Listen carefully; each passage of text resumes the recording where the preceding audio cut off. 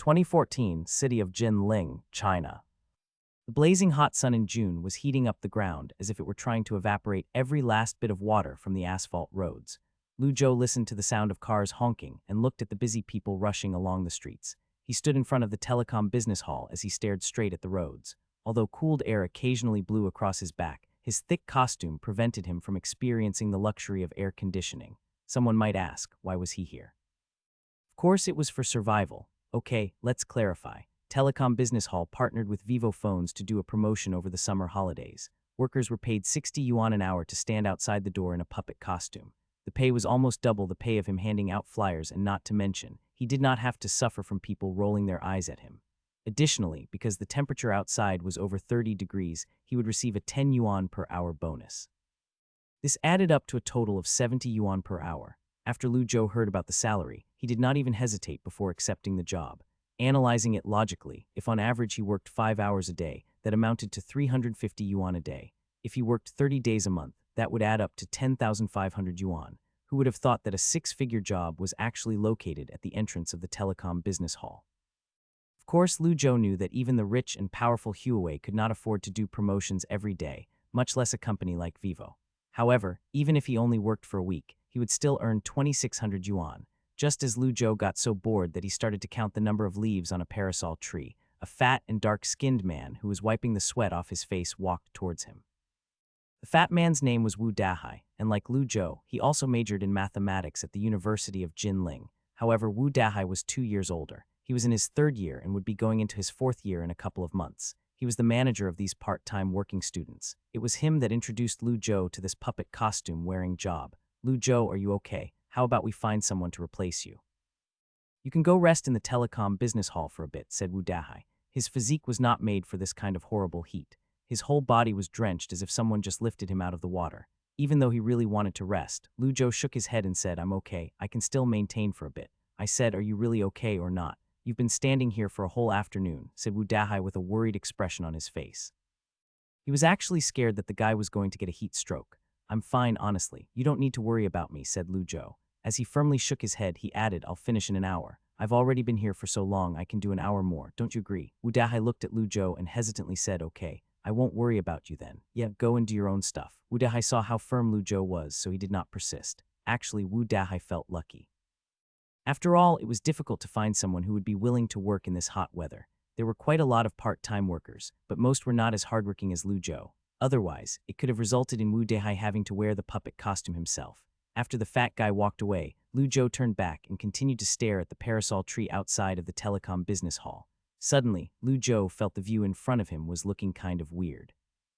Are the people on the street, flying towards the sky? His legs felt weak and his entire body fell onto the ground. With what remaining consciousness that he had, he heard the sound of footsteps hurrying towards him and shouting coming from the telecom business hall. The mascot at the front door is having a heat stroke. Quick, take off his helmet and bring him some water. FCK me Lu Zhou, please tell me you are okay. No response, not good. Quick, send him to the hospital. Use my car. The last ray of light vanished from his sight, bringing forth endless darkness. Lu Zhou was a first-year student that majored in mathematics at Jinling University, and he would be going into his second year in a few months. In the beginning, he applied for software engineering, but he was a few marks short from the requirements. In the end, he had to compromise and went to the unpopular mathematics department. Sometimes Lu Zhou could not help but asked himself, what was the point of studying this horrible major for 4 years? It seemed like there was no answer. There were 2 standard paths for math majors, either going into further academic studies overseas or graduate studies, or switching into another major. Actually, one could also work at the university, but as a bachelor student, one would have to be very close with the teachers. However, even if one stayed to work, one would only be doing miscellaneous work. It would be better to stay and do a master's degree instead. However, it was not realistic for Lu Zhou to do a master's degree. Lu Zhou's family was located in Jiangling. Even though the name sounded similar to Jinling, they were thousands of miles apart. His middle-class father was working at a metal factory in Jiangling. His sick mother was retired at home and spent quite a lot of money on healthcare. His entire family relied on his dad's income. He also had a little sister in high school, and it was going to be expensive when she went to university. His father's intentions were to not let Lu Zhou worry about money. Instead, he wanted Lu Zhou to continue his studies and get a doctor's degree. However, Lu Zhou clearly knew that this was not possible. Given that he had already set half a foot into the society, he had to consider other more realistic issues. To be more specific, he had to consider his money problems. He did not want to be a burden for his family or an encumbrance to his little sister's future. Therefore, ever since he entered the university, he wanted to become financially independent. While others were out celebrating their youth singing at clubs or studying hard at the library, he was handing out flyers, installing routers, and delivering food. Sometimes he could not help but ask himself what was the point of university life. The jobs that he was doing did not require any skills that even a high school student could do it. A high school student might even do it better. At least, they would not get a heat stroke merely from standing for a few hours outside an air-conditioned room. Yet, like the question of a mathematics major's career, there was no answer to this question. At that moment, he fell down. When his consciousness finally returned, Lu Zhou was stunned as he looked around at the white surroundings. What is this place? No one answered. With his memory being in some kind of foggy state, he recalled that he had a heat stroke at the telecom business hall and that some kind individuals carried him into a car before sending him to the hospital. However, the place did not look like a hospital at all. It did not even look like real life.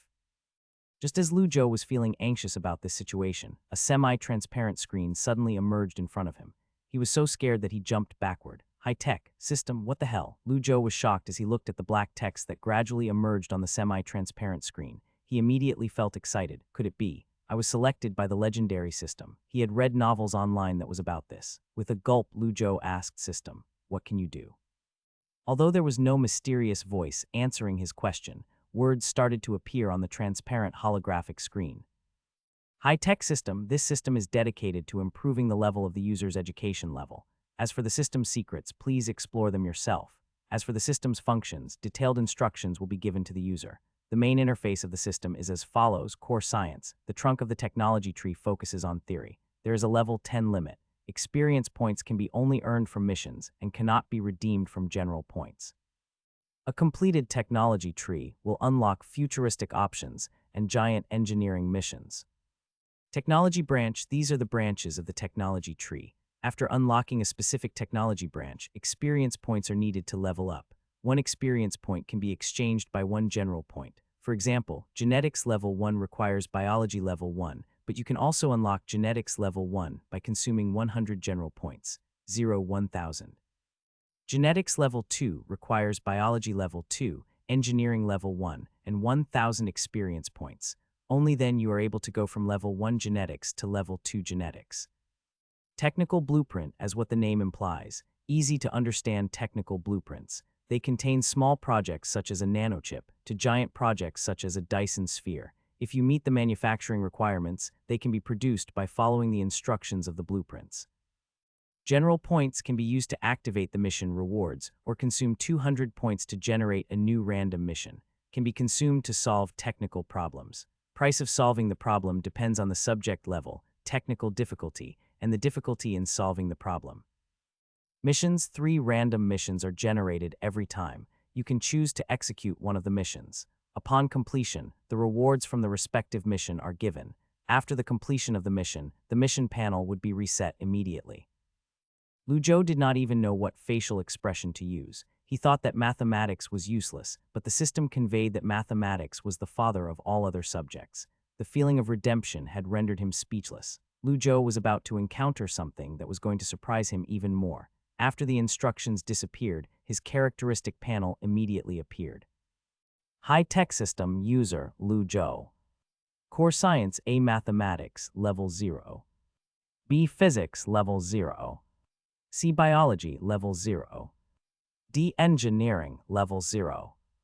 E. Materials Science level 0. F. Energy Science level 0. G. Information Science level 0.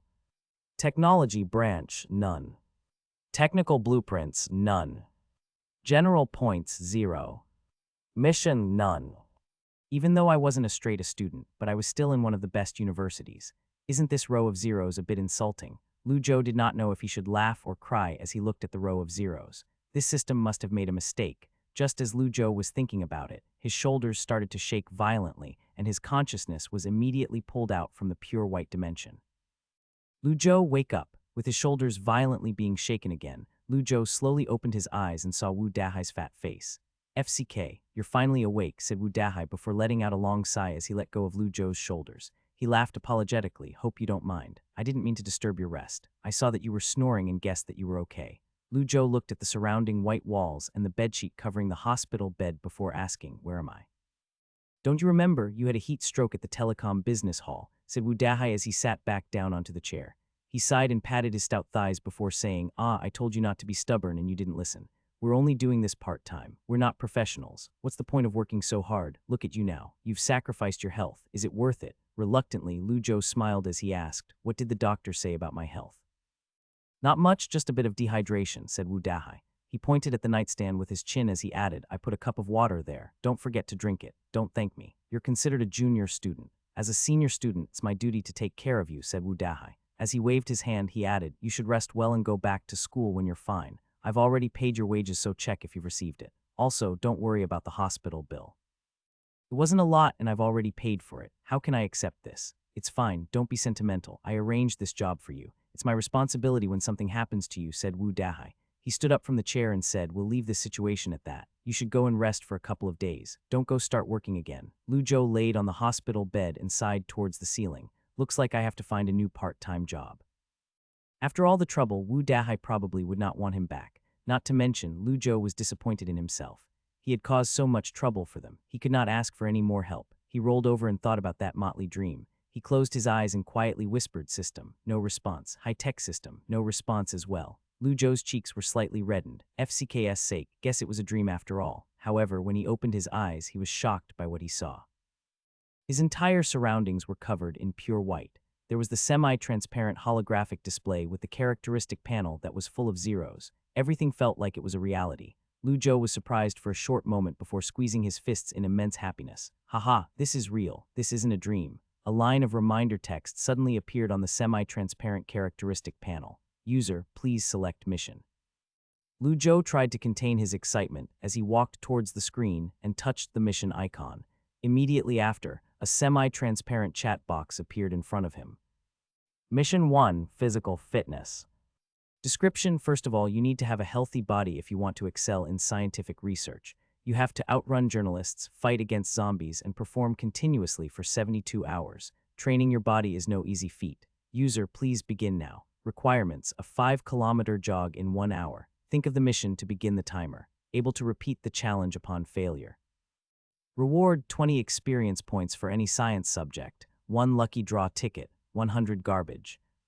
Mission 2, Develop Relationships.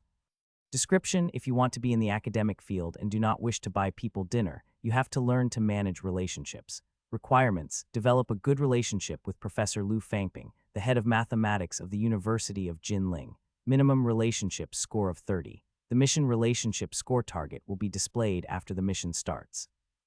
Reward: 100 mathematics experience points, 400 general points, 1 lucky draw ticket, 97 garbage, 3 high-tech sample.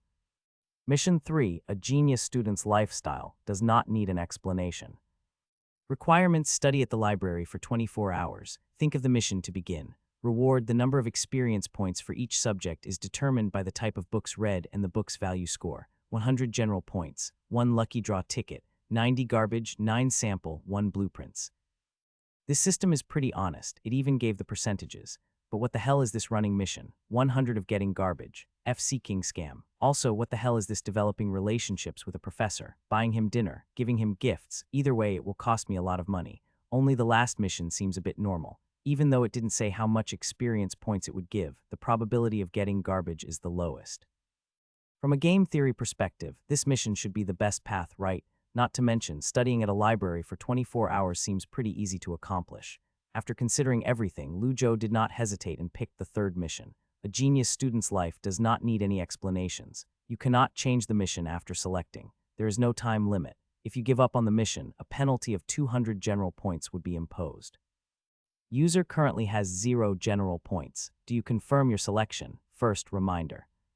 Lu Zhou did not hesitate and said, "Confirm. Selection completed. Best of luck." White light rays flashed. The characteristic panel's mission section went from none to mission 3. Lu Zhou closed his eyes and took a deep breath. He whispered to exit the system. When he reopened his eyes, he saw that he was back in the hospital room. He laid on the bed for a while and took a couple of minutes to process the new information. He did not know why, but he somehow became a user of this high-tech system. He thought back to when Wu Dahai shook him awake. The system's space should be deeply embedded in his consciousness as it was something out of this reality. Furthermore, the time in the system's space and outside should flow concurrently. To be honest, Lu Zhou did not even feel like the system really existed. However, all of this did not matter. It could be an alien scheme, an April Fool's joke, or something was just plain wrong with his brain. He had already accepted the mission, so he might as well complete it to find out. Lu Zhou grabbed the water cup from the nightstand and drank it all. He then got out of the bed. He got his body temperature measured by the nurse and it confirmed that he was fine. He then left the hospital and walked to the nearest bus stop to take the bus back to school. When he got back to his dorm, only Liu Rui was in the room. His other two roommates must have gone to the internet cafe. Liu Rui noticed Lu Zhou coming back and put down his textbook. He adjusted his glasses as he asked, "Lu Zhou, I heard that you had a heat stroke." "Yeah, but it wasn't a big deal," said Lu Zhou as he forced a smile. He walked towards his bed. For this type of four-person dorm, the upper bunk was a bed while the lower bunk had a desk and a cabinet. Lu Zhou stored all his cards in the cabinet drawer. After a bit of searching in the drawer, Lu Zhou was relieved that he finally found his library card. He then left the dorm with a backpack. The chilly night winds blew across the parasol trees, causing it to make rustling sounds. The streets were brightly lit by lights. There were students and teachers walking around with textbooks in their hands. On the field, some people were holding hands as they walked while others were running with a partner. It was almost like this school would always be lively and full of energy. It was already 8 o'clock. Lu Zhou looked at the brightly lit library and felt a feeling of unfamiliarity and nostalgia. "How long has it been since I came here?" He took a deep breath. With a feeling of unease, he walked into the library.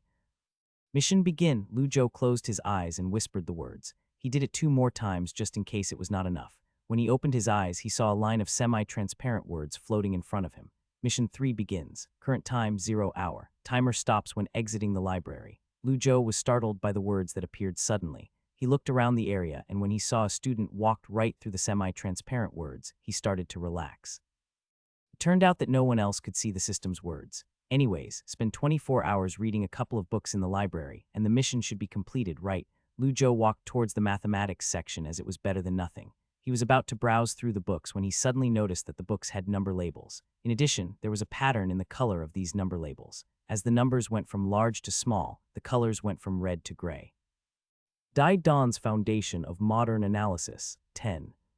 Linear Algebra Group, 0. New Mathematical Analysis Lectures, 100. What the hell? Lu Zhou suddenly recalled Mission 3's rewards. The mission's experience points were awarded based on the value score of the books. In other words, if all he did was to stay in the library, he would only get the lucky draw ticket. A true genius would never waste his time at the library. Lu Zhou gulped as he thought about it. However, there was one thing he did not understand. Why did the advanced mathematical textbooks had such low value scores, while the beginner mathematical textbooks had such high value scores? Especially given that Dai Don's Foundation of Modern Analysis was heavily endorsed and recommended by his teacher as a must-read. It was very difficult for students to fully comprehend this textbook. One would need to be at least familiar with real and general functions in order to understand it. He suddenly remembered that in his characteristic panel, his mathematical level was 0. He was mildly stunned by it. No wonder. Maybe the so-called value scores are based on his current knowledge level. The so-called value scores had 2 sides. Take Riemann's conjecture as an example. It added significant value to the academic world with thousands of mathematical theories built on the foundations of Riemann's conjecture. Its value was therefore extremely high. However, with regards to Lu Zhou, it would be very difficult for him to understand Riemann's conjecture, and it would not help him in his studies. Therefore, the value score was 0. Lu Zhou understood the value scores and did not hesitate before picking up new mathematical analysis lectures. Coincidentally, the exams for his Mathematical Analysis 2 were in 2 weeks. He did not fully understand some of the harder topics, so this would count as his revision. When he found a seat, he sat down and began to read the Mathematical Analysis book. To be honest, he did not really like to dive deep into mathematics, but surprisingly, he was able to tolerate reading the book. He did not know if it was due to the effect of the system, but he felt himself gradually entering into a state of full concentration. It was almost as if he forgot about everything around him. There were only himself and his book. Nothing else existed. As time slowly passed by, there were fewer and fewer people in the library. Lu Zhou was unaffected by it. He was still deeply immersed in the book's ocean of knowledge. Someone tapped his shoulder and knocked him out of the state of immersion. "Student, it's 10 o'clock. The library is about to close," said the librarian. Lu Zhou quickly stood up before inserting a bookmark into the textbook. He said, "Oh, sorry, I forgot about the time. I'll clean up right now. Don't sweat it." I've been working here for many years, and this is the first time I've seen a student this focused on a mathematics book, said the librarian. Can I still borrow books? I want to borrow this book, said Lu Zhou. He was still fascinated by the concentration he had earlier, and he felt a sense of incompleteness. He had never been this addicted to solving a math problem before. It was almost as if he was reading a novel and not a textbook, a novel that contained the life of mathematics. The librarian saw how polite he was, and so she swiftly said, "It's okay. Go and borrow it if you want to. The computer is still on and I'll help you to process it. Did you bring your library card? No worries." Lu Zhou stuffed the textbook into his bag and quickly left the library. He passed through the holographic panel and the mission timer paused. However, Lu Zhou's attention was elsewhere. He did not want to waste even a second. He only wanted to return back to that magical reading experience. He went back to his dorm. His other two roommates were back and they were playing League of Legends. Huang Guangming heard the door being opened. He was fighting intensely with his teammates and did not even turn his head to say, "Buddy Joe, leg." He exaggeratedly pronounced the word league as it was their phrase to invite someone to fight on the Summoner's Rift. "Not today. I still have some stuff to do. You guys can play, right?" Shi Shangtang pushed the opponents back and had a moment to spare. He looked back and saw Lu Zhou sitting down and reading a textbook that he pulled from his backpack. He suddenly shouted, "What the FCK? Lu Zhou, when did you love studying so much?" Liu Rui heard Lu Zhou was reading, so he forced himself to look over at Lu Zhou's table. Lu Zhou laughed. It was too difficult to explain, so he made up an excuse. "Isn't it exam period soon? I still don't understand a lot of the topics. If I don't revise now, it'll be too late.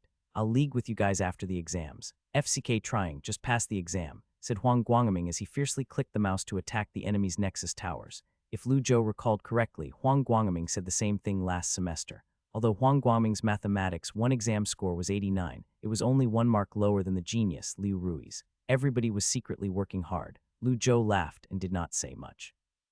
He flipped to the bookmarked page and focused on the textbook. 10 seconds passed. 10 seconds passed. 5 minutes passed. He heard the sound of victory coming from behind him. Lu Zhou did not even finish reading 2 pages before going back to where he started. The words were not entering his head. "Haha, silver 4, I ranked up," said Huang Guangming arrogantly while he leaned back on his chair. "I carried you, you trash," said Shi Shang while leaning back on his chair and stretching his back. "You didn't carry me. I killed the marksman instantly with my amazing Leblanc." "Amazing, my ass. Stop talking SHT when you just got lucky. I carried you from a low hell one. I had to smurf to bring your ass up to silver. You even forgot to get the first win of the day yesterday." There was no way for Lu Zhou to concentrate. It was not because his roommates were talking. He just could not focus his attention on the textbook. His state of mind now was akin to his usual state of studying. The slightest distraction would disrupt his thought process. Back at the library, there were people talking and moving, but he could still fully immerse himself in the world of the textbook. Lu Zhou took a deep breath and put down the new mathematical analysis lectures book. Maybe it was the power of the system. It was 6 o'clock in the morning when he felt his bed shaking softly. Liu Rui squinted his tired eyes and tried to figure out where the shaking was coming from. When he saw Lu Zhou climbing down the ladder, he asked dramatically, "Zhou, you're awake this early?" Lu Zhou replied quietly as he was afraid of waking up his 2 other roommates. "Yeah." Liu Rui persisted and asked again. "Working again?" Lu Zhou hesitated before shaking his head and replied, "Not going. I'm resting for a few days." "It's so early. Where are you going then?" "The library." Suddenly Liu Rui was no longer sleepy. Lu Zhou went to the toilet to brush his teeth. When he came back and saw Liu Rui climbing down from his bed, he asked curiously, "Are you not sleeping anymore?" "Study," said Liu Rui as he took his toiletries and swiftly walked towards the toilet. Lu Zhou did not know whether to laugh or cry at his overly competitive roommate. In the end, he shook his head and did not say anything. He put on his shoes and took his backpack before leaving the room. Normally, Jinling was like a busy stove in June, but the mornings were an exception. The morning air was filled with a mist that brought with it a pleasant aroma. The breeze blew across everyone's face softly. It felt cool and refreshing and not hot at all. The school in the early morning was like a polite woman who slowly approached. Compared to nighttime, it was almost like another place. Lu Zhou bought 2 buns and a cup of soy milk from the school cafeteria. After eating, he walked relaxingly towards the library. It was no wonder that Jinling was a famous and renowned university. There was no staff at the library yet, but the students still read outside at the library's entrance. Lu Zhou also began to read his level 4 vocabulary book. Although studying outside was a lot worse than studying in the library, it was better than expected due to the influence of the studious students around him. Lu Zhou waited outside the library till 7:30. Finally, the librarian arrived and unlocked the doors. The library doors were opened, and students flooded through the gates like tides of waves. Within minutes, the crowd outside the library disappeared. Lu Zhou followed the crowd inside and did not bother browsing any of the books. Instead, he instantly picked up advanced algebra and sat down in a quiet corner. Lu Zhou estimated that in his state of full concentration, he could finish reading one chapter in around 1 to 2 hours. This included memorizing topic points, doing calculations, question analysis, and other aspects. It would take maybe until noon before Lu Zhou finished the remaining topics in new mathematical analysis lectures. He decided to utilize the afternoon to revise some advanced algebra. Lu Zhou took a deep breath and flipped to the bookmarked page from new mathematical analysis lectures. He began to focus his attention on the textbook. Soon after, he began to enter into the state of immersion and forgot everything around him. It was just him and his textbook. Time passed by slowly, and it was soon 11:30. Lu Zhou relaxed and closed the textbook. He finally finished new mathematical analysis lectures. The textbook's value score had decreased to only 5. This observation confirmed his hypothesis. The system scored books not based on its value to the academic world, but on its value to Lu Zhou. As for why the value score was 5 and not 0, it could be because there were parts of the textbook that Lu Zhou did not fully understand. He would have to read it again to fully comprehend it. Obviously, Lu Zhou was not doing it. Why would he waste his precious time on merely 5 points? It was an unfavorable deal.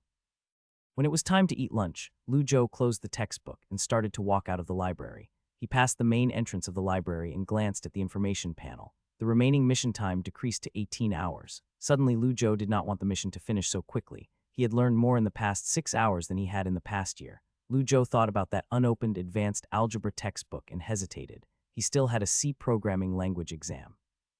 Maybe he should have found a textbook for C instead. There was English as well. He did not know if English books had a value score, but the English newspapers near the entrance had none.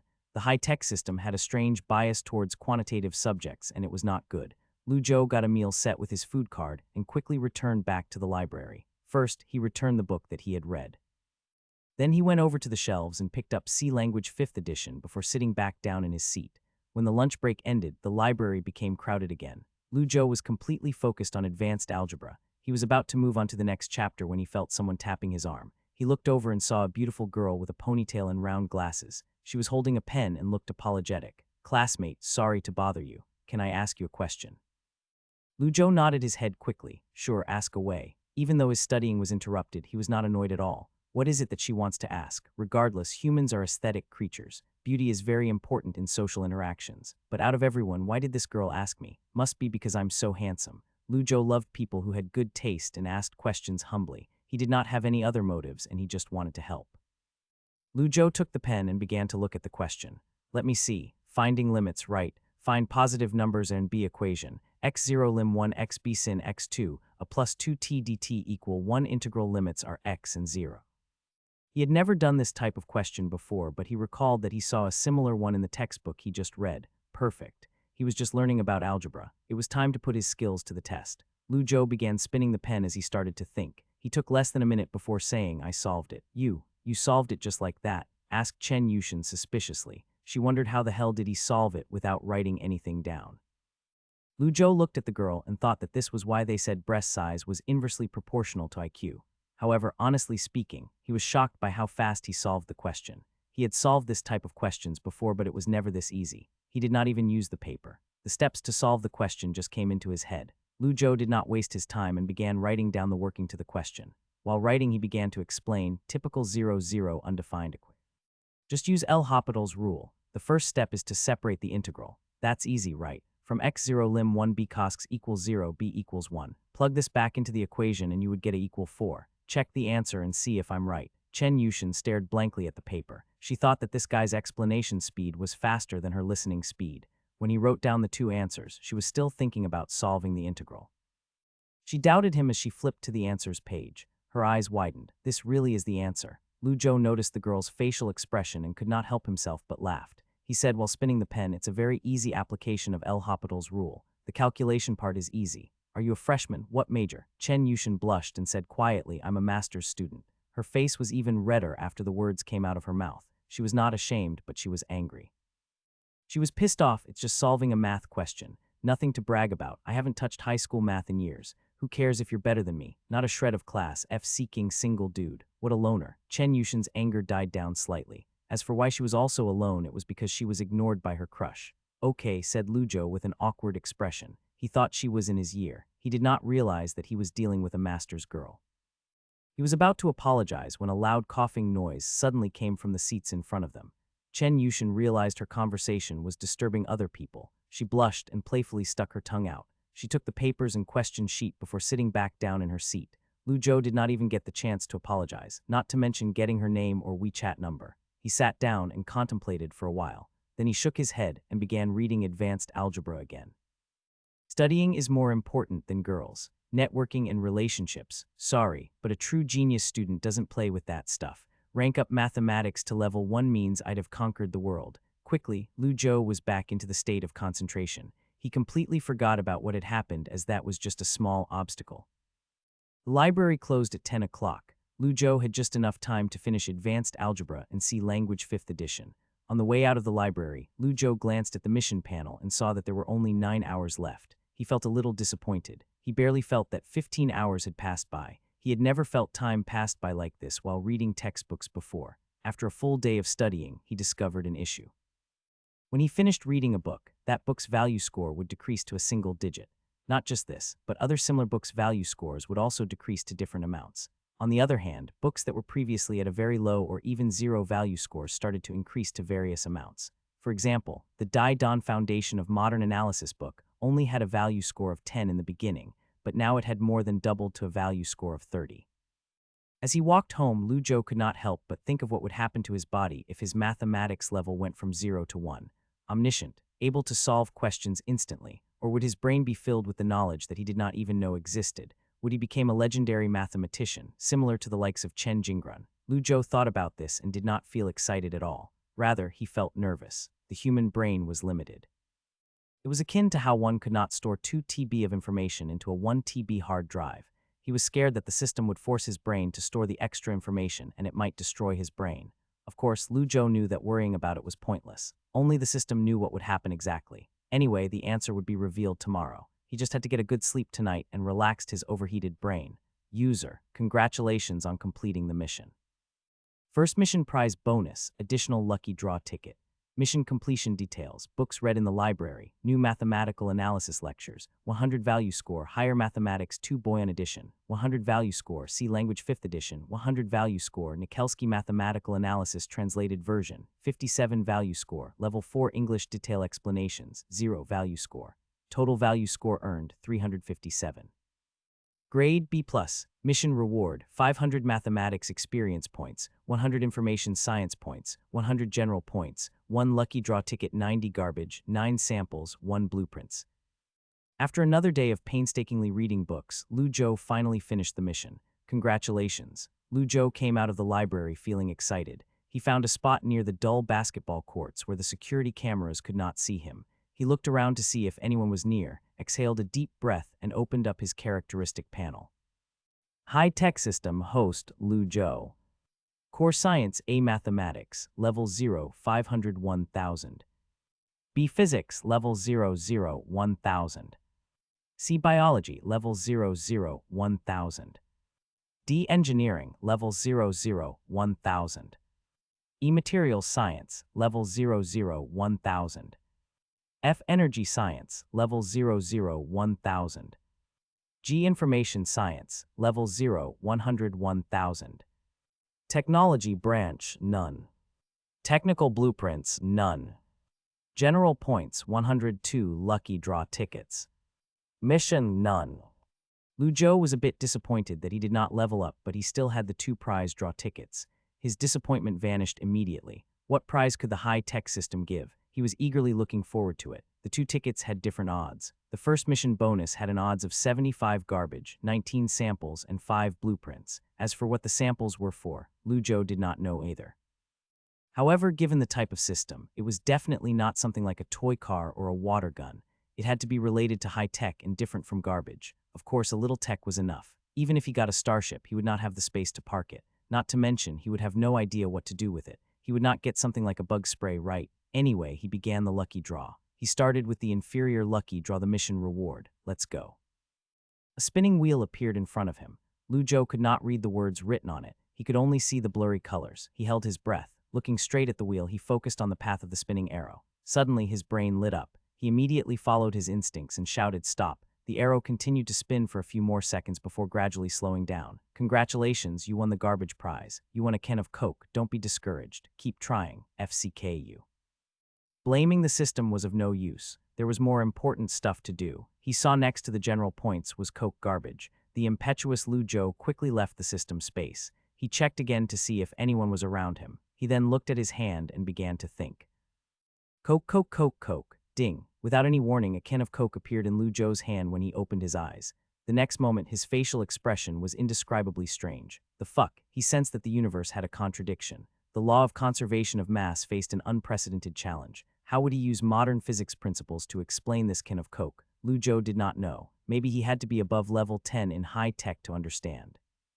Anyway, after seeing the can of Coke, he was finally convinced. This system was not part of his imagination. It was real. He could affect the physical world with his own brain. He should not think about the nonsense for the time being. Lu Zhou cracked open the can, took a big sip and exhaled after.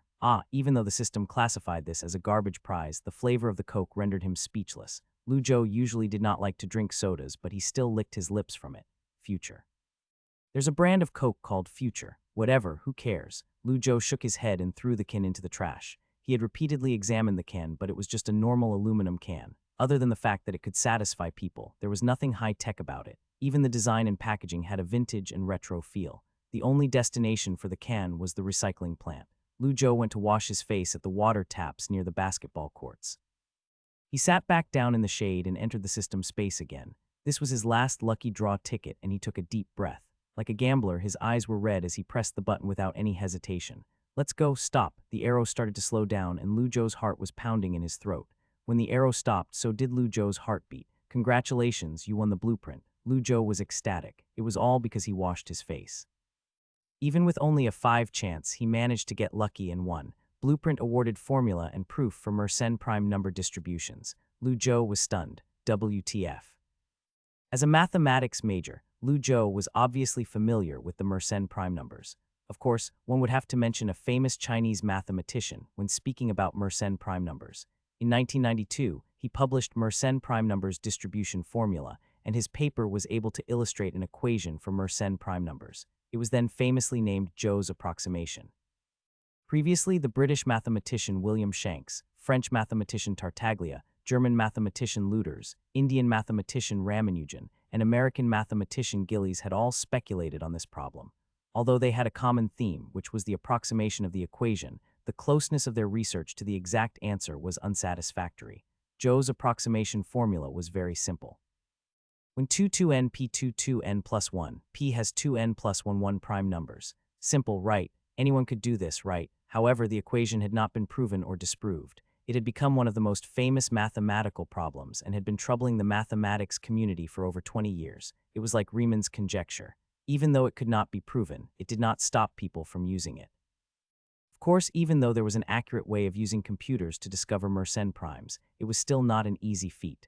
As of today, only 44 Mersenne primes were discovered. Was there any use for the Mersenne primes? It seemed unlikely. Strictly speaking, using the RSA algorithm, every time an online transaction went through, you would have to thank the unsolvable prime numbers that were hidden in the password. At the same time, large prime numbers were also used to test computer performances. For example, Intel used the GIMPS application to test the chips for bugs. Anyway, to debate whether mathematics was useful was unmeaningful. Very often, the drives that motivated the mathematicians were not in monetizing the discovery, but merely because the problem was there. At the end of the day, humans could not look purely at the short-term gains, but they had to also look at the long-term gains.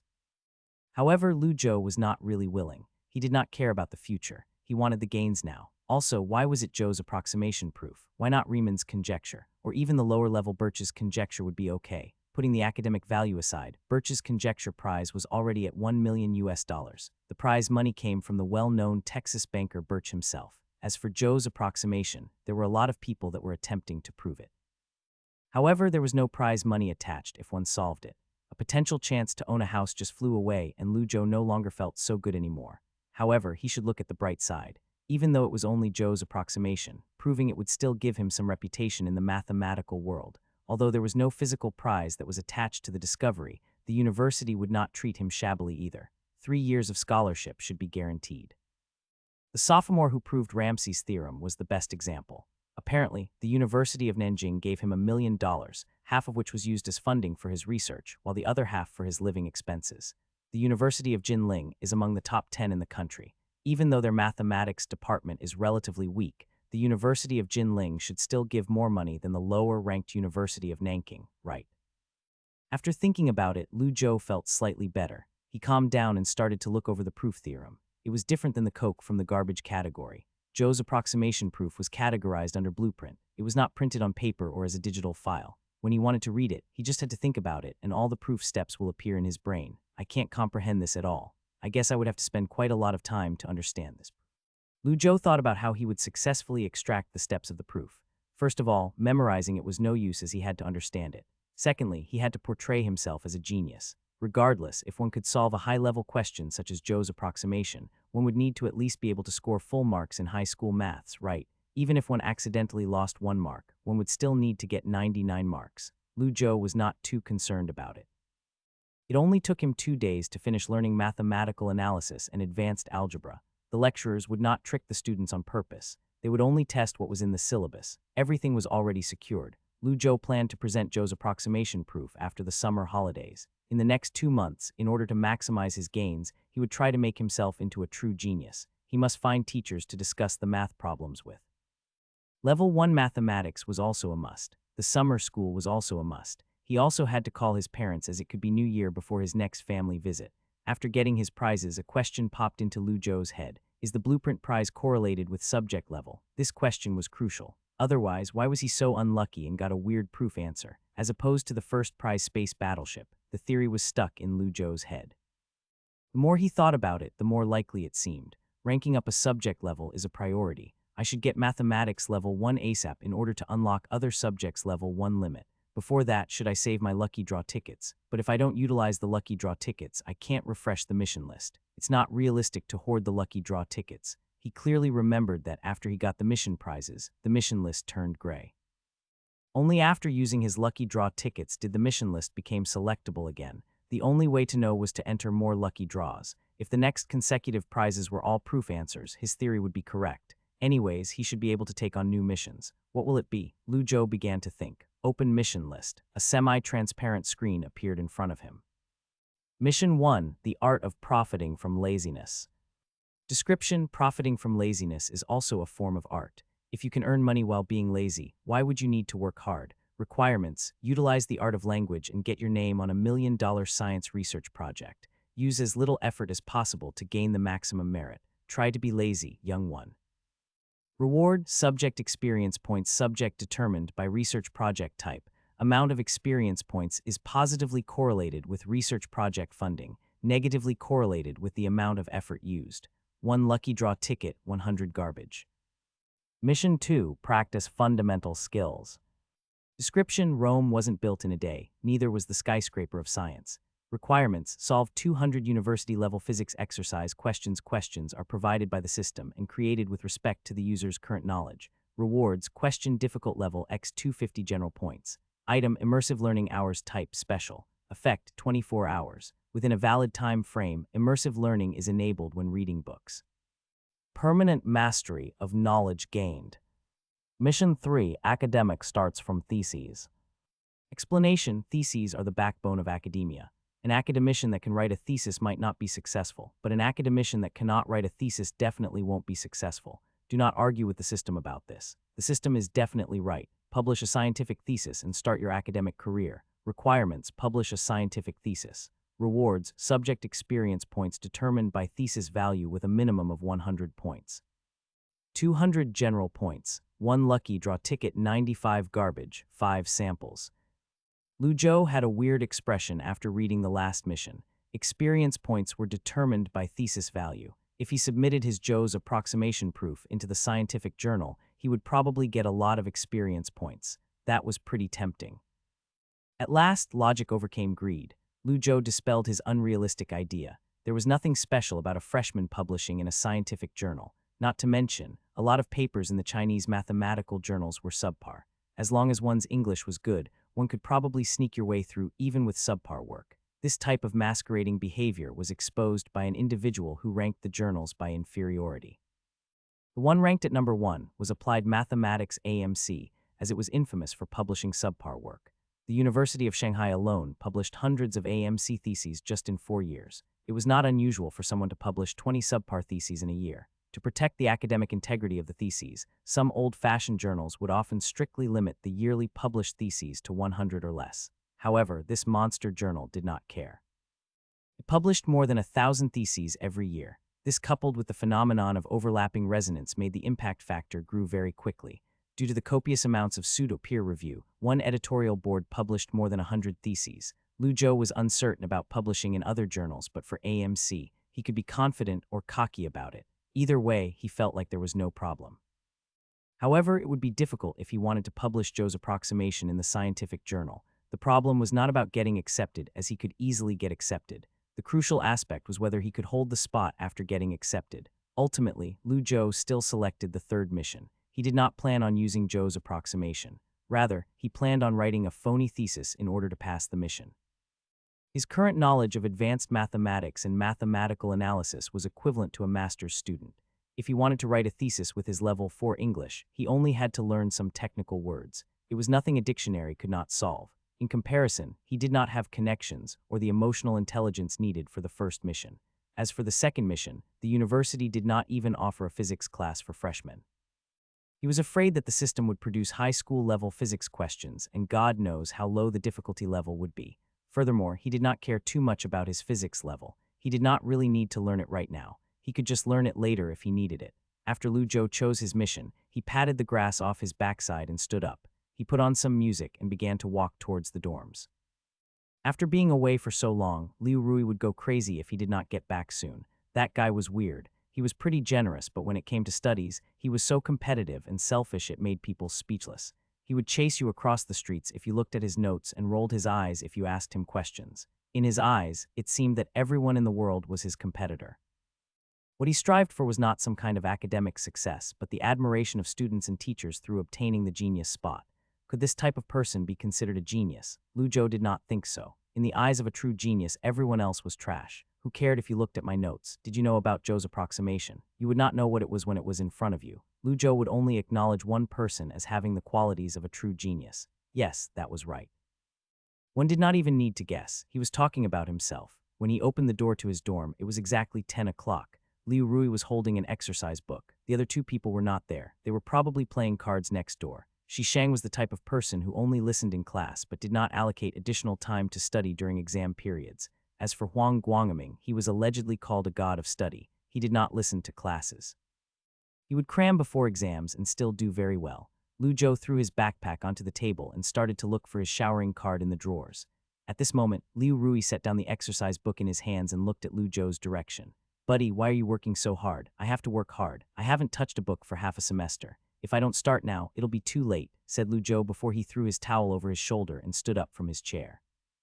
Liu Rui saw that Lu Zhou was about to shower and asked, "I can't solve this problem. Could you look at it for me?" Oh, this was astonishing. There were questions that even Liu Rui could not do. "Let me look at it." When Lu Zhou reached out with his hands, Liu Rui adjusted his glasses and handed over his exercise book. He pointed at the circled question and said, "This question. Calculus problem. This shouldn't be hard," said Lu Zhou. He glanced at the question and was surprised to have never seen this type of problem before. He was excited. Who cared about showering? He took the exercise book, sat back down, and started to draw diagrams on the draft paper. Previously, if Liu Rui was unable to solve it, there was no way Lu Zhou could. He did not know why, but now, there was not even a sliver of the word impossible in his mind. After Lu Zhou spent some time trying to solve it, Liu Rui relaxed a bit. The dumbass he secretly looked down upon was still a dumbass. However, he pretended he was still a dumbass. As for this question, Liu Rui genuinely was unable to solve it. However, there were official answers with the exact steps to solve it. The reason for asking Lu Zhou this question was not really for help. Rather, he only wanted to spy on the enemy. After all, if he actually wanted help for a math problem, he would not ask a dumbass like Lu Zhou for help. Liu Rui was thinking this and asked, "What if you copied down the question first? I'll move on to the next question first." The hidden meaning was that there was no way Lu Zhou could solve it, so he would not waste his time.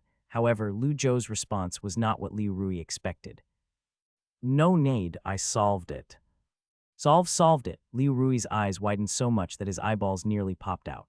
"Yeah, you heard me," said Lu Zhou. He was spinning his pen as he explained the formula on the draft paper, a typical two-step problem. First, you convert Cartesian coordinates into polar coordinates. Due to the interval symmetry, you can simply reduce this part into cot2x, then calculate the derivative as csx2x, then substitute back into the original function. Liu Rui's pupils contracted slightly. He finally understood the underlying logic of solving this problem. The rest was easy and he just had to calculate it. Fuck, I didn't think of this step. Bingo, I solved it, said Lu Zhou with a smile. Sometimes even a child could teach others. Take it and you're welcome, said Lu Zhou as he generously waved his hands and started to walk towards the bathroom. Liu Rui took Lu Zhou's draft paper and sat back down. He pushed his glasses and looked at the question. He frowned and went into a deep thinking mode. Even though the technique was new to him, the steps to solve it was clearly written down. There was nothing out of his knowledge, so he could easily understand it even without Lu Zhou's explanation. However, one thing he failed to understand was how the hell did Lu Zhou figure it out. It was also in such a short amount of time. Maybe he had encountered this type of problem before. Liu Rui thought that this was the only possibility. Otherwise, he could not imagine how this part-time working dumbass could solve this problem faster than a genius such as himself. He flipped to the back of the exercise book. When Liu Rui looked at the answers, he froze. There's no way. The answer is correct. But that's not the main point. The main point is that Lu Zhou's method is easier than the answers. The answers didn't think about converting the Cartesian coordinates into polar coordinates. Instead, the answers used integral by parts, which resulted in a large number of calculations. And this was a method he thought about. How is this possible? Liu Rui bit his lip. He suddenly had doubts about his life. Since having the system, Lu Zhou felt his life becoming more structured.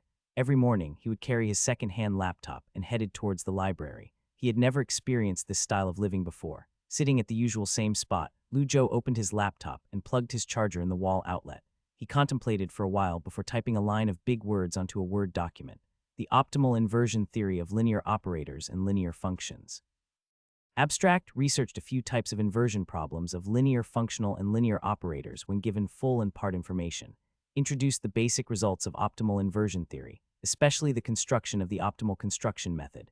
Lu Zhou thought about this problem while lying in bed going through his notes. When their mathematics analysis professor, Professor Tang, talked about the Fourier inversion formula, he mentioned this briefly. It was one of the few unpopular but still cutting-edge fields. Lu Zhou combined some information online and drafted this question. As for how to solve this problem, with his skill level, there was no way he could solve it. Therefore, he had to use some unconventional means. If he recalled correctly, the high-tech system's general points could be used to solve modern technical problems. He tried to solve Riemann's conjecture, but the system did not respond. He thought that the question must be above his mathematical level, or that the general points required were an insanely high number that he did not have. For this level of difficulty, surely the system would give a response. Lu Zhou thought about this. As he concentrated on the computer screen, he began to think system. It seemed like there was no response. What? Suddenly, a warm air current flew from his back to the top of his head. Lu Zhou felt his brain getting warmer. Immediately after, a pong sound went off. An enormous stream of information blasted open like a sea of knowledge. This was followed by lines of text floating in front of his eyes. 65 general points used, currently producing an optimal solution based on a mathematical level of 0. He did not feel any discomfort. Rather, he felt pleasure. Just as Lu Zhou wondered if he was in a dream, he woke up. Lu Zhou looked at the white computer screen. He then looked at his hands and the keyboard before muttering with a hint of excitement. Solved it. It really solved it. If he was not at the library, he would have started to cheer loudly. Just like when he was obtaining Zhou's approximation, the entire question's core theorems were planted into his head like a piece of iron. From steps to answers, every number, every symbol, even every full stop was in his head. It was all so concise and filled with the beauty of mathematics. The only downside was that this type of beauty was too abstract. He needed to use language to enrich its connotation and turn it into a thesis that could be comprehended by others. While thinking, Lu Zhou seemed to understand the meaning behind the high-tech system. However, he was confused as to the point of all this. Suddenly, a ballpoint pen poked his arm lightly. Student, said Chen Yushin with a reddened face. Embarrassed, she asked, "Can I ask you another maths question?" Originally, she did not want to ask him. However, she had asked everyone around her, and no one could solve it. She held her head down in defeat. Chen Yushin chose to tolerate him and decided to forget the humiliation that Lu Zhou had previously caused her. Lu Zhou opened his mouth and said, "Okay, bring me the question." Chen Yushin released a breath and quietly moved her chair next to Lu Zhou. Lu Zhou looked at the question briefly and saw that it was much more difficult than the question that she asked him the other day. It was around the same level as the question Liu Rui had asked him. However hard it may be, it was only an advanced algebra question. For him, as long as it was a question from an exercise book, he could definitely solve it. Lu Zhou took a pen and started to write on the draft paper. While Lu Zhou was doing the question, Chen Yushin secretly looked at his face. Although this guy's personality was unlikable, his look of focus was surprisingly attractive. Chen Yushin was bored while she waited for Lu Zhou to solve the question. She suddenly noticed the Word document on his computer screen. She asked quietly, "Student, are you doing a graduate project?" It was already June and he still had not completed the graduate project. What a genius. Lu Zhou answered, "No, that's my thesis. I'm submitting it to the scientific journal." Hearing this, Chen Yushin was filled with respect for him. "Oh my God, I met a god. I didn't even notice. He looks so young. How is he a PhD student?" Also, this PhD student had already started to submit to the scientific journal during the semester. Impressive. Filled with worship, Chen Yushin asked, "Student, what do you major in?" Lu Zhou had a poker face on while he tried to solve the question. When he heard her, he began to smile. Mathematics. Mathematics major, Jesus Christ. Anyone that can study mathematics is a god," said Chen Yushin. Her worship was even more sincere than before. She was in the business school. She did pretty well in her other subjects, and the only subject she worried about was mathematics. She was about to go into the 4th year. The immense pressure from the postgraduate exams was right in front of her, making her worried about continuing her studies. "Solved it. I wrote the thought process and steps on the paper. If you look at it for a while, you should be able to understand," said Lu Zhou. He threw the draft paper next to Chen Yushin as he said softly, "Mathematics is partly driven by talent and partly driven by hard work. It's different than other quantitative subjects. You won't understand it by having others explaining it to you. After all, this was the library. It was unsuitable for discussion. Quiet conversations were fine, but if they kept on talking, people would start to get annoyed." Therefore, Lu Zhou stopped the conversation and gave this girl the necessary resources to figure it out herself. Chen Yushin thanked him softly and took the draft paper. She then took out her phone and requested softly, "Student, can I get your WeChat? I still want to ask you if I'm stuck on a question." "No problem," said Lu Zhou. He did not think much and took out his crappy Xiaomi phone to let the girl scan his QR code. Suddenly, Lu Zhou had a moment of realization. He forgot to clear up a misunderstanding. He was not a graduate student. He was just a freshman. Although, he would be a sophomore in a few months. If he went after her to specifically clarify this, it would seem a bit obsessive and awkward. He would have to clarify this misunderstanding next time when he had the chance. He shook his head and put the thought in the back of his mind. His eyes continued to stare at the screen while his fingers tapped lightly on the keyboard. He started to focus on writing his thesis. Although the system gave the answer based on a level 0 mathematics, there was one aspect Lu Zhou was certain of. This method of solving it definitely did not come from his current knowledge. Rather, it came from the system's database of knowledge. While writing his thesis, Lu Zhou was also writing down notes in his notebook. He listed the parts that he did not understand and wrote down a question mark on the steps that he still had doubts about. When other people wrote theses, it was like they were squeezing water from a sponge. As for Lu Zhou, it was like pouring water into a sponge. It was not output, it was input. Lu Zhou was in the library for the entire day. Even his lunch was the leftover bao from breakfast. He looked at the thousands of words on his screen and the 2 full pages of notes on his notebook. He laid back on his chair and stretched. "All I have to do now is to understand the parts on my notebook. I'll figure it out myself if I can. Otherwise, I'll just ask the teacher. Also, for the parts of the thesis that are messy, I should streamline them. I'll do some researching online for steps that are already proven by other theses. After that, I can just delete the proof and label the reference. The last step is to double-check it. Shouldn't be a big problem for me. After all, I wrote every word personally. Technically, the system wrote it, but it's the same thing." It was getting late and his tummy started to rumble. Lu Zhou stood up from his chair and started to walk out of the library. Should I eat barbecue on rice again, or eat curry? After he finished his dinner, he would go and visit Professor Tang's office. If he recalled it correctly, he should be on 4th year's classroom duty right now. Okay, I'll decide at that. The consultation room did not even have a single empty seat. The 3rd-year students preparing for graduate entrance exams were all focused on studying. Next to the lectern sat the professor of University of Jinling's mathematics department, Tang Jiwei. He put the newspaper in his hand down and started to meticulously look at the question on the draft paper. His right hand flipped the pen cover repetitively. Lu Zhou stood next to him. He clearly understood that this little gesture meant that he was in his deep thinking mode. "Where did you get this question?" asked Tang Jiwei suddenly after staring at the draft paper for a long time. "The textbook mentioned the Fourier series, so I went to the library to find related materials. I found variants of the Fourier inversion theorem and a few applications for the variants. I tried to derive them and was stuck on this one step," said Lu Zhou with an apologetic smile. His facial expression was full of gratefulness. Tang Jiwei looked at Lu Zhou for a second before looking back at the draft paper. He put the pen cover down and picked up a piece of chalk.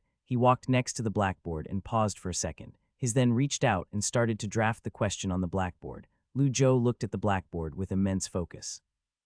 Perhaps it was because he had already done his homework on these type of questions. He found himself to be able to keep up with the teacher's pace.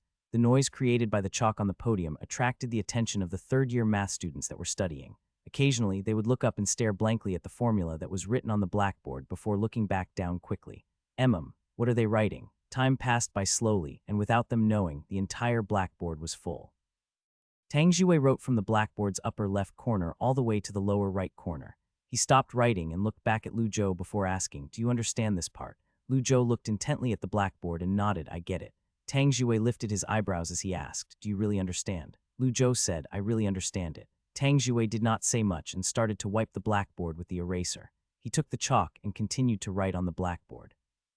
He changed his judgment of Lu Zhou's character. He hated two types of students: the students that asked him for extra marks and the fake students that would purposely ask him very difficult questions, especially the latter, as it purely wasted his time. He clearly was uninterested in maths, yet he acted like he was doing research. Disgusting. This type of people only wanted to get close with the teachers. They completely forgot the point of studying.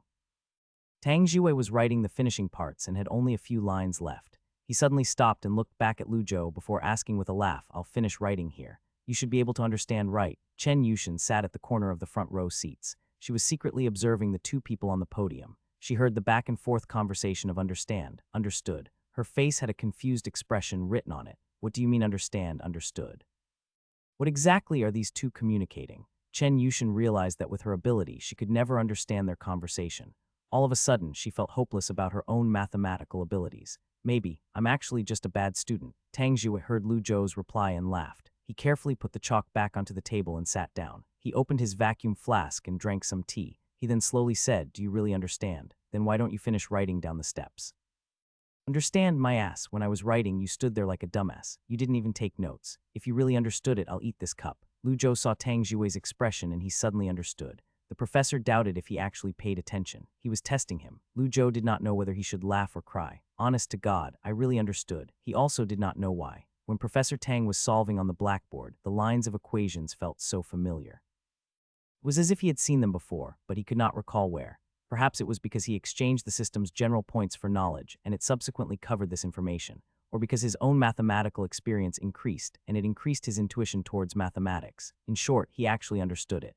Lu Zhou did not know the exact reason, but it was obvious that Professor Tang was not planning on solving this question. Professor Tang looked leisurely at him to perform.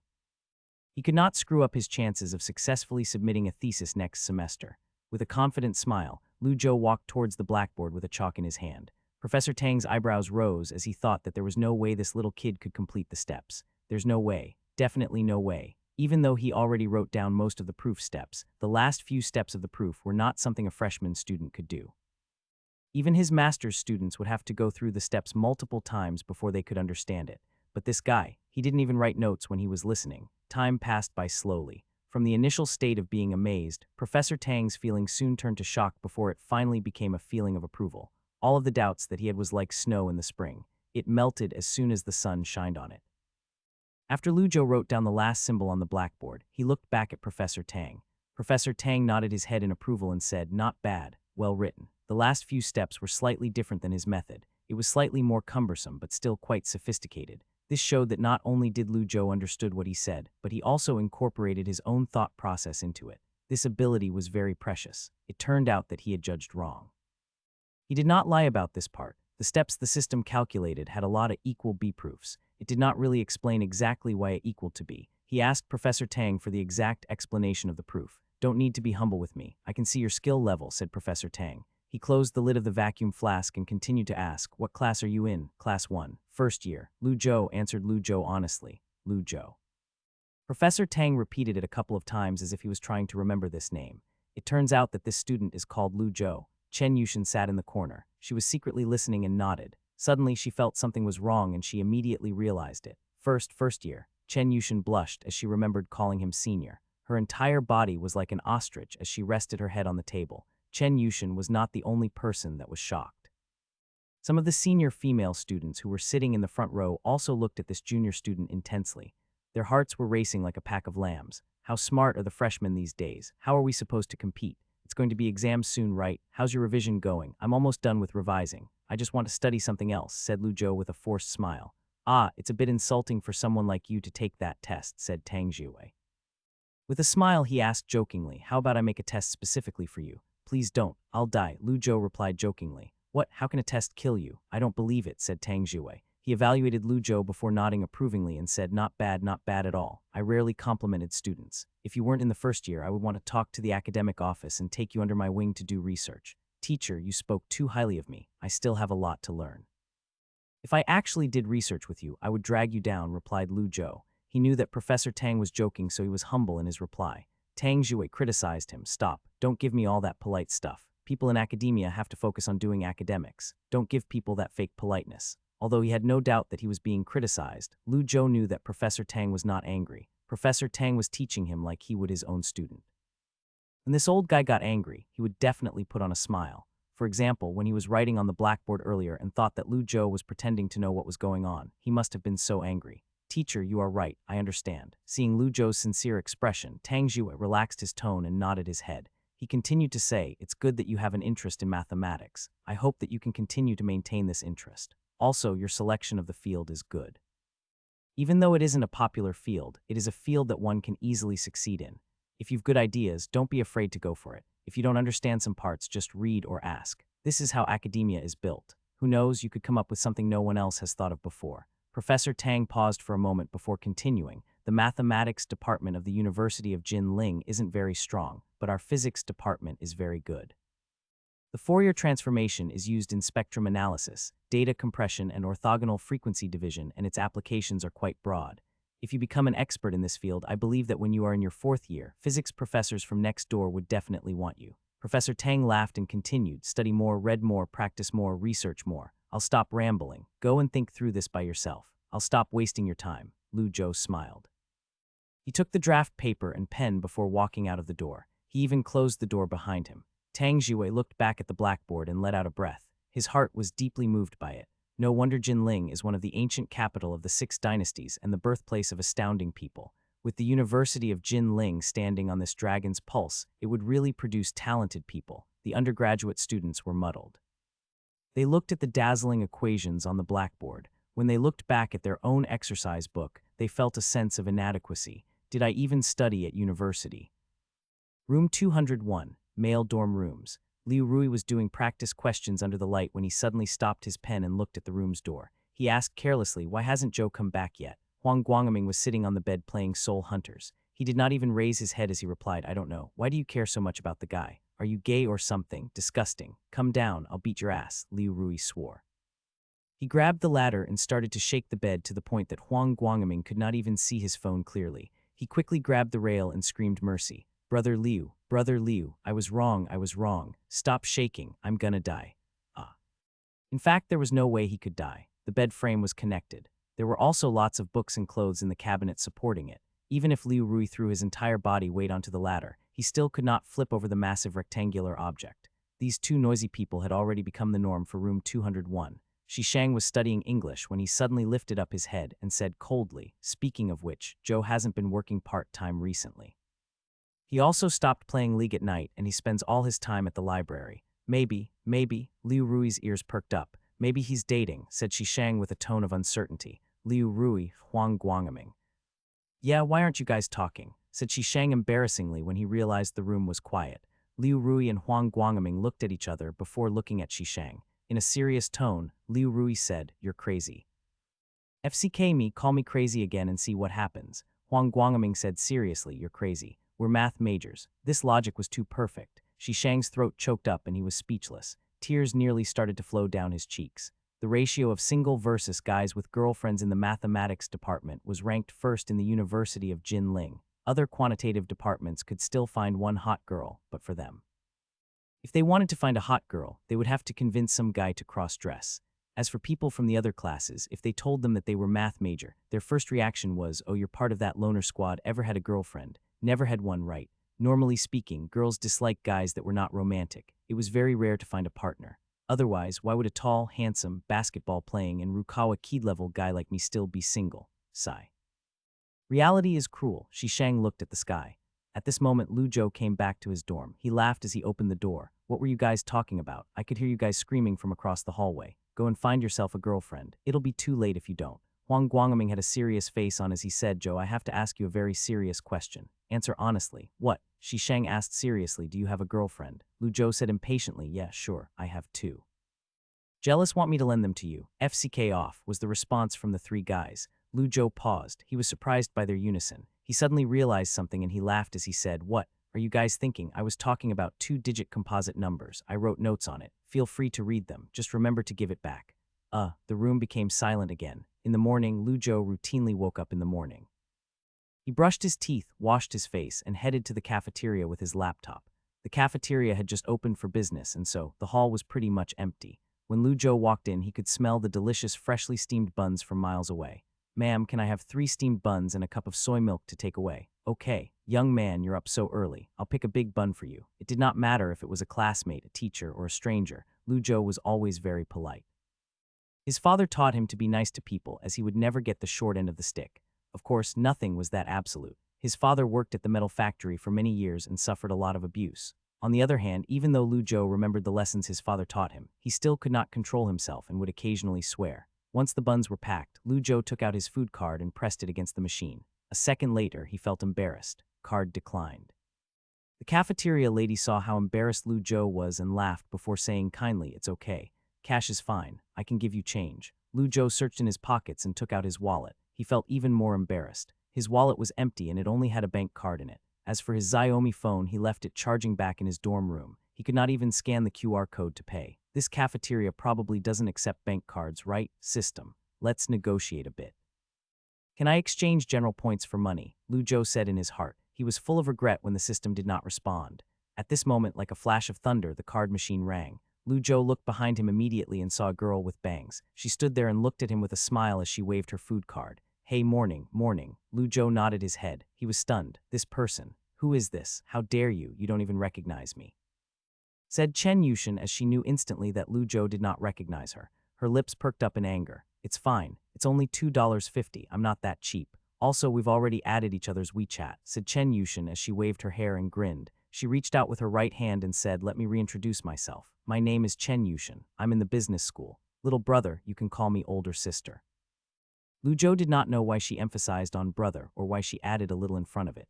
He had no idea how she knew he was younger. However, after hearing her talk about adding his WeChat, he suddenly remembered who she was. Just what? Her appearance changed a lot. She was wearing denim shorts and a pair of sandals. He did not know if he should stare at her sexy long legs. She had a small white t-shirt with very noticeable curves.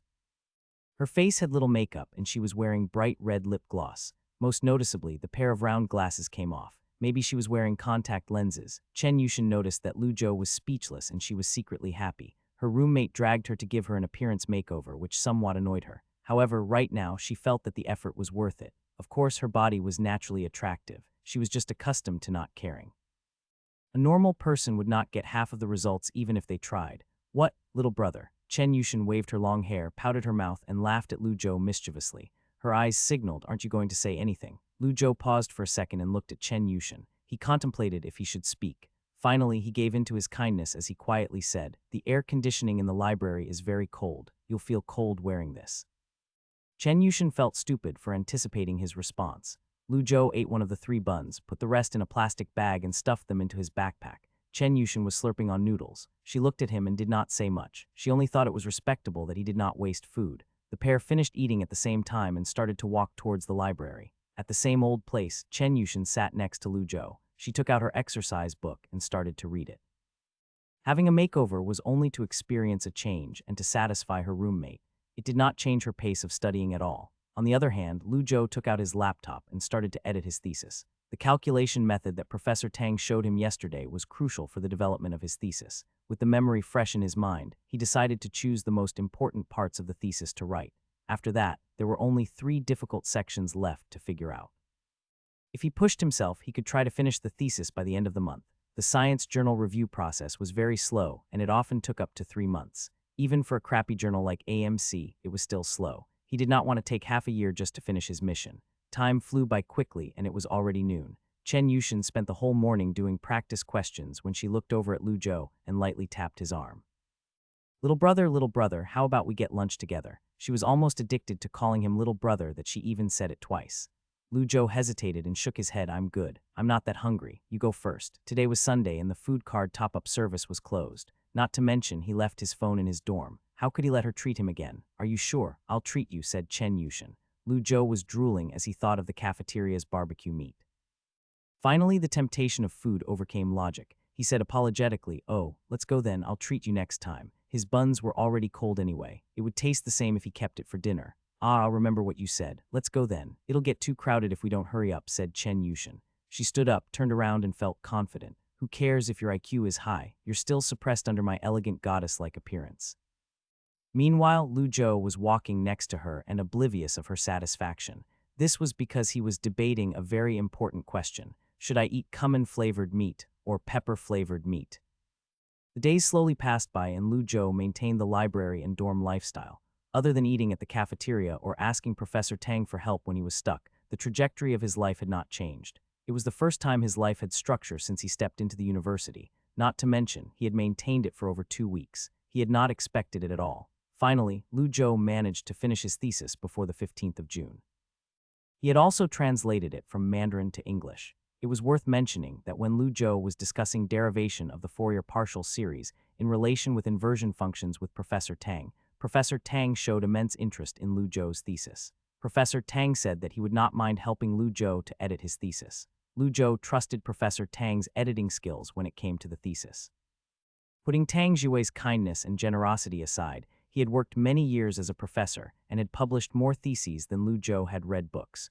It was rare for him to take notice in an undergraduate thesis. Additionally, the topic of his thesis was nothing special. Even if Lu Zhou solved this age-old problem, Tang Jue would at most feel proud of his student. Only supervisors who had low qualifications and could not even become professors would pressure students to complete their graduate projects. They would constantly chase after the students' research results. Lu Zhou did not know if there was an academic scum like that in a high-level institute like the University of Jinling. However, one thing he was certain was that Professor Tang was not one of them. Having an experienced supervisor giving him advice would greatly increase his chance of successful thesis submission. Also, he believed that Professor Tang would be able to give valuable advice regarding the academic journal selection. Therefore, Lu Zhou planned on asking Professor Tang to look over his thesis after he finished his math exams. As for now, he would have to pray to God. After all, other than advanced algebra, he still had to study for modern history. The part that pissed him off the most was that for this year, it was a closed book exam. Lu Zhou did not understand what was the point of studying all this. Would studying this make me succeed? Even though he had a million complaints, he still had to study and he still had to learn. Lu Zhou persisted as he sat alone in his dorm. He picked up the textbook and started to read. The results were as expected. The knowledge did not sink into his brain at all. Lu Zhou sat in his dorm. After a whole morning of reading, he felt dizzy. He threw the textbook on the table and gave up. When one was tired, one just wanted to do nothing. Lu Zhou stared at the ceiling mindlessly for 2 minutes before taking out his phone. Coincidentally, someone sent him a message. He opened up WeChat. "Chen Yushin, little brother, how come you didn't come to the library today? I'm stuck on a question. Could you please help me?" Chen Yushin phoned. Lu Zhou thought for a second. He then wrote a message and sent it. "I'm studying modern history. Wait a minute." Lu Zhou zoomed in on the question in the photo. He looked at it for a second before putting his phone down and sat up from his chair. He took a draft paper and started to draw on it. After 2 minutes, he solved the question. He took a picture with his phone and sent it. Lu Zhou saw the modern history textbook and contemplated, "I guess mathematics is still more interesting." Lu Zhou felt lazy. He did not want to study. He picked up his phone and continued to look at his friend's news feed. After some scrolling, he found a post by his roommate. Liu Rui, I haven't studied at all. Mathematics is so hard. I'm going to die TT. Lu Zhou felt like he should block these type of friends online. However, in his heart, he remembered to be kind. So after some thinking, he still pressed like on the post and then quickly scrolled past. As he scrolled past the posts, he felt as if he was reviewing theses. Time passed by without him realizing it. Suddenly, the door opened. A sweaty Shisheng walked in carrying a basketball. "Did you fall in the drain?" asked Lu Zhou after taking a look at him. "What drain? Basketball. At the end of the month, there is an interclass basketball tournament after my English exams. The class leader dragged me to training," said Shisheng. He sat down on the chair, opened his water bottle, and started to drink quickly. He released a breath and said, "Mother of Seeker, Class 2's center player is way too tall. He could be an electric pole. You're not studying." "Study my ass. I've already looked at the material. It won't change a thing if I study. 90 is unrealistic, 80 is pushing it, 70 is easy peasy. If I want a good mark, it'll be up to Professor Tang's kindness, said Shishang. He was fanning himself with a textbook as he said, not to mention, basketball is way more important than mathematics. Lu Zhou, said Shishang as he looked sternly at Lu Zhou. Lu Zhou's entire body felt uneasy when the guy was stern. What else is there? I'll change my question. Do you want chicks? Asked Shishang seriously. They're okay. Lu Zhou felt like he was not that desperate for chicks. From a logical perspective, he was in no financial situation to date. He was afraid of trouble, and he was even more afraid of giving other people trouble. Even though he was certain that he would become wealthy one day, maybe richer than anyone else, he still did not want to steal someone else's youth. Of course, maybe the only reason he was thinking like this was that he had not met someone he truly loved. However, who could predict what would happen in the future? What do you mean by okay? Lu Zhou, as the dorm leader, I have to lecture you on some life lessons, said Shishang. He leaned against the backrest of the chair as he said seriously, think about it. When you pass the ball into the free throw line and two big guys are standing in front of you, suddenly you go for a 3-step dunk. What will happen next? I don't play basketball. Lu Zhou's height was tall enough to touch the basket, but he was far from dunking. If he tried to take the ball by force, he would probably get blocked. Throw, you know how to throw, right? You throw a perfect 3-pointer, said Shishang. He continued to say, think about it. He knew how to throw. Lu Zhou thought for a bit and said, the ball went through, just that. Too young, too simple, said Shishang. He grabbed his thigh and said in excitement, it's cheers. Think about those flying pom-poms, those cheerleaders. Think about those girls with long legs and short skirts as they screamed your name with a slight blush on their face. Stop first, said Lu Zhou as he pinched his forehead. He interrupted Shishang's train of thought as he asked, is there even any girls in our class? Not only were there no girls in class 1, but there were also none in class 2. The dorm room turned dead silent. From another perspective, being able to end the conversation with just one sentence was a gift in itself. Shishang let out a long sigh and looked at the ceiling before saying, I can't talk to you. Lu Zhou sighed as he thought about the same thing. The days passed by slowly. Soon it was time for the Advanced Algebra 2 exam. Students, please turn off your phones. Place your student ID and citizen ID on the table's left corner. I will repeat the exam rules again. There will be no tolerance for cheating. You'll be sent to the Academic Affairs Office if caught. You are all about to enter the second year. I hope you won't make a mistake at a crucial time like this. Every year, there are a couple of students that are dishonest. I hope you can follow the rules. An old professor stood on the podium and looked around the room. He then pointed at a master's student and said, Little Wang, start from the right side. Okay, nodded the boy named Little Wang. He started to inspect the student IDs starting from the right. The old professor placed his vacuum flask on the podium and started to inspect the IDs from the left. Lu Zhou stretched his back. He turned off his phone and stuffed it in his bag. Like everyone else, he placed his textbooks and electronics on the first row tables. Finally, the day had come. After finishing the exams, he would have tons of time to do his other stuff. Lu Zhou went back to his chair and sat down. The master's student looked at his citizen and student IDs. He then sat there while waiting for the test paper. After all, the University of Jinling was a renowned university. When it came to the exams, the rules were very strict. Even though that old guy wore glasses and had a smile on his face, if he caught you handing notes or looking at your phone, no matter how you tried to hide it, he would know instantly. A few students brought cheat notes. They sat there anxiously. They wanted to cheat but were afraid to do so. Lu Zhou sighed. He felt bad for these unfortunate people. He quickly started to write on the test. Apparently, Professor Tang wrote the test. However, it did not matter who wrote the test, as the topics that were tested were all part of the syllabus. At least from Lu Zhou's perspective, the topics were all very easy. The first section was filling in the blanks. The first question asked to solve a differential equation. He just had to follow the steps. Although the formula was slightly complicated, it was still the same type of question. Lu Zhou considered them free marks. The second question asked for the equation of a line using spatial coordinates. It was pretty self-explanatory, so more free marks. The third question was derivation, and fourth was finding the integral of a curve. It was all free marks. The fifth question was interesting. Using an already known fx function, solve for S5 2π by letting a Fourier sine series expansion function be Sx, m. It was slightly difficult. Lu Zhou held his hand and tapped the draft paper lightly for a few times. He then solved the problem quickly. The question looked difficult because it tested one's knowledge of Fourier sine functions and asked to solve an equation. Not to mention the function was not exactly easy. However, after some thinking, the seemingly difficult calculation process was actually not that hard. One just had to follow the steps. Lu Zhou had already studied 2 whole textbooks. Therefore, it was easy for someone like him. Immediately after, he looked at the multiple choice questions. These were also free mark questions. He swiftly started to tick the answers. After that, it was the long questions. He finally had to be serious. Lu Zhou rubbed his fists. He felt prepared. He was ready to go to work. When he looked at the question, he was stunned. It was not because it seemed difficult, but because, that was it, Lu Zhou secretly looked across. His neighbor was struggling while biting down on his pen. He then glanced back. An even more creative person folded a dice out of the draft paper. They were clearly using magic to solve the question. A guy stood up and walked towards the podium. He turned in his exam paper and confidently left the door. Lu Zhou was filled with respect for the guy. Heroes pass through the same path. I guess I'm not the only one that thought this exam is too easy. Lu Zhou stopped hesitating and started to write. He quickly solved the questions on the exam paper. Other than the last question, which took him 5 minutes, all of the questions only took him 2 minutes to solve. He looked over at his paper. He was sure that there were no mistakes. He saw that he did not even use up a quarter of the draft paper provided. Lu Zhou packed his stuff and went to turn his test in. The old professor was sitting on the podium drinking tea, and he did not even look at Lu Zhou as he turned his test in. However, when his peripheral vision saw a flash of the exam paper, he squinted his eyes. Oh, he actually finished it. It has only been half an hour. He picked up the exam paper frivolously and adjusted his glasses. He then started to look over the answers. The first question was correct. The second question was correct. Third question. The further he looked, the more dignified and serious his expression became. The master's student was curious about what was written on the exam paper. However, looking at the old professor's serious expression, he decided not to go and bother him.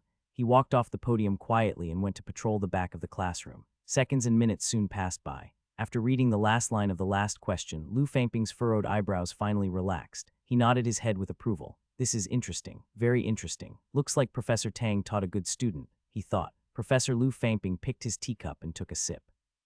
His face was expressionless. As for the first 2 students that left, the exam room had no reaction. At most, they tried to comfort themselves by thinking, the 2 idiots already gave up. Guess I'm not the only one that thought this is difficult. Other than Liu Rui, who sat behind Lu Zhou. He saw with his own eyes that Lu Zhou's paper was fully written. Even though he could not see clearly what Lu Zhou wrote, but from the outline of the equations, it clearly did not look like it was made up. Maybe he looked at his own paper. He was still stuck on the last fill in the blanks question. He could not think of an answer at all. Logically speaking, he should give up if he was stuck on a question. He should wait until he finished the rest. Then he could come back and try to solve it. However, Liu Rui kept thinking that if Lu Zhou could solve it, so could he. He could not handle the defeat. Jealousy has built up my walls. Jealousy is making me unable to solve this problem.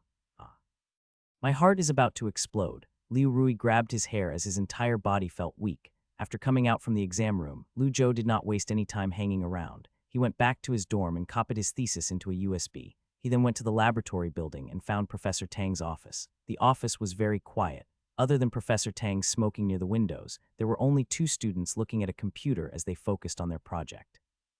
They did not even look at Lu Zhou when he walked in, as they completely failed to notice him. Professor Tang noticed Lu Zhou standing outside the door and he signaled for Lu Zhou to come in. When he saw the USB, he laughed. Oh, you've already finished your thesis this quickly. Lu Zhou said politely, yeah, I finally finished it. The English and Chinese versions are here. Could you please look over it for me? Give it here. This is why you come here for, right? Professor Tang took the USB from Lu Zhou and walked to his desk. He opened up his laptop, plugged the USB in and started to read the thesis. How did your exam went? It was okay. The questions felt pretty easy. Quite cocky. I'll personally mark your paper. Please have mercy. Don't even think about it. Tang Zhuwei laughed and opened the thesis. If anyone else begged him like this, he would definitely felt resentful towards them. But when Lu Zhou said it, he did not mind it at all and just laughed. He knew the skill level of his own students. Asking a student like Lu Zhou to do this exam was a little insulting. The performance stage for a student like Lu Zhou was not the final exam. It was the Challenger Cup, which was a competition for STEM students, or the National Undergraduate Mathematical Modeling Competition. Tang Zhiwei put on his glasses and focused his attention on the thesis. He continued to read. Honestly speaking, when he saw Lu Zhou coming into this office, his heart was full of surprise. Pursuing academics was like using a bucket to carry water from the sea into a reservoir. The road was bumpy and difficult. It crossed mountains and rivers, and through rain and heat. Finally, you walked to the academic reservoir and used the bucket to pour a drop of water into the reservoir. It would make all of the effort worthy. Anyone that wanted to be in academics had to carry on sincerely. People that wanted immediate success would never succeed. No matter how talented he was at mathematics, how much water could an undergraduate student carried in his bucket, he would not even arrive at the reservoir. The little amount of water would dry up halfway through the walk. Therefore, Professor Tang Zhiwei was very calm. He did not carry a mathematician's mindset when reading theses, but rather an educator's mindset. It was like he was caring for a newly planted flower. Even before he even began to read the thesis, he was already thinking about how he could ask Lu Zhou to rewrite his thesis in a relatively inoffensive way. He wanted to teach him not to run before he could walk and did not want to discourage his interest and passion. Suddenly, Professor Tang was stunned. His eyebrows furrowed and he went into deep thinking. Was this really written by an undergraduate student? Maybe he copied it from a textbook. Professor Tang was filled with suspicions. He randomly chose a paragraph and searched for it online. Nothing matched. Not convinced, the old man logged onto a thesis-checking website and uploaded the entire thesis onto it. His eyes widened at the search result. How is this possible? Plagiarism percentage, 0.3. Not be more legit. Lu Zhou, let me ask you something and answer honestly. Did you really write this thesis by yourself? Professor Tang Jue stared at Lu Zhou. Through his thick glasses, his pupils shined with astonishment. There was a hint of excitement. Only thing was, he still could not believe it. He could not believe that the mathematical proof theorem in the thesis was actually written by an undergraduate student. Even though I exchanged it with general points, it should count as my own work, right? He had no shame in saying that it was his own work. Tang Jue looked away from Lu Zhou and continued to look at the thesis for a very long time. Since Lu Zhou was free, he just stood next to him and waited. The sky gradually turned darker and darker, and the clock on the wall slowly turned to 6 o'clock. Professor Tang finally read through the last part of the thesis and let out a long sigh. The argument in the thesis is pretty good. One could even say that it's very good. But one criticism I have is that the format of the thesis still has some problems. Details such as vocabulary and citations are slightly inappropriate. However, these are all but small problems. Being able to write this type of thesis as a first-year student means that you have great potential. Professor Tang took off his glasses and put it on the table. He looked at Lu Zhou, laughed and said, "Leave this thesis here. I'll help you to edit it slightly." If he tried to find a professional editing service, it would be quite pricey. Plus, they might not even edit it well. If you find a scummy company and your thesis did not pass, all they would do was to tell you that your thesis was garbage. I've wasted quite a bit of your time. You should go back now. Remember to find me 2 days later or I can call you. Leave your phone number here. I can't be bothered to look through the student register, said Professor Tang as he pointed at an A4 paper and gave Lu Zhou a pen. Obviously, Lu Zhou was dripping with joy and he quickly wrote down his phone number. "Oh yeah, Zhou, let me ask you something. Have you thought about which journal you want to submit to?" With a forced smile, Lu Zhou said, "I've searched around online. AMC's impact factor seems pretty high. Also, their review process is pretty fast, so I plan on. Don't be ridiculous," whispered Professor Tang. He added, "What's the point of submitting it there? Thank God I asked you, otherwise it'd be too late. Did you know that the thesis submitted to AMC doesn't even count towards the assessment of the PhD students? There's such a thing." However, even knowing about it now, Lu Zhou did not really care. After all, he had no plans to take a master's degree, much less a PhD. He had just wanted a fast review process so that he could complete the mission. If he submitted to a strict journal, it could take months of waiting time. In the end, if his thesis was rejected, he would go crazy. The domestic situation for mathematical journals is not good. I suggest that you try to submit internationally. As for your thesis, Journal of Symbolic Logic or International Journal of Theoretical and Applied Mathematics are pretty good. The first leans towards publications of pure mathematics papers, whereas the later is for applied mathematics, mathematical analysis, and physics. Among these three fields, I would suggest that you make up a decision by yourself. Also, remember one thing. If you dare to submit this thesis to the AMC journal, don't ever come to see me again. Lu Zhou, he hesitated and changed his words. Professor Tang waved his hands and joked, "Stop kissing my ass. Get lost." Lu Zhou left and he closed the door on his way out. The office suddenly became quiet again. The master's student who was writing his thesis stretched. He looked at the professor's thesis topic and asked quietly, "Professor, was that an undergraduate student with you earlier?" "Unbelievable, right?" laughed Professor Tang. He said, "Let me tell you something. Not only that he's an undergraduate, but he's also a first-year student." The eyes of the other master's student widened, and he left his project aside as he asked in disbelief, "First year? He's already starting to submit to SCI in the first year. Why are the undergraduate students so insane nowadays?" "Yeah, that's why you guys have to work hard," said Professor Tang. As he looked at his own two students, he said, "Seriously, don't get beaten by the younger students. Even if you guys aren't ashamed, I'm ashamed." While Lu Zhou was consulting Professor Tang Jue with his USB, the Advanced Algebra 2 exam finally finished. After turning their tests in, chaos ensued outside the exam room. "FCK me, the time was way too short. I still had 2 big sections that I didn't answer. Way too hard. Who wrote that impossible last question? The Fourier series question, I didn't even look at it, I just skipped it. Second to last question, the one about convergence fields and functions of power series and asking for the sum of series. Don't ask me. I don't know and I don't understand. I just want some silence." "Brother Tao, how did you do? Passed? Don't even mention it. I'm waiting for the supplementary exam." Of course, the dumb students were still a minority. A lot of the geniuses got sucked into these dumb students' mindsets after hearing them complain. For example, Liu Rui was posting in his friend's news feed right outside the exam room. Maths is so hard. I screwed up. I didn't know anything. I'll have to take the supplementary exams. TT. Actually, not only did he finish, but he also double-checked everything. He finished typing and clicked post. At the same moment, Huang Guangming and Shishang came over. Liu Rui, what are you doing? I'm playing with my phone while waiting for you, said Liu Rui. He turned off his phone and pretended as if nothing happened as he said, come, let's get food in the cafeteria. How did Joe do? I saw him left half an hour into the exam, said Shishang. I don't know. Let's ask him when he gets back, said Liu Rui as he shook his head. Huang Guangming continued to ask, oh yeah, brother Rui, what did you put for the last multi-choice question? Liu Rui, I think A. That question was hard so I guessed. Huang Guangming laughed and said, FCK, I put it as well. I knew I guessed it correctly. Shishang frowned. He thought for a bit and said, wasn't it B? Liu Rui recalled the question. He shook his head and said it definitely wasn't B using the information provided. It must have been a series convergence and its square couldn't diverge. Yeah, I guess it so I could be wrong. He emphasized again that he could be wrong. Huang Guangming and Shishang were already used to his humbleness, so they did not find it strange at all. Huang Guangming remembered being dominated by the horror of mathematics for the last half hour. He sighed and said, this test is way too hard.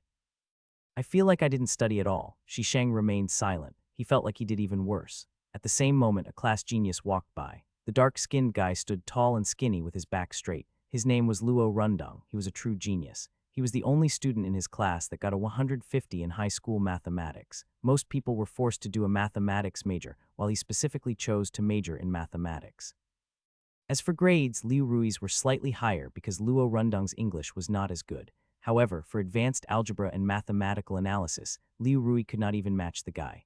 Liu Rui, did you solve that last fill-in-the-blank question? I did solve it, but I don't know if it was right. The two started to discuss the math question. Incomprehensible and difficult words started to come out from their mouths, and no one around them could understand. Huang Guangming and Shishang looked at each other with a helpless look in their eyes. If only Lu Zhou was here. With no Lu Zhou to compare themselves to, they felt like they were the dumb students. This feeling is too painful. Liu Rui, mathematics is so hard. I completely didn't understand the fifth fill-in-the-blanks question and the last multi-choice. In the end, I had to guess the answer. I screwed up. I'll need to do the supplementary exam TT. Lu Zhou was scrolling through his friend's newsfeed when he saw Liu Rui's post. He twitched his mouth and was about to like the post when he stopped himself. The fifth fill-in-the-blanks answer is. The last multi-choice answer is B.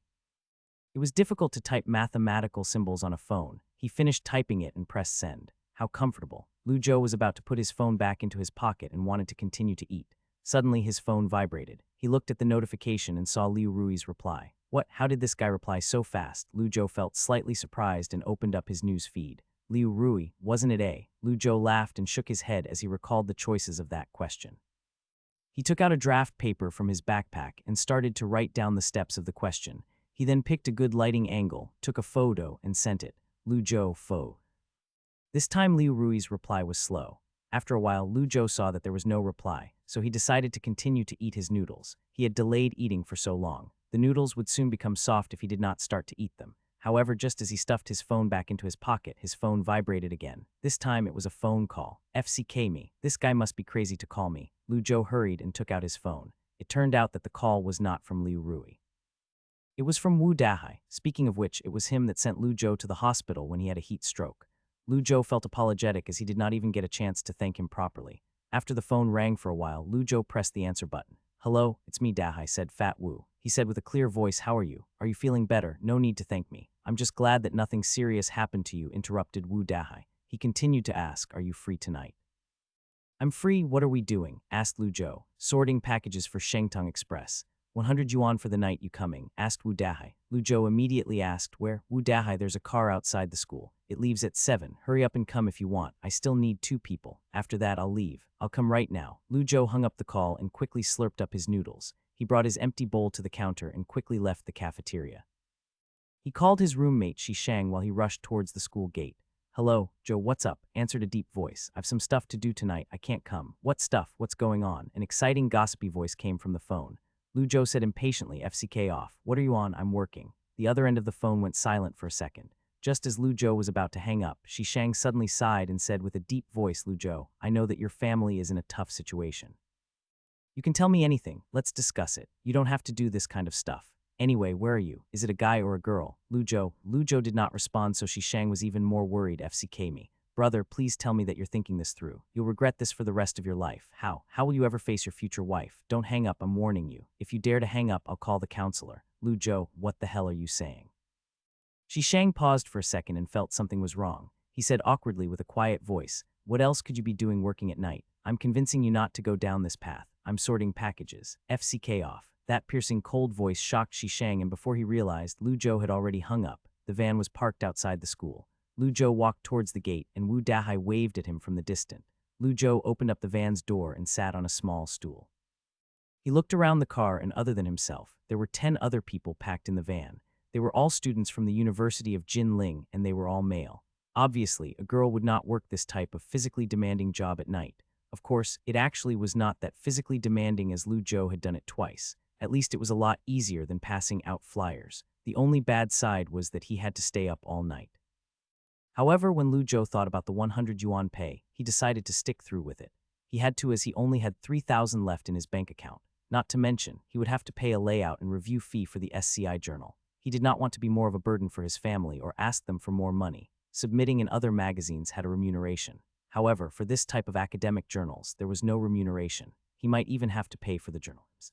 100 a night, and I'll pay you the day after tomorrow. Remember to give me your Alipay account number. Listen to instructions when you arrived at the sorting center. The actions required are very simple. You just have to move the stuff from the truck onto the warehouse's conveyor belt. There is an hour break in the middle, and you can play pool in the break room if you wish. I don't suggest you playing against the regular workers, as they play for money and could sink 3 balls in a single round, moving stuff.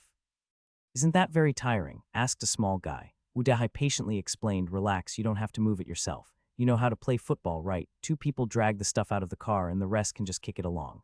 The path between the unloading point and conveyor belt is easy. Other than large items such as refrigerators or televisions, it should be very easy. Another guy yelled, FCK me kick. What if it breaks? Wu Dahai looked at him and said, do whatever you want.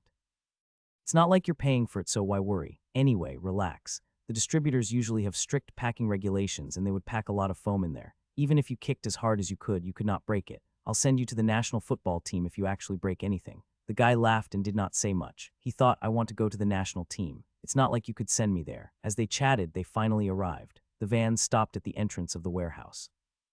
Wu Dahai paid the driver with his phone and called the students to come out. The warehouse was very large. It looked like it was at least 2,000 square meters. There were a couple of trucks parked outside. The regular staff was already working inside the warehouse. A middle-aged guy wearing a blue uniform stood outside the gate and looked around. When he saw Wu Dahai, he waved for him to come over. Everyone's here. Do you need to count? Said the man. When he smiled, his yellow teeth showed. There's only a few people, so no need to count. Let's start, said Wu Dahai. He then swiftly gave the middle-aged guy a cigarette. The man laughed, took the cigarette, and said, okay, come with me. He turned around and started to walk towards the workshop. Fat Wu's description was accurate. Sorting out packages was as easy as kicking a football. They would point their toes at the parcel and strongly kick it. The package would fly for 10 meters. No one cared about the sellers or the buyers. Nothing mattered as long as the package was delivered. Actually, it was not that these workers did not want to be more responsible. The regular workers were even rougher on the packages. When the conveyor belt started, there was no time for you to handle the packages carefully. It did not matter whether it said fragile or expensive. If the cardboard box broke, there were designated people to collect them, tape them up, and put them back on the conveyor belt. This package broke. It seems to be wine or something. I can smell the alcohol. Don't bother with it. It's fine as long as the delivery receipt doesn't get wet. Throw it back on the conveyor belt. Remember, the delivery receipt faces up. The group of workers had a clear designated parking space to work at. 2 people stood next to the truck, took out the packages, and threw them on the ground. The other 2 people threw the packages onto the conveyor belt. As for the rest, they were responsible for passing the ball. After a while, it was surprisingly fun. Fat Wu was passing the ball. He even started to brag to the regular workers' boss and asked for a competition. There was a guy standing next to Lu Zhou who was taking out the packages from the truck. He saw his classmates kicking the packages around and was unhappy. He could not tolerate it anymore and said quietly, take it easy, guys. My package could be in there. Of course, no one heard him. Even if they did, they would not have listened. There were so many packages. If they passed them around gently, it would take them all night just to finish a few trucks. Wu Dahai did not tell them how many packages to sort out. He just told them to listen to him. Lu Zhou estimated that the packaging facility must have had a contract with Wu Dahai. Wu Dahai probably got paid by the number of packages sorted. For example, assuming 5 yuan for each package, if they just sorted out 2,000 packages tonight, Fat Wu would get a big fat check. If they sorted 1,000 more packages, that would be an extra 5,000 yuan. Lu Zhou calculated that there were 10 other people here, working for 8 hours. They could at least sort 30,000 packages, right? Maybe even 40,000. Counting himself and Fat Wu, there were 12 workers. Lu Zhou suddenly did not feel so good. Everyone else only got a measly 100 yuan for working all night, but this Fat Wu would probably earn 1,000 or two. That's enough for an average student's monthly living expenses. Everyone else received money from home, but this guy probably sends money back home. However, no matter how jealous Lu Zhou got, he knew that if he tried to do it himself, he might not be able to even do it. First of all, he had to find a lot of workers. Then he had to organize these workers. Not only did he had to organize, but he also needed to have the ability to negotiate. He had to convince the people at the sorting center to trust him with the task. Also, he had to negotiate a reasonable price that both parties would be satisfied with. Everything required a high emotional intelligence that one could not learn just by doing practice questions. Lu Zhou observed Fat Wu proficiently delegating the task and knew that there was no way for him to do the same, and neither could those football-kicking people. Otherwise, the person earning thousands a night would not be Fat Wu. It would be one of them. Ah, what a greedy capitalist. Lu Zhou's hands were operating like a machine as he unloaded the packages from the truck. He was desperately trying to diverge his thinking so that would not be so bored. He looked around the warehouse and his mind wandered. Honestly speaking, from a modern university student's perspective, he felt that the logistics of the sorting center was completely illogical. First of all, it was not intelligently designed. Also, it wasted a lot of manpower on repetitive and skill-less operations. Of course, he knew that hindsight was 2020. Upgrading technology would cost a lot of money. This type of sorting center would not be able to get the necessary fundings needed for an upgrade. Even if the sorting center shareholders had the necessary capital, they obviously would not spend it on upgrading. Using the risk parity investment principle, the money would either be invested in the housing market or be used to purchase various financial products. This was because the ultimate goal was to get a return on investment. It was not for improving the lives of everyone. Even if people generally thought that the interests of the two were the same, in reality, they were completely unrelated. They can add a conveyor belt to the gate of the sorting center and use intelligent machines to sort the packages. Not only would this decrease the damages done to the packages, but it would also increase the efficiency of the center's delivery rate, thought Lu Zhou as his eyebrows furrowed. Suddenly, as he was thinking about the problem, he felt that his vision was becoming blurry. He tried to concentrate, but suddenly, a semi-transparent holographic window appeared in front of him. Number 1 Intelligent Sorting System Design Blueprint Intelligent Machine Program. Required Level 1 Information Science, Level 2 Engineering. Required General Points, 5,000. The FCK, Lu Zhou was surprised by the sudden appearance of the system. He was even more surprised by the required general points. 5,000 FC King general points. Why is this high-tech system so hungry for general points? What happened? Asked the guy next to him as he stared at him blankly, wondering what got on his nerves. Nothing. I suddenly remembered that I screwed up a question in my exam. Lu Zhou laughed and quickly dismissed the guy. His focus went back to looking at the holographic window that only he could see while his brain was spinning 1,000,000 miles per second. The system could solve real-life problems by consuming general points. Turned out the problem did not have to be a specific question. It could even be an imagination, with the system filling in the details. To simplify, it was like writing a good thesis. The user came up with an idea, so he was the creator. The system was like a hired gunman, and it was responsible for making it happen. For example, the one blueprint came from his imaginary scheme of the current situation of the sorting center. Of course, his setup was low resolution, resulting in the system designing components that were overly complicated. In addition, the general points required was determined by the problem's difficulty and skill level. Suddenly, Lu Zhou thought about something that made his heart skip a beat. If I specify the problem to making an intelligent sorting machine arm, Lu Zhou shook his head and focused on the new problem. Shortly after, the holographic window popped up a line of text. Sorting Center Intelligent Arm Machine XX Sorting Center. Required Level 1 Information Science. Required General Points 1570. As expected, Lu Zhou squeezed his fists in excitement. This is how you properly use the system. For example, if he wanted to make a phone, he did not have to make the system solve it entirely. Rather, he should split it into many small ideas and only use the system to solve the parts that he could not. For example, to be specific, take a Xiaomi 4 and Yeld system, upgrade 10 capabilities. The system could price the upgrade from anywhere between 1,000 and 10,000 general points, and it would assume that he wanted a complete phone upgrade. He could disassemble his Xiaomi 4 and took out the Qualcomm Snapdragon 801 chip. Then, if he asked the system to upgrade the chip, under the conditions that the chip process technology did not change, the system would give the design for increasing the chip's performance by 10. By specifying the instructions, it might only cost less than 1,000 general points for the system to solve the problem. It would give him the blueprint to increase the Qualcomm Snapdragon 801's performance. Lu Zhou was immediately filled with joy. He had finally discovered a way to monetize the general points of the system. However, he calmed down quickly. He remembered that he had only 35 general points left. Even if he found a way to monetize it, he still needed general points. With his current amount of general points, he could only solve a math problem. After he thought about this, Lu Zhou was not as happy anymore. It was 10 o'clock in the morning at the mathematics department of the research building. Professor Tang sat at his desk and looked at his computer screen. He was editing a thesis meticulously. He read through the argument and the logical process of the calculation. He could not help but felt a sense of astonishment. Even though he carried a pair of criticizing eyes and wanted to find mistakes to ask Lu Zhou to fix, he felt like he did not even know where to begin. He finished inspecting the thesis and did not find a single unnecessary calculation. The only thing he could help was to edit and fix the sentence structure and English vocabulary. "The young ones are going to soon surpass us," said Professor Tang Jiwei as he leaned against his chair. At the exact moment, his office door was pushed open. The person did not knock or greet him. It was this type of impolite behaviors that made Professor Tang frown. However, after seeing who it was, he relaxed and his face had a slight smile. It was Lu Fangping, the head of the University of Jinling's mathematics department. Not only was he Tang Jiwei's coworker, but he was also his friend. "Old Tang, is your phone broken? I called and no one picked up," said Lu Fangping as he walked in with a smile. "I have to turn my phone off every year after exams. You know this," replied Tang Jiwei while he looked at Professor Lu Fangping.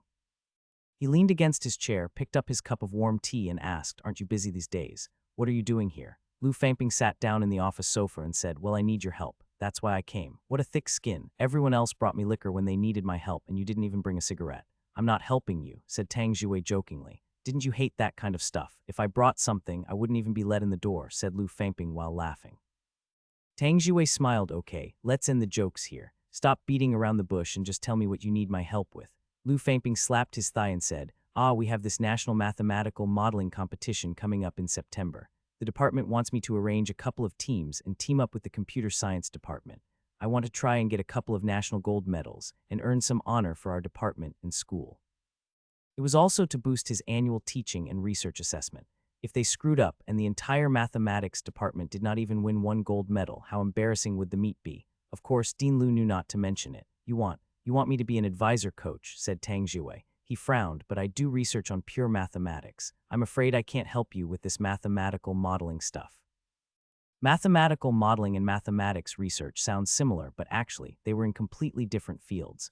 Whether it was innovative thinking ability or absorbing new information, it was difficult for Professor Tang to keep up with the young people's brains. There was no hope for him to coach them. "No, I've already finished arranging the teacher's team. I just wanted to borrow 2 people from your subjects. Is there anyone that is very talented and quick with mathematics?" That's it." "Okay, this is the perfect timing. I have someone to recommend to you. Mathematics Class 1 Lu Zhou. Go and take him. Don't need to thank me," said Tang Jiwei while smiling. "Lu Zhou," Lu Fangping frowned. "I think I've seen his name before." Suddenly, he remembered. He encountered the name while he was invigilating the mathematics exam yesterday. The student that finished in half an hour and got all the answers right. But he's only in the first year. The National Mathematical Modeling Competition, dissimilar to the traditional Olympic maths, where they just gave you a test paper. It was to test the students not for their grasp of theory, but their ability to apply theory into real-life situations. Also, based on the results of the past competitions, the students that got high grades would not necessarily excel in the competition. It was the students that did well in all subjects that performed well in the competition. Also, the competition had a wide range of possible questions. A first-year student's knowledge base was limited and difficult to utilize in the competition. Of course, there was no harm in applying. The important part was participation. However, Lu Fangping did not want those participation students. He wanted competitive students. As for Lu Zhou, even though his mathematical ability was good, but his knowledge base was too narrow. You think that he's too young. Tang Jiwei instantly knew what his old friend was thinking about, so he laughed. "You're right," Lu Fangping nodded. He then said the computer science department valued this competition. They contributed a second-year computer genius, who won 2 national computer competitions during high school and won a national software competition when he was a first-year student. I actually already have a few people in mind, but wanted to ask for your opinion. I think I'll need minimum a second-year student. You catch my drift. Lu Fangping conveyed his intentions clearly. Even though in principle the school should encourage students to set up their own teams, the school would not mind if the head of departments chose to organize a super team. After all, receiving more medals would be an achievement for the heads, and it would bring honor to the school. The computer science department had such a genius. Even though he said he did care that much, he still could not send a liability. If the time arrived and their super team did not even make it into the competition door, how embarrassing would that be? Tang Jue laughed. He looked at the computer on his desk and said, "I have a thesis right here. Come and look at it." Lu Fangping was stunned. He did not know what his colleague was doing. However, he still walked over, carrying with him a hint of suspicion. Optimal inversion theory of linear operators and linear functionals. When did the direction of your research become this? Asked Lu Fangping excitingly as he read the title of the thesis. Tang Jue did not answer. Instead, he just urged him and said, "Stop asking questions. Read the thesis and tell me what you think." Lu Fangping was full of questions, but he continued to read the thesis. The more he read, the more intrigued he was. After reading the last process of the argument, he stood there and thought for a bit. He then jealously said, "Old Tang, to be honest, I envy you. I asked you to critique this essay. Why are you envious?" Laughed Tang Jue. "Our maths department has so much talent. How come you have a monopoly on this one? Not only do you have a genius undergraduate student, but even your graduate students are also so smart." The more Lu Fangping thought about it, the less content he was. How come he could not coach a student at this level? Hearing this, Tang Jue laughed out loud. This made Lu Fangping very confused as he had no idea what his old friend was laughing about. Graduate student, hahaha. This thesis was written by Lu Zhou. Guess what happened yesterday? I asked him where he was going to submit this essay and he dared to say AMC. Thank God I stopped him. If he had gone through with the PhD, he would have regretted it, laughed Tang Jue. Lu Fangping was thoroughly confused. He looked at the thesis on the computer and then looked back at his old friend.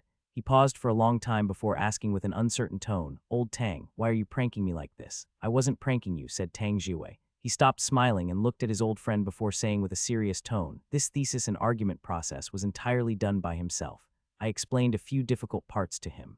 The questions that he asked me confirmed that this is his own work.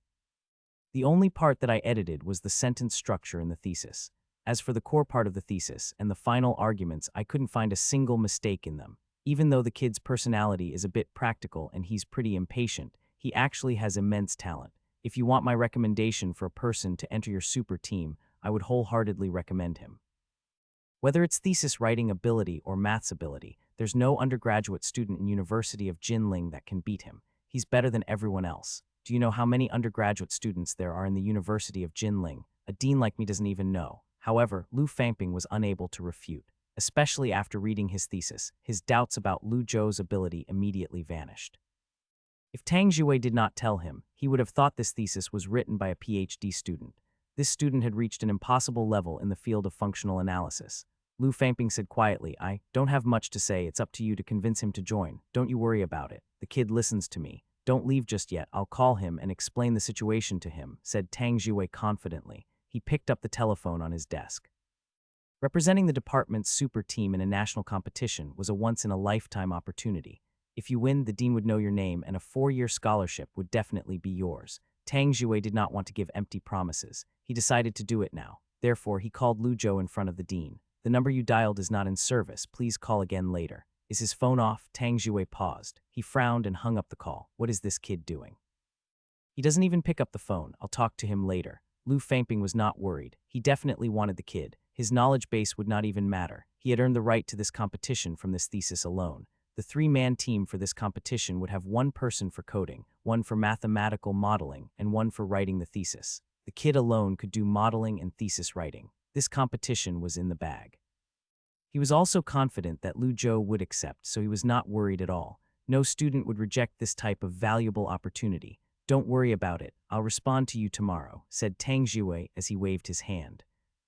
What was Lu Zhou doing? He was obviously sleeping. After working all night, his phone ran out of battery. He went back to his dorm at 7 o'clock in the morning, plugged in his phone and went to bed. Lu Zhou woke up in the afternoon. There was no one in his dorm. He felt his stomach rumbling. He rubbed his eyes, climbed down the stairs and went to wash his face. Then he put on some clothes and headed towards the cafeteria. Lu Zhou ordered a bowl of fried rice and soy milk and sat down in a corner. He took out his phone and was about to scroll through his friend's news feed. However, when he opened his phone, he saw that Professor Tang's office left him a dozen missed calls. Maybe he finished editing the thesis. Why? Why are there so many missed calls? Lu Zhou did not know what to think. In no time, he finished eating dinner and quickly put his tray on the collecting table. He then started to walk towards the research building. I called you all day and you didn't pick up. What are you doing all day? Professor Tang sat behind his desk and criticized Lu Zhou. Lu Zhou scratched his head and replied, my phone ran out of battery. I forgot to turn it off. He did not plan on telling the professor that he was working all night. First of all, the rules of the university prohibited students from staying out all night. Secondly, he did not want this thing to reach the counselor who might tell his dad and caused his family to worry about him. Thank God that old Tang did not persist in asking. He took off his glasses and unplugged the USB from his laptop. He then placed the USB on the table and said, your thesis is pretty good. There weren't that many changes to be made, so I won't ask you to add me as a co-writer. How can you do that? Without your help. Tang Jiwei waved his hand. He interrupted Lu Zhou and said, it's my decision. I've read your thesis. Your little thesis isn't good enough for my Tang Jiwei's co-signature. Teaching is my expertise. I don't care what other professors do. I can't let you write my name on it. If you really want to pay the favor back, just help me do this one thing. Honestly speaking, someone of Tang Jiwei's level could not care less about an SCI thesis co-signature. As for Lu Zhou, an entire self-written thesis was very precious. Having Tang Jiwei's name on it might give Lu Zhou an advantage during the review process, but it was not necessarily a good thing for him. Lu Zhou said sincerely, I'll do anything you want me to. It's nothing big. Trust me, it's good for you, said Tang Jiwei. He spoke slowly. In September, there's this national mathematical modeling competition. Our department decided to team up with the computer science department and form a super team. I talked to the dean, Lu Fangping, and you're the chosen. A national mathematical modeling competition. Lu Zhou felt slightly astonished. He had heard of it before. Apparently the value was very high. It was so significant that some company's HR department would look twice at your CV if this competition was written on it. Just what? As for the legendary mathematical modeling competition, he had only heard about it before. It was already June, only 3 months left till September. 3 months of preparation time, was it enough? Lu Zhou asked softly, can I think about it? Professor Tang frowned. He reached out his hand, pressed on the USB and said, think about it. This is such a good opportunity. Okay, you can go and think about it, but this USB stays here. You can take it back when you're done thinking. When Lu Zhou looked at how illogical Professor Tang was behaving, he did not know whether to cry or laugh. He said, but Professor Tang, I've never been in this type of competition before. If you ask me to represent the department in the competition and I screw up, entering the competition is no problem. I just don't want to be a liability. Don't worry about it. What's there to worry about? Said Tang Jiwei angrily. He paused for a bit then said gently, don't overestimate this competition. Just enter it with confidence. Your ability is definitely good enough. I'm sure of it. Given that Professor Tang already begged him until this level, it would be unreasonable not to accept. Actually, if he was to think about it, there was no downside to entering this type of competition. The only thing that made Lu Zhou hesitated was that training for the competition would interfere with his work and the completion of the missions. He had already planned to attend summer school and quickly level up his system. He wanted to at least be level 1 mathematics, as looking at the row of zeros was too painful. Other than completing missions, the rest of the time was allocated to working. Not only did he had to pay for summer school, he still had to save up for the living's fees for next semester. As if Professor Tang saw through Lu Zhou's thought process, he said, even though there isn't any prize money associated with the competition, there is a prize from the school. A team that wins the gold medal will not only receive a 10,000 yuan prize, they will also receive a priority on scholarship assessment.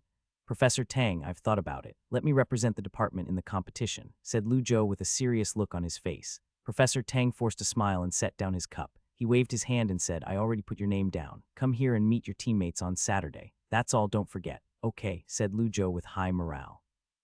A $10,000 prize, splitting it 3 ways would still be around 3,000, plus adding the 8,000 yuan scholarship, that would be over $10,000. The amount was little for a student with a rich family, but for someone like Lu Zhou who only had 3,000 in his bank account, it was a massive amount of money. After thanking Professor Tang again, Lu Zhou took the USB and went back to his dorm. The sky was already dark.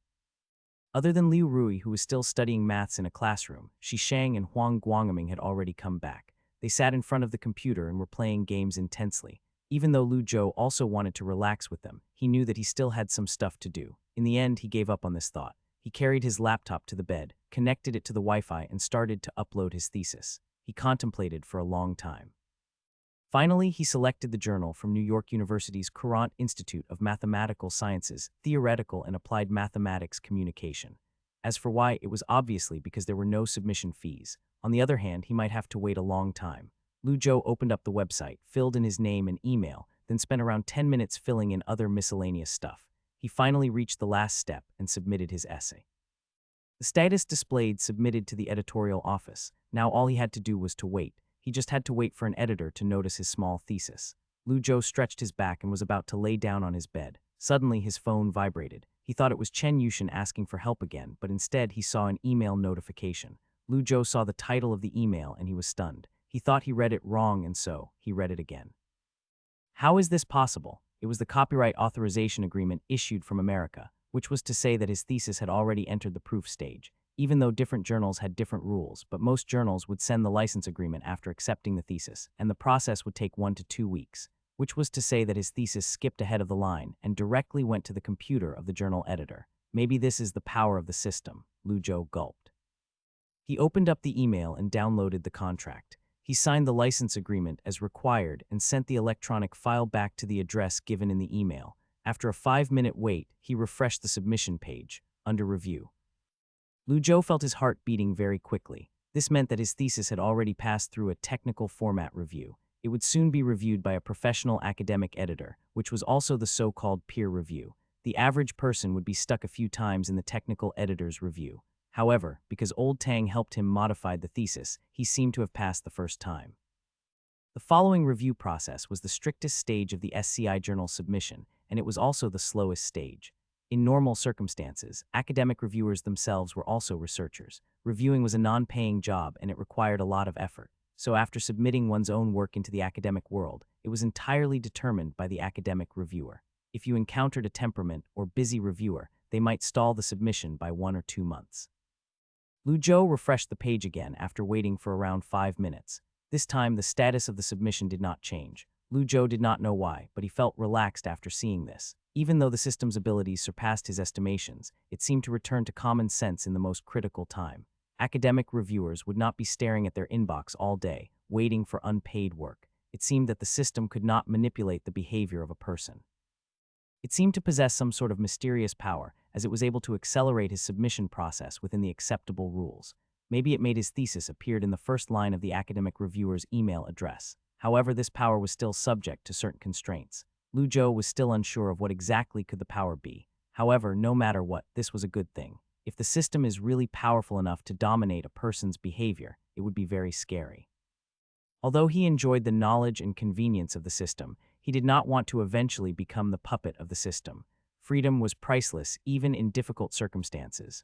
Of course, it would be great if his thesis was accepted before his mathematical analysis exam. Lu Zhou did not expect that his unintentional thoughts became reality. The day before his mathematical analysis exams on Saturday, he received an email regarding his successful submission. Lu Zhou could not wait to open up the website. He entered his account and password excitedly and saw the submission status column became completed accepted. That meant that the reviewer was very satisfied with the author's thesis and decided to accept the thesis.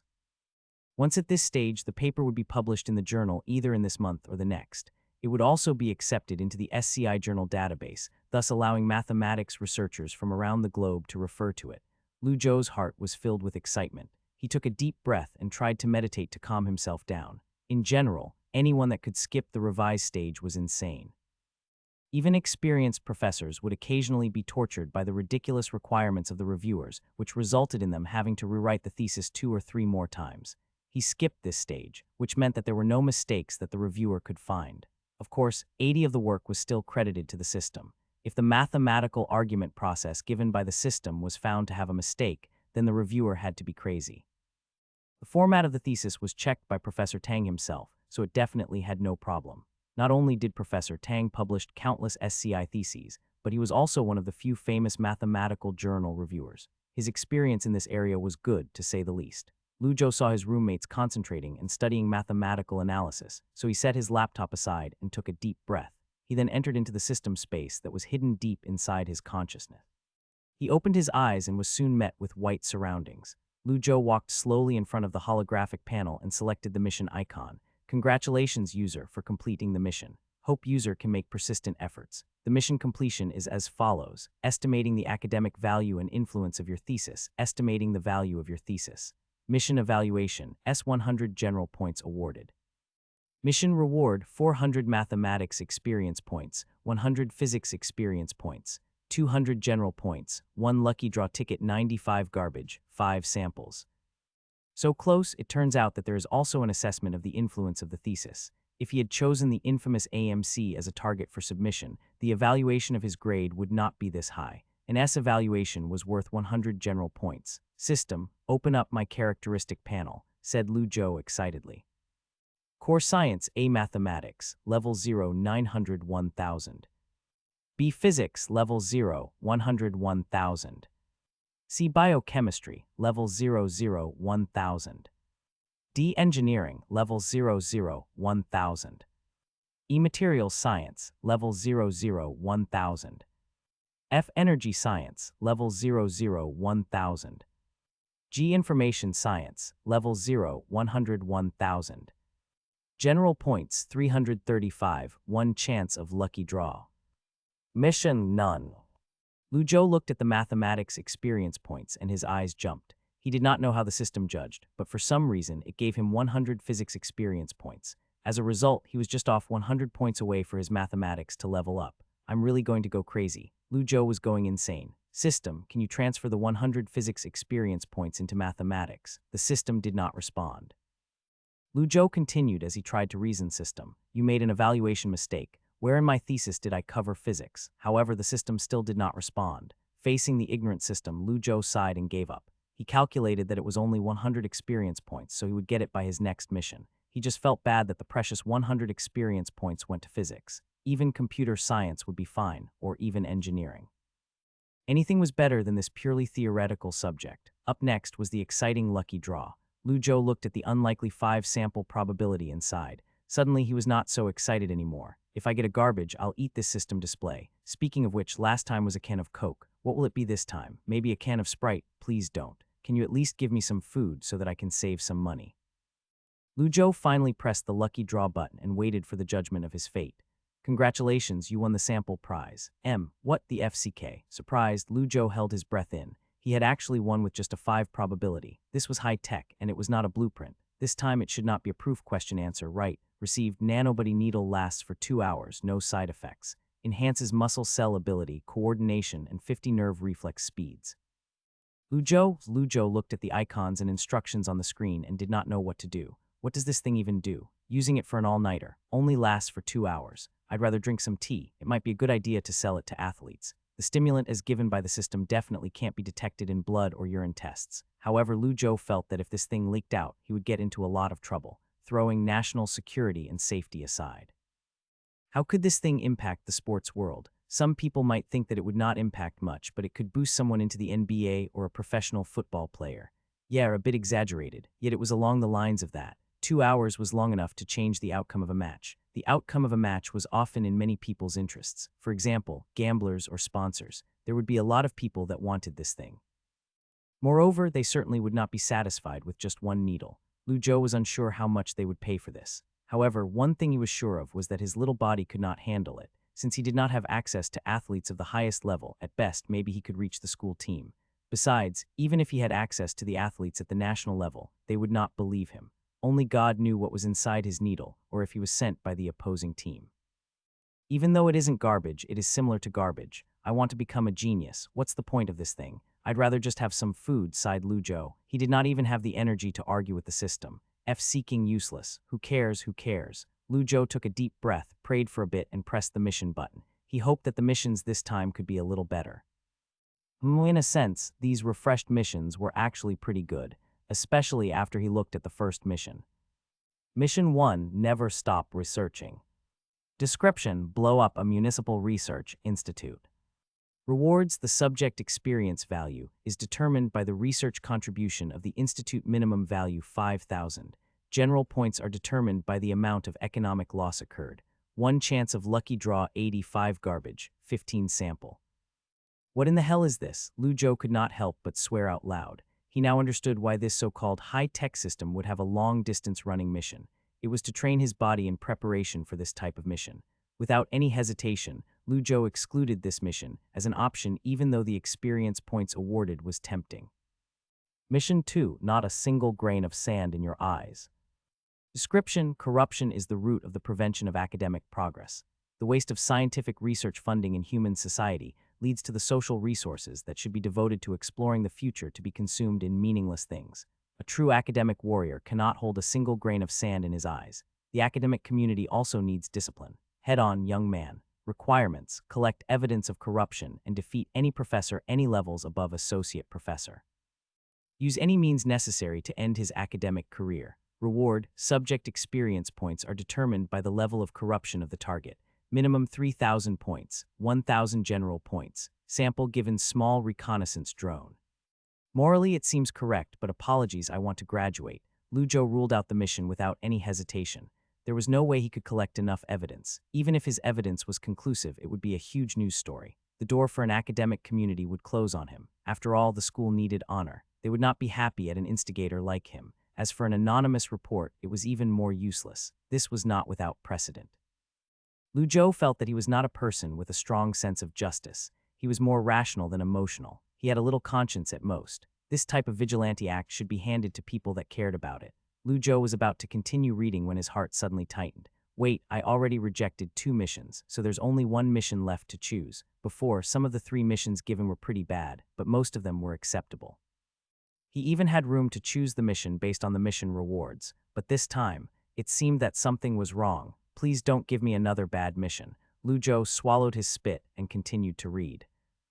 Mission 3, become an academic mudslide. Description: since you don't want to become an academic rive slide, go become a mudslide. Let the entire academic world tremble under your crazy water. Requirements: successfully submit 10 SCI theses within 2 months and pass the review process. If the 10 theses are not completed within 2 months, failure is given and the rewards would be cancelled. Completing the mission ahead of time will increase the evaluation. Prize: every thesis carries a fixed prize of 100 experience points towards the relevant thesis subject, 800 general points, 1 chance of lucky draw, 90 garbage, 9 sample, 1 blueprint. Lujo, he did not have a choice, and so he forced himself to choose mission 3. The worst-case scenario was a 2-month delay on his missions. Anyway, the system did not mention any punishment if he had not completed the mission. If he failed to finish the mission, all he would lose was his 200 general points. However, he could have traded 200 general points for a lot of theses. Sometimes he really thought that the purpose of the system was not to help him, but to take revenge on society. Generally speaking, other than those weird subjects or very hardworking researchers, publishing 2 papers in a year was considered pretty good. If a person published 50 or more a year, no matter what department it was, it would definitely be crappy work. If Professor Tang knew that Lujo published 10 SCI papers in 2 months, he would be massively pissed off. No, I can't let him know. Feeling stressed, Lujo exited the system space and laid down on his bed. He thought about the mission for a while. I had just spent so much effort just to submit 1 thesis, now I have to submit 10. Isn't this a bit too much? After a bit of groaning, he suddenly thought it through. In fact, when he thought about it carefully, accepting this mission was not necessarily a bad thing. The 800 general points were pretty tempting. Also, each paper had a fixed experience value of 100.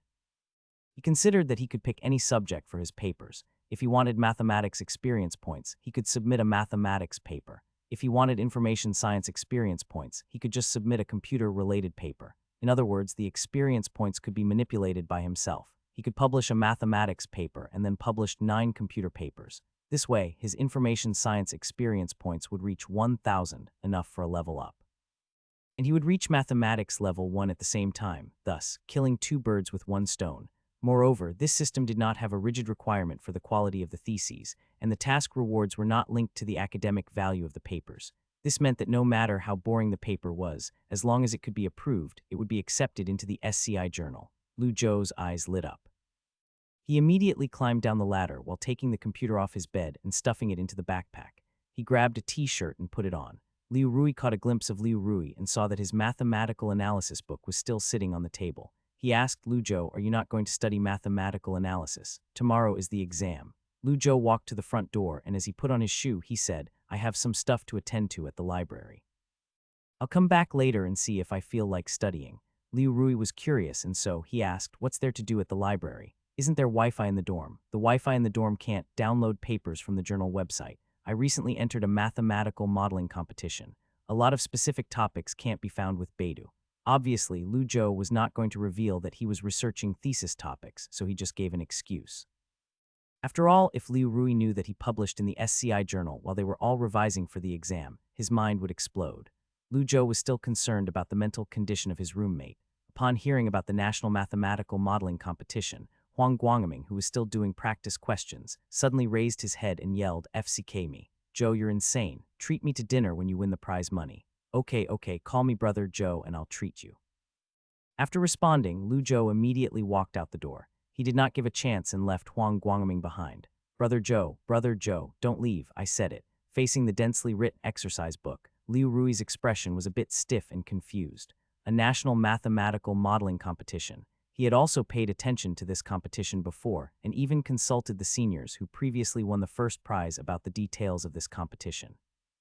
He was deeply saddened by his lack of ability. Originally, he was preparing to enter when he was in the second year. He did not expect the idiot Lu Zhou to apply, although the probability is low, but if he wins the competition, there's no way. Liu Rui took a deep breath and squeezed his fists. He made up his mind. I still have 3 months till September. After the mathematical analysis exam, I'm applying as well. It was Saturday afternoon. Lu Zhou finished his mathematical analysis exam and turned his paper in. He then walked to Old Tang's office. He walked in and was surprised to see quite a lot of people standing in his office. In addition to Professor Tang, not only was Dean Lu here, but also Professor Zhang Zhangji, the director of the computer department of the Software Institute. His name was well known in the computer industry. Even though Lu Zhou had never taken his classes, he still knew who he was. In addition, there was a young man and a young woman. The guy wore glasses. He was neither tall nor short. He looked very ordinary and did not stand out much. However, just from standing there, Lu Zhou could feel his genius aura. It seemed that this was the genius that Professor Tang talked about, the guy that won the National Computer Design Competition twice in high school. This guy really is a genius, Lu Zhou said in his heart. He completely ignored the girl. One, the presence on her side was too wrong, and secondly, it was because she portrayed a feeling of being weak. However, what surprised Lu Zhou was that she was the first to say hello. The girl smiled naturally. "Hello, are you the genius of the math department?" Lu Zhou said modestly, "I'm no genius. There's a lot of genius in our mathematics department." Lu Zhou took this chance to look at her. Her hair was combed into bangs and her face had light makeup on. Her face was probably a 6 or a 7. She wore a plain white floral dress that hanged down to her ankles and a pair of white shoes. They're standing very close. Maybe this is the genius girlfriend. Ah, even such an ugly guy can find a girlfriend, Lu Zhou thought. Professor Tang smiled and criticized, "You're way too humble. I have to criticize you. There isn't a single undergraduate student smarter than you. The Advanced Algebra 2 exam, I wrote it entirely. You were the only student that scored full marks. I personally marked your paper. It seems that I have to give you a separate paper next semester." "Stop joking, Professor. Please have mercy," said Lu Zhou with a smile. The perfect score was expected. After the exam, he guessed that he would probably get full marks, so he was not surprised at all. However, the two students were actually surprised by Lu Zhou's performance. Even the computer raised his eyebrows slightly. It was not hard to be good at mathematics, and his score was pretty good as well. However, getting a perfect score was a different story. "Wow, you are so good," said the girl while she batted her eyes with her long eyelashes at Lu Zhou. She reached out with her hand and said, "My name is Lin Yuxiang. I'm a student from the computer department. Can I ask for your help in maths? I'm Lu Zhou." "Of course you can," said Lu Zhou cautiously after shaking her hand. "Haha, if you guys want to discuss mathematics, I'm all for it. But discuss it later. Let me introduce you guys. This is Wang Xiaodong, this is Lu Zhou, then this is..." Dean Lu gave an introduction for the two people but hesitated when he arrived at Lin Yuxiang. Professor Zhang came over with a smile and said, "This is Lin Yuxiang. She's also a first-year student. She's the vice president of our student union, and she came here together with Wang Xiaodong." In other words, I didn't ask her to come. The expressions of Professor Tang and Dean Lu were somewhat weird, but they had nothing to say. Hello. The exchange between the two geniuses was very simple. So here's the case. I believe that Professor Tang and Professor Zhang have already explained it to you. I will not repeat it again. This is mainly about the team of the National Mathematical Modeling Competition, said Dean Lu with a smile. Dean Lu cleared his throat and continued, "I've discussed with Professor Zhang yesterday. I think our goal should not only be this year's competition, but the competition in February next year. You guys are at the top of the software department and mathematics department. I believe that you have this strength. Of course, when we look to the future, we have to be down to earth. I hope that you will win honor for yourself, for our department, and even for the school in the mathematical modeling contest." "Professor Lu, I have already read the details of the mathematics modeling contest, and the team asked 3 people to participate," said the computer genius as he adjusted his glasses. He did not give a chance for Dean Lu to speak and continued to say, "With regards to the remaining teammate, I would like to recommend Lin Yuxiang. She originally worked at student council, so she can make up for the areas that I am not good at. She's also the vice president of the Literature Society, so she would have no problem writing the thesis. There was a big problem. You could not mix literature and thesis writing. Also, Lu Zhou sighed softly. It seemed that this man's emotional intelligence is even lower than mine. Sure enough, Dean Liu and Professor Zhang's face were somewhat subtle and unnatural. Although the intention of the mathematical modeling contest was to encourage college students to participate in the competition freely, they should let the school organize the teams. After all, the instructors, training materials, and training venues that were prepared for them were all the best. In addition, the goal was not just to win this year's competition, but next year as well. It was not that he could not recommend anyone, but at least the person he recommended should have some achievements right. Student Council, Society, what kind of achievement is this? Dean Liu, Professor Zhang, and Professor Tang, please allow me to make this request. Although I feel that I'm still far from the level of these two study gods, I'll try to keep up with their footsteps, said Lin Yuxiang with a slightly lowered head. She continued to say sincerely, please believe me and give me a chance to prove myself. Professor Zhang and Dean Liu's expression was that of hesitant. They exchanged looks. They were still searching for the third member. The genius math student and computer student teamed up. They were going after the first prize or even a special prize. According to the original plan, Dean Liu planned on arranging a student with excellent thesis writing abilities. Then, to be honest, Dean Liu did not like the girl very much. However, at this moment, the genius computer student opened his mouth and said, Professor, as a matter of fact, I originally planned on teaming up with this girl. When I suddenly received the notice from the school, I thought, I'd rather team up with someone I'm familiar with as this will increase the odds of winning. After listening to him, Lu Zhou secretly shook his head. This guy, do you even know what you're doing? Do you think that you are the head of the department? Do you think competition is a vacation with your girlfriend? You can do whatever you want just because you're a genius student. Not to mention, even if you don't want to listen to the suggestions of the professors, you should at least discuss it with me. He was too lazy to care about this guy's egotistical attitude. Seeing the atmosphere was a bit awkward, Professor Tang, who had never spoken, suddenly smiled and joined the conversation. Let the young people decide what they want to do. We're too old for this. Speaking of writing theses, Lu Zhou has some experience, right? Oh yeah, which stage is your SCI submission at? I have already passed, said Lu Zhou with smiled. He suddenly thought that old Tang might think that he submitted it to AMC and therefore, he quickly added, I submitted it to your recommended theory and applied mathematics newsletter. How come you didn't even tell me you passed? Lu Zhou quickly explained, I only passed yesterday. I planned on telling you today. This time Dean Liu spoke, theory and applied mathematics newsletter. Not bad, it's the official publication of the Institute of Mathematical Sciences at New York University, right? Professor Zhang also looked at Lu Zhou in a strange way and said, a first-year student publishing in SCI. Impressive. Of course, I taught him myself, said Professor Tang. As he sipped his tea and his eyes smiled, there were wrinkles near his eyes. This old gentleman was this type of person. If you kissed his ass, he would not be happy at all. But if you complimented his own student, he would be ecstatic. Wow, you're so good. I thought you were older than me, but it turns out that you're a first-year student as well, said Lin Yuxiang. She opened her mouth in surprise and was openly awed by it. Wang Xiaodong did not say anything, but from his expression, it seemed that he had slightly approved of his new teammate. However, even though he did not say anything, he was slightly unhappy about Lin Yuxiang's attitude towards Lu Zhou. Professor, you thought too highly of me. It was all because of Professor Tang's help, replied Lu Zhou humbly. Professor Zhang looked at Lu Zhou and nodded with approval at his humble attitude. Then he thought of his own department's genius and could not help but shook his head in his heart. Being confident isn't a bad thing, but arrogance is not the same, still a level behind. Then, this year's national competition is set. As for next year's U.S. competition, we'll decide after observations, said Dean Liu. He heard that Lu Zhou had published in the SCI journal, so he did not say much. He just asked jokingly, oh yeah, Lu Zhou, you don't have any opinions on this new teammate, right? Lin Yuxiang looked at Lu Zhou and blinked her eyes. She was like a deer in headlights. Naive girl, you think that you can just trick me. Lu Zhou thought for a while, then shrugged. I don't have an opinion. Even though he was not very satisfied with this third teammate, he considered that with the computer genius here, it would make up for his lack of programming experience. With the arrogant nature of the genius, the team would be broken up if he did not agree. He weighed the pros and cons. It was better than him trying to find two garbage people. At least, this garbage was still slightly useful. He was not that good at public speaking, so she could do that. After hearing about the prize money the school would give, he decided, I'm going to get the first prize. Wang Xiaodong released his breath in relief. Lin Yuxiang's face burst into smiles as she looked at Lu Zhou gratefully. Lu Zhou smiled and did not say anything. Professor Liu clapped his hands and said then, it's settled. Professor Liu Xiangping will be your advisor coach. Tomorrow morning at 8 o'clock, meet at building a classroom 104. Professor Liu will brief. It's getting late, so you guys should go rest. Lu Zhou was walking towards the male dorms when he heard someone shouting his name.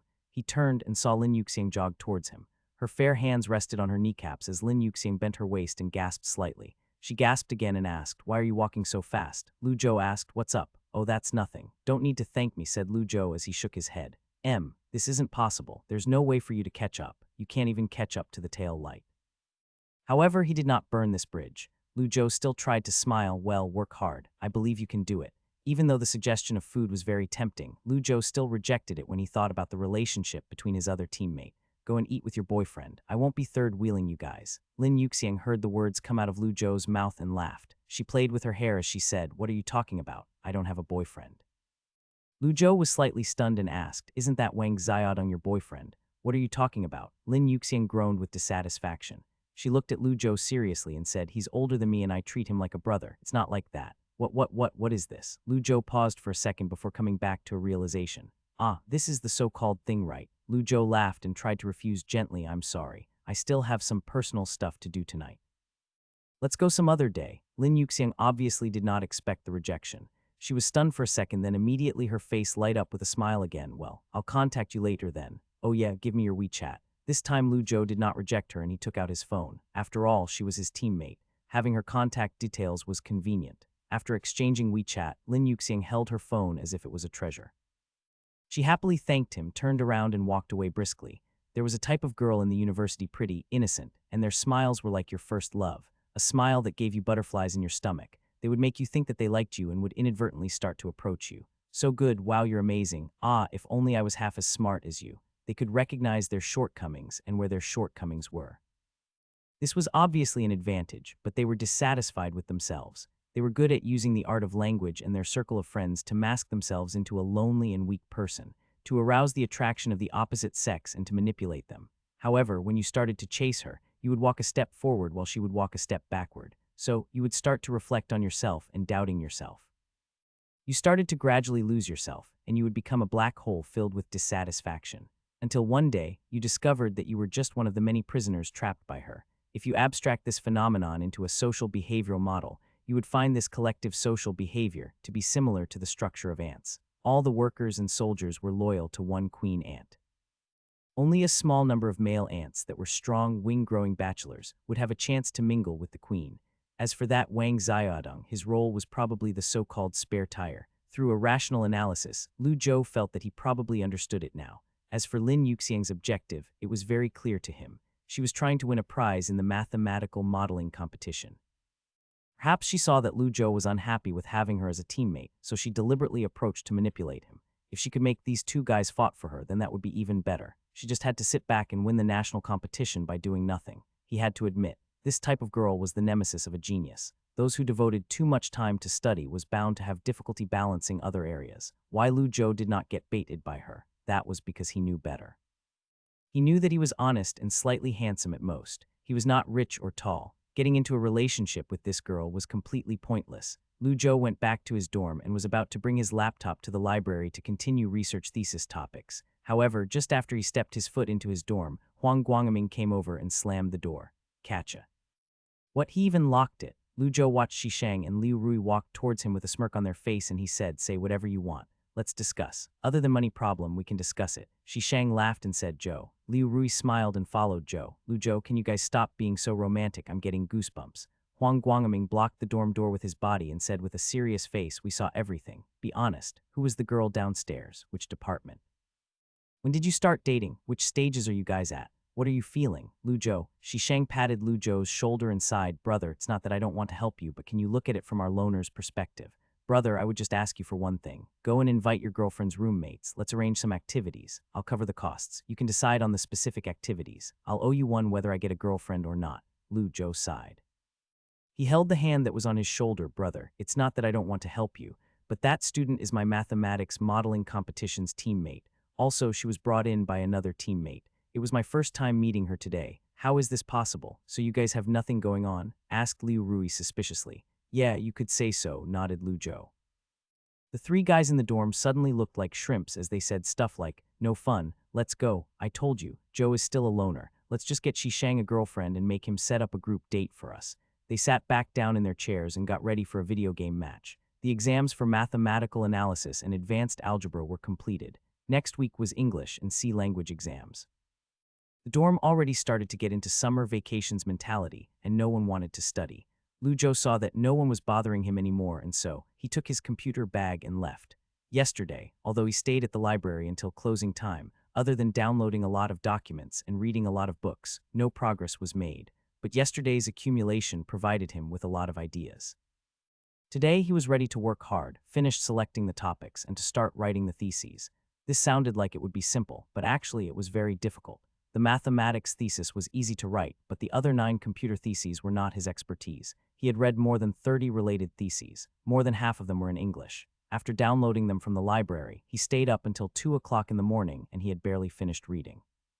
He still had very little understanding of the topic. Even if he learned the C language textbook, he still would not understand the harder topics.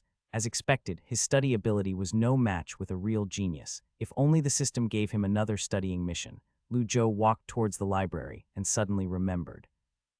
Lu Zhou was different compared to how most people wrote theses. All of his problems could be solved by asking the system. Therefore, the importance of proposing appropriate ideas far exceeds the realization of the idea itself. Thus, the key to the problem itself lied in choosing the topic. Lu Zhou's criteria for choosing a topic was very simple. Since he was going to be a mudslide in the academic world, then he would have to find the easiest topic to do, the easiest journal to submit to. What was worth mentioning was, as the second largest science major in the engineering department, finding an easy journal to submit to was relatively easy. Just like mathematics, where a new solution to a proof theorem could be published into a thesis, in the field of computer science, even a new algorithm could be published into a paper. 13 years ago, in an interview with the guy who founded Khan Academy, he said, 90 of academic papers are useless, and how many PhD papers have really been used? Hundreds of Silicon Valley giants agreed with him. Of course, there was a lot of criticism towards him. The statement indeed was biased, but it also reflected some problems on the opposing end. Internet information security and artificial neural networks were considered the norm. Also, big data and cloud computing had become hard-hitting areas. Artificial intelligence was even more of a mess as even civilians had joined in on the conversation. In addition, it was not just domestic, it was the same abroad. It was a common problem for all young disciplines. Lu Zhou considered these factors. Therefore, he eventually chose the area of artificial intelligence. Of course, the field of artificial intelligence was huge. From video games to frequency-changing electric toothbrush, strictly speaking, this thing had penetrated into society. It was just a matter of how deep the level of penetration was. Lu Zhou thought for a bit and typed a line of text in a Word document. Application of artificial intelligence in geographic information systems. From the phone's navigation system to autopilot driving, from traffic control to unmanned aircraft navigation. He chose the later, just in time for the emerging concept of unmanned aircraft logistics. Of course, this area was still very broad. However, he was not worried as he had 9 theses to submit. It was like pouring water into the sea of academia. He planned on breaking it into 9 parts with a hose and then slowly poured it in. Hence, his fingers tapped the keyboard and he continued to write. A pixel analysis algorithm based on artificial intelligence. Optimization algorithm for dynamic image recognition based on artificial intelligence. Automatic measurement method of human body size based on artificial intelligence algorithm. An artificial intelligence algorithm for harvesting addresses. An artificial intelligence based. However, it was not just about completing the title. He still had to write an abstract to describe the topic in detail. After all, a video game bot and Iron Man's Jarvis both belonged to the same category of artificial intelligence. Lu Zhou did not expect the system to accurately understand the difference between the two. Due to this, not only did he have to write a detailed description of the idea, it would not even appear in the final thesis. He had just finished all of this when the library approached its closing time. He dragged all of the documents into the same folder that had the thesis on mathematics. Lu Zhou stretched his back and leaned back on his chair. He thought back to when he wrote his first thesis and started to say in his heart, "System, give me a thesis price estimation." The system very quickly gave an answer to his question. Total 10 questions. Total cost, 210 general points. Would you like to confirm a purchase? An average cost of 21 general points. After that, he would only have 125 general points left. However, he would receive 800 general points when he completed the mission, not to mention additional rewards if he received an S grade. This was worth it. Confirm purchase. Lu Zhou closed his eyes. Soon, a feeling of being shocked by electric traveled from his spine up to his brain. This was followed by a huge flow of information. Although his information science experience points had not changed one bit, after receiving this new information, he felt his understanding of artificial intelligence had deepened. Purchasing knowledge with general points was also a learning method. However, it was much simpler and easier than studying it by himself. Of course, it would still take a while for him to completely digest this knowledge. However, it was enough for him to write the theses. Lu Zhou took a deep breath and opened his eyes. There was a spirit of fire in his eyes. 10 theses. He would take a month at most. He was going to complete this. The next day, Lu Zhou forced himself to wake up early. He brushed his teeth and put on his clothes, and then he went out of his bedroom. As a result of staying up all night, there were 2 dark circles below his eyes. He could not even count the number of times he yawned on the way to the cafeteria. Lu Zhou, Chen Yushin, was wearing a backpack and stood nearby. She smiled and said hello. When she noticed his dark circles, she said, "Wow, where did you get those panda eyes?" "I got them from the zoo." "This joke is so cold, it's not funny at all," said Lu Zhou while yawning. Chen Yushin's appearance looked the same as usual. A pair of thick round glasses with her long black hair tied in a ponytail. Speaking of which, he had only seen her wearing makeup and contact lenses once. In a time where even young girls started to wear face masks, this type of natural girls was rare. They began to walk together. Chen Yushin asked, "You're not going to the library today?" Lu Zhou thought for a bit and said, "I might go in the afternoon. I have a mathematics modeling competition training to attend to first." "Wow, math modeling competition," said Chen Yushin. She nodded her head and said with experience, "The prize money for that competition is pretty high. It'll be very helpful for your future career. I'll root for you. You've joined before." "What are you talking about? I won the level 2 prize. I amazed the audience with my strengths," said Chen Yushin as she flicked her eyebrows satisfyingly. She pumped up her chest and said, "If you don't understand anything, feel free to ask for my help." "Cool, cool, cool," replied Lu Zhou with a perfunctory attitude. "I guess this modeling competition doesn't care about your mathematics skills. That's a bit difficult to do." Just as Lu Zhou was thinking this, Chen Yushin, who was walking next to him, opened her mouth. "Wait a bit, don't move." "Yeah." Chen Yushin turned around, opened her backpack, and pulled out a pack of tissues. Lu Zhou was confused about what she was going to do. She took 2 steps, looked at Lu Zhou with a serious face, then suddenly reached out and wiped his face. "Ah, disgusting. You don't care at all, do you? You didn't even wipe your eye boogers before leaving the dorm," said Chen Yushin as she threw the tissue into a trash can. The FCK. Lu Zhou's face was instantly red and he was no longer sleepy. It was not because he was embarrassed. It was because, did I walk around all day with that big eye booger on my face? Lu Zhou had a stiff expression as he asked quietly, "It wasn't that obvious, right?" Chen Yushin laughed. "Okay, fine. It wasn't that noticeable. But I do suggest you go and wash your face in the bathroom before you enter a classroom." No S hit Sherlock. Lu Zhou immediately went into a bathroom, splashed some water on his face and started rubbing. He felt refreshed after washing his face. Lu Zhou went into the classroom with a wet face. He walked in and saw only one person inside. He sat down in the first row and greeted the person. "Morning." Wang Xiaodong saw Lu Zhou and his expression did not change much. He just nodded briefly and said hello. He then started to read his textbook again. Next week was the school-wide English exams. Only people like Lu Zhou, who studied the entire level 4 English textbook like a freak, was unworried about the exam. After all, the exam's vocabulary and grammar requirements were level 4. Therefore, he only had to study the level 4 textbook. He would not get that high, but 80 marks were no problem for him. Sitting there was boring, and talking with student Wang was even more boring. Lu Zhou took out his phone and started to read the material from yesterday. With these materials, he began to slowly digest the knowledge his brain took in last night. Fortunately, most of the artificial intelligence programs were written in C++ because the language had higher degrees of freedom. The popular language Python was used to write a shell at most. For example, the first-generation artificial intelligence learning system by Google, Disbelief, was the best example of an AI written in C++. The only programming language Lu Zhou knew was C++, so it was not difficult for him to understand this knowledge. If someone ever asked him how he wrote these theses, he could still write a couple of lines. With the 2 people busy doing their own activities, the time reached 8 o'clock quickly. With the sound of the bell ring, their instructor for the mathematical modeling competition, Liu Xiangping, walked into the classroom. When Liu Xiangping saw the 2 people in the classroom, he smiled and said, "There are only 2 people here. I heard there's another one." "I'll call her and ask," said Wang Xiaodong. Embarrassed, he walked outside with his phone. The professor was not in a rush. He opened his vacuum flask and sipped some hot water. He then casually sat next to Lu Zhou and asked with a smile, "What's the current situation on your team's configuration?" Lu Zhou put down his phone and replied with a smile, "I'm responsible for building the model, Wang Xiaodong is responsible for programming it, and Lin Yuxiang is responsible for writing the thesis and presenting. Modeling, coding, and writing. The standard configuration I see," said Professor Liu. He laughed and continued to say, "Speaking of which, you're the undergraduate student Lu Zhou, right? I've read your thesis and it was really good." Lu Zhou's eyes lit up. "Professor, you're in mathematics." You could say so, but I research physics side of things, and I don't publish mathematics theses much, said teacher Liu. As he squinted his eyes and looked at the classroom door, he said, your female teammate seems to be quite unreliable. Lu Zhou felt awkward and could only smile out of politeness. Teacher Liu smiled as well and left the issue alone. He paused before saying, as for your team configuration, let me suggest some slight changes. Making the model and thesis should be done by one person. The two other people should program the model. The advantage of this is that the person writing the model would have a strong grasp of the topic, and thus, the process of writing the thesis would be much smoother. Of course, the downside is that the person would be under a lot of pressure. The competition is only 3 days long. It means that when the person finished writing the model, he or she would have to immediately start writing the thesis.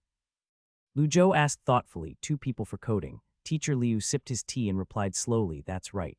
Lu Zhou laughed and did not give an answer yet. I'll think about it. After all, I should discuss this with my teammates. At the same time, the sound of footsteps came from outside the corridor. The last teammate had finally arrived. My apologies, I'm slightly late. I'm really sorry, said Lin Yuxiang as she walked into the classroom with Wang Xiaodong.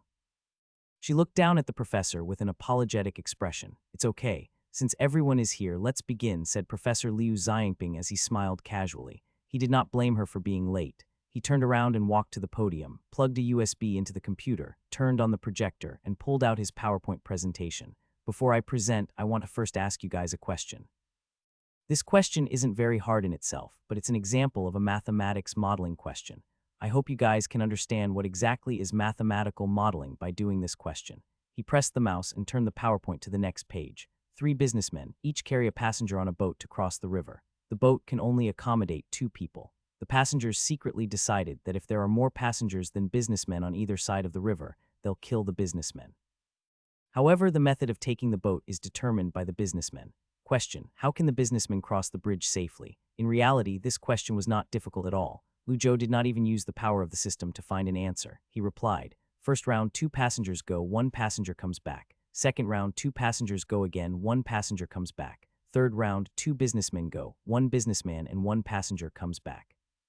Fourth round, 2 businessmen go, 1 passenger comes back. Fifth round, 2 passengers go, 1 passenger comes back. Sixth round, the last 2 passengers go and they would successfully cross the river. Clap, clap, clap. Lin Yuxiang started clapping with her tiny hands and her face was filled with an expression of being awed. Wang Xiaodong's expressions did not change one bit. He looked like a worldly man. From his perspective, this question was not that difficult. Although he did not try to solve it himself, he believed that his IQ was high enough to solve it in the same amount of time. Completely correct, laughed Professor Liu. He continued to say, even without any mathematical knowledge, this problem can be solved simply by logical analysis. What if we expanded this question into N businessmen? This question was slightly harder. However, while the mathematical side was easy, the hard part was abstracting this problem into a mathematical problem. Lu Zhou gave it a serious thought for a moment. He already had a general outline in his brain. Can I use the blackboard? Of course you can, said Professor Liu Xiangping while he waved his hand as an invitation. Lu Zhou walked up to the blackboard and started to write with a chalk. Let the number of businessmen before crossing the river as xk. Let the number of passengers be ik. K equal 1, 2, xk. Ik equals 0, 1, 2, 3.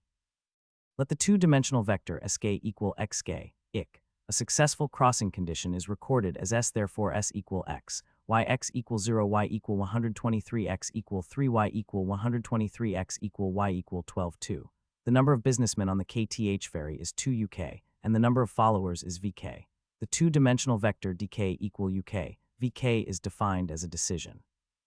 Allow the decision set to be recorded as d, which is known by the boat capacity. D equal u v1u plus vv. U, v equal 12, 3. Combining the above conclusions, the variation law of state sk with dk is sk plus 1 equal sk plus 1000 dk. Amazing, gaped Lin Yuxiang as she looked at the blackboard with a blank face. Her mouth was slightly wide opened. She watched Lu Zhou walk down the podium and she asked in surprise, you don't even need to write down your calculations. I can just calculate it in my head, said Lu Zhou while laughing. Wang Xiaodong still remained silent. From looking at his expression, the arrogant genius was thoroughly convinced by Lu Zhou's mathematics ability.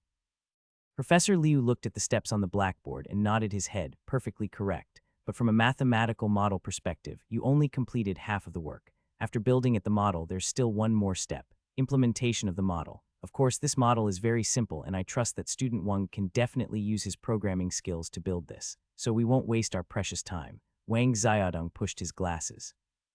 The expression on his face remained the same as it portrayed a sense of confidence. Given that there was no chance for him to show off his programming skills, he was a bit disappointed. After a pause, Professor Liu continued to say, data modeling is actually a process of simplifying a practical problem into a problem that can be expressed in terms of data and simple sentences. Then solve the problem through mathematical tools. So the key is, what actual problems are your team going to solve? Building a model isn't testing your programming abilities or your mathematical abilities. It is actually testing your ability to translate real-life problems into data and find a way to solve it. You guys have to remember this. As for building the model, I don't have much advice. There is no shortcut other than to practice and broaden your knowledge. As for programming, I can give some advice. There are 4 types of commonly used software: MATLAB, Mathematica, Lingo, and SAS. You don't need to master all of them, but you have to at least master one of them. The key is to use the software that suits you to solve the actual problem, said Professor Liu Xiangping while he looked at Wang Xiaodong. This was because he was mainly talking to him. Wang Xiaodong pushed his glasses, nodded his head, and said, I've used MATLAB and SAS, so there's no problem. Professor Liu nodded, knowing these 2 are enough. You guys have to learn this by yourself. I can only help you when you're stuck. The last point is regarding textbooks. I recommend that you read some books on mathematical modeling, such as Mathematical Models, Mathematical Modeling Algorithms and Applications, and Mathematical Modeling Basics. I still have some handouts and materials from the university. You can copy them and look at them at home, but remember not to pass them out or upload it online. Understood. The 3 students replied at the same time, understood. Professor Liu laughed and said, okay, that's it for today. I don't have much else to say. It's all up to you guys now. Come download the material from me if you need it. After you're done, go and study English. After downloading the material, Professor Liu dismissed them. He expressed that if they were not busy revising, they should look over the material tonight. Tomorrow they were going to meet in the school's computer room and to start their first training session. After Professor Liu dismissed them, Lu Zhou carried his laptop and walked to the library. He continued to write his theses. He did not even look at the material on his USB. After all, for him, the system mission was a higher priority than schoolwork. Other than writing theses, Lu Zhou would occasionally help Chen Yushin with a few math questions. Honestly speaking, the girl's foundation in mathematics was absolutely horrible. He had no idea how she apparently scored 85 in her first-year mathematical analysis exam. You guys don't study mathematics in business school, asked Lu Zhou. He was completely defeated by a question regarding finding the limits of a function. He rolled his eyes and wrote the answer on the draft paper. Without any mercy, he said, the teacher just explained this question as an example in class. Chen Yushin blushed. She refused to accept defeat and defended herself. I'm studying economics management in the business school. It's not like I study accounting. I've got a lot of other stuff to memorize. When would I have time to study mathematics? I know that you also need to study accounting and statistics for economics. Shut up, I'll buy you lunch. Lu Zhou shut up immediately. He said in his heart, don't be polite, ask me anything you want. It'd be best if you can buy me dinner as well. When someone bought him food, Lu Zhou would feel as if he owed them. Even though his financial situation was pretty bad, he would still find a chance to buy them food back. However, if Chen Yushin wanted to buy him food, he did not feel ashamed at all. He used his skill to earn the meal. Why would he have to treat her back? He helped her with all of the topics in advanced algebra, and he did not even charge her. It was normal for her to buy him food. After the library closed, Lu Zhou went back to his dorm and continued to work a little bit more. He finally finished writing his first thesis. The value score of the first thesis was the highest out of the 10. The system assessed it at 30 general points. He thought about some of the conclusions of this paper, as it was a supplement to the arguments in his previous thesis. Lu Zhou was prepared to submit it again to the Theoretical and Applied Mathematics Communication Journal. As for the rest of the 9 theses, his submission goal was modern communication and geographic information technology. 9 theses were 1350 yuan. By the time he finally finished uploading his mathematics thesis, it was already 2 o'clock in the morning. Lu Zhou saw the time was late. He turned off his laptop, yawned, and laid in bed. As he listened to his roommate's snoring sound, he slowly drifted into his dreams. Professor Liu and Lu Zhou were lazy and did not wake up early. He walked into the computer room behind Professor Liu.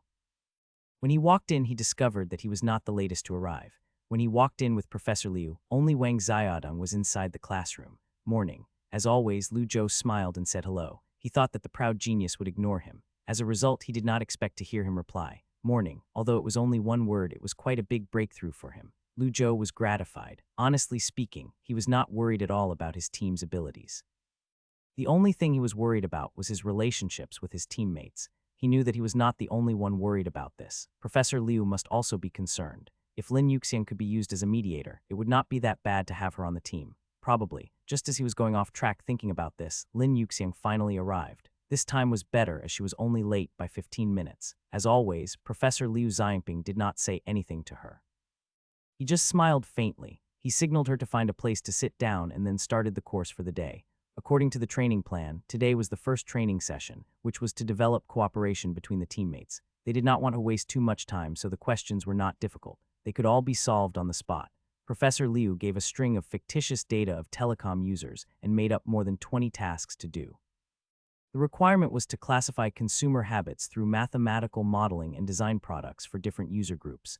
As the data was made up, the data source was not given in the question. He only gave them an Excel spreadsheet. The knowledge needed for calculations was biased towards statistics. It involved economics and product management techniques. Compared to yesterday's appetizer, the difficulty of this question had undoubtedly improved.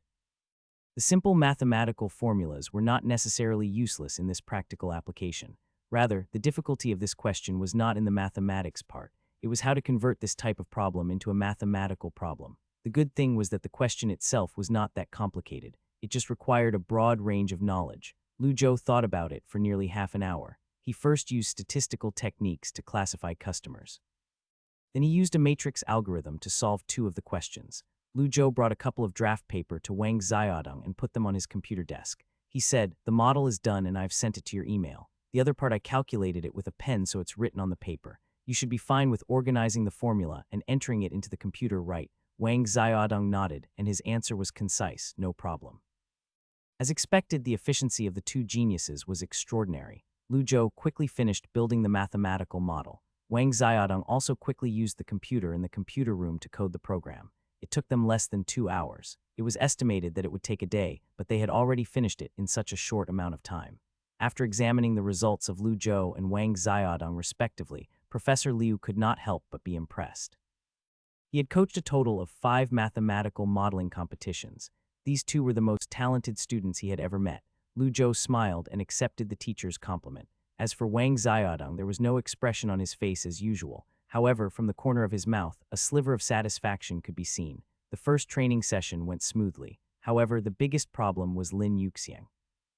Although this girl had written a lot of student council's reports, she had never written a thesis before. She spent half an hour researching the format requirements and made no progress. Wang Xiaodong was embarrassed. After all, it was him that strongly recommended Lin Yuxiang and believed that she could take on the role. The competition had not even started, and she already dropped the ball in the first training session. Although Lu Zhou had a slight smile on his face, his heart was full of resentment.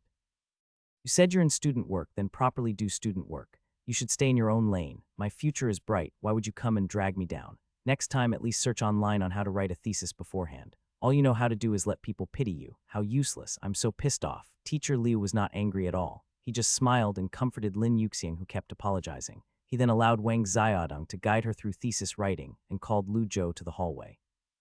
He took out a cigarette, looked at the 2 students inside the classroom, and said to Lu Zhou, "What do you think? Have you thought about my suggestion from yesterday?" Lu Zhou did not answer. "I can understand. You must have your own opinions about her," said Professor Liu with a smile. He added, "Just like my research community, every team would always have a useless teammate. They don't care at all about the project. These people would always exist." "Professor, your mentality is so good," said Lu Zhou with a smile. "It's not that my mentality is good," said Professor Liu. He waved his hand and smiled. "It's because I'm used to it by now."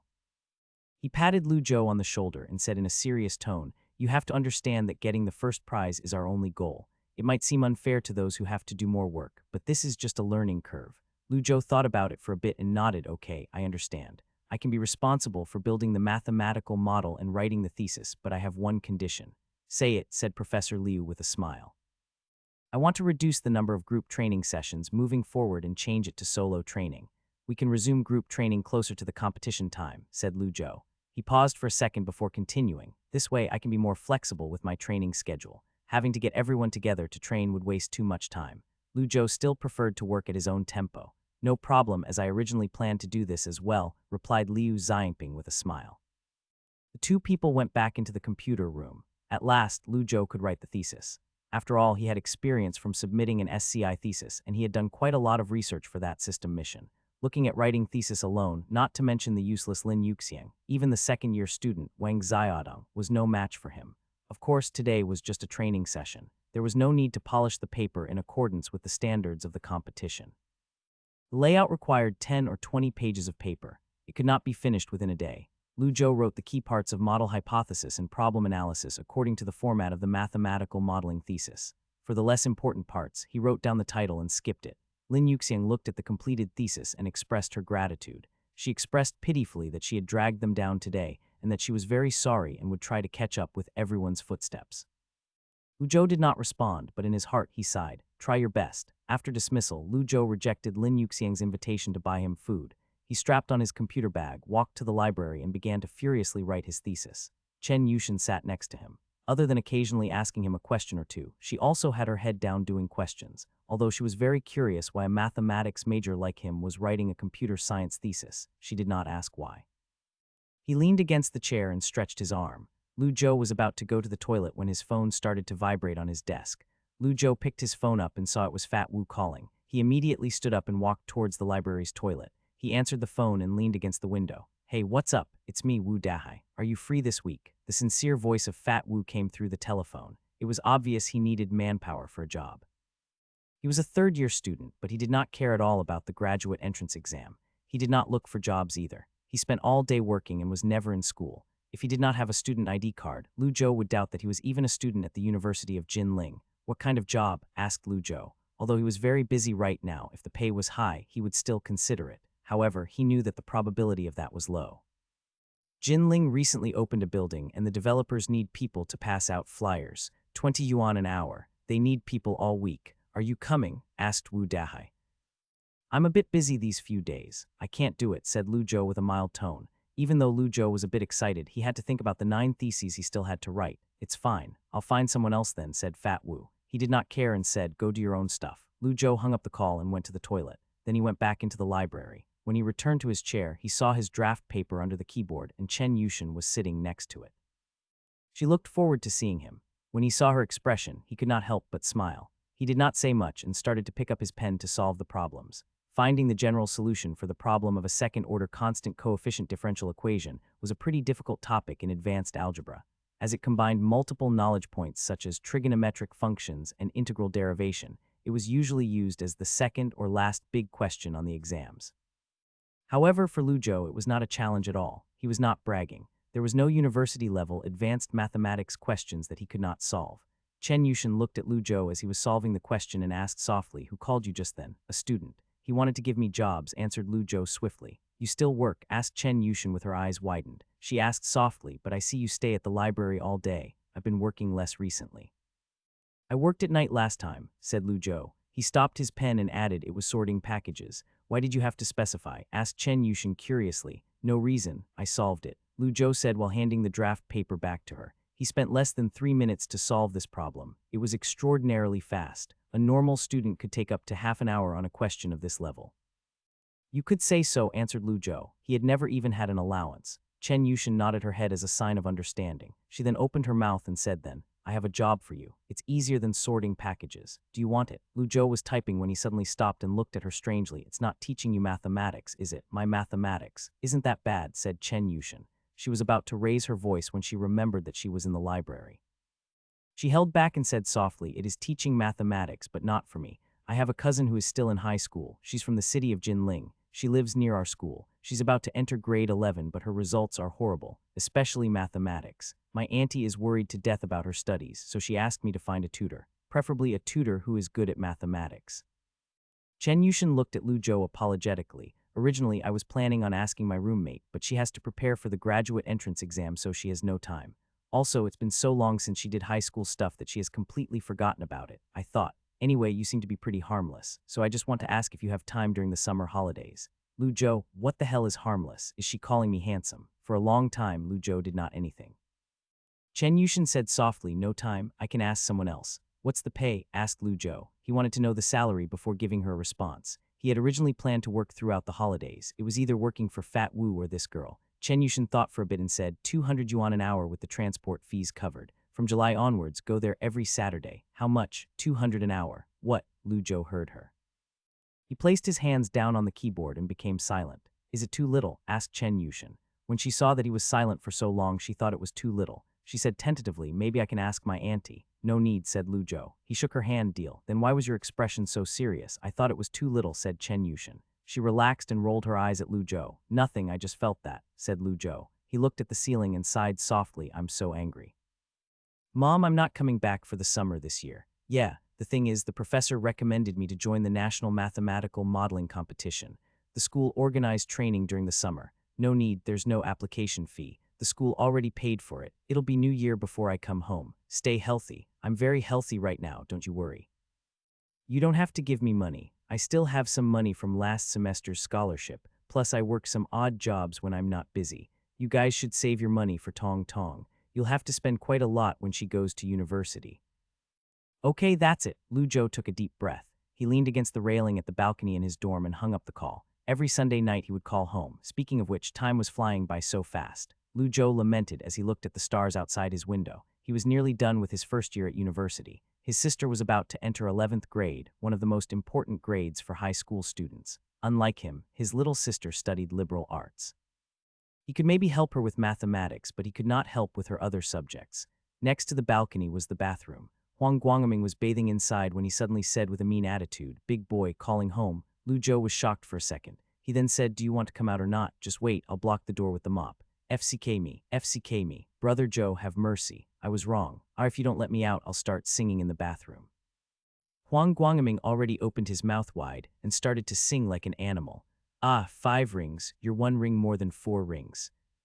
God damn it," that voice was like a chicken being killed. Lu Zhou had goosebumps all over his body. He turned around and closed the door to the balcony before heading back inside the dorm. However, the sound insulation of the bathroom was bad. A wall could not block it. The 2 people inside the dorm heard the singing and were instantly mad, especially Liu Rui, who loved to over-exaggerate. He laid his body on the table, held his jaw and yelled, "FCK me. Why are you singing? My teeth, it's hurting." In a time of panic and crisis, Shishang pulled out his chair and stood up abruptly. He yelled, "Don't panic, brother. I'll clean up this mess. FCK off." As expected, he had nothing much to say. Lu Zhou was extremely annoyed. He was about to stuff this guy into the bathroom as well and beat him up together with Huang Guangming. Why am I the only normal person inside the dorm? Ah, how uncomfortable. In the following 2 weeks, Lu Zhou was either at the library writing his theses, on the way to the library, or sitting in the exam room. During the last week of his exam, no one was as confident as him. Unlike them, he had the ability to back up his confidence. Just like he estimated, he passed English without any effort. C language was the same. Other than a rather creative question, there was barely any difficulty. It was like the knowledge gained from the mission was engraved in his brain and he could never forget it. However, during the modern history exam, Lu Zhou was completely frozen. He opened the exam paper and stared at the first question. Who am I? Where am I? What am I writing? He tried to ask the system, but the system gave no response. No matter how much general points he gave, this type of social science question was unavailable in the system's knowledge base. Fortunately, Lu Zhou knew a little bit on modern history. He only needed to find out the general direction. It did not matter if he believed what he wrote was right. It was fine as long as he filled in the questions. As for how correct his answers were, it would be up to the exam marker. After all, he tried his best. 3 days after the modern history exam, Lu Zhou finally submitted his final thesis. He had worked insanely hard over the past 3 weeks to the point of getting skinnier. Yet when he looked at what he had achieved, he felt quite accomplished. 3 SCI theses in a week. 10 SCI theses would not even take a month. I want to ask who else could do this. What? After 3 days of mindless waiting, the last paper had successfully passed the review stage. When Lu Zhou received the acceptance email, he could not help but think whether there was really no problem in submitting so many substandard theses. Also, all of the theses had the same name on it. Did no one find out about this? Maybe the system helped him distribute the manuscript to different reviewers. Either way, there were no issues. It would be an issue in a few months when the official publication comes out. Lu Zhou carried a feeling of excitement as he went into the pure white system space. He quickly walked to the semi-transparent information screen. Congratulations, user, for completing the mission. Mission completion details. The user successfully submitted 1 mathematics thesis, 9 information science thesis. 39 days left. Evaluation S+, additional reward mission given. He actually got an S+ grade. The additional reward was actually a reward mission. Lu Zhou looked at the S+ and the extra reward on the information screen with excitement. He was so excited that he had forgotten about everything else. Although he did not know what a reward mission was, he knew that it would have cost 1,000 general points to buy. Mission reward, 100 mathematics experience points, 900 information science points, 800 general points, 1 lucky draw ticket, 90 garbage, 9 samples, 1 blueprints. Reminder, mathematics level 0 level 1, information science level 0 level 1. He finally leveled up the goddamn mathematics subject. Lu Zhou's heart was full of excitement, not only because he leveled up, but because he finally pierced through the ceiling of mathematics. This meant that he was finally out of the novice village, and the upper limit of other subjects would be unlocked to level 1. Just what? He did not feel any substantial changes when he leveled up. He thought that it would be similar to exchanging general points for thesis knowledge, where the system would pour the knowledge into his brain. However, it was different. He failed to realize that his own brain was filled with the knowledge that he had never even heard of. It seems that the subject level of the system does not mean that I have the ability to master the subject, but only the authority to open some kind of knowledge database, and I still need to consume general points to access this database. I wonder if there's a discount for lower-level problems. Lu Zhou touched his chin and silently recalled the details of Riemann's conjecture in his heart as he ordered the system to estimate the price. However, as usual, the system did not respond. I guess level 1 mathematics is still not high enough to solve Riemann's conjecture. Lu Zhou thought for a second and said, "What about Beal's conjecture?" Beal's conjecture was a generalized theorem of Fermat's last theorem. It was believed that the reward for solving Beal's conjecture was at $1,000,000 USD. Last time, he tried to solve this problem with the power of the system, but the system did not give him a response. Required general points, 5,000. The mathematical level required, level 2. Lu Zhou saw this number and laughed. He immediately gave up on the idea. Why is this so expensive? At least, this time the system gave a price. It seemed that his guess was indeed correct. Raising the subject level was really just to unlock the high-tech system database. However, if you wanted to look in the database, you would still need to consume general points. After knowing this, Lu Zhou put his concentration back to more realistic problems. He took a deep breath and said in his heart, "System, open my characteristic panel." The semi-transparent information screen flashed. Core Science A Mathematics, Level 10, 10,000. B Physics, Level 0, 101,000. C Biochemistry, Level 00, 1,000. D Engineering, Level 00, 1,000. E Materials Science, Level 00, 1,000. F Energy Science, Level 00, 1,000. G Information Science, Level 10, 10,000. General Points 925, 1 chance of lucky draw. Mission not taken yet. Reward Mission 1. Level 2 Experience Points requirements added a 0 back to his panel. Lu Zhou thought about the hard-earned 1,000 experience points and could not help but feel discouraged. At least the mission reward would also increase as I level up. However, in that way, the mission difficulty would already be increased. He just hoped that this rubbish system would not give him some kind of mission like publish 100 SCI theses. That would really kill him. Lu Zhou did not immediately use his lucky draw. Instead, he left the system space.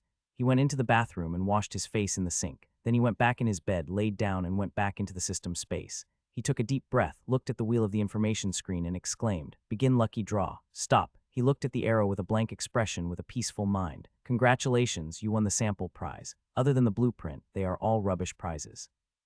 Even when I got the blueprint, it was just some mathematical proof theorem. Anyway, Lu Zhou had no hope for this system. He just wanted to finish the lucky draw and to start doing missions to earn general points. Received focus capsules, 40 capsules per bottle, 5 hours duration. Will develop a 24-hour resistance if taken. After taken, it can improve brain cell activity and enhance the speed of knowledge absorption and logical thinking ability.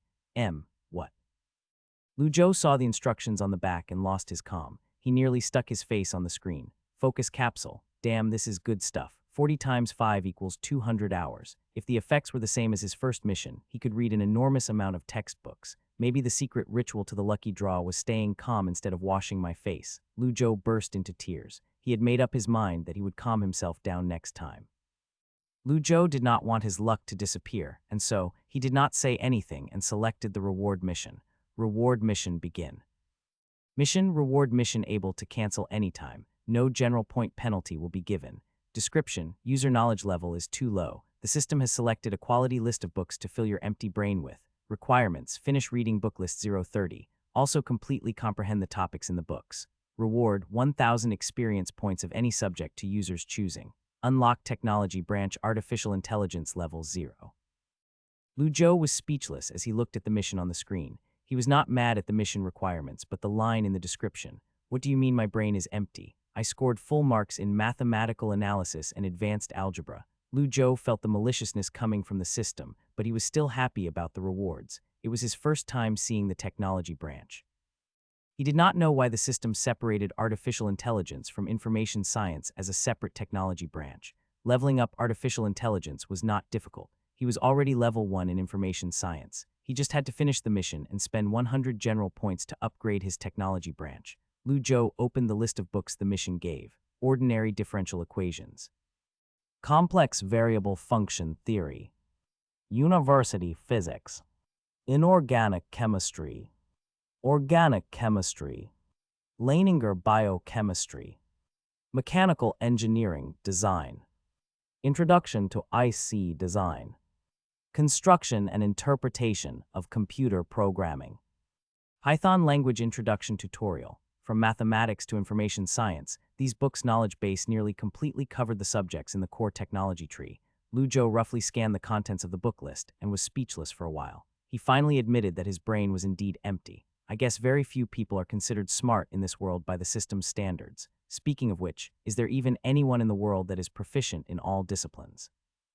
Even a single discipline can be split into an infinite number of fields with an infinite amount of research directions. Maybe this system has some kind of misunderstanding when it comes to human beings. Lu Zhou thought it was likely. Lu Zhou exited the system space and sat up from his bed. He then took the laptop beside him. He opened his email and saw that Professor Liu had already sent the questions into his mailbox. They planned this out during the last training session. Lu Zhou would build the mathematical model, then he would send it to Lin Yuxiang and Wang Xiaodong for them to program it. Then they would send it back to Lu Zhou for him to write the thesis. Finally, Lu Zhou would send the whole thing to Professor Liu. Professor Liu took into account that everyone had their own busy schedules and that he had his own projects to do. Therefore, he decided to give out one question every Monday. As for the rest of the time, the student could read books and do additional training on their own. Lu Zhou quickly finished building the mathematical model and sent the data to the other two people. He then stretched his back and turned his laptop off. Although the school exams had finished, his mission had just started. He did not want to waste time, and so he prepared to go to the library. He put on his clothes and was ready to climb down the bed when someone knocked on the door. Liu Rui, go open the door, said Huang Guangming. He was wearing slippers and playing video games. Turned out it was the class leader, Tianjun. He walked in, looked around, smiled, and said, I see you guys are all playing video games. Shishang replied, of course. Exams finished, leader. When can we go back home? Tianjun smiled and continued to say, there's a class meeting this afternoon. We'll discuss the holiday plans. Oh yeah, have you thought about applying to the mathematical modeling competition? If you get above 80 in your advanced algebra and mathematical analysis exam, the school will organize summer training. Huang Guangming and Shishang both replied, we're not going. Liu Rui paused for a bit and asked, can't you apply for the competition yourself? What is the difference if the school applied for you? Tianjun smiled and answered, if you apply yourself, you have to find an instructor yourself. The school team has a specific teacher organizing the teams. But there's a lot of people applying, so there might even be elimination rounds. There's going to be 60 or so people left for around 20 teams. Although Liu Rui was unhappy about training during the summer, he knew that Lu Zhou was going to stay in the school for the summer. This gave him a sense of urgency to catch up. Liu Rui stopped hesitating and said, sign me up. Okay, I'll write your name down, said Tianjun. He smiled and looked at Lu Zhou. Lu Zhou, how about you? Are you applying? I've already applied, said Lu Zhou humbly with a smile. Huang Guangming was surprised. He turned his head around and asked Lu Zhou, wow, Zhou, advanced algebra was so hard and you actually got 80 marks. The results were actually released 2 days ago. Other than Lu Zhou, everyone in the dorm had already compared their marks. It was the same as last semester. Liu Rui was still first. Huang Guangming came in second with 88 marks, and Shishang struggled but got 80. They specifically did not ask Lu Zhou not because they were excluding him, but because they did not want to anger him. Hence, they were very careful about not mentioning it. After all, these three people remembered clearly that this guy left half an hour into both exams. What could he possibly write in half an hour? Did he even get to the long questions? Liu Rui saw with his own eyes that Lu Zhou finished the exam, but he still did not believe it. He wrote his questions meticulously. He wanted to believe that Lu Zhou guessed most of the questions. Lu Zhou paused and contemplated if he should tell Huang Guangming what he got for the two subjects. Both were full marks. It would be too scary to even say. The boat of friendship could sink. The class leader misunderstood. He thought that Lu Zhou's hesitation was because he did badly in the exams. He laughed awkwardly as he said, there are no requirements for applying yourself. It's fine if you didn't get 80. Okay, that's all. Liu Rui, are you sure? I'll write your name down, I'm sure. Liu Rui nodded his head. He was certain. Actually, he was certain about it since a long time ago. Not only did he want to enter, but he also wanted to win. This was his purpose. The summer vacation was only 2 months away and even Lu Zhou applied. How could he fall behind? It was in the afternoon when they gathered at classroom 403 of Building A. The final class meeting for the undergraduate mathematics class was held as scheduled. A group of boys squeezed into the classroom. The thin and tall instructor who was wearing a pair of glasses walked over. This instructor's name was Zhang Wei, and he was studying a PhD in mathematics. He was usually busy with his own research project, and therefore, he was rarely seen. Although he was busy, he still cared about the class activities. He would arrange a meeting almost every month and talk about safety, discipline, and study techniques. He would even brag to the undergraduate students about the time when he was still studying the bachelor's degree. Instructor Zhang slowly walked to the podium and put his hands behind his back. He scanned the students below, cleared his throat, and said, "After this meeting today, your first year at the university will come to a successful conclusion. Let me emphasize again on safety. Last time there's this dumbass who left his burning hot outlet in the dorms and burnt the whole thing down. He's probably doing his college entrance exam again this year. Who knows if we'll see him after the summer." Sounds of laughter came out of the classroom. Instructor Zhang coughed lightly and said with a smile, "I'm just joking to keep the atmosphere light. In short, you must be careful regarding safety. I know for a fact that some people are hiding hair dryers and other electronics that heat up fast. They even sneaked past inspection. But I hope those people will check that their socket is unplugged." Instructor Zhang rambled on for 20 minutes regarding safety issues. He paused and started to talk about the conclusion of the semester. "You guys did pretty well in your exams. I hope you can keep it up. Also, number 3 helper, you have to work hard as well. Don't think that being a part of the class committee is just collecting homework and having meetings. You should also set an example for studying." The committee member that got called out smiled awkwardly and scratched his head. He was considered a genius when he first came to the university. However, he kept on having too much fun, and now his studies were taking a hit. It was true that he did horrible this semester. He only received a 65 for advanced algebra, but he was ready to take it again. Instructor Zhang continued, "Student Luo Rundong did pretty good, 95 marks and only 1 mistake. Congratulations to him. Also, student Liu Rui, 92, not bad as well. Only these 2 people got over 90 marks. Everyone else has to work harder." Huang Guangming reached out and rubbed Liu Rui's shoulder as he said softly, "You're too good, brother Liu." Shishang also reached out his hand and rubbed Liu Rui's other shoulder. "Too good, too good. Give us some of your good luck. Get off me." "It's too hot," said Liu Rui as he pushed the hands off him and acted annoyed. He then sighed in relief and felt satisfied. As expected, he had overestimated it. Only 2 people got over 90 marks, and that were him and a genius mathematics student called Luo Rundong. As for Lu Zhou, he's still far behind. Dumb student, pretending to go to the library. The class started to argue as they were envious of the 2 genius students. This advanced algebra exam wasn't difficult, it was very difficult. The paper was written by Professor Tang, and all the questions were on the verge of being impossible to solve. The questions were not exactly unexpected, but they always hit the students' knowledge base blind spots. It was difficult just to get 80 marks, and anyone that could get 90 was a god. In addition, I want to greatly praise student Lu Zhou. Lu Zhou's improvement this semester was tremendous. 100 marks in both mathematical analysis and advanced algebra. He shocked the teachers. They even double-marked his exam paper, and it was still full marks, not a single mistake. He has the exact right attitude in learning, similar to my style in the past. "You guys should learn from him," said Instructor Zhang as he stared at Lu Zhou with an expression of approval and nodded his head. The people in the class froze instantly. No one responded to the instructor's praise of Lu Zhou. Luo Rundong's eyes went wide open as he looked behind in disbelief. Liu Rui's smug smile became very stiff and even his eyebrows were twitching. Both subjects, full marks, full marks. Like someone who had set off a firework, the classroom instantly exploded into chatter. "FCK me, brother Liu is insane. Too good, too good. Holy SHT, he's insane. I thought he turned in his paper because he didn't know how to answer the questions, but I guess it was because he finished." Huang Guangming and Shishang did not say a word and reached out with their hands. Lu Zhou quickly dodged and warned them, "I'm warning you. Don't touch me. I'm not gay." Huang Guangming smiled mischievously and reached out. "Come on, brother Lu, let us get some of your luck." Shishang said impolitely, "Yeah, big boy. FCK off." Instructor Zhang looked at the classroom that was in chaos and did not interrupt.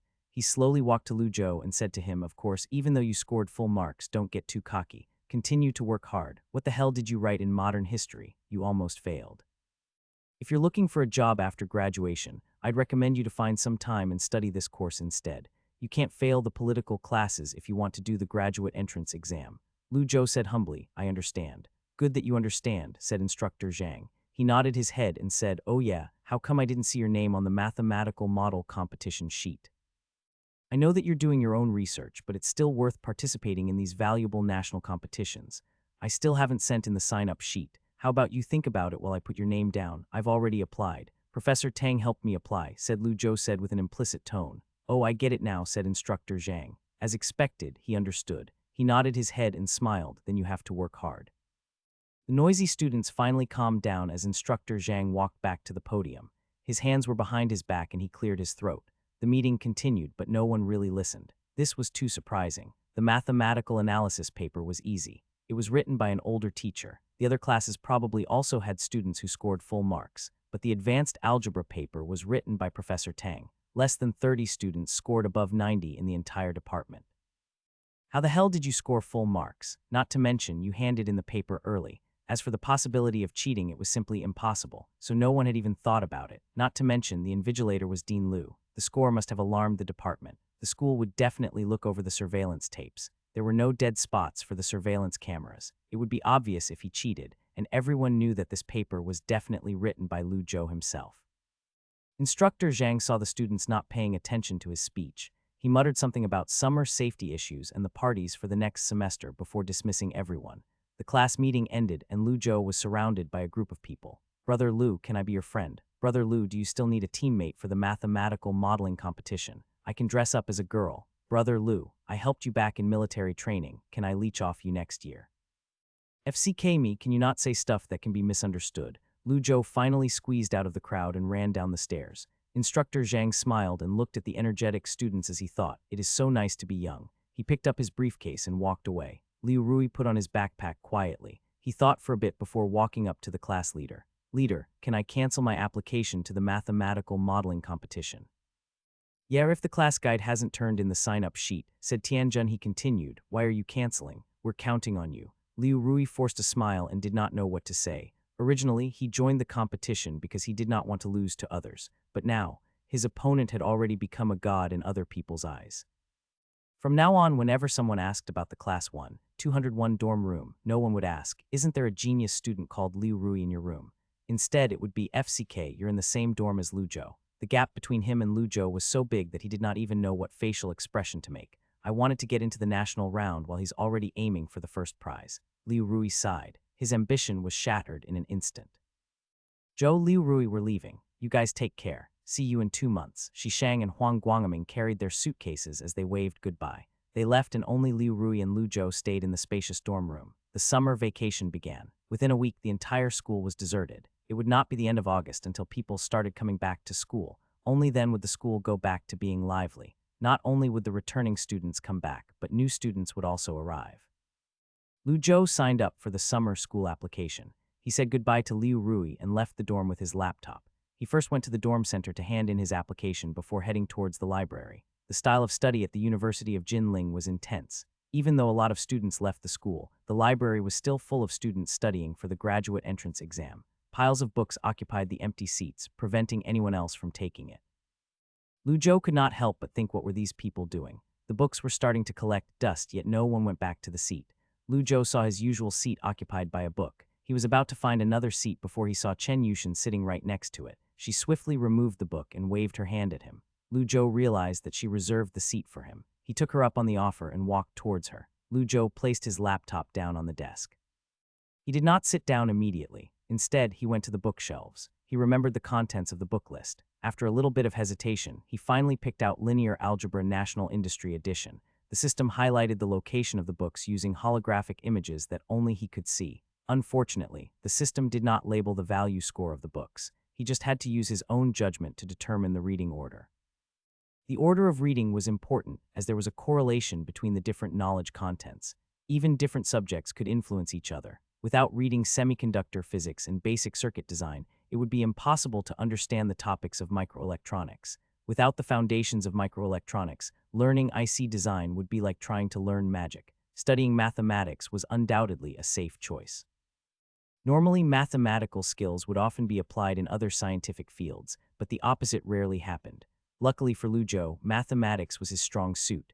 Even though the materials for the other disciplines were new to Lu Zhou, with his mathematical background, it would not be too difficult for him to learn them. Perfectly for him, there were gaps in his knowledge of mathematics, so most of his understandings were shallow. For example, the reason he was able to write his first thesis was because of his deep understanding of complex and real functions analysis. He would be completely lost on the other topics that the thesis did not cover. Thank God no one was bored enough to test him with a textbook. Otherwise, he definitely would not be able to answer it.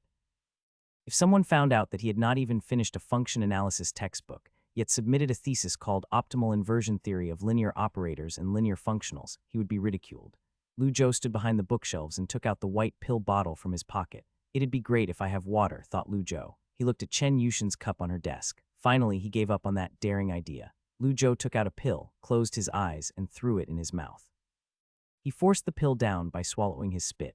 He waited for a while and did not notice any changes. Suddenly, a slight tingling sensation spread from the back of his head. It eventually swept through his eyes and gathered toward his eyebrows. It was hard to describe the feeling. It was like an invisible ant crawling over his head, nanorobots, or some kind of special hormone. Lu Zhou was unsure. The technology given by the system was beyond the scope of existing knowledge.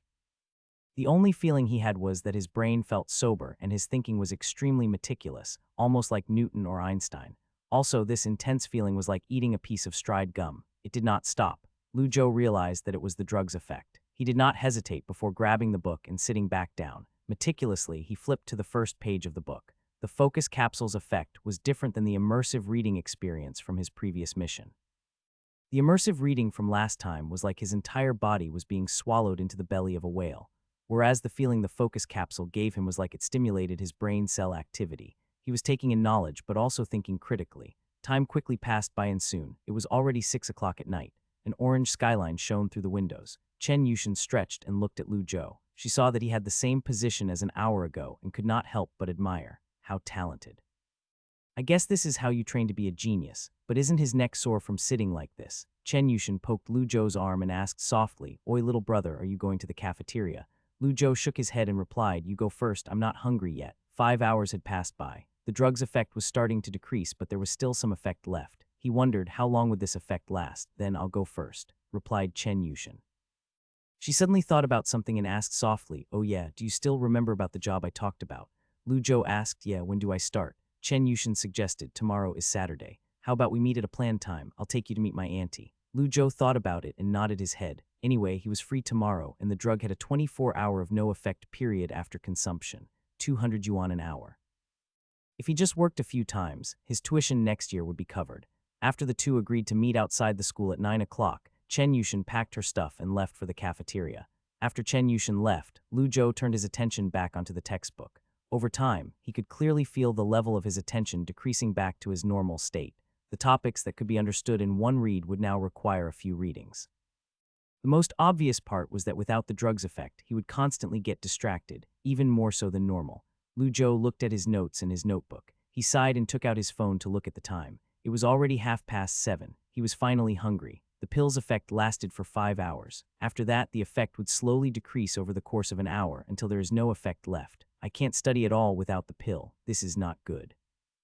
Lu Zhou picked up the book and went to the librarian. He took out his library card and borrowed the book. He then packed his stuff and left the library. He went to the cafeteria on the way back to his dorm and ate some noodles for dinner. He then went back to his dorm, sat down, and continued to read the book. He did not care how slow his knowledge absorption was. Studying was studying. Although under normal circumstances his studying speed was very slow, it did not prevent him from remembering the topics that he had already learned. He could still extend his current knowledge. Of course, the most important part was that he did not want to be over-reliant on this focus capsule. After all, there were only 40 capsules in a bottle. It would soon be gone. It would be difficult for him to obtain it again, given its probability. Around 9 o'clock, Liu Rui came back to the dorm from his mathematical modeling competition training meeting. He glanced at Lu Zhou, who was studying, and put down his backpack before walking over. "Zhou, exams are already over and you're still studying. I have nothing to do anyway. There's not much stuff doing on," replied Lu Zhou with a smile. Liu Rui looked at the contents of the book Lu Zhou was reading and did not say anything. He found that his mind was much more peaceful after he accepted this situation. If they were close in skill level, he could still hope to catch up. However, the difference between 90 and full marks was too huge. He did not even have the motivation to try. It was still painful to think about it. The month before exams, he would study the second he woke up until the second he slept.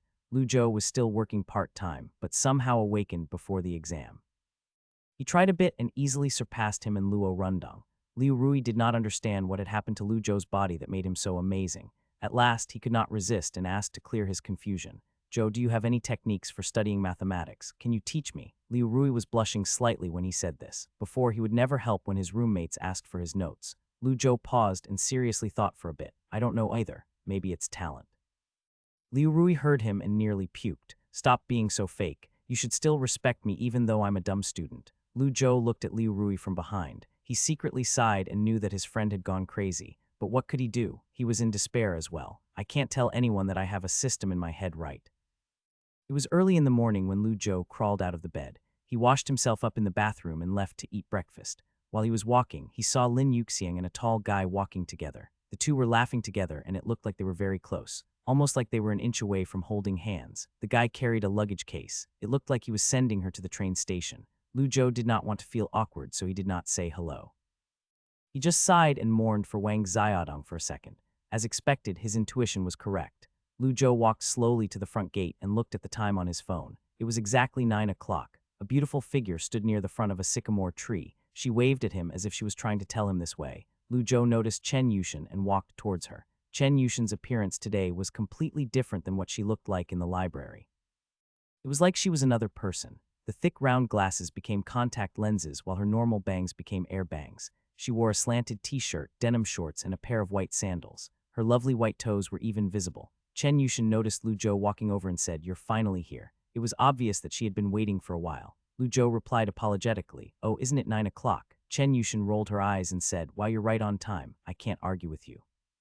She shook her phone and said, "The meeting spot is close by. I called a Dai cab." Lu Zhou wondered why they did not just walk if it was so close. He hesitated for a bit and decided not to question her. Soon after, the cab arrived and the pair sat in the back seats. Lu Zhou thought about the 200 yuan per hour pay and his inexperience in tutoring. He could not help but feel worried. He decided to ask Chen Yushan what the situation was like. Is your cousin a science or liberal arts student? How are her grades? Chen Yushan was uncertain when she replied, "Science, I think, but her maths, physics, chemistry, and biochemistry grades are all pretty bad. Just Mandarin and English left, I see." Lu Zhou could not help but ask, "Then why doesn't she study liberal arts?" Chen Yushan paused for a bit as she did not know either. How would I know? The two chatted for a bit and finally arrived. They hopped out of the car into a busy street and walked towards the coffee shop around the corner. The decor in the coffee shop was very elegant and the furniture looked very classy. It was still early in the day, so the seats were mostly empty. Chen Yushan brought Lu Zhou inside and walked towards the back of the coffee shop. A mature-looking 30-year-old woman sat near the bookshelves at the back. Her black hair was tied elegantly behind her head. She held a book and read elegantly. She was also dressed tastefully. It was obvious she had class. Lu Zhou could feel a strong sense of strength coming from her, and he could tell that her status was high, either in the law industry or a company manager or a CEO. Also, she definitely looked younger than she actually was. Chen Yushan greeted her warmly before introducing Lu Zhou. "Auntie, this is the student Lu Zhou that I talked about. He's a super genius student, especially in mathematics. He's amazing. He could definitely teach Mengqi mathematics." This woman smiled at Chen Yushan, turned to Lu Zhou and said, "Hello." "Hello," Lu Zhou replied nervously. "Stop standing around and sit down," said the woman. She smiled gently and asked, "Do you want to order anything?" Chen Yushan smiled and said, "I want a large mocha." Lu Zhou said warmly, "I'll just have a cup of water." The woman smiled and said, "Don't be so polite." She pressed the button on the table. The waiter came and she said, "A cup of mocha and a cup of Americano." The woman placed down the menu and looked at Lu Zhou. She continued, "This place's Americano isn't bitter at all. It has a strong chocolate taste. Good for beginners. I'd recommend you to try it. It seems like she's a strong woman that likes to be in control of everything. It's hard to imagine that a parent like this would have a child with bad grades." Lu Zhou was analyzing in his heart, but his facial expression remained polite. He smiled and said then, "I'll respectfully accept your offer." The woman smiled and said, "Students from the University of Jinling are so polite. Do you study liberal arts, mathematics?" The woman looked at Lu Zhou in surprise and did not say anything. She took a sip from her coffee cup and before taking out a business card from her bag, she placed it on the table and gently pushed it towards Lu Zhou. "This is my business card." Lu Zhou was astonished when he looked at the card. Yang Denki, Chairman and General Manager of Yali Fashion Limited. Contact number XXXX. He had never heard of Yali Fashion before, but he definitely knew about the positions of Chairman and General Manager. Speaking of which, can you take 2 job titles within a company? Aren't you busy? I don't have a business card. Sorry. It's okay, I understand. You can just add my WeChat, replied Yang Denki. Lu Zhou took out his phone and used the phone number in the business card to add her WeChat. He also tried to remember her name. The waiter came over with a tray and placed 2 cups of coffee on the table. "Shan Shan has already discussed the payment with you, so I think that you already understand," said Yang Denki. She crossed her legs and said calmly, 200 yuan an hour, transportation fees covered. Every weekend starts from 1 o'clock in the afternoon until 6 o'clock at night. Any questions? The WeChat went through. Lu Zhou sat stiffly and nodded his head, no questions. Yang Danqi nodded and said, okay, then you can start working tomorrow. The address is on the back of the business card. You can come by yourself or with Shan Shan. That's it. It's a done deal. Lu Zhou still could not believe it. After all, he had not even seen the student. He did not even have to meet her and see if he was a good fit. Almost like Yang Danqi saw through Lu Zhou's doubts, she sipped her coffee and said, since you were recommended by Shan Shan, I trust that you are skilled. You are in the University of Jinling, so you must have your own insights in learning. I don't like to drag things on. I like to be decisive. If you don't do well, I can just replace you.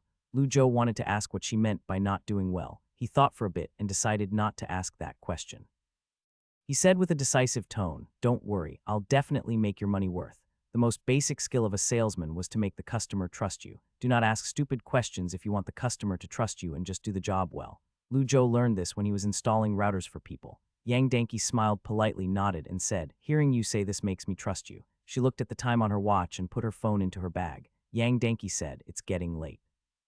I still have a meeting later, so I have to go to the office. She continued, you and Shan Shan can eat lunch here if you want. I've already spoken to the servers. I'll cover your bill for today. I'd recommend the pizza, it's very delicious. See you later, auntie. See you later, Mrs. Yang. Yang Danqi left. Chen Yushin laughed out loud as she mocked Lu Zhou. Did you almost call her auntie? Lu Zhou admitted, yeah. Chen Yushin said, it's fine if you call her ma'am since she's 40-something years old. But my auntie doesn't like people calling her ma'am, so just call her Mrs. Yang. Lu Zhou understood and nodded. Generally speaking, a woman who paid attention to her appearance would be quite sensitive about her age. It was best if he could avoid this minefield so that he could keep his 200 yuan per hour job. Lu Zhou asked, what do we do now? Wait, till 12 o'clock for lunch. Chen Yushin laughed and said, you can eat while you wait. You're getting treated. Anyway, isn't this your favorite? Of course you don't have to wait here. We can go and walk around, but you're paying for lunch. Then let's wait here. The prices around there were all very high. There was nothing he could afford. Lu Zhou took a book from the shelves and began to read. Chen Yushin stared at him for a long time while he did not respond at all. She finally could not resist asking, do you know how to do anything other than reading? Impatient, Lu Zhou asked, then what should we do? 2 people were not enough for board games, and their phones were too crappy for video games. It seemed like the only thing they could do was read. Chen Yushin looked around and saw 2 people sitting next to them. Her eyes lit up and said, wait a bit, I'll be right back. After which, she went to the front desk. Lu Zhou was wondering what she was doing. Soon after, she came back holding a set of checkers. Placing it on the table, she said excitedly, let's play checkers, you go first. Lu Zhou. Chen Yushin bit her thumb and frowned. She stared at the checkers board and started to think hard. The defeat is certain. There is no room for recovery. She spent a long time thinking and finally accepted the defeat. She suggested with a tentative tone. Let's play again. Lu Zhou sighed and looked at the sky. Can I surrender? No. Chen Yushin was so angry she wanted to start stomping her feet. She was always ridiculed for her mathematics questions. This is too easy, another free marks question. It'll be too late for your graduate entrance exams. She wanted to earn some respect from playing checkers, but Lu Zhou did not give her any and even won 10 games in a row. He had even let her start first. Maybe my IQ is just too low. Chen Yushin had been called a genius student for the past 3 years, but now she suddenly had doubts about her life. Chen Yushin stubbornly pushed the checkers board and still wanted to play. Lu Zhou could not help but ask, can I ask a question? Chen Yushin answered irritably, ask. Lu Zhou asked seriously, why do you think you're good at checkers? Chen Yushin heard him and blushed as she said awkwardly, when I was young, I had never lost to my parents. How young? Chen Yushin murmured softly, I think it was in primary school. Oh my god, you still remember stuff from primary school. Your parents were obviously letting you win. Have you not played against other people? Lu Zhou did not know why, but he suddenly felt sorry for her. They had a supreme seafood pizza for lunch. Mrs. Yang was right, the pizza at the coffee shop was very delicious. Although it was a bit pricey, Lu Zhou did not have to pay for it. He had even left space in his stomach and ordered ice cream for dessert after. Chen Yushin was eating a sandwich. As she watched Lu Zhou eating happily, she could not help but complain, you sure eat a lot. You're gonna get fat if you're not careful. Lu Zhou replied, I hope I can get fat. He was eating high-calorie ice cream and chocolate mousse as he said nonchalantly, I don't know why, but no matter how much I eat, I still can't get fat. It was suddenly quiet as Chen Yushin did not speak.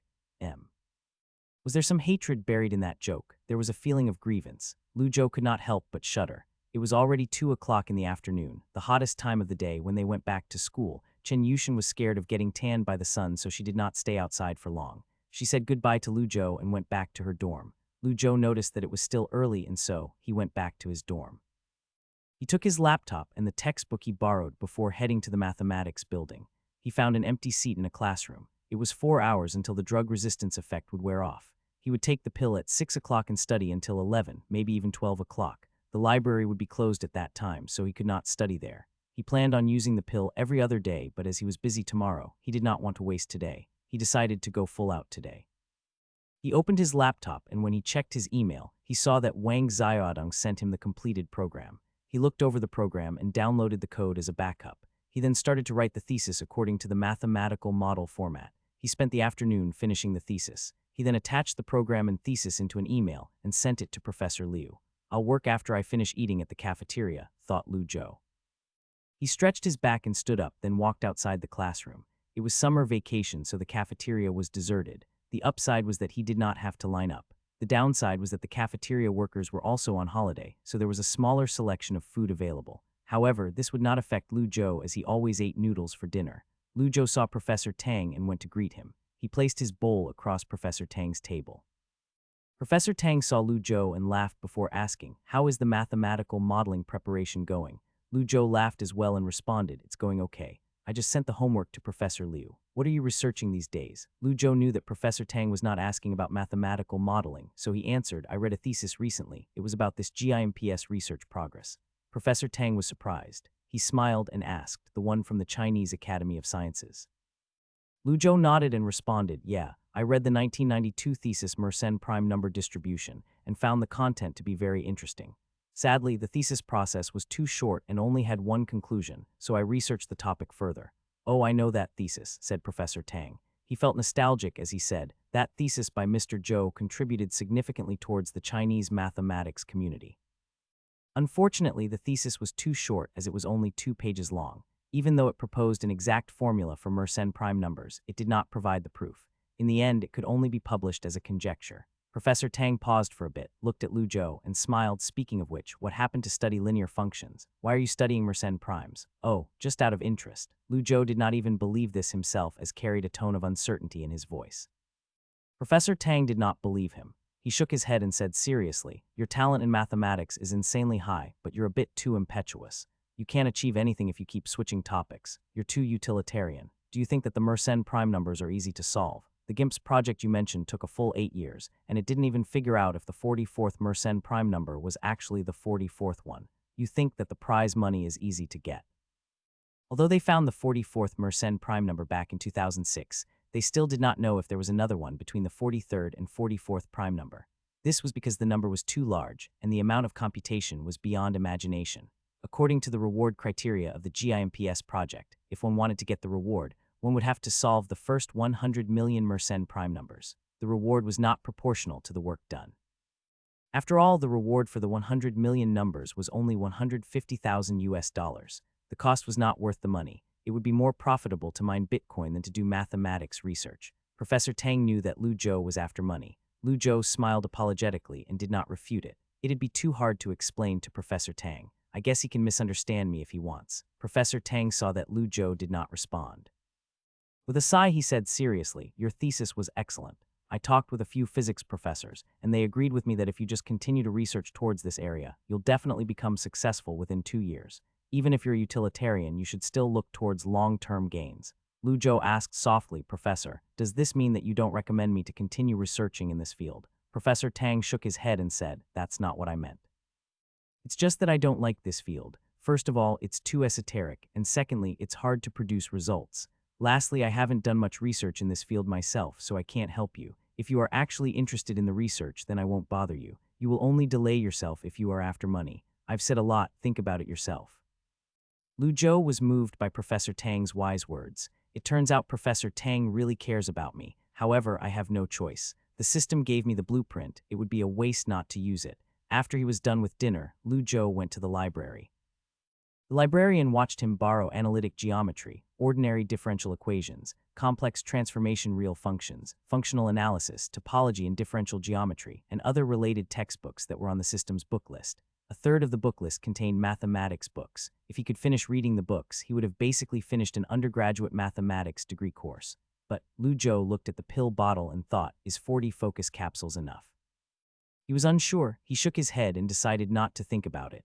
He would try his best to complete the system mission. As for what would happen if the pills ran out, he would have to worry about that question later. Lujo twisted open the pre-prepared water bottle and placed a pill in his mouth.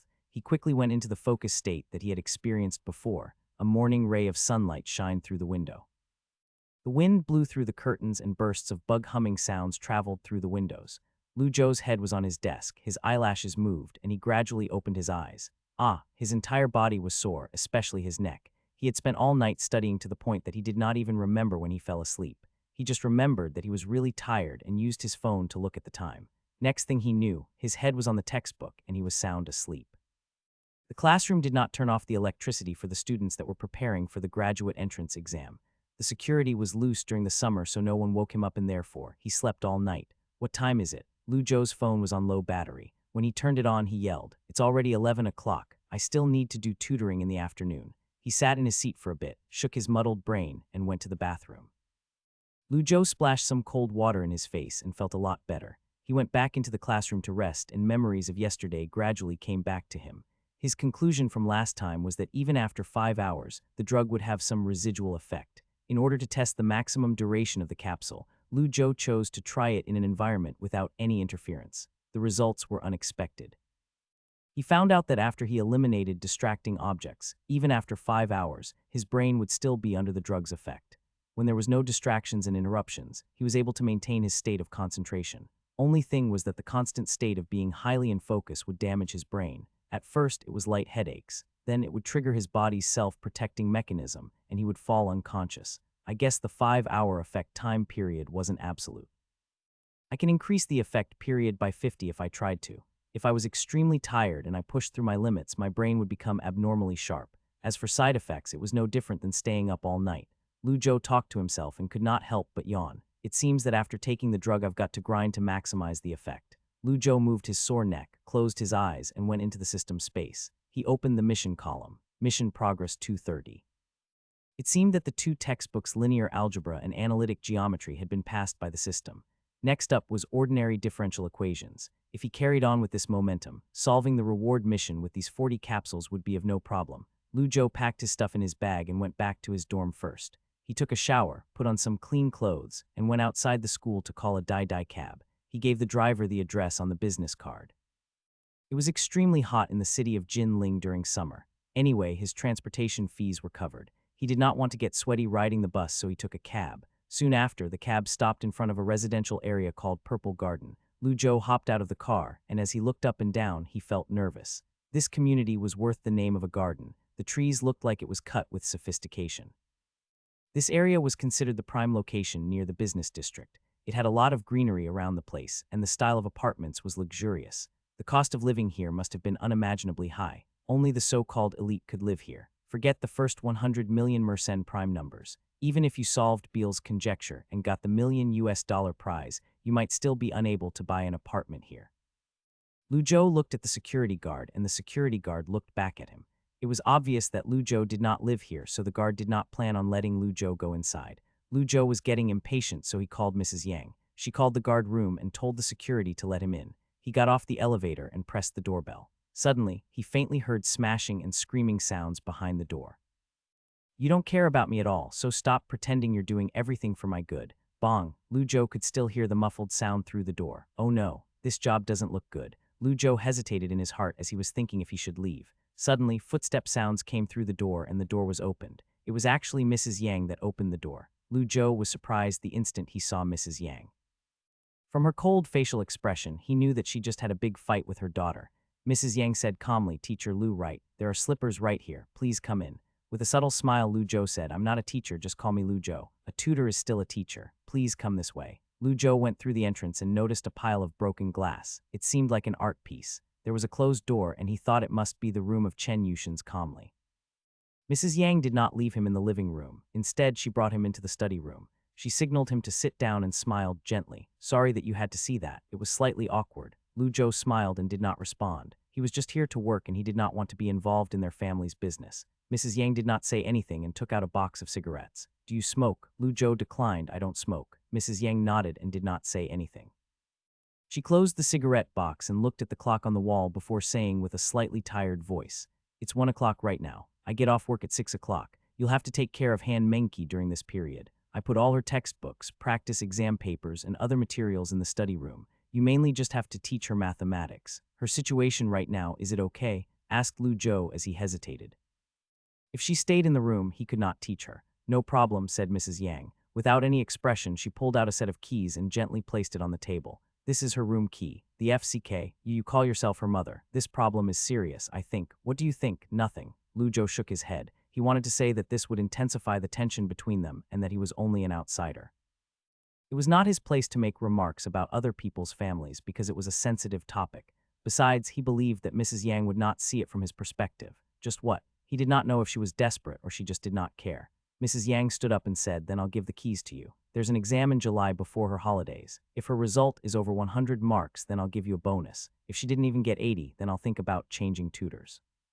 She did not even wait for Lu Zhou's reply and left the study room. Oh yeah, one more thing. To prevent my daughter from escaping, I'll lock the door from outside. You have no problem with that, right?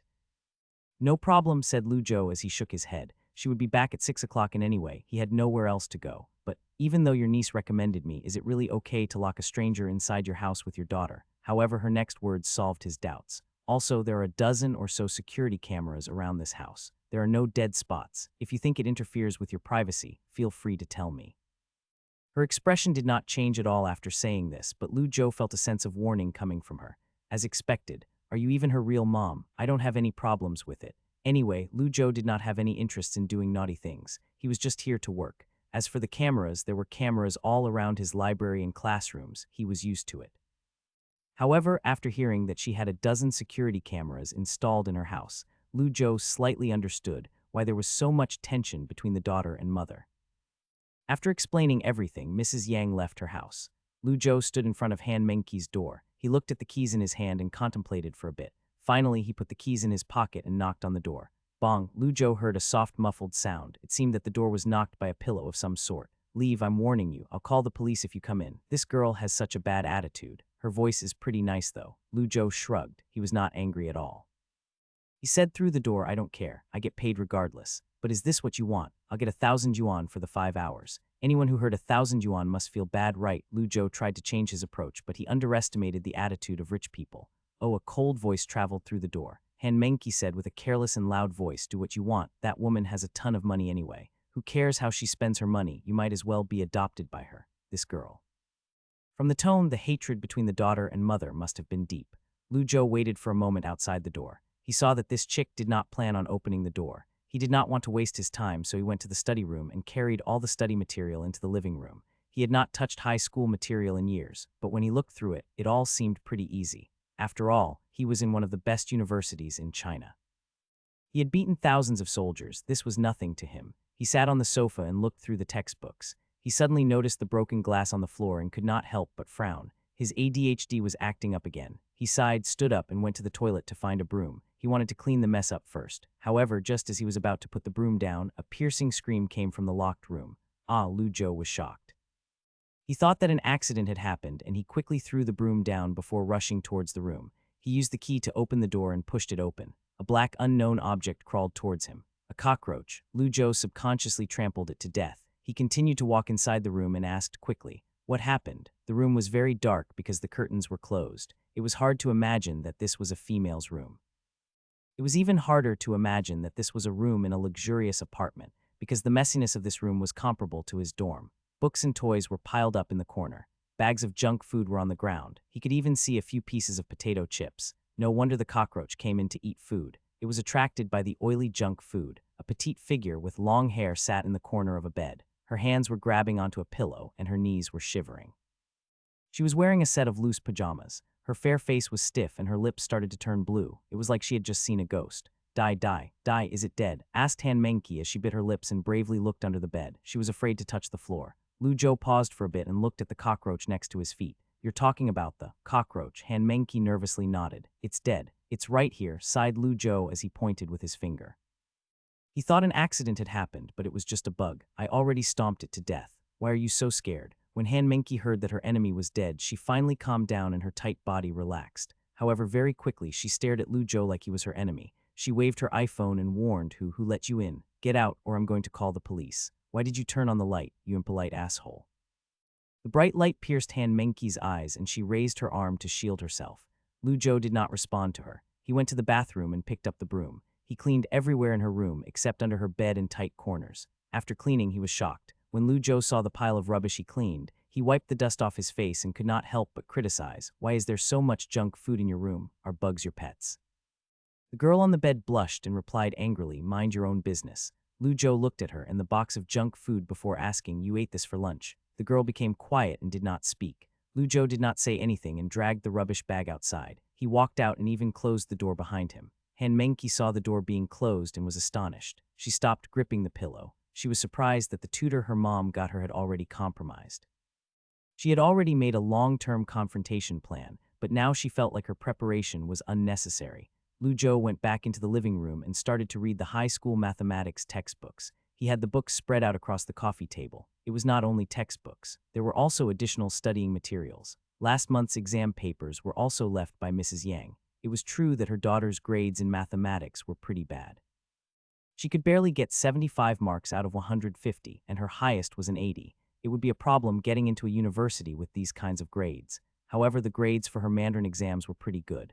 Lu Zhou read her essays and was surprised to see it written so literary. Her English was not bad either. It was usually above 120 marks. As for her science subjects, some were good, some were bad, so it was difficult to judge.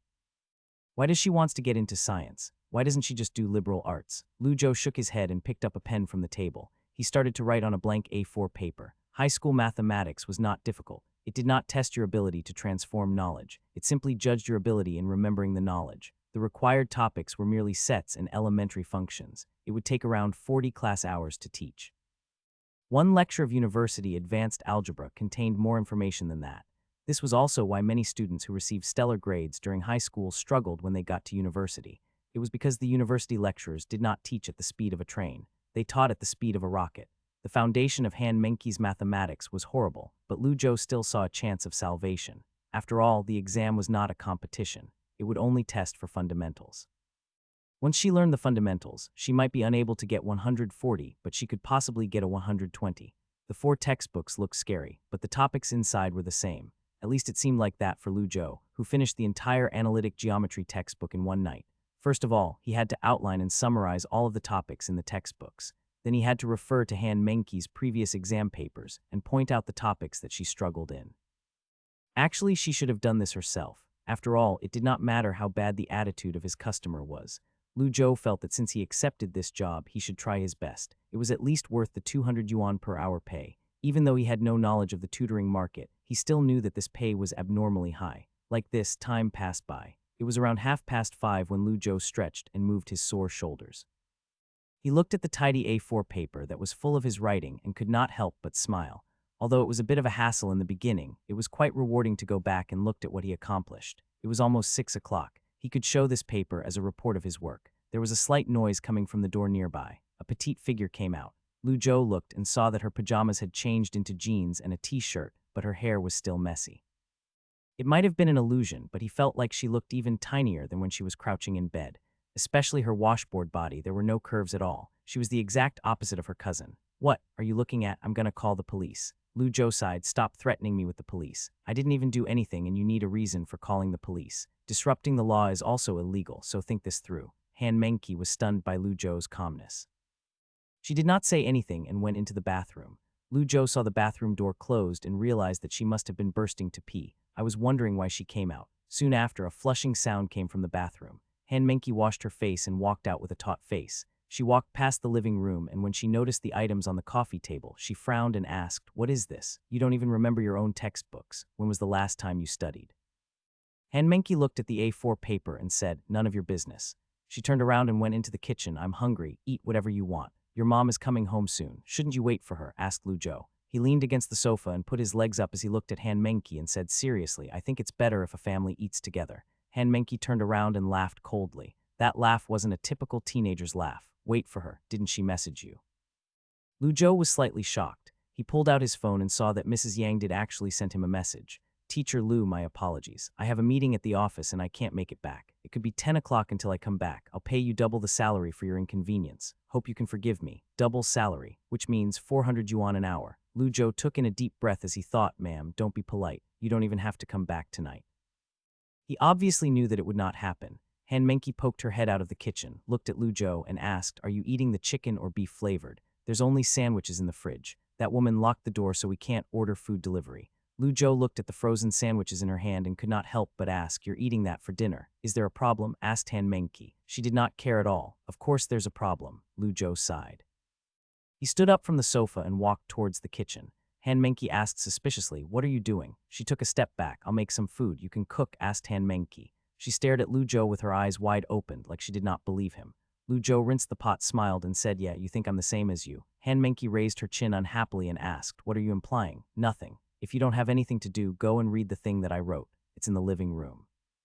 "It'll help you," said Lu Zhou while rinsing the pot. He did not even turn his head around. This family had not cooked for so long that there was a layer of dust on top of the pan. Lu Zhou had to wash it multiple times in order to clean it thoroughly. Other than sandwiches, the fridge surprisingly also had some fresh food. As Han Menki would say, it was for that woman to make salads. "I'll fry some cabbage and fry some chicken breast with chili. That's 2 dishes right there. I'll cook 2 cups of rice. If it's too much, I'll eat more." Lu Zhou washed his hands and placed the chopping board on the kitchen countertop. He used his experienced hands and chopped up the food. The chicken breast was slightly cumbersome as he had to boil them in water first. Temperature could not be too high, otherwise the meat would become tough, making it difficult to chew. However, for Lu Zhou, this was not a problem. During the time when his mother was sick, he would cook for his family on an almost daily basis. Although he had not been in a kitchen for 2 years, he still had not forgotten what he learned. Han Menki sat on the living room sofa and listened to the chopping sounds coming from the kitchen. She looked at the outline Lu Zhou wrote her and felt so annoyed that she could not focus. After a while, the kitchen door opened. The aroma of the food plunged into the tip of her nose. Han Menki's nose twitched. Her mouth started to water and her stomach rumbled. Lu Zhou's voice called out to her, "Come eat if you're hungry. Add the rice yourself." Han Menki wanted to say some mean words. She looked at the revision textbooks on the coffee table and then at the food on the table. In the end, she decided not to say those inappropriate words. Instead, she murmured, "Okay," and went into the bathroom. People generally knew the difference between good intentions and malicious intentions. Han Menki washed her hands and served half a bowl of rice for herself. She sat across from Lu Zhou. She looked at the home-cooked dishes and hesitated. She grabbed a piece of cabbage with her chopsticks and suddenly looked at Lu Zhou with suspicion in her eyes. "You didn't put anything weird in here, right?" Lu Zhou heard her and nearly choked on his rice. He raised his head to stare angrily at this chick before saying, "Are you crazy? I'm literally eating it as well." Han Menki blushed. She realized how stupid her question was. She did not want to admit her stupidity and said stubbornly, "Isn't there a drug where if you eat it first, you are immune to the poison?" Lu Zhou said rudely, "You must be stupid from watching too much television. Don't eat it if you don't want to. Go and eat your sandwiches." Han Menki stuck her tongue out and did not say anything as she continued to eat. While eating, the two did not exchange a single word. They ate slowly. Lu Zhou finished his rice and was about to stand up, but when he saw Han Menki went into the kitchen and served herself another bowl of rice, he was surprised. "Isn't this her third bowl? Why did this chick eat so much?" Lu Zhou looked at her tiny body in disbelief. It did not look like she could eat much. Maybe she only added a bit of rice each time. Lu Zhou walked to the rice cooker, opened it, and was instantly shocked. "There's no more." Lu Zhou looked back at Han Menki, who was eating fiercely. "What are you looking at me for?" asked Han Menki. She noticed Lu Zhou was staring at her and felt embarrassed. She swallowed the food in her mouth and asked, "How about I give you some?" He was about to finish tidying up the kitchen when Han Menki walked in with her empty bowl and looked at Lu Zhou apologetically. "How about I wash the dishes?" This guy was too hard-working to the point that even she felt embarrassed. "It's fine, just leave it there. Go use this time and study in the living room," said Lu Zhou. He was washing the dishes and did not even turn his head. Studying again, Han Menki made a funny face behind Lu Zhou's back before she turned around and walked to the living room. Lu Zhou finished cleaning the kitchen and walked back to the living room. When he saw the chick reading the material that he wrote, he smiled in his heart. He sat next to her and asked, "How is it? Can you understand?" "Yeah, it's too easy." "Easy? You messed up quite a lot of these easy questions," said Lu Zhou. He took out a past exam paper and said, "For example, this question. It asked you to determine the relationship between the line and the circle according to the equation. As I see it, it was free marks." Han Menki pouted and argued, "You're already in university, of course this is easy for you." "Really, I didn't learn this stuff in university. I haven't touched this type of question in a year. I just looked at it this afternoon," answered Lu Zhou with a smile. "Well, this is my level of mathematics." "Do what you want," said Han Menki. She gave up, leaned against the sofa, and crossed her legs. "You're giving up. I think I can still help you," said Lu Zhou. "You don't have to comfort me. I know my own situation." "I basically didn't study last semester," said Han Menki with an expressionless face as she crossed her arms. Lu Zhou smiled and replied, "You don't even have the courage to try. Don't try to bait me with that." He had not expected her to see through his trick. The atmosphere cooled down again. Han Mengki was playing on her phone. She did not know why she did not lock herself in her room again. However, she did not say a single word to Lu Zhou. The sky gradually became dark and Lu Zhou turned on the living room lights. At this moment, he realized that having a big house was not a good thing. The more people, the better. It was pretty empty if one were alone. The dark and empty house looked like it could suck away someone's soul. Lu Zhou took a book from the bookshelves and sat on the living room sofa as he quietly began to read.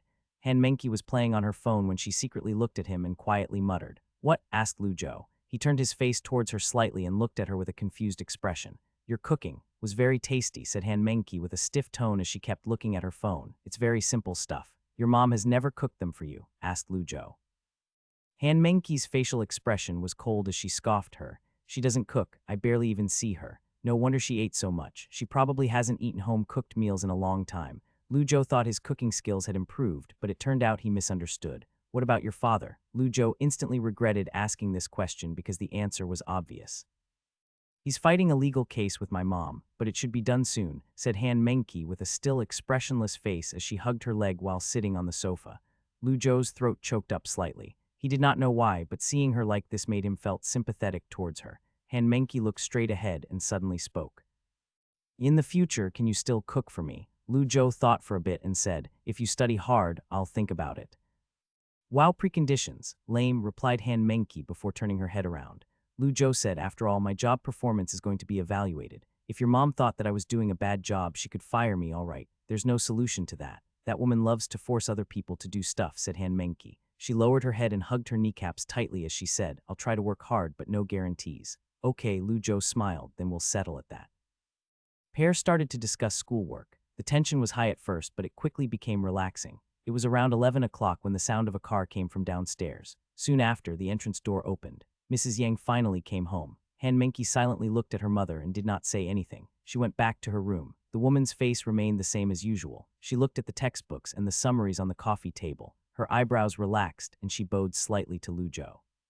Her tired voice sounded deeply apologetic as she said, "I'm very sorry for delaying your time. How about I send you home?" "No need, I can just call a Dai," said Lu Zhou as he waved his hand. He smiled and said, "Stay home with your daughter. She still needs a lot of work to build the foundation of her mathematics. I gave her a study outline. If she spends time studying it, I believe that she can catch up. No problem, I'm leaving." "Oh yeah, you guys should communicate more. I mean, regarding studying.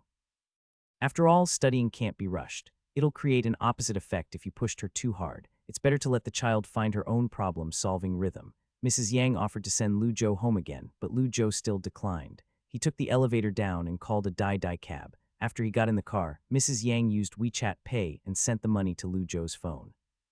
The first 5 hours was 200 per hour. The last 5 was 400 per hour. That added up to 3,000 yuan. He looked at the 3,000 yuan pay and could not help but think, rich people really don't value money. He only had 3,000 or so in his bank account, and he had instantly doubled his bank account. If it was not for the summer classes that he had to attend, he would work here every day. It was the next day when Lu Zhou wanted to buy Chen Yushin food as a show of gratitude for helping him get this job. However, he did not know if they should eat KFC or yellow chicken, and so he was stuck in this decision.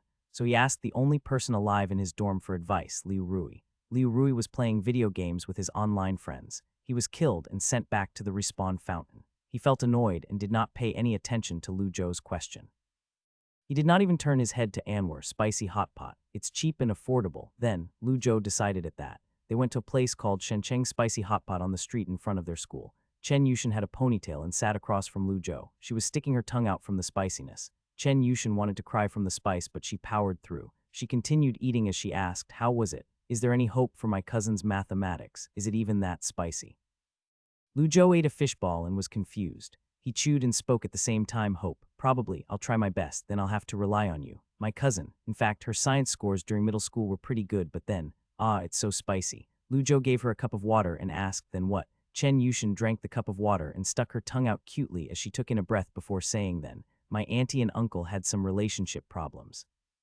They're fighting for Meng Qi's custody. I don't know the exact situation. In short, Meng Qi is living with my auntie right now." Lu Zhou nodded his head quietly and did not say anything. He did not care about other people's personal business as he was a very private person. After they finished eating the spicy hot pot, Lu Zhou sent Chen Yushin back to her dorm. He then walked back to the library. While he was walking to the library, he received 2 emails. The first email was from Professor Liu. It was feedback on the data modeling exercise. The second email was a reply from the Modern Communication and Geographic Information Technology Journal. It said that the payment for the theses had already been transferred to his bank card. 150 per thesis, 1350 yuan in total. Only 1350 for 9 SCI theses. Academics really don't earn any money. Lu Zhou could not help but think. 1350 yuan was still quite a bit of money. If he added the 3,000 he earned yesterday, he would have 7,000 yuan in his bank account. It would be enough for his tuition fees. He wanted to delay the payment and pay right before he graduated, but he did not have to do that anymore. Over the next few days, Lu Zhou had a very structured lifestyle. He would grind books all night on Monday, Wednesday, and Friday. Tuesdays and Thursday were used as revision days. In addition, he kept up with his mathematical modeling practices. Sometimes he felt that if he could maintain these good studying habits, he could become a genius even without help from the system. It was just that his progress increased with the system's help. It was like he was traveling at the speed of a rocket. It was finally Saturday. As usual, Lu Zhou went to Mrs. Yang's house to tutor Han Mengqi in mathematics. It might have been due to the previous incident, or that Mrs. Yang had reached an agreement with her daughter because when Mrs. Yang left for work, she did not lock the door. She only asked Lu Zhou to take care of her daughter. The mother was expressionless when she left. Han Mengqi looked at Lu Zhou and said, "Let's start then." She turned around and walked into her room. Lu Zhou followed Han Mengqi footsteps into her bedroom. It was only a week since he last saw her, but he was surprised to see her room tidy and clean. They did not have any unnecessary conversations. Han Mengqi opened the book and turned to the bookmarked page. She looked at Lu Zhou. "I've already studied the topic analytic geometry from the outline you gave me. Now what?" said Lu Zhou with his eyebrows raised. He smiled and said, "Do you not understand something? I understand everything. It feels pretty easy," said Han Mengqi. She raised her tiny head and said impatiently, "Now what? I'll test you," said Lu Zhou. He took an A4 paper and started to write on it. In the Cartesian coordinate system x and y, the left and right focus of the ellipse C1 x2 a 2 plus y2 b2 equal 1 a b0 are f1 and f2, respectively. Where f2 is also the focal point of parabola C2 y2 equal 4x, point M is the intersection of C1 and C2 in the first quadrant, and MF2 equal 5, 3. Find the equation for C1. Lu Zhou finished writing the question and made a gesture of invitation. Han Mengqi raised her eyebrows. She had not expected Lu Zhou to test her. She clenched her teeth, picked up the pen, and stared at the draft paper for a long time. 10 minutes had passed and she only solved the first step, which was from C2 y2 equal 4x f1 equal 10. Lu Zhou waited for 10 minutes. He looked at his watch, smiled, and said, "In the exam you'd have 10 minutes for this question at most. Looking at your answer, you'd only receive 3 marks. "Well," said Han Mengqi as she clenched her teeth. She did not want to give up. The more you force yourself to solve a problem, the harder it was to solve. Lu Zhou smiled and took out an exam paper from the pile of study materials. He pointed at question number 2 and said, "The most important part is, you got this exact question wrong in your exam." "You're bullying me," said Han Mengqi. She threw her pen down angrily as she continued, "I know I'm stupid, okay? I'm only teaching you. I didn't say you are stupid. Actually, I think that you are very smart. Don't put yourself down," said Lu Zhou. He picked up the pen she threw and finished the question on the A4 paper. The key to this problem is to determine the value of m, so the second step is setting m as x1, y1, and according to mf2 equal 5, 3, and m2 on the parabola C2. Our second goal is to find the semi-focal length of the ellipse C1. Once you solve this step, the remaining parts are just understanding the equations. Lu Zhou wrote down the key steps on the A4 paper and clarified the problem-solving process.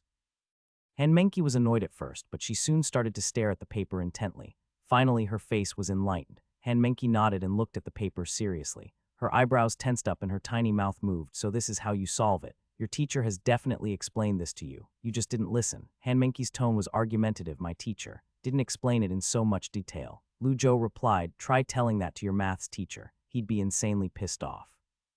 Han Mengqi was so angry that her teeth started to rattle. She did not have anything to say and just groaned. "No wonder my sister said you were harsh. Lu Zhou, someone talked SHT behind my back. I can't pretend that I didn't hear this." Lu Zhou coughed and diverted the conversation. He picked up a pen and said, "This question is a typical intersection to find an elliptic equation problem. I think that when you encounter this question next time, you can at least get half of the marks." Han Mengqi tilted her head and asked, "What about the other half?" "The other half of the marks are in question 2. This type of high school exam question usually contained a vector problem in the second part. Lu Zhou talked and wrote on the back of the exam paper. The point n on a plane satisfies vector mn equal vector mf1 plus vector mf2. Straight line LMN, C1 intersects A and B OA ob equals 0. Find the equation of L. Han Menki saw the question and was instantly stuck. Helpless, she looked at Lu Zhou. However, Lu Zhou did not look at her. He sat next to the bed, picked up an exercise book, and started to look for the next example. Try doing it yourself. I'll help you if you can't solve it. 15 minutes. Start now. Han Menki did worse than the first question. She was only able to write one line that was correct and everything else was wrong.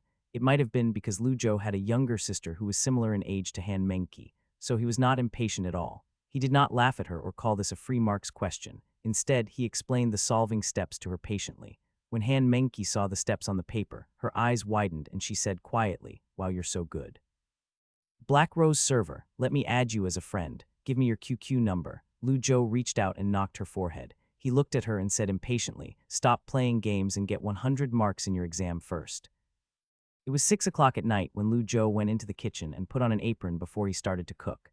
This was part of their agreement. The chick also followed him into the kitchen and watched him as she was very interested. The kitchen was stocked with fresh food that Mrs. Yang probably bought. There was tofu, pork tenderloin, and some fresh vegetables. Not only that, the almost used up salt and herbs were also replenished. It seemed that Mrs. Yang acquiesced him using her kitchen. After all, she did not want her daughter to eat junk food and takeout every day. But why doesn't she hire a maid? It did not bother Lu Zhou. He was happy to eat dinner at his customer's house because he did not have to spend money. He asked if Han Menki could eat spicy food before he started to cook. Han Menki asked, "Have you been a tutor before?" Lu Zhou replied while pouring the oil into the pot, "This is my first time." Han Menki's eyes widened. She had not expected his answer and said, "Really? I think you're pretty good at teaching." "You think so?" "Probably because I used to occasionally tutor my little sister," said Lu Zhou. He stir-fried the mincemeat, put in the tofu, added water, and covered the pot with a lid. He then turned the fire to a simmer and went to chop tomatoes. He was making mapo tofu. As for the tomatoes, he was preparing it for fried eggs with tomatoes. "You have a little sister?" asked Han Menki in surprise.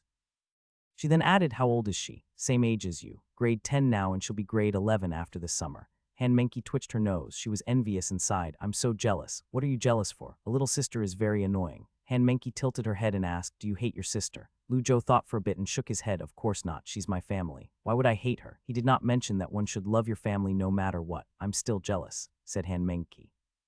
She pouted, "I wish I have a brother." "What? Maybe she wants to be the troublesome sibling." Lu Zhou rolled his eyes. Han Menki stood next to him as she looked at the boiling pot and did not say anything. Suddenly she asked curiously, "Would my parents still make me a brother if they divorced?" Lu Zhou thought and replied, "I don't know. Even if they did, it'd be a younger brother. Speaking of which, why are you so looking forward to your parents' divorce?" "Unexplainable." Han Menki blushed and realized that she had asked a stupid question. She stuck her tongue out and did not say anything. Lu Zhou placed the rice on the table. This time he cooked 3 cups so that they did not have to worry about running out of rice to eat. Han Menki sat on the dining table and started to eat the mapo tofu. Her fair forehead was full of sweat and her neck was moist from the steam, but she did not complain as she ate happily. Lu Zhou looked at this chick. He smiled and said, "You're like your cousin. You guys both like spicy food." Han Menki opened her mouth and was about to eat when she put down the spoon and tilted her head. "What? My cousin doesn't like spicy food." "Lu Zhou." Han Menki tilted her head and confused. She asked Lu Zhou, "What?" "Nothing," replied Lu Zhou with an awkward expression. "I'll apologize to her the next time I buy her food." They finished eating and Lu Zhou tidied up the table. He warned Han Menki to stay safe when she was alone at home and left. He called a Dai cab outside the apartment and went back to school. Just as Lu Zhou was getting off the car in front of the school, he received a WeChat message from Mrs. Yang. "Transfer, 1,000.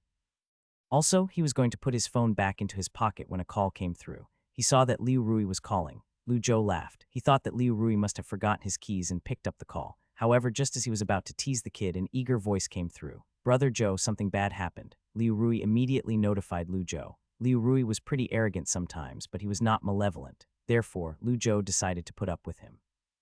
The important thing was what exactly happened. Lu Zhou went back to the dorm, picked up Liu Rui's phone, and started to read the article on the topic of modern Chinese university academics, starting from an undergraduate student's thesis. The article discussed the overall situation of Chinese academics, from mathematics to physics, from computer science to philosophy. The last sentence talked about why China did not produce great scientists like Einstein and Newton. Anyone that had written an article would know that the broader a question was, the more one could bullshit tea about it. One did not even have to be an expert to answer the question. Then the article criticized the academic value of posting 9 SCI theses into one journal. It portrayed this undergraduate student as an academic cancer that did not know anything. Correct, they actually used the word academic cancer. Finally, it said that this undergraduate student came from the University of Jinling, and the first name was Zhou. The author was a scholar, commentator, scientific writer, and a well-known intellectual. He even had a verified checkmark next to his profile picture. This guy has millions of followers. However, Lu Zhou was muddled. Who is this guy? I don't even know you. What the hell are you doing? I wrote the theses with my own abilities, so why shouldn't I publish them? How did it affect you? Liu Rui did not realize the seriousness of the situation, and he laughed as he said, when did you learn computer science? When did you submit to SCI? He had a thought, but did not say it. I'll try submitting as well. I learned it while watching a movie. Why? Answered Lu Zhou angrily as he stared at him. Liu Rui saw that Lu Zhou was angry, so he shut his mouth up. Lu Zhou took in a deep breath, and once he calmed down, he asked, where did you see this? He did not believe that this kid would be bored enough to follow some so-called education commentator. A computer science student from my mathematical modeling training group posted it, and I saw it. But I didn't post it to my news feed, clarified Liu Rui. Jealousy was still jealousy. Just because he was competitive did not mean that he was malevolent. Lu Zhou knew that his own roommate would not stab him in the back. Lu Zhou did not respond and continued to read Weibo. Liu Rui saw that Liu Rui did not speak, so he asked, what are we going to do? Lu Zhou did not know either. He did not even have a Weibo account. He had heard of Weibo before but never signed up. Lu Zhou, insult him for me. Liu Rui, insult for what? Wait, why don't you insult him yourself? Lu Zhou, I don't have a Weibo account. Liu Rui. Finally, Liu Rui and Lu Zhou decided not to bother with this scum. Who cares if you criticize me? Little boy, I won't even respond to you. Go and play with yourself. Who cares about you? Then Lu Zhou carried his computer bag and went to the library. However, his analysis of the situation was oversimplified.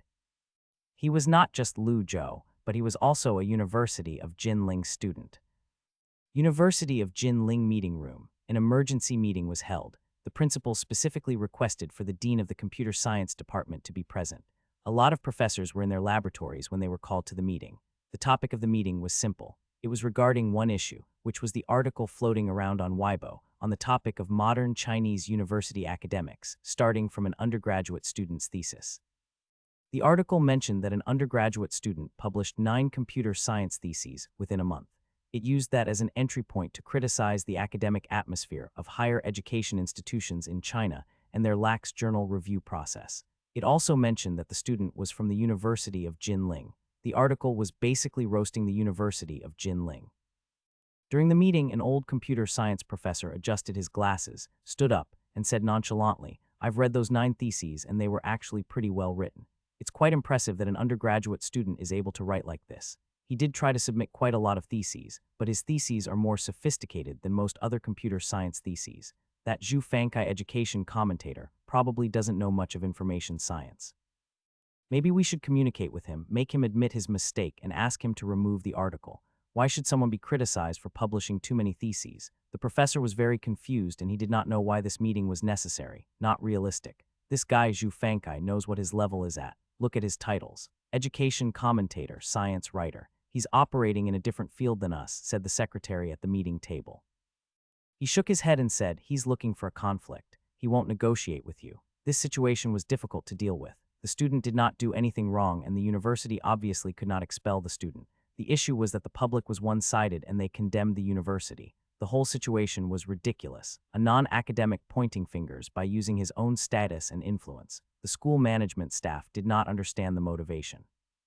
Thank God this did not happen during university application times. Otherwise, the people at this meeting would be furious. Regardless, the situation had seriously damaged the university's reputation. Principal Su's facial expression was bad. He was silent for half a minute before he said slowly, right now, it's not important if the theses are of good quality. What's important is that the community has questioned our integrity.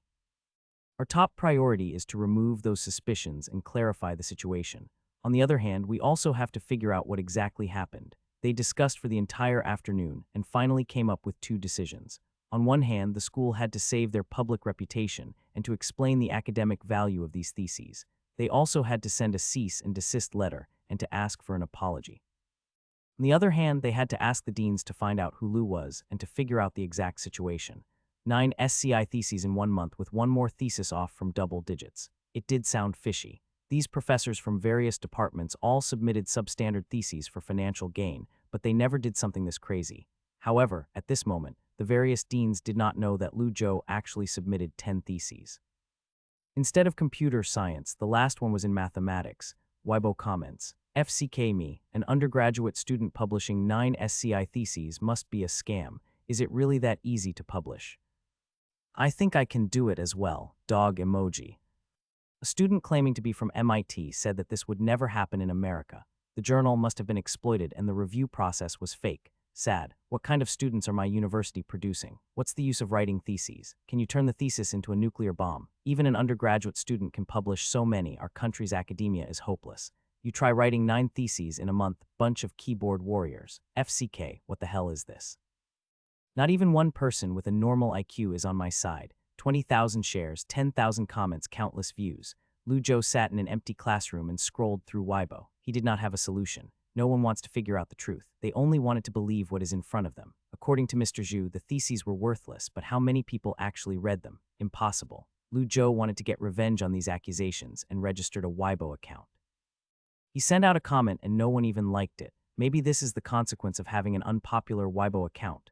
Lu Zhou meditated and calmed himself down. He turned off his phone and scratched his head. He thought he had selected the easier mission. Never had he thought that he would get in this much trouble. This was due to his negligence as well. If he had used an alias to publish the theses, no one would notice. It was too late now. Suddenly, his phone rang. It was from Professor Tang.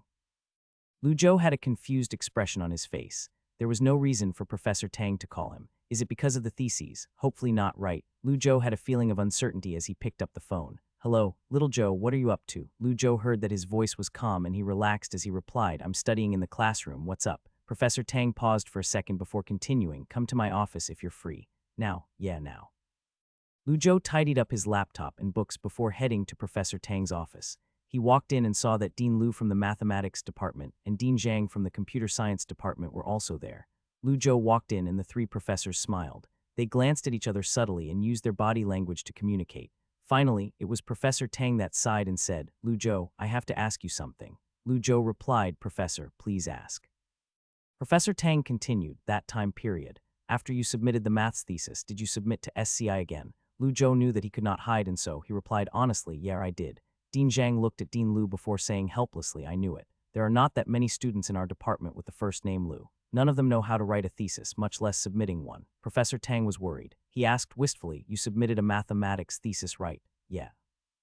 Said Lu Zhou honestly as he nodded his head. He then added softly, and other theses. One's about artificial intelligence and geography information systems. Professor Tang's eyes nearly popped out.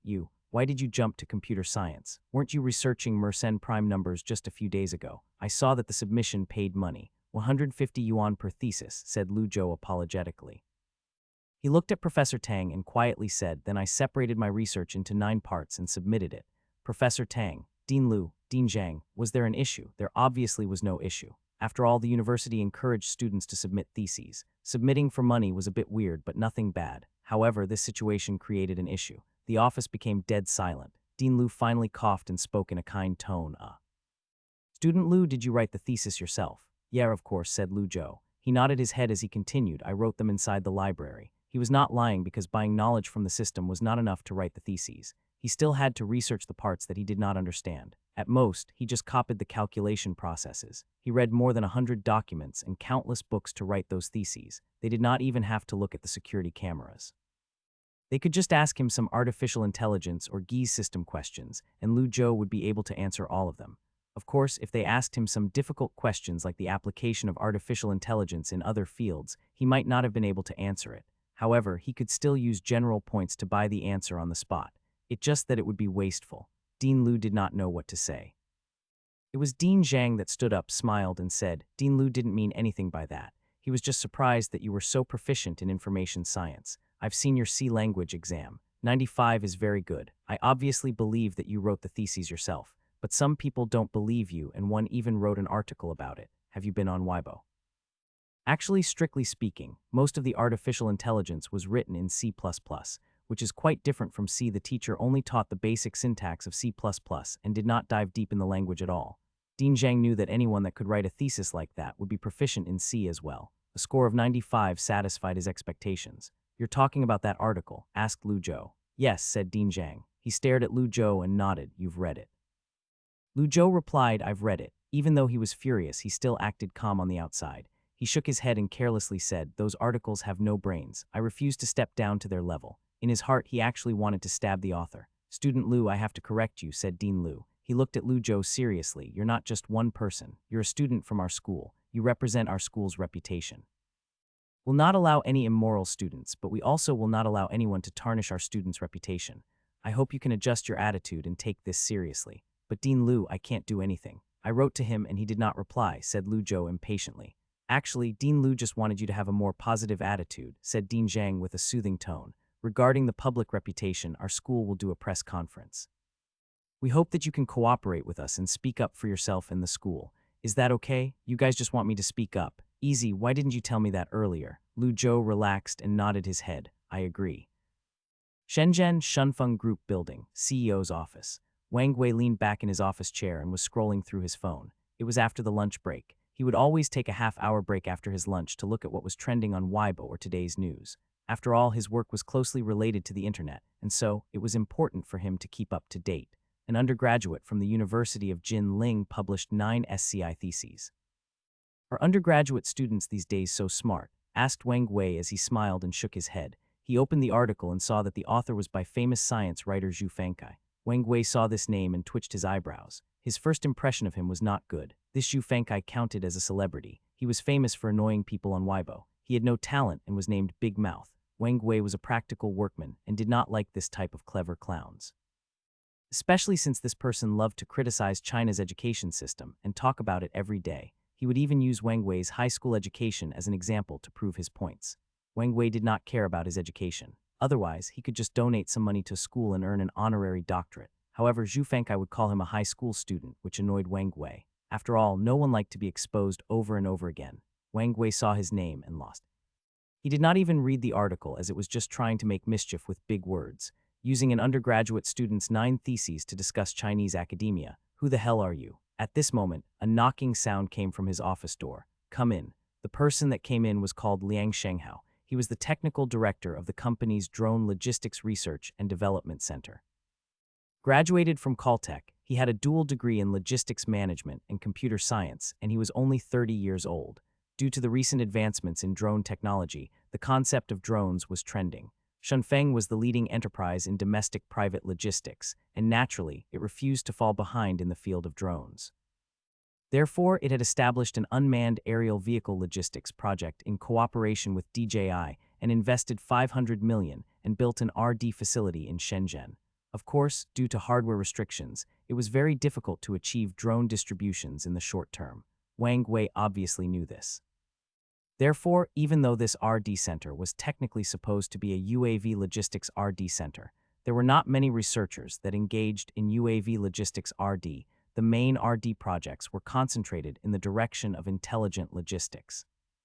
What it meant was that it was using big data to predict warehouse location and merchant sales, as well as improving automatic sorting technology, etc. Liang Shenghao walked to the office desk and placed a computer science magazine on the desk.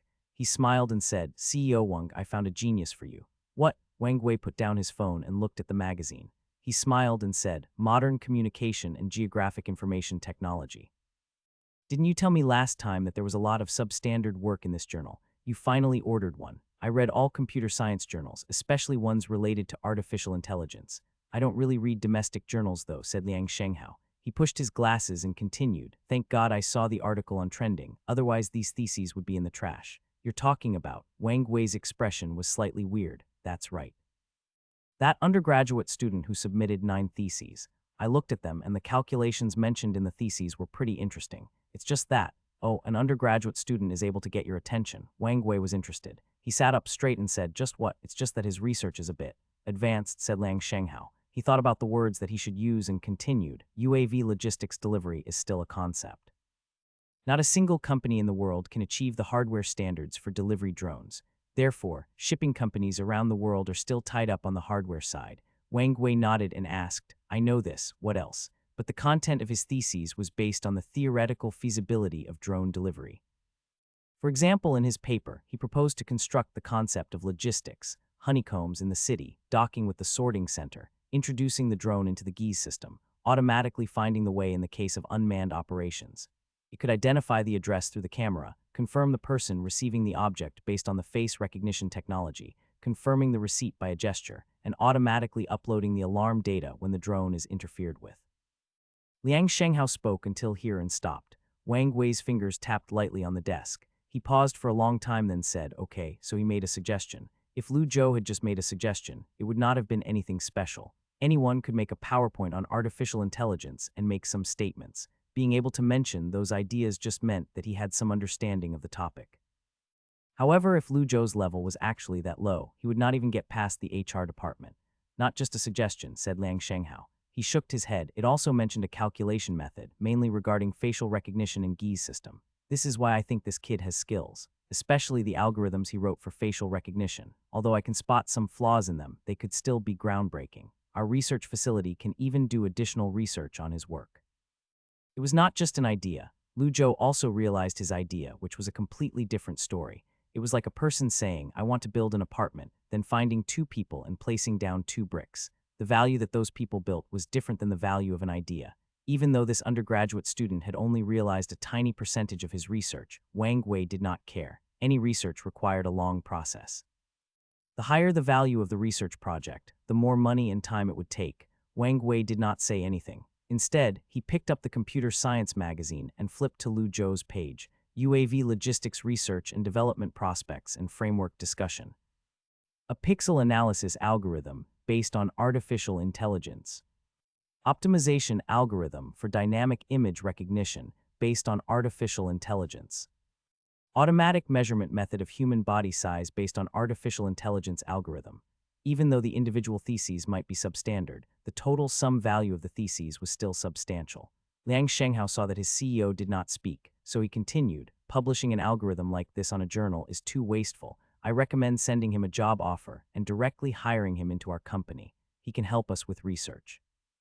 "Not so fast," said Wang Wei as he waved his hand. Liang Shenghao frowned as he said, "Are you doubting his education? From his performance, even a graduate student in applied artificial intelligence wouldn't be as valuable as him. Also, even though we won't use UAV logistics in the short term, we will eventually have to enter this field. We should start preparing now. It's better now than later." Computer science was a new subject. It was different than in other fields. Even though education was still important, it was not crucial for many successful tech entrepreneurs. After all, those people with special talents would not be at job fairs. They would be on the list of famous companies' recruitment list. "Haha, you don't have to teach me this. I only look at skills, you know that," said Wang Wei. He smiled and threw the magazine on the table. "Don't send the offer just yet. Let's wait for a while. After all, we are the only Chinese company doing UAV delivery logistics, so no one will steal him from us." Liang Shenghao paused. He was about to say something, but when realized the underlying meaning from the CEO, his eyes lit up. "I see. My CEO is so smart. An energetic young person being criticized like this, getting his research called worthless, must have built up a grievance in his heart. Let that Zhu Fangkai clown attack him a bit more and wait till Lu Zhou can't handle the pressure anymore. Then Shunfeng Group will come out and offer a 500,000 per year job to him, affirming his research value. Then he would be loyal to Shunfeng forever. A person with a high salary could always get a better position at another company. Therefore, many companies use employee benefits and stocks to retain their employees. The first key to employee retainment was convincing that the company's future was bright. The other was placing the company in the employee's heart, making the company special to them. In some sense, the latter was more important than the former. Wang Wei leaned against his office chair, smiled, and said, "Put this magazine here, I'll remember this. Go and do your own stuff." "Okay," nodded Liang Shenghao before he left the office. Zhu Fangkai was feeling really good today. He normally just criticized people all day. He did not expect to be #1 on trending. Although University of Jinling and the Modern Communication and Geographic Information Technology editorial department released a response indicating that the theses did not have any problems, the public was unconvinced due to the conflict of interest. University of Jinling had no other options. They even sent a lawyer's letter to Zhu Fangkai. In the lawyer's letter, University of Jinling righteously conveyed that the theses had no problems at all. Not only did University of Jinling ask for him to immediately withdraw the article, but they also requested for an apology. Otherwise, University of Jinling would maintain the right to sue. In addition, it was posted on the official University of Jinling's Weibo account. It presented the response from the Modern Communication and Geographic Information Technology Review Board, which proved the academic value of the theses. This finally talked some sense into the netizens, making them wonder if they were lied to. However, Big Mouth was not afraid. "Who cares about your marketing tactics? Who cares about your lawyer's letter? This isn't my first time someone threatened to sue me." This would continue to make him trending. He had gained 400,000 followers over the past 2 days, making him past 3 million followers. His ad revenue had increased substantially. He just had to roast this lawyer a bit and he could surpass 4 million followers. Therefore, Zhu Fengkai did not respond to lawyer Zhang's letter at all. Not only that, he immediately opened up Weibo on his computer and started to write his second blog post. In other words, his words of battle. The embarrassing angry hypocrite, speaking from a lawyer's letter. Zhu Fengkai looked at the title in satisfaction and continued to tap on the keyboard. He followed his template and started to fill in the words. University of Jinling gave a reply that there is no problem with the theses. They're very bureaucratic and official. I've thought about it. Even if the theses had no problems, what gives an undergraduate student the right to publish 9 SCI theses in a month? Who can even prove that he wrote them himself? He must have plagiarized or had a ghostwriter. The university found out about a fake student and did not even investigate the student. Instead, they tried to seal the mouth of the author through a lawyer's letter. This type of approach disappointed every single citizen that cares about education. This student must have come from a privileged background. I'll say I'm sorry if I offended some big celebrity, but I'll not apologize for this. Why should I apologize for something I'm incomparably correct on? I'm a science researcher. I think that writing 9 theses within a month is impossible. I'm also an education commentator, and I think I and the public have the right to remain suspicious. I'll apologize if I get to confront the person named Lu and make him answer all my suspicions, but is he going to do it? When Zhu Fengkai typed in named Lu, he paused for a second. His eyes turned and he had a sinister smile on his face. He pressed delete on the keyboard and typed in a student named Joe instead. Not only am I going to expose his last name, I'm exposing this Joe's first name as well. Press send. Zhu Fengkai pressed send, crossed his legs and put his feet up. Very soon after, likes and comments started to come through. Astonishing, he's a first year. I guess this nutty undergraduate student is named Lu Zhou. This story is finally solved. I feel sorrow for our education system. If this was in country X, the police would arrest this kind of academic fraud. What were the people thinking when they said that the theses had no problems? University of Jinling is obviously helping their own student for the sake of their reputation. But this student is in so much trouble, he's over. Smile, ha ha ha ha. Zhu Fengkai looked at the increasing search numbers and was in ecstasy. At this moment, the phone on his desk started to ring. He cleared his throat and picked up the phone. Hello, Mr. Zhu. This is University of Jinling's Academic Affairs Office. How impressive, you guys found my phone number. Let me tell you something, I'm not a student of yours. Skip the bullshit and get straight to the point, said Zhu Fengkai as he took out a cigarette, placed it in his mouth and lighted it. Zhu Fengkai's arrogant attitude shocked the teacher from the telephone. However, she restrained herself and said, then I'll get straight to the point. Your unwarranted accusation has caused problems for our student. I hope you can treat this situation seriously and issue an apology. Zhu Fengkai laughed, flicked the ashes, and replied, problems. I don't think there are any problems. You can obviously question my words, but you guys cannot take away my freedom of speech. The teacher was furious at Zhu Fengkai's attitude, but she stopped after one word. One could never overestimate the shamelessness of a scum. If he recorded the conversation and edited it, tomorrow's headline could be University threatens a reporter. Once Zhu Fengkai finished speaking, he hung up the call instantly. Lu Zhou felt like he became a panda. He did not know who leaked his WeChat, but a lot of people had been adding him. Master, help write my thesis. I want to ask about SCI, is it easy to pass? Help write my theses, we can discuss the price. I guess some people can still recognize real talent, although their way of supporting me is pretty weird. Of course, there were also a lot of people insulting him. They were probably Mr. Zhu's overly feverish fans. Lu Zhou was used to it by this point. These people just used the same lines of insults repetitively. It was completely meaningless. As for his family, they did not use Weibo, so they would never see this article. It did not affect his personal life much either, and he still went to Han Mengqi's place nonchalantly and tutored her in maths yesterday. No one on the street knew that he was Lu Zhou. There were not that many people inside the school due to the school holidays. At this moment, Lu Zhou suddenly noticed that Chen Yushin sent him a message. Chen Yushin, I haven't seen you in the library recently, are you okay? Chen Yushin, that person is so evil. You worked so hard writing. Chen Yushin, how about, I'll buy you dinner tonight. Lu Zhou felt warm that someone cared for him so much. His fingers touched his phone and typed, another day. I still have to do an interview for Jinling Daily and I don't know when I'll finish. Chen Yushin, you're going on the newspaper. Lu Zhou, it's not because of something good though. Lu Zhou waited for a bit and Chen Yushin sent 2 messages. I believe in you, you got this. What? Lu Zhou laughed and then looked at the time on his phone. It's about time. Lu Zhou arrived in the classroom. In addition to Dean Lu, a couple of other leaders from the mathematical department were also present. As they had seen Lu Zhou's theses, the professor's impression of him was good. Lu Zhou said hi to them and they even smiled at him. Their own student was in the right. Obviously, they had to unite against the outside world. The Jinling Daily reporter was preparing for the interview. Dean Lu took this time and dragged Lu Zhou aside to ask, "Are you ready? The reporter will tell you that you only have to answer the questions you know." "I know," said Lu Zhou as he nodded. Dean Lu did not say much. He patted his shoulders and said, "Then go ahead." The interview began. Lu Zhou sat on a chair in the classroom while he faced a camera and microphone. He was surprised to find himself calmer than expected. The female reporter with a ponytail smiled at him. When she received the signal to begin, she said with the tone of a reporter, "Hello, I'm the reporter from Jinling Daily. Can I ask how you wrote 9 SCI theses within a month?" This question was expected. Lu Zhou thought and said, "Actually, I didn't feel like it was too difficult." The 9 theses were all related to the application of artificial intelligence, which is a relatively new field. I feel like my work wasn't very difficult. Also, I researched for quite a while before and I only started to write recently. I think the proposition that my theses have no value is a false accusation. He doesn't know anything about computer science. Can he even understand my theses? Did he even check my calculations? He had probably never even read them, or he can't even understand them, said Lu Zhou impatiently. I think Mr. Zhu wouldn't be happy hearing this as he's a self-proclaimed scientific writer, said the reporter as she laughed. She then continued to say, but a first year, or a soon-to-be second-year student publishing in 9 SCI theses within a month is a bit ridiculous. This is why the public is questioning you.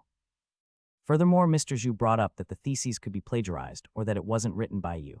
Those are completely baseless accusations, shrugged Lu Zhou. He tried to maintain his cool. I've written every single thesis in the library. I can ask the school for security tapes if you wish. There's no need for security tapes. You mentioned that you have also submitted a mathematics thesis, right? The reporter sharply picked up on Lu Zhou's words and wanted to expand further on it. Lu Zhou could not hide it. He would rather say it himself first before someone else digs it up and attacks him with it. Lu Zhou nodded and admitted, yes, other than computer science theses, I have submitted 2 theses in the International Journal of Theoretical and Applied Mathematics Journal. One of them was during the time I wrote the 9 theses. So actually I wrote 10 theses within a month. The reporter heard him and her eyes lit up. Dean Lu's face went blue. He looked at Lu Zhou intensely, hoping to convince him not to continue speaking about this topic. However, Lu Zhou purposely did not look at Dean Lu. Since others had chosen a high-key profile for Lu Zhou, there was no use for him staying low-key. He had to stay high-key in order to fight back. After all, this isn't a simple debate. It is difficult for me to disprove the accusations. If I said that the academic reviewers can prove the value of my theses, they can jump out and doubt the authenticity of the academic reviewers. They will suspect that the journal and school are covering me for their own reputation. Maybe the public can critically think for themselves. Never mind, it's impossible. The overwhelming public opinion would defeat him, regardless of the truth. Therefore, Lu Zhou had already decided. He could not be a normal person. A genius was abnormal. If you want to paint me as an academic cancer, then I will paint myself as a genius. The reporter nodded her head. She was about to ask the next question when loud knocking sounds suddenly came from outside the classroom. The reporter was interrupted. Dean Lu frowned, but the teacher that came in spoke with a joyful tone. The project is regarding seismic wave back spectrum analysis, which is used in geological exploration and seismic research. Specific details of the project are under a confidentiality agreement, but I promise you, your research is used for peaceful purposes. When we found out that you are only 19 years old, Professor Rodwell and Professor Lee of our institute expressed their surprise. At the same time, I quite admire your talent in mathematics. While expressing gratitude for your research, we are also sincerely inviting you. If you are interested in coming to the US to study undergraduate and master's degrees, please be sure to contact us. The University of New York campus is open to you. Beijing, next to the Wujiaku College, in an old-fashioned apartment building. The Jinling Daily was on the table, and it quoted the letter from New York University. It selected parts from the letter and summarized the controversy on Weibo. As for the origin of this newspaper, it was sent by his old classmate, who was the principal at the University of Jinling. Also sent together was a copy of the English letter. Simply outrageous. The white-haired old man finished reading the newspaper, pushed his glasses, and shook his head.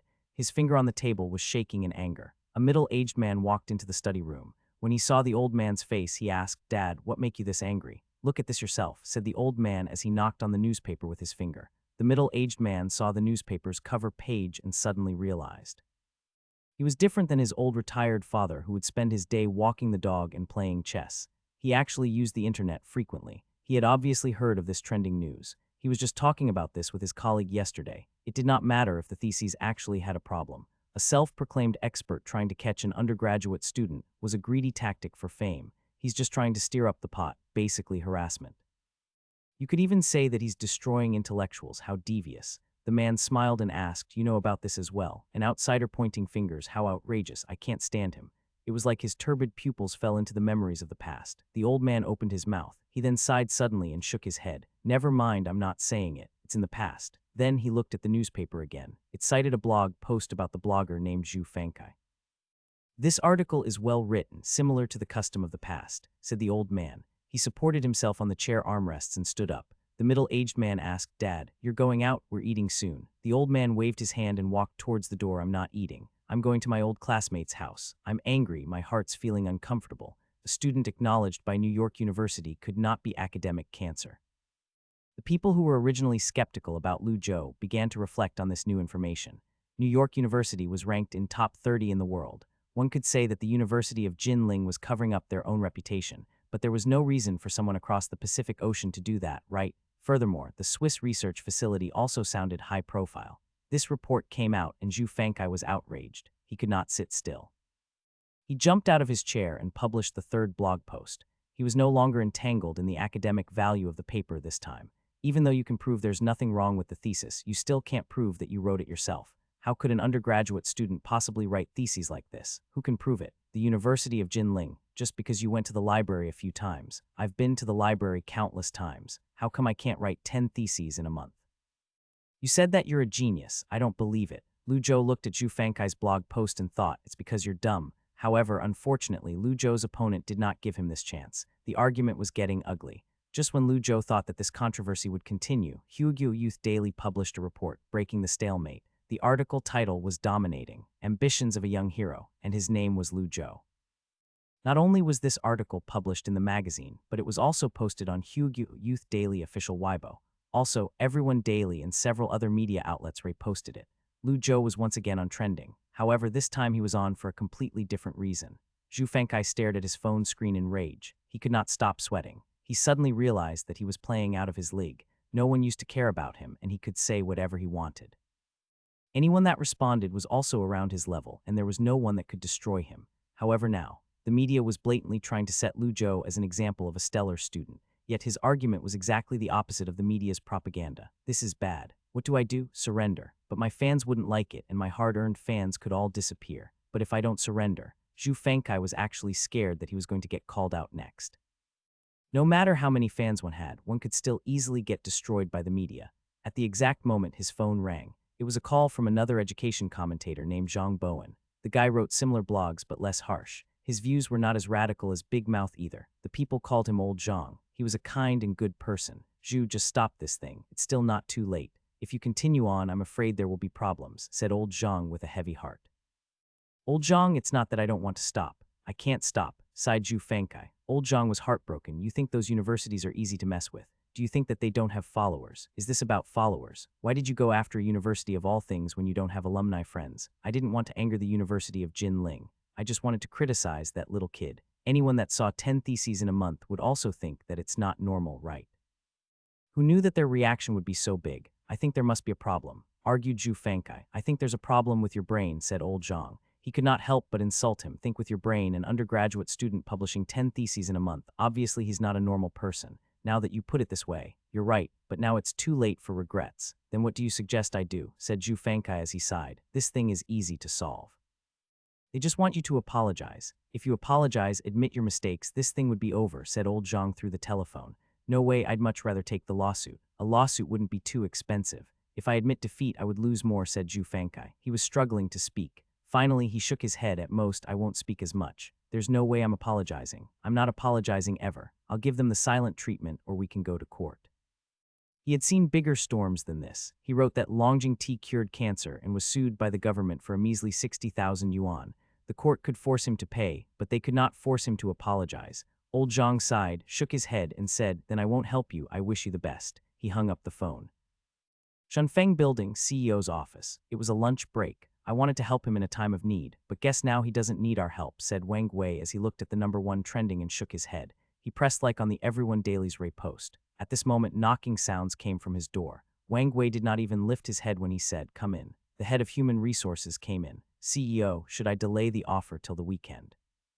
Wang Wei thought for a bit and replied, Send it now. There's no point waiting. This news actually affected everyone daily, which he did not expect. However, when all of this was happening, he did not feel too surprised. Smelling out politics was a must for any businessman. The meaning was clear from the meeting 2 years ago. The internet was not exempt from laws. Freedom of speech did not mean that one could be unscrupulous.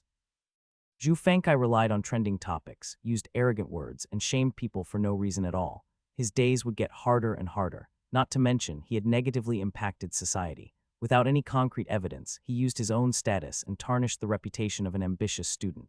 He used groundless phrases like 10 theses a month and academic cancer to increase his popularity. He was no different than a noisy child. Now that Zhu Fengkai was scared, he stopped screwing around. He wanted to stay low-key, but it was not that easy to stay low-key. The hand had already been raised and it was about to slap. It was a matter of how hard the slap was going to be. If that big mouth was smart, he would slap himself and recognize his mistakes. Maybe then this hand would not slap him. However, the guy obviously was dumb. Wang Gui thought for a bit and laughed. He touched his phone screen and reposted the Everyone Daily's article. He even added a caption. Young boy, $500,000 per year salary. How about you come to work at Shunfeng? Dog face. Press send. His comment section and messages blew up. It had only been a week since the beginning of this controversy, and it was already posted in the Huigyu Youth Daily. Lu Zhou did not expect to win so dramatically. Everyone Daily's repost completely changed the direction of the public's opinion. The public saw the government's clarification and instantly jumped on the train of condemning Zhu's big mouth. An undergraduate student that received recognition from New York University and the Swiss Paul Scherrer Institute, whose computer science thesis got attention from a billion-yuan enterprise. Such a great student was called academic cancer. Outrageous. Do you still get likes for insulting old Zhu? I already said that the theses had no problems. Old Zhu loves to abuse people. I have to kneel to this genius. I can't even write 2 theses in a year. Everyone sits down and pray to study God dog. I feel like I wasted my 4 years in university. As an international student at the Massachusetts Institute of Technology, this phenomenon is very common in US. We generally call these people curve wrecker, meaning curve destroyers, because their performance is always at the extreme ends of the normal distribution curve. If the youth is strong, the country is strong, like the Everyone Daily Post, fist fist. What made Lu Zhou hysterical was that he did not know who leaked his Weibo, as he had received over 200 thesis writing requests. He had only recently registered this account and did not expect to amass 50,000 followers. On the other hand, Zhu Fengkai was attacked by the public. He was like a scared kitten. He did not release a statement, nor did he go on Weibo. He would never apologize. But what was the point of being a turtle? Even if one had a turtle shell made of metal, a person could still stomp you to death from above. Zhu Fengkai never thought that his third insulting blog post would become the last blog he would ever post. He opened his computer and logged in to see how many followers he had lost. He was astonished. His Weibo account had been banned. When Zhu Fengkai saw the news, he felt like he was surrounded by darkness and he nearly passed out. He laid in his chair and stared blankly at the computer screen. Over 3 million followers, gone in an instant. What he was sad about was not only the fans that followed him, it was his 500,000 per month advertisement income. His account was worth more than 10 million yuan. It was like his heart was bleeding. It was unbearable. Zhu Fengkai picked up the telephone and called Weibo's customer service. As soon as someone picked up the phone, he started to shout, "Why did you guys ban my account? What did I do wrong? I'm warning you, if you don't explain this to me, I'll file a complaint." The customer representative heard his complaints calmly and said politely, "Hello sir, are you asking about your Weibo account?" Zhu Fengkai was still angry. He remembered that he did not say his name and quickly calmed down. "My name is Zhu Fengkai. Please wait." After a while, the customer representative continued, "Hello sir, we suspended your Weibo account due to the posting of harmful information. You have violated Weibo's user license agreement." Zhu Fengkai was furious. He interrupted and angrily asked, "Which clause had I violated? I'm using my freedom of speech. What gives you the right to stop me? I'm warning you. Unblock my account immediately or I'll take you to court." The customer service representative remained calm as he said, "My apologies. The violation was administered by the government's Security Network Supervision Department. We cannot unblock it. Please appeal through judicial channels. Public Security Network Supervision Department. We cannot unblock it. Please appeal through judicial channels." It was like every sentence ruthlessly mocked him. Zhu Fengkai nearly started to bleed on the keyboard. However, his streak of bad luck did not end. Just as he hung up the phone, he received another phone call. When he picked up, Zhu Fengkai said depressingly, "Hello EMS parcel. Come downstairs, can get your package." Package.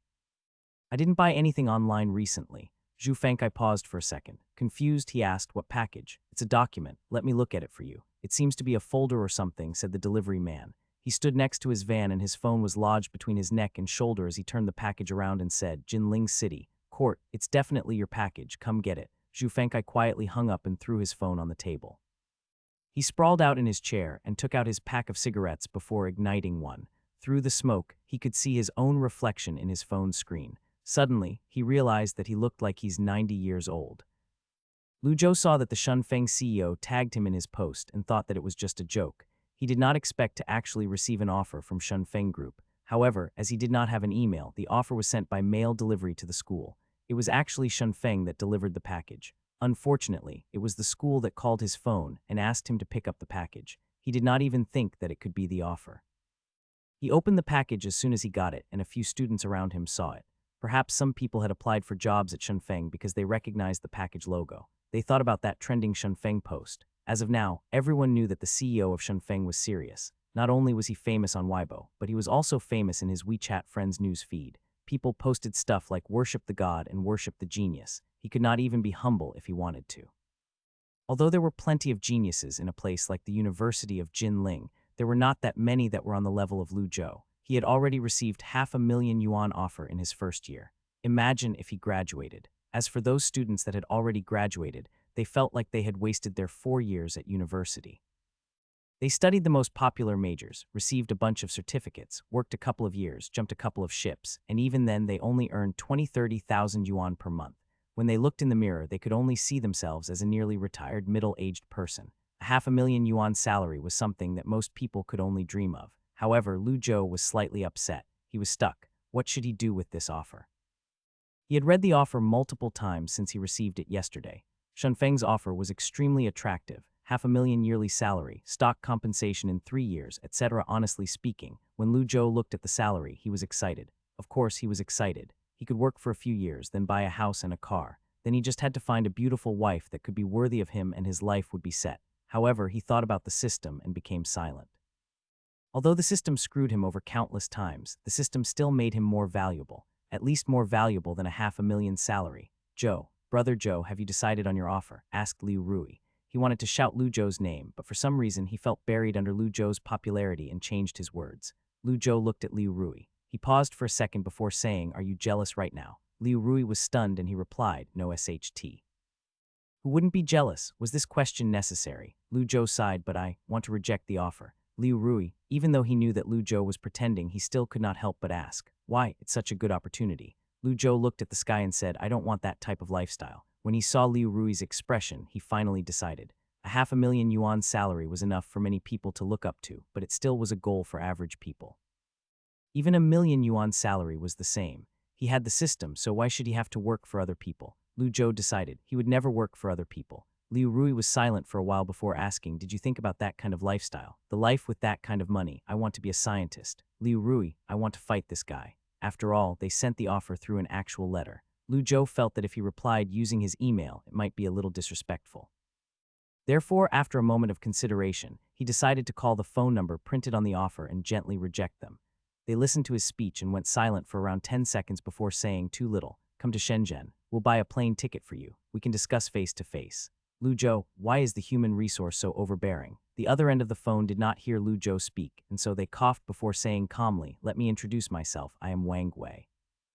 The FCK, the phone number on the offer, isn't for human resources. This CEO has so much free time. If Wang Wei knew what Lu Zhou was thinking, he would be furious. Lu Zhou was not shaken by the guy who was in the Forbes rich list. He took a deep breath and said, it's not about the money. I think I haven't learned enough. There's so much more to learn. Therefore, even though your offer is attractive, I don't have the intention of working right now. I'm really sorry.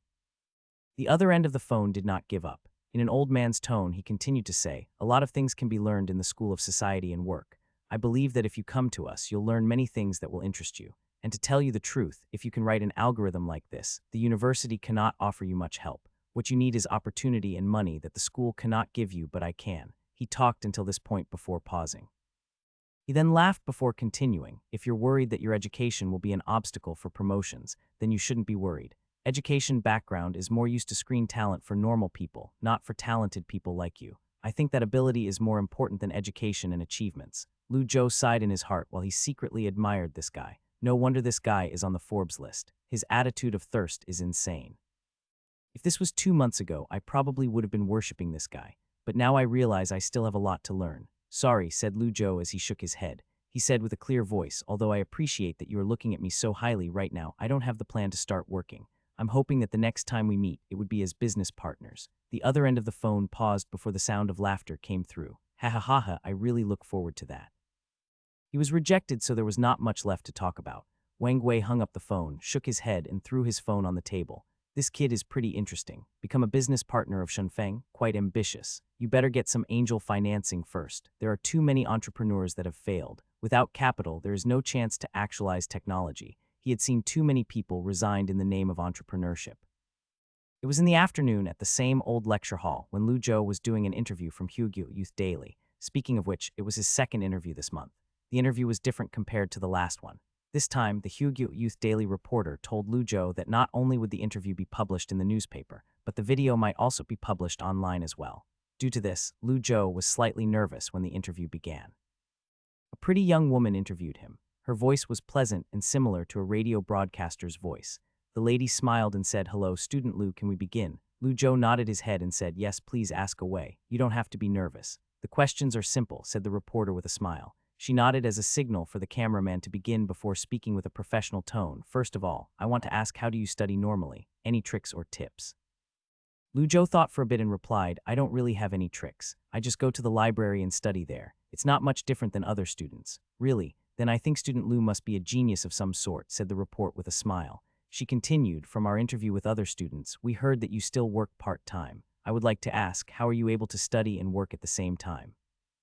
Lu Zhou laughed and said, "I work mostly because of my family's financial situation. I think that if you manage your time well, you can study and work at the same time." Meanwhile, in his heart, he was thinking about the opposite. "Work didn't affect my studies." "Bullshit." The reporter asked, "I heard that you have a younger sister in high school." Lu Zhou replied, "Yeah, she's about to be in grade 11 after the summer." The reporter smiled and continued to ask, "For your sister and other students preparing for the university entrance exam, do you have anything to say?" Done. The interview was already over. The last question was a type of hidden advertisement that the school requested. Lu Zhou answered all of the other questions honestly. The interview ended, and the Hugyou Youth Daily reporter packed up the equipment with the help from the school staff. They still had to write reports from other students. For the University of Jinling, this debate could be said to be a great victory. Not only did they clear up their own grievances, but the media also praised their name. Which university could train such a talented undergraduate student? Even though the school did not necessarily cultivate the student, it still brought honor to the school. At the last school leader meeting, Principal Su Jian said Lu Zhou's name twice, which made the mathematical department seem very respectable. Especially Dean Lu, his face was full of smiles for half of the meeting. What counts as a good achievement for the mathematical department? This counts as a good achievement. The staff handed a water bottle to Lu Zhou, and he was taking a sip when he saw Dean Lu walking over to him. The dean patted Lu Zhou's shoulder and said with a smile, "Your interview was good. The school leader called and told me to tell you not to work part-time anymore and to quit jobs like sorting packages and handing out flyers. Try not to do them if possible. If there are difficulties in your life, the school has scholarships." The sentence implied that the next scholarship was his. Lu Zhou asked cautiously, "Then is tutoring okay?" The dean was actually afraid of people gossiping. What if someone tried to twist the story and asked why the school was forcing such an excellent student to go hand out flyers or dressing up as mascots? What if they asked where were the scholarships? Lu Zhou heard Dean Lu and breathed a sigh of relief. He was happy to be allowed to continue tutoring. The scholarship would only be 10,000 yuan, plus it was only a one-time thing. He would earn more just by tutoring. "Oh yeah, one more thing," said Dean Lu as he cleared his throat. While laughing, he said, "Our school has decided to formally prosecute the person who affected your life a while ago. The prosecuting lawyer is Professor Wang He from our law school. We won't ruin him, but we'll at least make him pay the price he deserves. You might have to testify in court. That's not a problem, right?" Inviting a law professor to court was pretty disrespectful towards the opponent. There may even be a couple of students standing in the court. Lu Zhou imagined this in his mind. He stood up immediately and said, "I don't mind. Please inform me to be present if necessary." A genius student has to use all his strength to defeat the opponent. Sparing people. Impossible. You have to kill an insect like this. Lu Zhou did not mention that he did not have the time nor the energy to sue. Now that the school offered to help him, obviously he would not refuse them. He could not wait to go to court. The interview finished and Lu Zhou went to the research building. Earlier, he had told Professor Tang about the offer that he received. Professor Tang asked him to come to the office and wanted to talk about it with him. "Offer for 500,000. You really rejected it?" asked Professor Tang when he heard Lu Zhou's decision. He found it hard to believe because he knew that Lu Zhou was hungry for money, 500,000. Professor Tang heard two graduate students talking about this. They complained about how they did not get this lucky. They would have accepted the job if it was just 250,000. Professor, I've already thought about it clearly. I want to dedicate my youth to scientific research. Money will not erode my dreams, said Lu Zhou with a serious tone. Professor Tang suddenly realized that not only was this kid hungry for money, he also had another bad trait. It was dishonesty. He loved to brag. But after all, this doesn't seem too bad. At least he could back it up with his grades. It's better than those arrogant people with no skill. I'm very pleased that you can make such a wise decision. Your future is definitely brighter than 500,000 salary. I originally planned to persuade you not to take the job, but now it seems that there is no need for that. Professor Tang paused before he continued, also about the invitation from that New York university. As a professor from the University of Jinling, I wish for you to stay. But as a teacher, I have to tell you that the invitation from NYU is a huge opportunity for you. Think about it clearly. If he was a good student, Jinling would not care about him.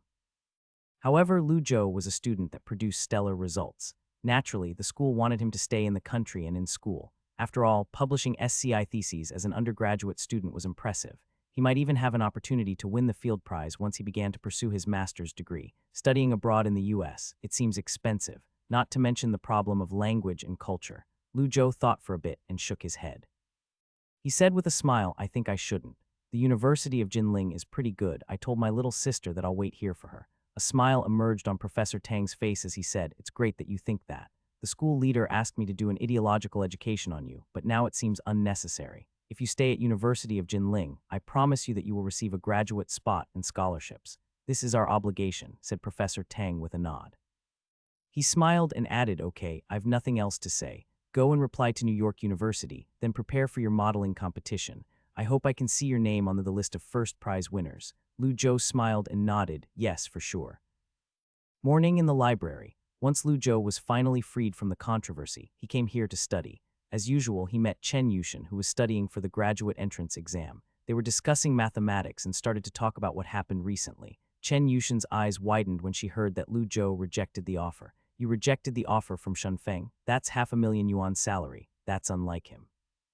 Yeah, I can't just stop studying and work in Shenzhen, said Lu Zhou as he rolled his eyes. He added that would kill my father. Oh yeah, if you accepted the job, you can't continue with your studies, said Chen Yushin as she nodded. She poked her chin with a pen and said, then don't go. Getting a bachelor's degree is important. Lu Zhou laughed. From his perspective, the bachelor's degree was not that important. It was just that the missions were easier to complete in a school. He could read all the books in the library, download all the research material for free, and he could even talk to the professors. God knows what kind of impossible missions the system would give him once he left school. He should stay in the school before he levels up. He wanted to start a tech business, and there was no better place to do research than in a university. Chen Yushin said, oh yeah, my auntie wanted me to ask if you're free tonight. Lu Zhou replied, I'm free, what's up? Chen Yushin said she wants to buy us dinner. Dinner? Why? Asked Lu Zhou as he looked at Chen Yushin curiously. Why would she want to buy me dinner for no reason? Of course, if someone insisted on buying him food, he definitely would not refuse. Lu Zhou smiled and asked, what did she get? 116. She was ecstatic when she heard the result. So was my auntie. I haven't seen her that happy for a long time, said Chen Yushin. She pouted, see, I told you that you would be good at teaching mathematics. High school mathematics, reviewing the outline, going over the mistakes, and the book high school exams done in 3 years. If you had these 3 things in some time, your results would not be bad. However, if you want high scores, then it would depend on talent. Some people were naturally gifted toward numbers. It was impossible to catch up with hard work if you were not gifted. For example, Lu Zhou had a high school classmate that could do 2-dimensional equations without a pen. He could just do it in his head. Every time the maths teacher would talk about losing easy marks in the exam, she would mention that genius. Han Mengqi actually had some talent for science. Once you taught her something once, she would never get it wrong again. If she had the right attitude towards learning, she could easily catch up. Lu Zhou smiled and said, maybe because your cousin and my sister are around the same age. Dealing with teenagers her age is mostly about communication. You have a sister? Asked Chen Yushin as her eyes lit up. At the exact moment, there was a heavy cough coming from the front row. The pair sensed a strong hint of a complaint and shut their mouth up. The resentment was coming from the loner sitting near them. Chen Yushin poked her tongue out. She took her exercise book and moved the chair back to her spot. It was hard to chat and laugh in the library. Even if they were quiet, the people that were studying could still hear them. Lu Zhou knew this and smiled. He was embarrassed and he quickly stopped talking and started to read his book. Yesterday, he finished the book Topology. He had finished all the mathematics on the book list. The next subject waiting for him was information science. The system did not generate that many information science books on the book list. There were only 3 in total. One of them involved a new algorithm, while the other 2 mainly contained advanced knowledge of C++. What was annoying was that it would be difficult to learn advanced programming just from reading the textbook. He had to read a lot of other materials. It was also not easy to pick out a valuable thesis from the big sea of computer science. It was also at this moment that Lu Zhou profoundly realized that the real academic cancer were those that submitted substandard theses. Disgusting. In the evening, Lu Zhou packed up his things and walked to the school gate with Chen Yushin. A white Maserati stopped at the side of the ride, and a young girl in a dress stood outside the open door. When Han Menki saw the two, she waved in their direction. Speaking of which, it was Lu Zhou's first time seeing Mrs. Yang's car. The high-end vehicle shocked him. People that own a company are so rich. This car is worth more than most people's houses. Han Menki saw her cousin and hugged her with a smile as she said, "Sis, you finally came. I've been waiting for a long time." She was very warm to her friends and family, but very shy towards strangers. Lu Zhou had never seen her so cheerful and relaxed. Of course, it was because she did well in her exam last month. Since she was about to go on a month-long summer vacation, obviously the little girl was very happy. At this moment, Mrs. Yang opened the car door as well and walked outside.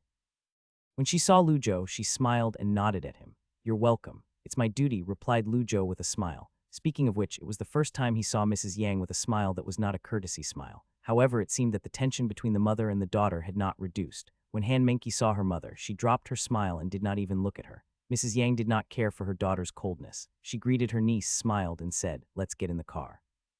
She then went back inside the car. Han Menki took one of the back seats. Chen Yushin and Lu Zhou exchanged looks. Lu Zhou, who is sitting in the front. Chen Yushin, maybe. "I'll go." Lu Zhou, "Okay then." Chen Yushin opened the car door and sat in the front while Lu Zhou sat in the back with Han Menki. The car started. When Han Menki looked at Lu Zhou, she pouted her mouth, cleared her throat, and said, "Hey, I have good news for you." Lu Zhou felt like the news was related to Menki, and so he smiled and said, "What news?" Han Menki turned her eyes away and said, "I'm not telling you. Guess what I got for my monthly exam? 116. "Hey, someone told you. It doesn't count. My sister told you, right?" said Han Menki as she looked up with a dissatisfied expression. Chen Yushin, who was sitting in front, was secretly laughing. "Who cares if it counts or not? It's not like we bet money." Lu Zhou looked bored. "Meng Qi," said Mrs. Yang while driving. Han Menki pouted, but she did not speak. It was obvious that she still hated her mother. Well, her mother did install dozens of security cameras at home. Who would not hate a mother like that? It was slightly awkward inside the car because of the tension between the mother and daughter. Chen Yushin occasionally chatted with her aunt, while Han Menki just stared outside the window and remained silent. At this moment, Mrs. Yang asked, "I heard that you rejected the offer from Shunfeng Group." Lu Zhou paused for a second before he said with a gentle smile, "Yeah, I did. How do you know about this?" Mrs. Yang asked, "You want to start your own business?" Lu Zhou replied, "I do actually have plans for that, but right now, I'm focusing on my academics." Mrs. Yang nodded her head and said, "If you have any good ideas and need funding, give me a call. Even though I can't help you much, I can introduce you to some angel investors. Of course, whether or not you can get the funding is still dependent on how you shine and how your presentation goes."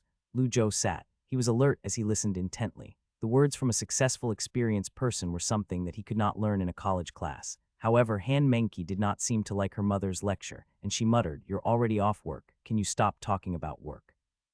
The daughter's words shocked Mrs. Yang slightly. The car once again descended into silence. The car stopped. Lu Zhou had not expected this. He thought that Mrs. Yang would take them to an unusual place, but the destination was actually a small street far away from the city. The marble-decorated entrance was deep inside a strange street. Instead of being buried by the small shops, it stood out. Maybe this is the style of the rich. Lu Zhou did not understand. They got off from the car. Mrs. Yang walked in front and led the group of people into the restaurant. The decor of the restaurant was completely different from the entrance. It was like a different world. Water was flowing through the marble statues, while the various plants represented a Western style. In fact, the restaurant brought out a sense of beauty between China and the West. With a Western restaurant like this in the middle of nowhere, Lu Zhou knew that the owners must be insanely rich. 4 people. "This way, please," said the waiter as he made a gesture. He guided the group of people onto the second floor. Han Menki refused to sit with her mom, and so she sat next to Lu Zhou. Just like back in the car, Chen Yushin sat next to her auntie. The group sat down and the waiter brought 4 glasses of lemonade while placing 2 menus on the table. Mrs. Yang flipped through the menu. With a gentle smile, she said, "This restaurant is quite good. It's very quiet and there's no city noise here." In a place like the city of Jinling, it's difficult to find such a restaurant. I recommend the steak here. If you don't fancy the steak, the paella is quite good as well. Today is my treat, so order whatever you want. Then I'll order, murmured Lu Zhou as he smiled cautiously. When he looked at the menu, his eyebrows jumped. Mother F seeker, so expensive. 888 yuan for steak. What the hell is that? I'll order the fried rice. Hundreds of yuan for the rice. This is a scam. However, when he saw Mrs. Yang's expression, it looked like she did not feel that there was anything wrong with it. Lu Zhou could not help but think, rich people's concept of money is on a completely different level than mine. Han Mengqi did not mind. She took the menu from Lu Zhou and quickly flipped it over. She pointed to a picture and said, I want the applewood steak. And this ice cream. Naturally, Chen Yushan ordered as well. It was Lu Zhou's turn. Lu Zhou thought for a bit and eventually decided on the Spanish paella. He did not want to waste their time. Besides, he had never eaten it before. Also, eating with a knife was too fancy for him. He did not want to embarrass himself. As for Mrs. Yang, she only ordered a salad. Lu Zhou looked at the picture of the salad and he wondered if Mrs. Yang would actually be full just from eating the salad. Perhaps it was because there were not a lot of people in the restaurant. The dishes arrived quickly. Lu Zhou looked at the steamy seafood risotto and could not help but drool over it. Especially the green mussels and scallops sprinkled in garlic. It looked very delicious. Lu Zhou had not even picked up his spoon when Han Mengqi stole a piece of mussel. Lu Zhou's eyebrows jumped. He did not want to step down to the same level as her, so he pretended like he did not see anything. However, Han Mengqi's movement had not escaped her mother's watchful eyes. Sure enough, Mrs. Yang said sternly, Mengqi. Han Mengqi's smile faded and she looked towards the side. Mrs. Yang, I think there's no need to be so strict. Han Mengqi is just joking, said Lu Zhou with a smile as he tried to mediate the situation. This is about politeness, said Mrs. Yang seriously. She did not give in. Lu Zhou looked helpless and did not say anything. He really could not comment much on how to educate other people's children. He just felt sympathetic towards her. The vibe was quiet during dinner. Lu Zhou and Chen Yushan sensed the Cold War between the mother and daughter. When they glanced at each other, they saw the helplessness in each other's eyes. Chen Yushan, sorry, I didn't know it would be like this. Lu Zhou, it's okay, actually I expected it. What? Lu Zhou suddenly realized that he seemed to have mastered a new skill. He could communicate with people just by looking in their eyes. What is this? Did I develop this from looking at her in the library? Or is it the system? Lu Zhou had to confirm this, and so he looked at Han Mengqi. It seemed useless. Han Mengqi saw that Lu Zhou was acting weird. Blushing, she asked, why are you looking at me? Oh, nothing. It just looks like you're enjoying your food, said Lu Zhou. He realized what he was doing and quickly diverted his sight. Fortunately, Mrs. Yang got up from the seat earlier to take a call. She did not pay any attention to the two. It wouldn't be good if that strict woman saw this. Anyway, Han Mengqi actually believed Lu Zhou's reason. She threw a small piece of steak into her mouth and said while chewing, well, it's okay, but it's not as good as your cooking. Lu Zhou was embarrassed from the compliment and said, there's no point in complimenting me. I never lie. You don't have to believe it, said Han Mengqi as she rolled her eyes. You cook as well, asked Chen Yushan. She looked across at Lu Zhou and with a tone of being surprised, she said, I didn't know. Of course, he's very good, That mapo tofu is super delicious, replied Han Mengqi before Lu Zhou could even speak. It was like she was showing off. It sounds spicy, murmured Chen Yushan as she shrunk her neck. She was still feeling the spiciness from that time Lu Zhou took her to eat spicy hot pot. At this moment, Mrs. Yang came back to her seat. Next to her was a man that looked very polished. Mengqi, aren't you going to say hi to Uncle? Asked the man with a smile. Uncle, hi. Uncle, bye, replied Han Mengqi awkwardly. She did not even lift her head. This kid, sighed Mrs. Yang. She looked at the man apologetically as she explained, I'm sorry. Mengqi is like this towards everyone. It's okay, said the man with an awkward smile. He greeted Chen Yushan before looking at Lu Zhou. His eyes lit up as he asked, you're Lu Zhou, right? Lu Zhou was surprised. He did not know he was famous enough to be recognized. Even on campus, only a few people could recognize him. Even though Lu Zhou was confused as to how the man knew his name, he still stood up and politely shook his hand. Hello, and you are? I'm the manager of this restaurant. I'm also Mrs. Yang's friend, answered the man with a smile as he shook Lu Zhou's hand. When he released his hand, he said, you rejected an offer from CEO Wang, right? This boy is good. It's just that I'm busy with school and I think I don't know enough yet, answered Lu Zhou humbly. In reality, he was actually complaining in his heart. Why are there so many people mentioning this? It's just rejecting an offer. I'm Du Haifeng. Let's talk again in the future, said Du Haifeng. He handed a business card to Lu Zhou and smiled as he said, you guys can continue eating. I won't bother you anymore. Maybe because he sensed the coldness coming from Han Mengqi or he was busy. Regardless, he left. Lu Zhou sat back down and looked at the business card as he thought, shareholder of Haifeng Capital. I have to take care of this business card. Connections are always useful. If Lu Zhou wanted to start a business in the future, he would need contacts in this area. Han Mengqi saw Lu Zhou accepting the man's business card and seemed to be somewhat unhappy. Lu Zhou noticed her change of emotion and analyzed. Maybe Mr. Du has a relationship with Mrs. Yang. They're all adults. One is a charming woman that has an unfortunate family, while the other is a talented, mature man. If some TV shows like drama happen between them, it is to be expected. This is a bit difficult to evaluate. Once emotions are involved in the family, it complicates everything. Lu Zhou did not want to intervene in other people's lives, and he was very sure of it. Han Menki glanced at her mom and lowered her voice as she whispered to Lu Zhou, "This guy isn't a good person. Be careful." "Okay," said Lu Zhou. He misunderstood what Menki meant, and so he looked at her in a caring way. In fact, he felt sympathetic towards her. Although she said she doesn't care about having a stepfather, if the parents actually remarried, the child will create conflicts, right? Lu Zhou obviously did not take what Han Menki said into account. She was anxious as she said, "I'm serious." Lu Zhou looked at her strangely as he said nonchalantly, "I believe you." "You," Han Menki clenched her teeth. She looked left and right before lowering her voice to say, "I saw. Mr. Du likes men." Lu Zhou, that last sentence was shocking. He remembered him saying, "This boy is good." Lu Zhou was so scared that he nearly threw the business card out the window. After dinner, Mrs. Yang sent Lu Zhou and Chen Yushin back to the school. Before leaving, Han Menki said goodbye, albeit reluctantly. Her summer vacation was starting tomorrow. According to Mrs. Yang, she would be staying in Shanghai with her father for the entire summer vacation. Obviously, she would be unable to get tutoring during that time. The next tutoring session would be in September. As Chen Yushin and Lu Zhou walked towards the dorms, she turned around and asked, "I'm going to study vocabulary when I get back to the dorm. How about you?" Lu Zhou thought about it and said, "I'm going to the library." Chen Yushin said, "Little brother, you're studying so hard as a first-year student. I'm feeling the pressure from you." Lu Zhou smiled and said humbly, "I'm not working that hard. I'm not the only one staying at school. There's another one in my dorm." Chen Yushin looked at the sky inside. Are all new students like this? The two separated when they were near their dorms. Lu Zhou first went to the library to pack his stuff that was left on the table. He then went to Building A, and when he found an empty classroom, he turned on the light. Once he found a seat to sit down, Lu Zhou poured the contents of his backpack on the table. When he looked at the clock on the wall, it was exactly 8 o'clock. If I take a focus capsule now, and the effective time is 5 hours, the drug effect would last until exactly 1 o'clock. From my previous test, at most I can maintain would be until around 5 o'clock. I'll wake up at 12, eat lunch at the cafeteria, then I'll go to the school's computer room. Lu Zhou unscrewed the mineral water bottle and took a deep breath. He then took a pill from the bottle, threw it in his mouth, and swallowed. He felt the sensation of an ant climbing on him again. The ant crawled from the back of his head to the eyebrows, and soon, everything in his field of vision became clearer than ever. It was like he was cheating. Wait, no, he was cheating. Lu Zhou did not waste a second. He quickly took out the Python language introduction tutorial textbook and started to read from the first page. There was a joke that said that if one wants lazy programmers to start working, the best thing to do was to ask them which language is the best.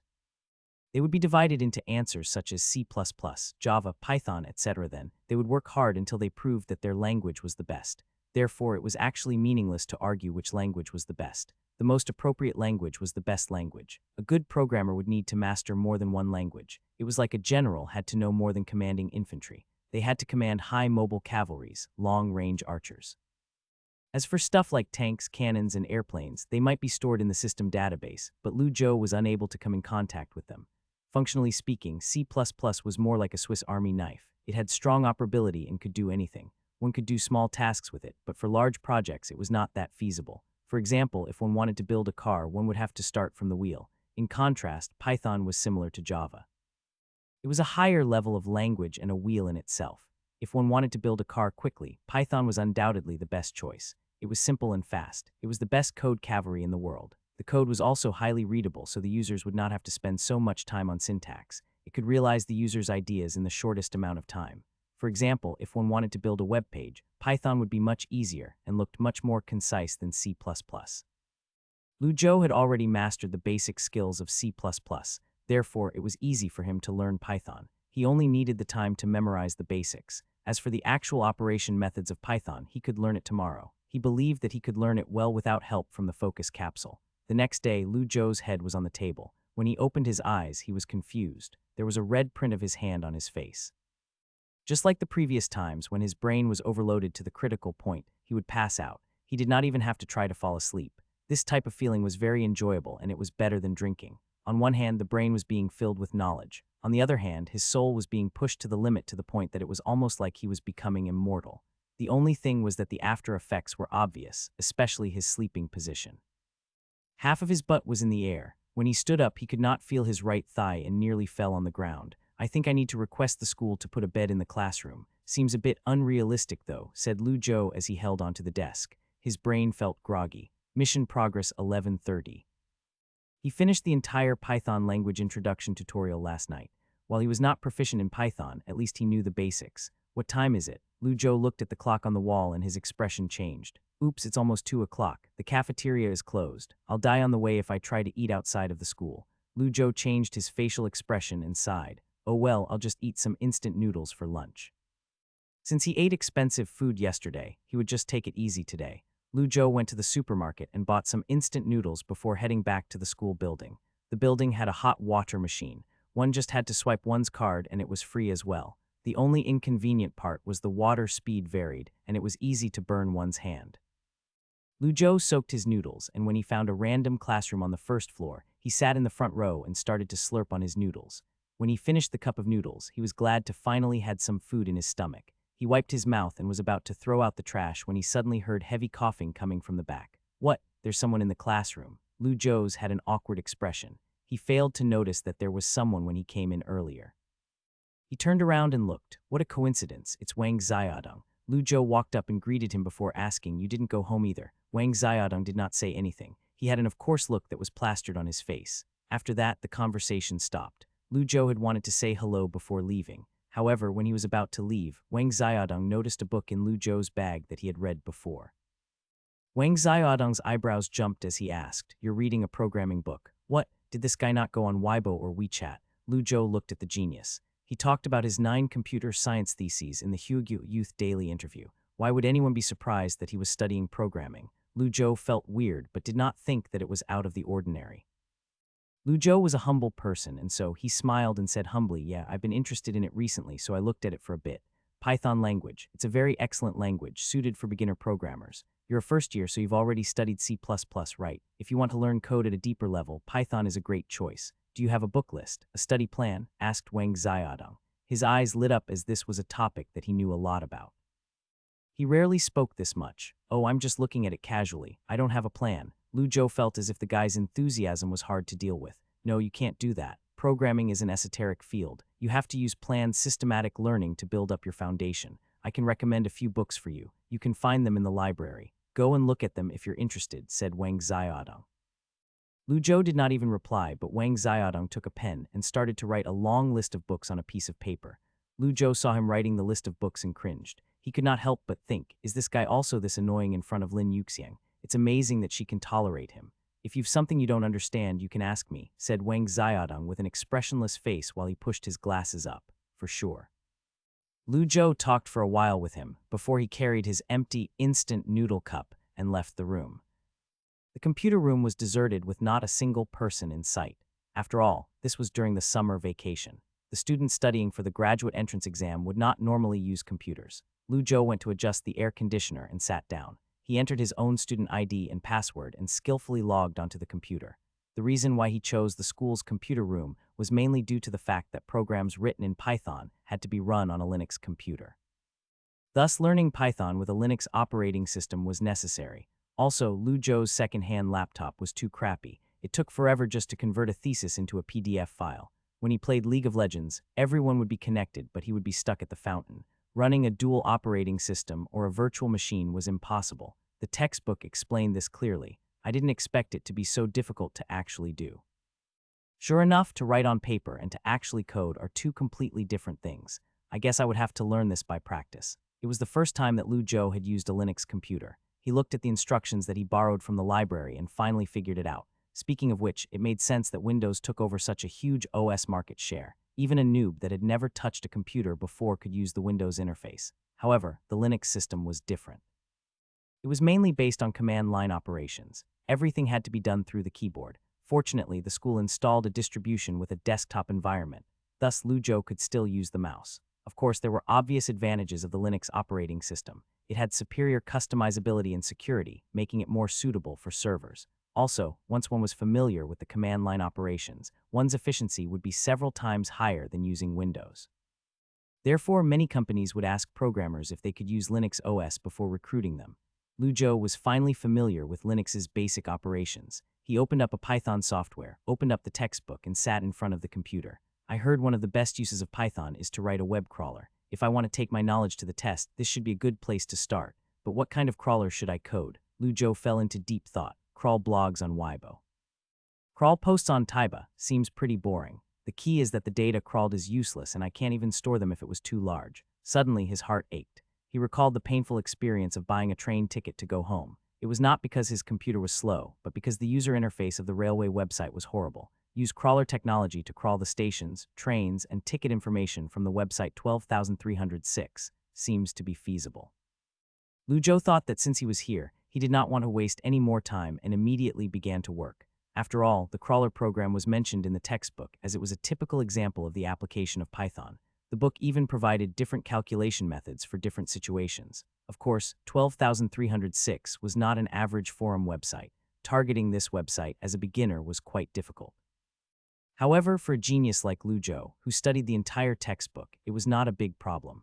Technically, the crawler itself was not too difficult. The entire program was less than 30 lines. It compiled perfectly with no bugs. It was time for grabbing. Lu Zhou copied the URL of the website into the code and ran the script. He downloaded the data into a spreadsheet file he created.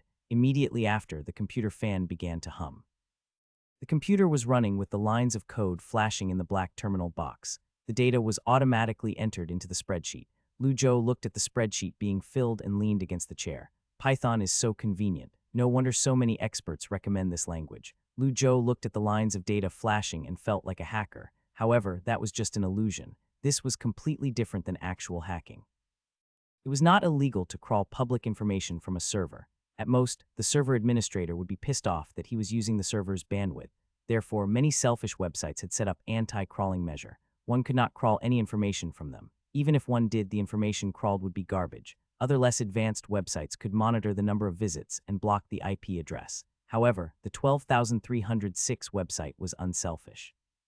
The giant monopoly did not even care about the user experience. Obviously, it would not care about the server's resources. As long as one did not take down their server, no one cared. Lu Zhou looked at the lines of data piling up in the spreadsheet. He started to wonder if he should do something else. Make a ticket-buying website. Seems kind of redundant. Suddenly, a light bulb went off in Lu Zhou's head. What if I make a ticket-buying app? He thought of his idea and could not control his excitement. Although there were many third-party ticket booking websites, there were not that many apps. If he could make an outstanding app, he could even make some money off it. Lu Zhou thought about money and he was suddenly interested. His mind started to calculate. Technically, it was very difficult to independently build an app full stack. It was far more difficult than writing a simple crawler program, but it was not impossible. He could use the system to solve difficult problems. After all, spending general points to buy knowledge was a part of learning.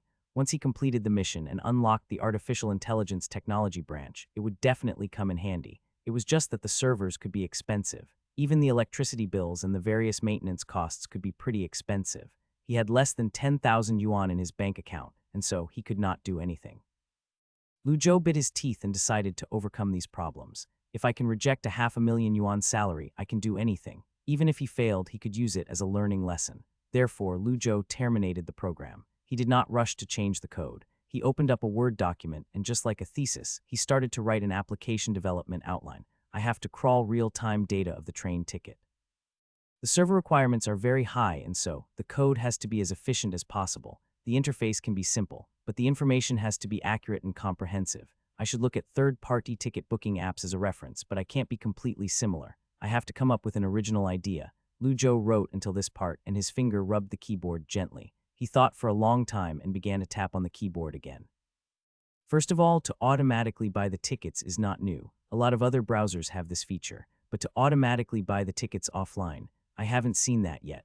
Lu Zhou thought back to last winter vacation. He had to refresh the website in his dorm for nearly half an hour before he managed to book a couple of tickets. He felt that it was difficult for people to go home for the new year.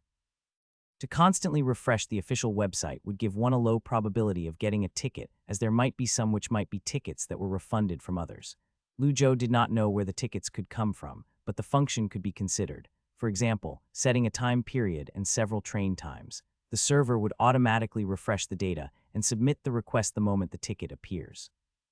He had used several ticket snatching software, and so far this feature did not seem to be available. Furthermore, the concept did not seem that hard to implement. Lu Zhou thought until this point before he looked at the clock. It's 3 o'clock in the afternoon. Lu Zhou saved the Word document. He then pulled up his sleeves and placed his hands on the keyboard. Work, work. Lu Zhou worked for the entire day. It was already 10 o'clock when he copied the program into his USB and turned off the computer. He could not grind too much as he had just spent the whole of last night studying Python. He could not do another all-nighter, at least not if he wanted to live a long life. According to his original plan, he would start studying advanced knowledge of C++, using books from the system's book list. However, it seemed that he had to make some tiny adjustments to his plan. For example, he wanted to read 2 extra advanced Python books but did not want to delay the completion of his mission. "I didn't expect to use this book list already," said Lu Zhou as he looked at the draft paper that contained the book list that Wang Xiaodong gave him. He said in his heart, "I hope peacefulness comes to good people." The summer vacation went by quickly. Soon, it was already mid-August. Lu Zhou did not know if the system was playing tricks on him, but he found out that he was being more and more addicted to learning to the point that he could not extract himself. Liu Rui said that he was obsessed, but Lu Zhou disagreed. He agreed that the learning process was boring, but acquiring the knowledge was joyful. Even though it sounded contradictory, it actually was not. After all, one could not acquire knowledge from study techniques. Sometimes a person could read a book for hours, but could not understand a single sentence. Even Monk would find that boring. When one could fully understand every word and every concept while at the same time knew that one's knowledge was increasing, one would naturally be inclined to study without any prompting. Right now, he had completed 25-30 of the reward mission. The final 5 books consisted of integrated circuit design and mechanical engineering books. If it was 2 months ago, Lu Zhou would not be able to understand these textbooks. However, as he had the foundations of mathematics and physics, he felt confident in reading those textbooks. On the other hand, Lu Zhou's main focus was still information science. After all, it was so expensive for him to level up information science. It would be a waste not to utilize it. He spent nearly a month to finish developing the app, and it even passed the final bug check. The process was far more difficult than he imagined, but fortunately, he was eventually able to overcome them. As a result, his app development experience was raised from 0 to 1. The app name was called Campus Train. From the name, the target demographic was students from major universities. He did not hire a front-end developer, and so the user interface of the app was very simple. All of the designs were found online for free, and the style was simple and smooth. In order to learn the development of an Android app, Lu Zhou learned some developer tools and watched a lot of technical programming videos. He learned all of this in his free time. Lu Zhou really did not have the energy to port to iOS. He wanted to do it later. The question now was finding a server with good quality. If he did not have a server, forget about benefiting society. At most, he could let his roommates use the app. While Lu Zhou was worrying about the server, Professor Tang suddenly called him and asked him to come to the office. When Lu Zhou entered the office, Professor Tang smiled and casually gestured him to sit. He then asked with a smile, "How are you recently?" "I'm pretty good, Professor. What's up?" said Lu Zhou with a smile. Professor Tang smiled and said, "It's almost September. Dean Lu wanted me to ask you, how is your preparation going?" "Preparation is going okay. I think I should be fine." "It'll just depend on how my 2 teammates are doing," replied Lu Zhou with a smile. "That's good. This competition is a good opportunity. I hope you can perform well. I won't ask you anything else. Professor Liu knows more than I do, so you should go and ask him if you are unsure of anything," said Professor Tang before paused. He smiled and looked at Lu Zhou. "What have you been researching recently? Did you cook up another famous project?" "What? How did you know?" Surprised, Lu Zhou looked at Professor Tang and asked, "How did you know?" "I'm just casually asking." "You really didn't let me down," said Professor Tang as he leaned back on his office chair. He then unscrewed his mug and took a sip before asking, "Tell me, what is it this time?" "This time I didn't research anything worth mentioning," said Lu Zhou as he smiled embarrassingly. He continued, "I just heard some students complaining about buying train tickets during the peak holiday periods. So I wrote a ticket-buying app." Lu Zhou's answer shocked Professor Tang. He frowned as he asked, "When did you start researching computer science?" He originally thought that Lu Zhou was quietly researching mathematics. However, it turned out that he ran to computer science. The last time they met, Lu Zhou was still studying Mersenne prime numbers. Why is Lu Zhou so clumsy? He has no direction. Lu Zhou was very puzzled as he thought, why is Professor Tang like this as well? Did my mathematical talent really surpass my computer science talents? Just half a month ago, Hyugyu Youth Daily praised him for his all-around talent. "Well, I have always been researching computer science," said Lu Zhou as he tried to correct him. Professor Tang was slightly stunned. He smiled awkwardly as if he remembered. He coughed and asked, "Are you switching to computer science next semester?" Lu Zhou shook his head and said, "I don't have plans for that yet. I think it is very important to learn mathematics well. It is very helpful for studying other subjects. Also, the other majors might not be suitable for me." He was telling the truth. When he was learning the basics of organic and inorganic chemistry, his mathematical knowledge really came in handy. Computer science is a pretty popular major as well. I'm not against you switching majors. However, let me give you some advice. If you continue to dive into mathematics, you'll be more successful. I've lectured for many years, and you're one of the most gifted students I have ever seen, said Professor Tang. He sighed. Of course, I know that you're not the kind of person that can sit in a lab and do research. You're too impatient. Lu Zhou was confused. He did not know if Professor Tang was complimenting or insulting him, or maybe it was a pity. Forget it. I'll stop talking. Digest this yourself, sighed Professor Tang. He shook his head before saying, I called you over today because I wanted to talk about your thesis and see if you made any progress. I didn't expect you to jump to computer science. I guess I've wasted my time. Lu Zhou raised his eyebrows as he thought, if I keep writing theses, I'm scared that you'll think that I'm writing substandard theses. Why do you always think that I'm doing something wrong? Of course, he could not voice his thoughts out loud. Lu Zhou coughed, smiled, and said, Teacher, mathematics is hard to do well. I tried my best. Professor Tang waved his hand and did not argue. He placed his mug on his desk and said, Okay, we'll leave it at that. Leave your bank account number here and leave. Bank account number. Lu Zhou was stunned. Professor Tang looked at his surprised face. He squinted and smiled as he asked, What? Why do you look so surprised? Did no one tell you? About what? Asked Lu Zhou with his eyebrows raised. He had a bad feeling about this. 5,000. Lu Zhou took a deep breath and said, Seriously, Professor, I suddenly have some good ideas. Can I still submit the SCI theses now? FCK off, said Professor Tang. He laughed. It's too late. He did not know why, but he felt happy looking at Lu Zhou like this. Unexplainable happiness. I lost out. Lu Zhou logged into the school website to take a look. He did not even know there was an announcement. Who would have thought that one could make money off writing theses? It was all because of the meeting. The reward rules were announced on the website. Reward amount equal if plus 15,000 yuan. If was the impact factor of the journal. For example, the impact factor of the International Journal of Theoretical and Applied Mathematics was 3.31.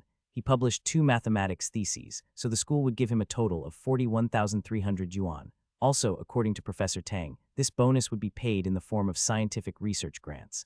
According to Article 4 of the Income Tax Law, it was tax-free.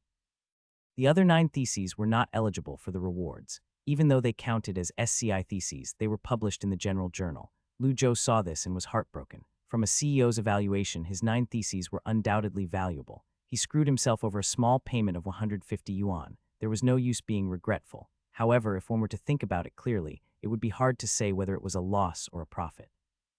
If it was never published in the General Journal, it would have been reviewed by a more professional academic reviewer. His theses might not have stood out from other theses or passed the review so quickly. The reason why he was able to get an S+ evaluation and unlock the reward mission was largely due to the speed of the General Journal's review process. Regardless, he could probably have enough money for the server. Joe, what are you looking at? Liu Rui saw that Lu Zhou did not go to the library to study. Instead, he was staring at the computer screen. Out of curiosity, he finally asked. Liu Rui had finally stopped sucking up to Lu Zhou. It seems that all the pandering came to an end. It's fine, sighed Lu Zhou. He said, I'm just sad that I lost a bit of money. What money? Scitheses reward, FCK me, you're too good, said Liu Rui as his eyes widened. He shouted, how much did you get? Probably 10 or 20,000. Lu Zhou wanted to be modest and said a lower number. He had not expected for Liu Rui to be shocked by it.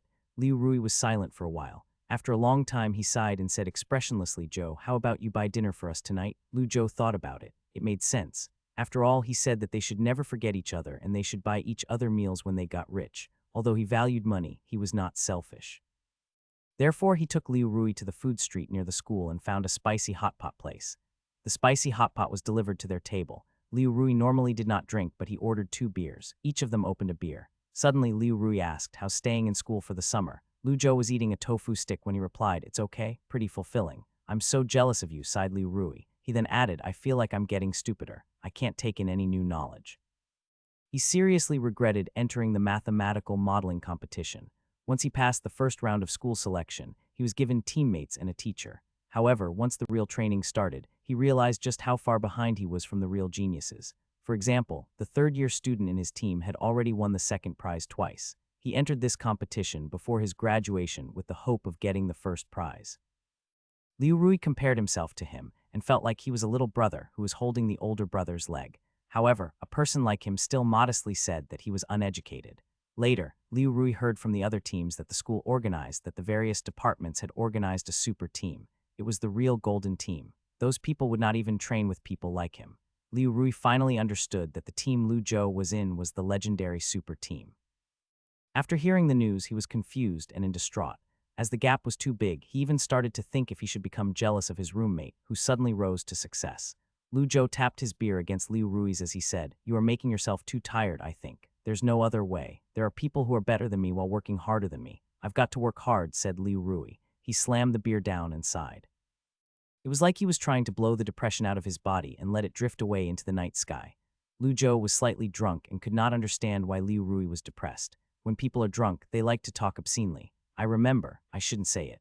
Liu Rui paused. He thought that Lu Zhou had good advice, and so he could not help but ask, "What?" Lu Zhou burped before saying, "If there are people better than you and working harder than you, then what's the point of you working hard?" Liu Rui, the pair finished 7 beers, 5 of which was consumed by Liu Rui himself. Liu Rui was not the type that could handle alcohol, and he would stay quiet when he was drunk. After drinking the last bottle, he slammed his head on the table and it scared Lu Zhou. Even the spicy hot pot manager was shocked as he thought Liu Rui was poisoned. After that, the kid flipped over and started to talk nonsense. The manager and Lu Zhou was relieved to see that. Once Lu Zhou paid the bills, he carried the drunk Liu Rui back into his dorm. Lu Zhou did not have the strength to carry him up the ladder, so he pulled out a mat from his cabinet and made Liu Rui sleep on the floor. He waited for him to lie on the mat before giving Liu Rui a blanket. No one else would have helped their friend like this. Lu Zhou turned on the air conditioner and sat in the chair before taking a sip of water. He sighed in relief. He was tired. Liu Rui did not feel tired at all. Instead, he laid down and started to snore. "You'll get a massive headache tomorrow morning." Lu Zhou shook his head and opened the computer. He logged onto an online shopping site and started to search for an appropriate server. According to Professor Tang, the school would transfer the money to him latest by tomorrow. He would find a server today and order it after he received the money tomorrow. If possible, he wanted to buy a good quality server. It was not entirely for his ticket buying app, but also in preparation of the Artificial Intelligence Level 0 mission reward. What would happen once I upgraded artificial intelligence from level 0 to level 1? It would be the first technology branch he would ever unlock. Therefore, Lu Zhou was excited. Of course, after he saw the price of the server, his face turned blue. Dell. Rackmount Chassis 2U, 56 cores, 112 threads, 256 GB RAM, comes with 12 8TB hard drives, 270,000 yuan. No way. Lenovo IBM Dual Controller Storage Array. Uses Storewise real-time compression technology, 64 GB RAM, 8 GB fiber connections, 24 3.5-inch hard drives. Price 40,000. That seems okay. Wait, I missed a zero. I can't afford this. He scrolled through another page, but they were all equally expensive. God damn it, why is it so expensive? Lu Zhou sorted by price and found some cheaper servers. However, he did not know if they could handle his operation needs. He could not possibly spend all his money on buying the server. Maintaining the operation of the server also costs money. Lu Zhou could not decide. Suddenly, he remembered about the computer science genius in his team. Oh yeah, why don't I ask him? As it was still early, Lu Zhou took out his phone and gave him a call. "You wrote a Python crawling script," asked Wang Xiaodong when he heard Lu Zhou's statement.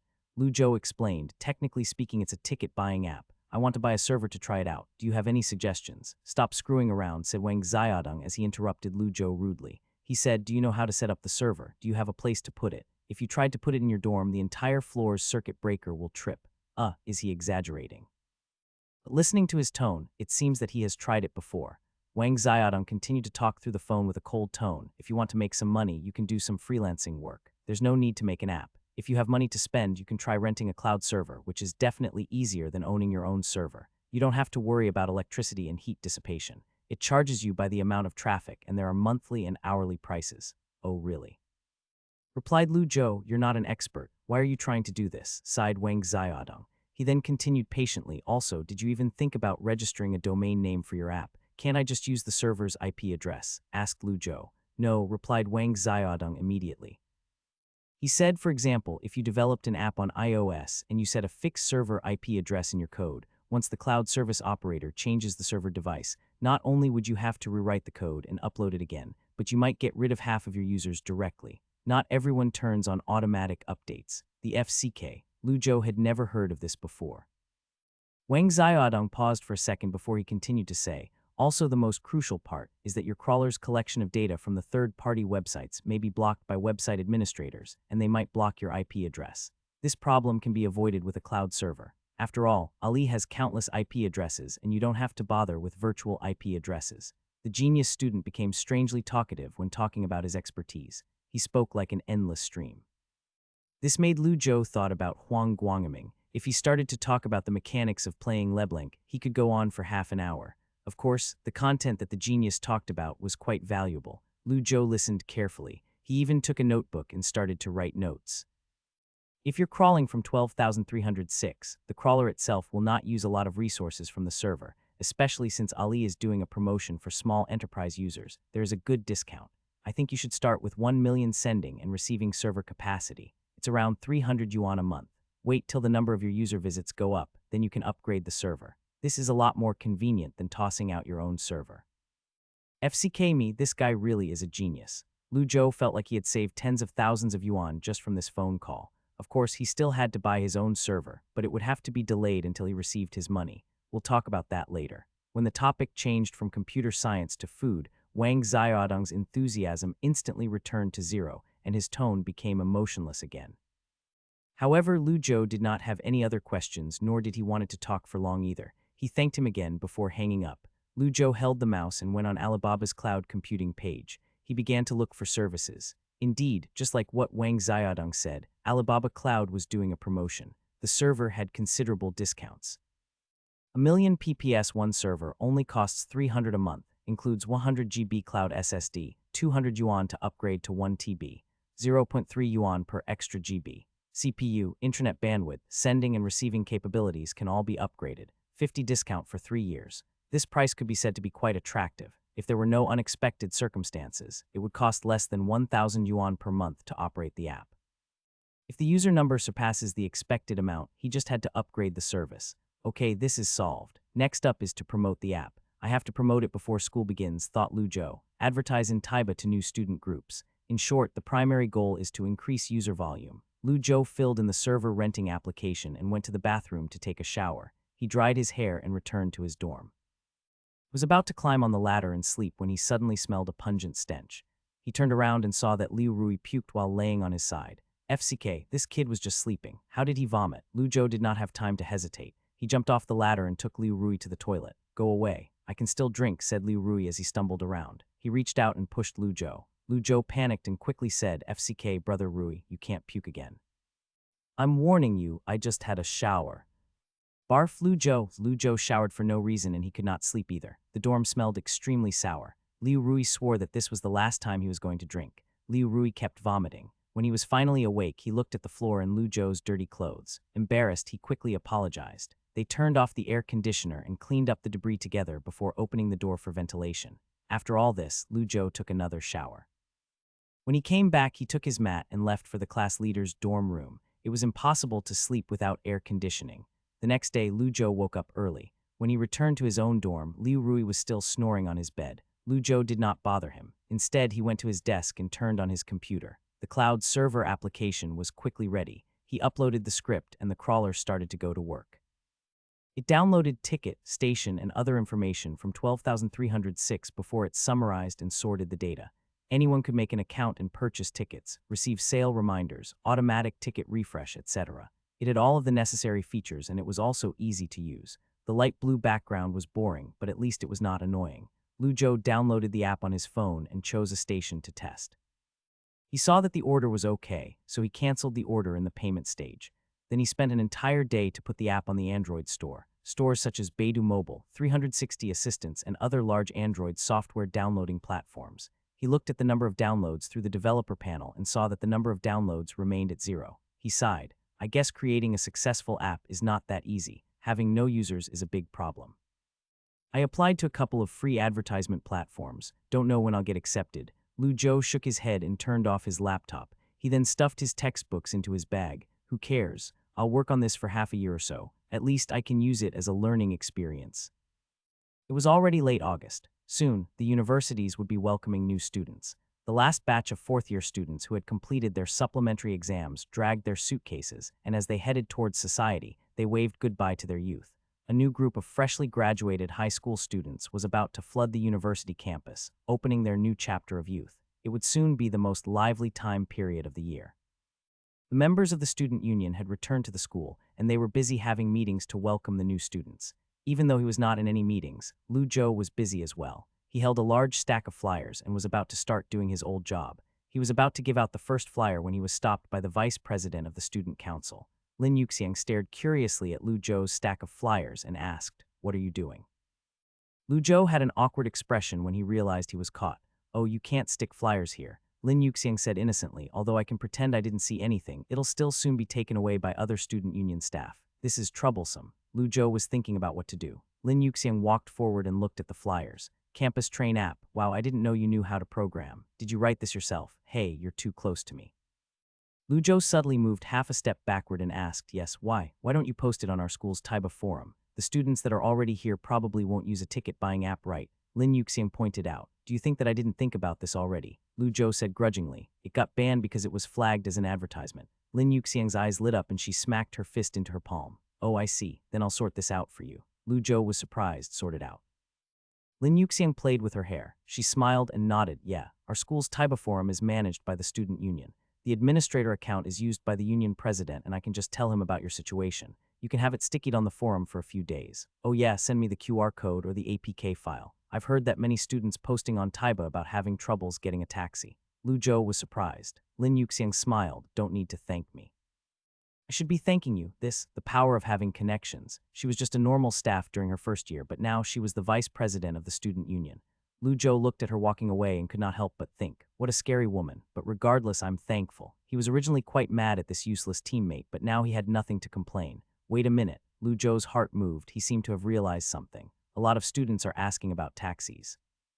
The target demographic of his campus train app was students. Getting a taxi is a problem, not just taxis, thought Lu Zhou. When he first arrived, he even went to the wrong campus. He started to seriously think about this problem. It's perfectly possible to add a student route into the main app interface and have options for leaving from school and traveling to school. This can help new students to buy the tickets and also give them the shortest transportation route.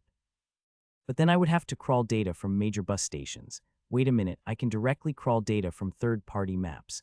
Beidou Gayad has a transportation system. How did I forget about this? The more Lu Zhou thought about this, the brighter his eyes became. Not only did the students travel by bus and subway, but they also traveled by car. They would get off the train and carpool using unlicensed taxis. If he used his app to collect the user's train number, travel information, and the number of various university students, then he could team the students up for carpool ride.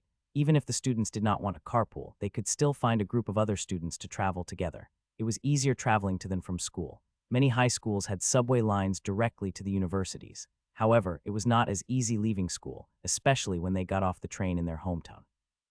If there was a need for carpooling, the students could find other students to carpool with. It would be better than carpooling with strangers. How many universities are there in the country? How many college students? Even if he managed to only reach half of the market share, the number of the users would still be astronomical. Also, the user's group location would be tracked accurately, and the value of that was unimaginable. Lu Zhou stopped hesitating. He immediately went back to his dorm and began to write the version 0.12 update. During this major update, the app will remember buying the user's university and train information. If the user is bound to the university information while sitting on the train, they can know how many other students on the train are also using this campus train app. Add friend features, messages, carpooling, travel route notifications. These are a must.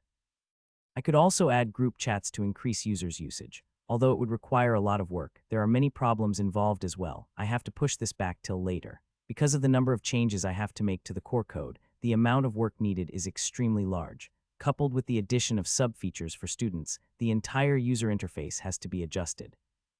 To save time, Lu Zhou consumed 150 general points. He handed over some of the difficult parts of the code to the system to solve. He then copied the code from his memory onto the app. He finally finished the final stability test before the end of August. His general points balance was 775. Uploading updates, murmured Lu Zhou. He took a deep breath before saying, "This change is groundbreaking. I hope I can stand out from other apps." He looked at the download numbers. It was only 15. Lu Zhou tried to comfort himself. It was double the amount of downloads version 0.11 had. It could be counted as a good start. He sent the link to Lin Yuxiang so that she could log onto the school's Taiba today. After that, his user numbers would surely increase. Oh yeah, if I can advertise on Taiba, why can't I try to advertise on other platforms?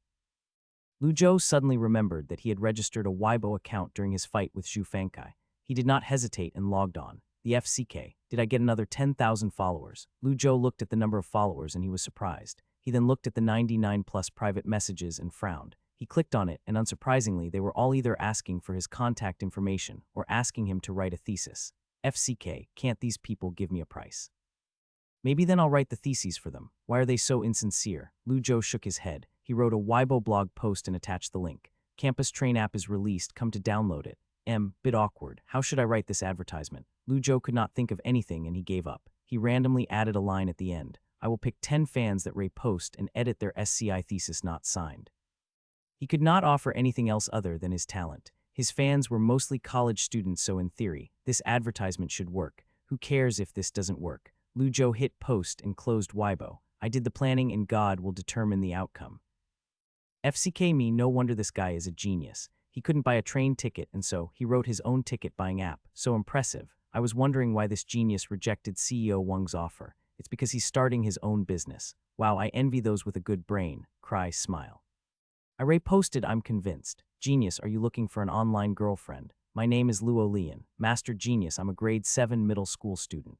The pretty girl in my class said that she'll go out with me if I get into the top 10 in the coming exams. If I win the prize, can you teach me mathematics? Editing SCI, please. Praying to God I get picked. Repost. I'm a PhD student and I'm impressed. Reposted. My thesis isn't an SCI, can I get a discount? It was the next day in the afternoon. Lu Zhou was eating dinner when he pulled out his phone and checked Weibo. He was shocked. Why are there so many reposts? However, most of the repost captions were just people jumping on the bandwagon. Lu Zhou was suspicious. When he opened the trending page, he was surprised. Number 4 on trending. How did it get up there? Even though a lot of people reposted, it's still a bit far-fetched to be on trend, right? Lu Zhou opened up the trending page and found out that a marketing account reported his app, but not his blog post. The earliest news source that reported it was called New Things on Campus, and that blog was reposted by a marketing account with millions of followers. Finally, it even caught the attention of Hyugyu Youth Daily, and they reposted it. Although they did not repost his blog, the name Campus Train was still in the report. A first-year undergraduate student from the University of Jinling, who could not buy a train ticket, wrote his own free app for students to use. Look at how impressive this guy is. Remember that undergraduate student that wrote 10 SCI theses in a month? This time he is back at it again. These were the types of headlines in the reports. After that, a chain reaction happened and it went out of control. Lu Zhou saw this situation and was hysterical. He did not expect to go on trending twice within 2 months. Lu Zhou used his phone to log into the developer platform and entered his administrator account and password. He looked at the download data. What? The number of registered users reached 150,000. With the number of user downloads experiencing explosive growth in the Android App Store, it had even made its way into the top daily downloads. It seemed that his app had been accepted by a lot of college students. As for how many users would stay active, it would depend on what happened next. At this moment, he received a call from Chen Yushin. Lu Zhou, did you write that app? Asked the female voice on the other end of the phone. She was so excited that she sounded like she was happier than Lu Zhou. Lu Zhou, yeah, I wrote it, why? After she received the confirmation, she became silent. After a while, she sighed and her voice became heavier as she said nothing. I feel like you're flying so high, I don't know what to say. Lu Zhou was confused. Flying so high? Not really. It'll still be 3 years till I graduate. You're right, said Chen Yushin. She laughed and changed the topic. Oh yeah, my cousin came back from Shanghai. My auntie wanted to ask if you still have time to do tutoring next semester. Yeah, of course, said Lu Zhou without any hesitation. Upgrading the Alibaba cloud server, upgrading disk space, purchasing network communication traffic bandwidth, designing a beautiful UI interface. Everything required money. Right now his app was free. It was hard to tell how much he would have to spend before he could monetize it. It was not like he could exchange general points for money, and so he had to rely on working for some extra cash. A happy voice traveled through the phone. That's great. Meng Qi said that you are a good mathematics tutor. She would understand the question after one explanation from you. It's mainly because she's talented, said Lu Zhou with a smile. Chen Yushin, oh yeah, also when she enters grade 11, she'll only have Sundays off. You only have to tutor her one day. Is that fine with you? Lu Zhou, no problem, I'm free regardless. Zhang Zhangji opened the door and walked into Dean Lu's office. He said with a smile, Dean Lu, you have quite a talent there in your mathematics department. Dean Lu did not say anything at first. He put his pen down, adjusted his glasses, and sighed before saying, say it. What did that Lu Zhou kid go and do now? Dean Zhang smiled and said, oh, I didn't even tell you. How did you know it was Lu Zhou? He's the only troublemaker of his caliber in the department. It seems that you're not happy, said Dean Zhang as he sat on the sofa. With a smile, he said, if that's the case, how about you transfer Lu Zhou to my computer science department? I quite like him. Oh, said Dean Lu. He leaned against his office chair and stared before saying rudely, don't even think about it. What a joke. University of Jinling's mathematics department was not strong even though the university was ranked amongst the country's top 10 universities. It was not nearly as strong as their physics department. They finally had such a genius in their department, and Lu Fangping would never let him go. Not even if he had to deceive Lu Zhou. Why are you getting so riled up? I'm just kidding. It's up to him if he wants to transfer, said Dean Zhang. He smiled and continued, okay, serious talk. Have you seen Weibo recently? Weibo? Asked Dean Lu. He frowned, what's on Weibo? Although Lu Fangping knew about Weibo, he had not downloaded it on his phone. First of all, he was disinterested in the trending female celebrities. Secondly, the text on the phone was too small and thus, it was unsuitable for old people to read. Thirdly, he was busy with his job and side projects. He did not have so much free time to stare at his phone. Furthermore, he did not keep up with the trends as much as Dean Zhang, who was from the computer science department. The Lu Zhou from your department made an app called Campus Train. A few teachers from our department looked at it and found that it is pretty good. The school is encouraging entrepreneurship, right? I wanted to help him and so I came over here, said Dean Zhang while smiling. Dean Lu heard the good news and smiled as well. He then squinted his eyes as if he remembered something.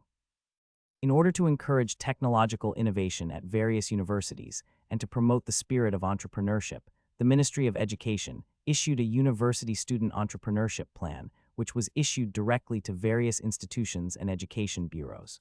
Of course, not all projects could apply for this interest-free loan.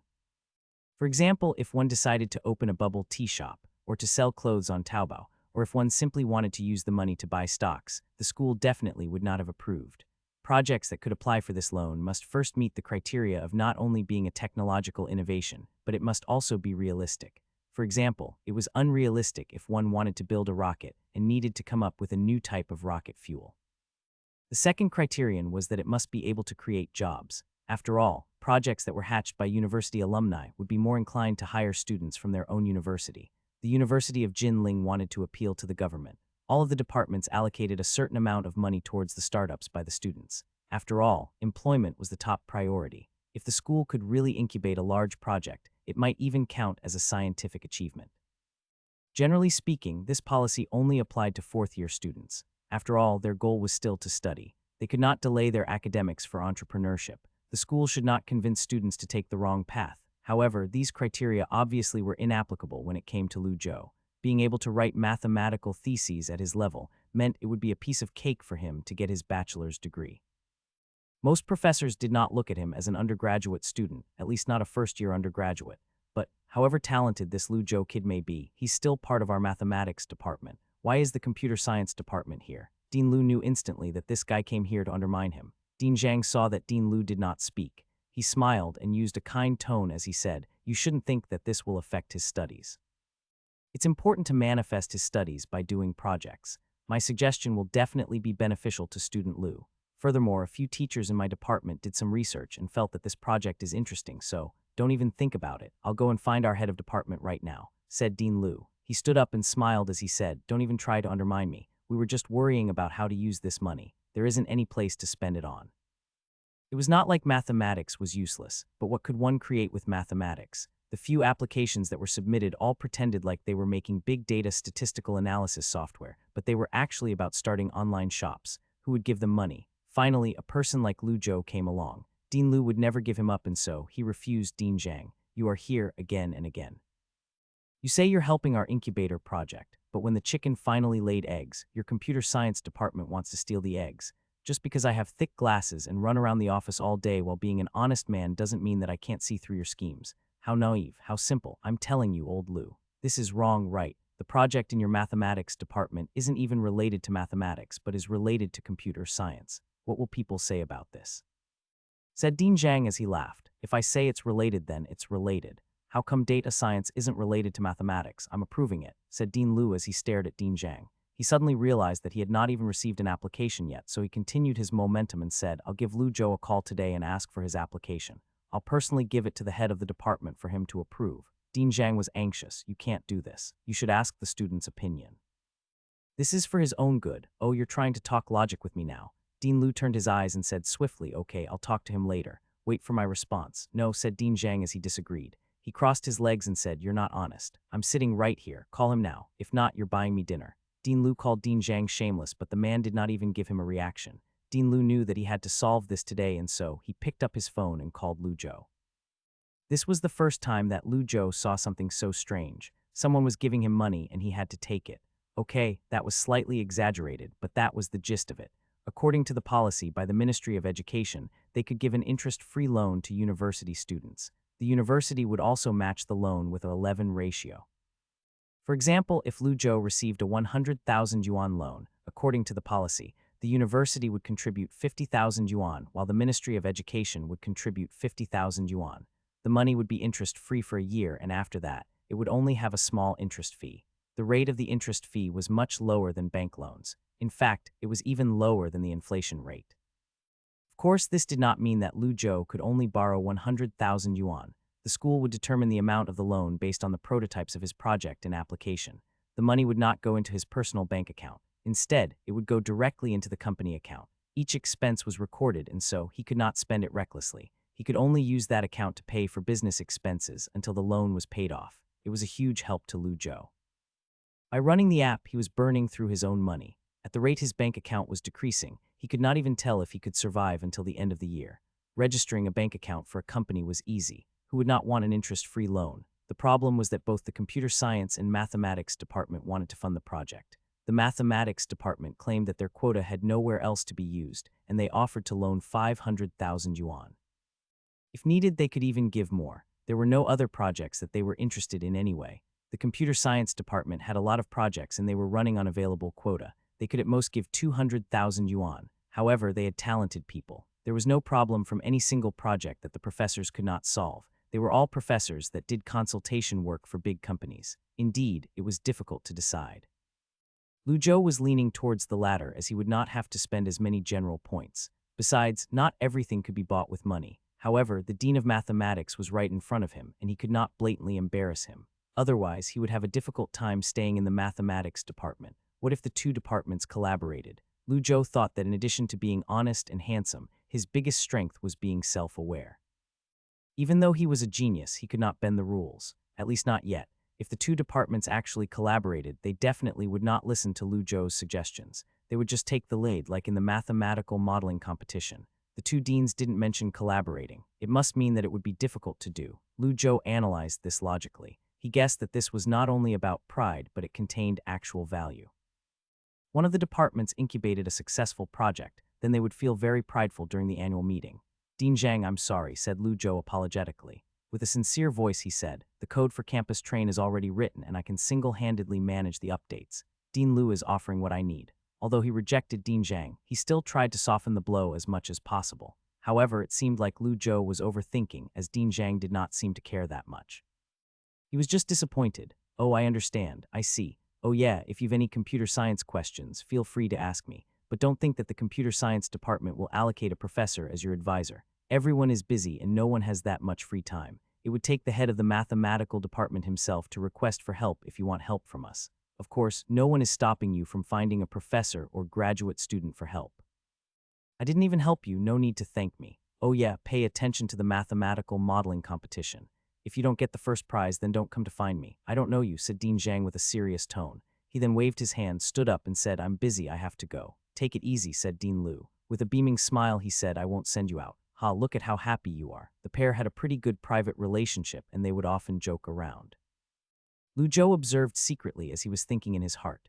Zhang Zhangji left and Dean Lu paused for a moment before saying, oh yeah, Lu Zhou, I have an application form here. Take it back, fill it out and bring it back to my office tomorrow. Okay, Dean Lu was satisfied with Lu Zhou's enthusiasm. He nodded and reminded Lu Zhou, oh yeah, even though this project is a good idea, don't forget about your real job. Lu Zhou smiled and said, don't worry about it.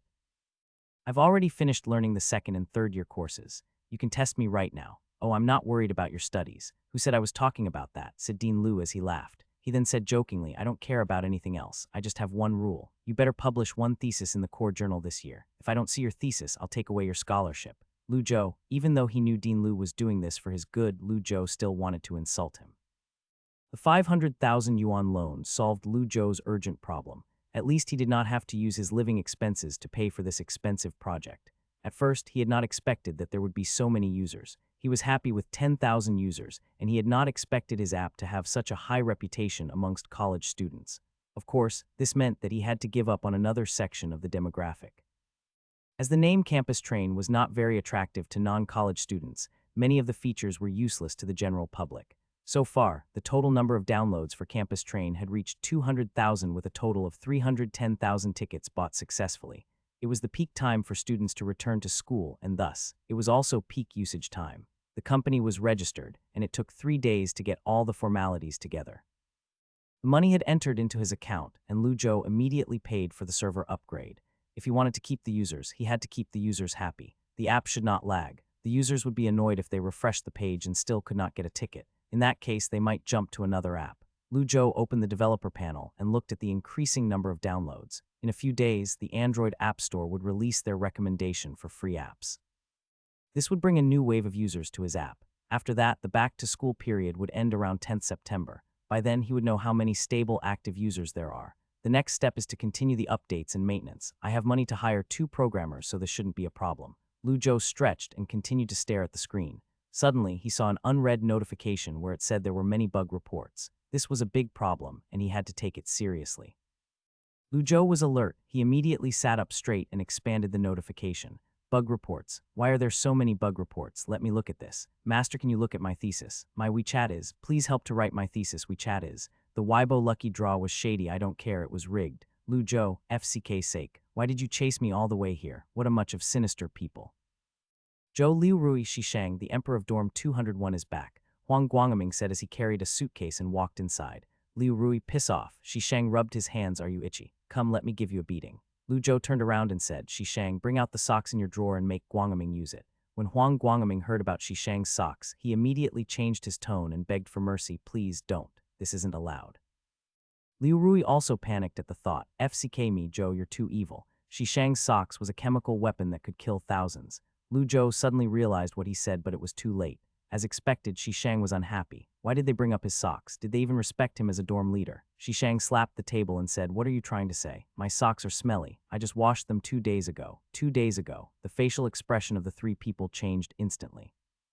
However, Shishang failed to notice. He opened the drawer as if he was trying to prove something. Liu Rui, Lu Zhou, Huang Guangming. The atmosphere in the dorm became awkward. There was a stench. With 3 pairs of eyes staring at Shishang, he gradually lost his confidence. Without saying anything else, he coughed slightly before heading to the bathroom to wash his socks.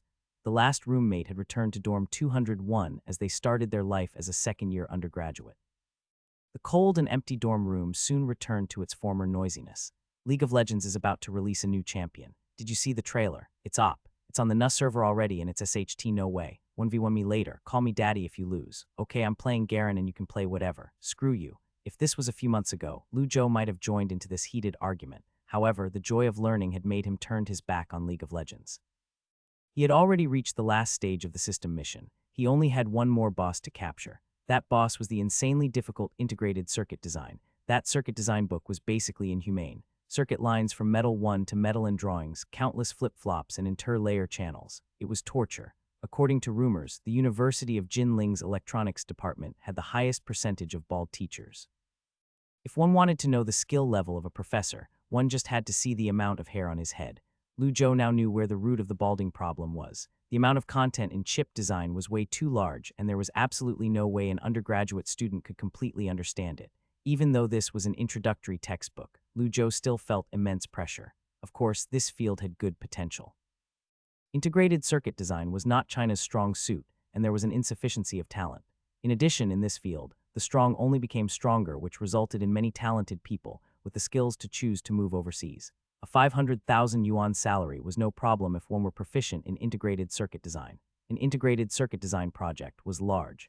Each step had a cumbersome process, and any of the steps could be considered a scientific research project. Every step of the production line was a job opportunity. Then again, with the difficulty in getting jobs, very few people could reach the standards that were required. In order to participate in an integrated circuit design laboratory, one would at least need a PhD. Huang Guangming was playing League when he saw Lu Zhou reading the textbook. He then asked Lu Zhou, League, Liu Rui is feeding too hard. I can't carry without your ganks. Liu Rui did not respond. Instead, he started to hum a song in embarrassment. Lu Zhou thought and said, I'll play in a few days, I'm pretty busy now. Shishang, who was playing top lane, said, FCK, last time you said you would play after exams, but until now you still haven't logged on yet. In a serious tone, Huang Guangming said, Zhou, you will lose your friends like this. No friends? Impossible, said Lu Zhou as he shook his head. He then added, we all take the same classes, Mathematical Analysis 3, Linear Algebra, Ordinary Differential Equation, Complex Functions. Brother Lu, stop talking, said Shishang as he suddenly let go of his mouse. He turned around and begged Lu Zhou, from the moment I saw you, I knew that we would be brothers for life. You have to lend me your notes, Lu Zhou laughed. Oh, what a weak student. Liu Rui was killed and sent back to the fountain. As he leaned against his chair, he asked, aren't you friends with Lu Zhou because you saw his sister's photo? Lu Zhou FCK off. He had nothing to say to this group of animals. When Lu Zhou heard the sound of league abilities being used impetuously, he could not calm down. In the end, he gave up in testing his own strength. He packed his stuff and walked outside with his backpack. It was now the 1st of September and only 2 days left until the 3rd. A large number of first-year students would be pouring into campus on that day. All kinds of community activities and studying were going to happen that night. In addition, the students who were preparing for the graduate entrance exam were trying their best to study, and so he had no hope to find an empty classroom. There was not much time left for him to study quietly. Coincidentally, Lu Zhou only had one focus capsule left. He did not know if it would be enough for him to finish the introduction to IC design textbook. After dinner, Lu Zhou sat in an empty classroom and ate the final focus capsule. He planned to immerse himself into the book by entering into a state of high concentration. The circuit lines gradually solidified in his brain, and the layers of electronics unfolded. He discovered this ability when he was studying topology. When he was highly focused, he could use his spatial imagination to see the graphics in his mind. It was hard to describe in words, but the resolution of his imagination was very precise, and he could see every electrical circuit and every flip-flop. Of course, entering into this status had great side effects. It would accelerate the fatigue of the brain. Although it would not decrease the focus capsule's active duration to under 5 hours, it would make him very sleepy after 5 hours. Therefore, he had already used 2 focus capsules while studying integrated circuit design, and this was his 3rd capsule. Also, this was only introductory material. It only briefly explained topics such as RTL code, logic synthesis, and RC time constant. The latter half was circuit wiring, which did not even count as core knowledge. Time slowly passed, and soon it was 12 o'clock. Lu Zhou stared at the last page of the textbook and sighed. He then collapsed onto the table.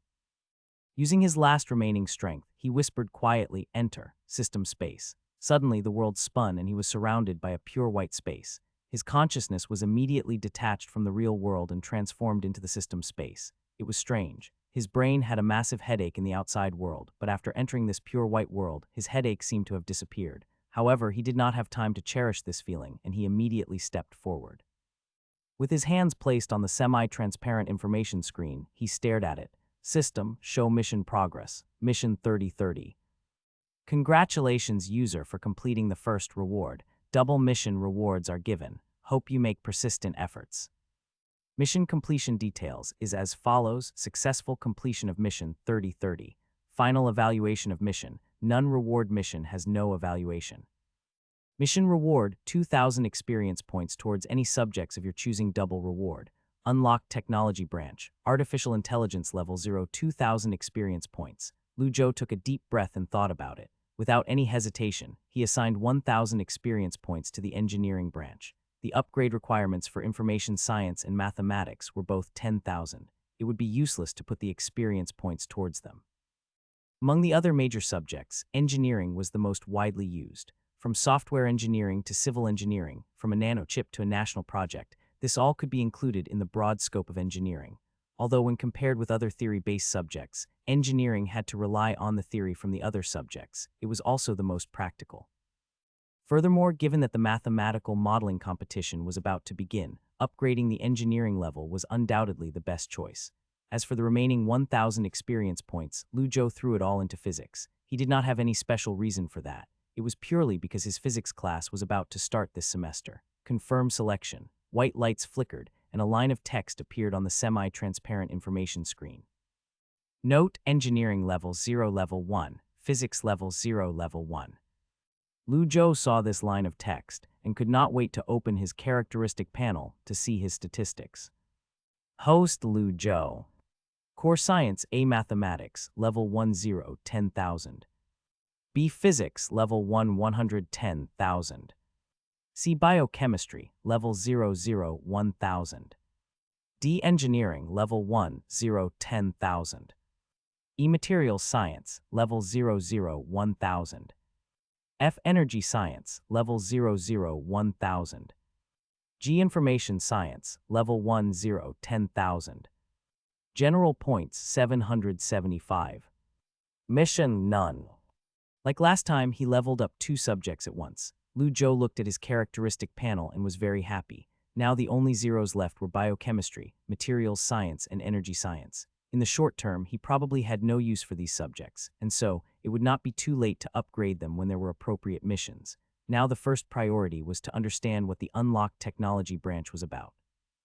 Lu Zhou looked at the semi-transparent information screen before clearing his throat and ordered, "System, upgrade technology branch artificial intelligence. Upgrade technology branch artificial intelligence to level 1 requires 100 general points. Confirm selection." "Confirm," Lu Zhou answered without any hesitation. The white light flashed slightly and soon, his general points were deducted by 100. He had 675 left. In the technology branch column, the level of artificial intelligence was raised from level 0 to level 101,000. It was similar to raising core subjects and nothing special happened. Lu Zhou thought that there would be a huge flow of information into the brain, followed by a sudden realization. However, it seemed that his brain was not filled with the knowledge that was unheard of. A USB icon was suspended on top of the semi-transparent information screen. Lu Zhou walked over and looked at the line of text next to the icon. Artificial Intelligence Program Untitled Level 1 Not Deployed. Description: the program will be automatically copied onto the device once the USB is inserted. Untitled will be migrated to the electronic device. 1 TB of storage space is required. The program can be improved by machine learning. The learning speed is determined by the computing power of the device and any external information provided. Meeting the upgrade requirements will automatically level up artificial intelligence. In addition, general points can be consumed for level up. Lu Zhou saw this description paragraph and thought seriously. Although the description given by the system was hard to understand, it was easy to interpret with an analogy. The so-called untitled artificial intelligence was equivalent to the system giving him an egg. He could incubate it to level 2, level 3, or even higher. At the same time, it could be used as research material or core codes. Of course, artificial intelligence was also in the scope of information science. Therefore, he had to meet the information science prerequisites in order to upgrade artificial intelligence with general points. "I see, the so-called technology branch has an independent upgrade system," said Lu Zhou as he recalled the instructions of the original system while rubbing his chin. "What about the genetic technology branch that the system mentioned? The way to upgrade to crack the genetic code, or to collect genetic samples, the ultimate goal, is it to remove the telomere of the DNA? To achieve life outside of the body, or to create epic creatures. It made no sense. He would have to figure it out after he unlocked the technology. Right now, he was still young and so he did not have to worry about aging. Now I have to find a place to give this level 1 artificial intelligence a home. I definitely can't use a cloud server or my second-hand laptop. I guess I need a new computer," thought Lu Zhou. Next up, the exciting mission selection stage. Lu Zhou took a deep breath and prayed as he reached out to the mission panel. "Come on, give me a good mission." He had no idea what mission he would get, as long as the mission isn't too shitty. Mission 1, Health is Everything. Description: even though the user is lazy, the system still recommends him to exercise. Exercise with the goal of being the strongest man. Requirements: walk 50 kilometers, do 2,000 squats, 2,000 push-ups. Reward: 1,000 experience points of free distribution, 500 general points, 1 lucky draw ticket, 95 garbage, 5 sample. Mission 2, reproduction is more important than scientific research. Description: find a girlfriend immediately. Requirements: female with the compatibility of 60 or more. Establish a relationship. Reward: 2,000 general points. Sample: durable strengthening needle, 5 hours active period. Increase muscle cell development by 50. Metabolic rate increased by 100. Mission 3, please do not use the system's resources on retarded questions. Description: in a week, the National Mathematical Modeling Competition is going to begin. The lazy user will want to consume general points to solve retarded questions. Requirements: under the condition of not using the system for help, win the first prize from the National Mathematical Modeling Competition. Reward: determined by the discipline of the competition. Question: 4,000 total experience points, 500 general points. 1 lucky draw ticket, 80 garbage, 10 samples, 5 blueprint. The mission 1 is okay. What the hell is mission 2? Why would the system care about me being a loner? Which means, I only have 1 mission left to choose. Lu Zhou was pissed off at the system as he sighed and picked mission 3. Comment 0. Comment first, rate this chapter, vote with Power Stone. Lu Zhou left the system space and his consciousness fell into darkness. Only then did he realize that before he entered the system space, he ate the last focus capsule. By the time he woke up, it was already the next morning. This was different than his previous study grinds. His sleep quality this time was quite good. He woke up early and he even used his book as a pillow. The only unfortunate thing was that the last page of introduction to IC design had been covered in his saliva. Fortunately, it was not too obvious. It would be dried up in the current hot weather in 2 minutes. This all-day study grinding life is horrible, said Lu Zhou as he moved his painful back. It was 7 o'clock in the morning and not a lot of people were in the school building. Through the windows, he could see people running on the track field. Lu Zhou's towel and toothbrush were in his bag, and so he first went into the bathroom and cleaned himself up. Then he walked to the cafeteria under the morning sun. As always, he bought 2 steamed buns and a cup of soy milk. He then sat at a corner of the cafeteria, and while eating, he pulled out his phone. First, Lu Zhou went on Weibo. All of the trending topics were celebrities, and he had no interest in them. The number of his followers did not seem to change much. In fact, it was similar to when he was still on trending, which is in the tens of thousands. Lu Zhou looked at the news briefly before closing Weibo. He logged onto the app developer platform and surprisingly found out that Campus Train had broken 500,000 users and was growing steadily.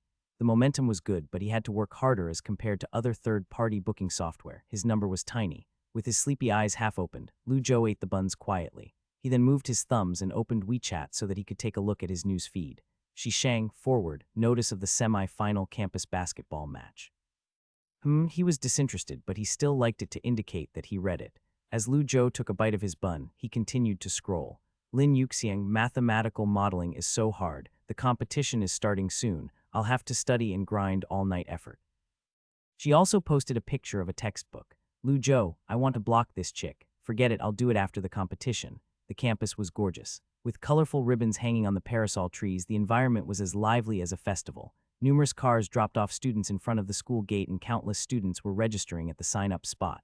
Parents carried suitcases, helped their children to fill out forms, bought SIM cards, cleaned up dorm rooms, etc. It was only 8 o'clock, but the street in front of the dorms was completely blocked.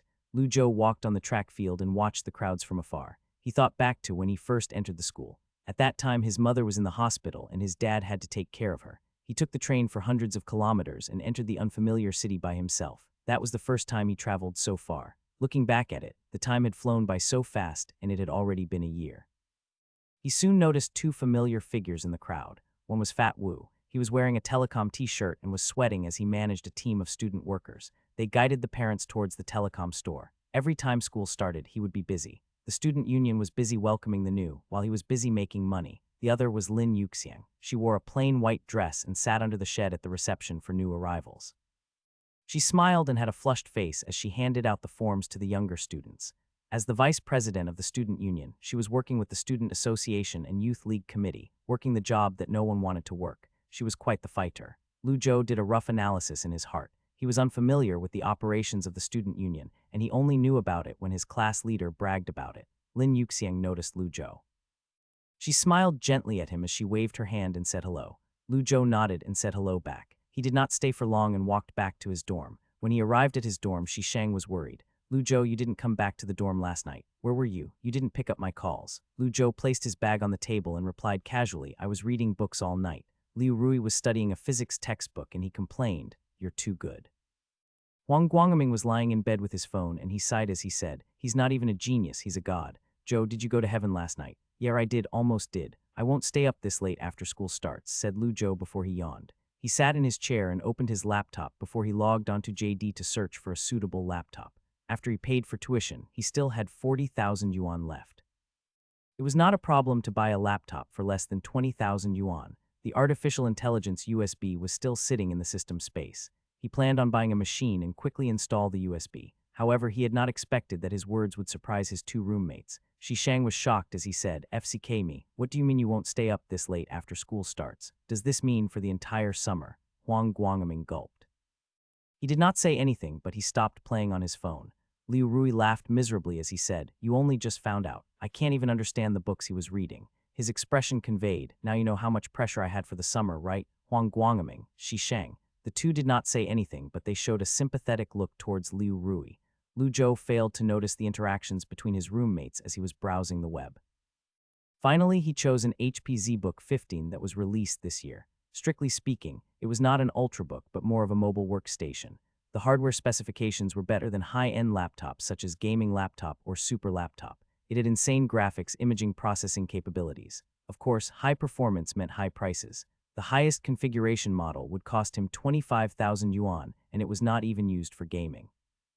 However, when Lu Zhou thought about that artificial intelligence USB in the system space, he clicked the purchase button reluctantly.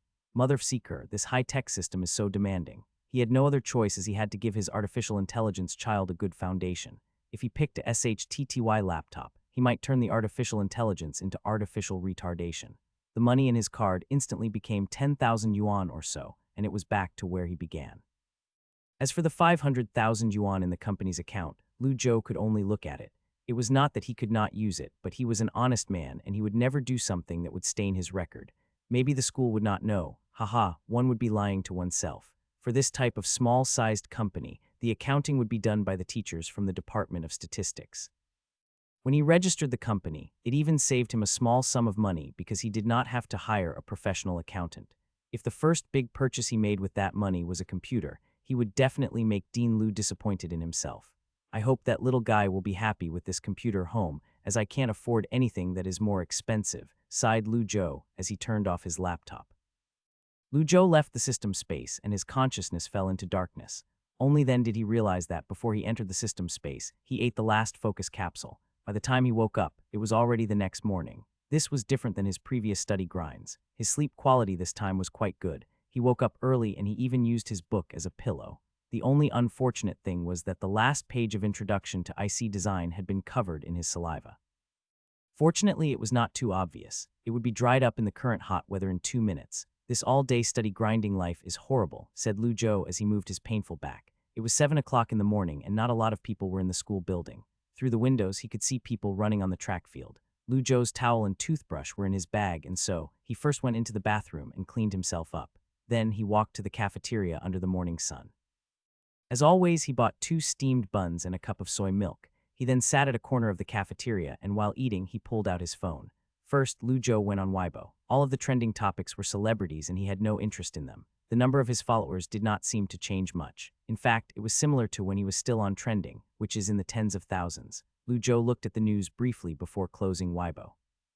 He logged onto the app developer platform and surprisingly found out that Campus Train had broken 500,000 users and was growing steadily.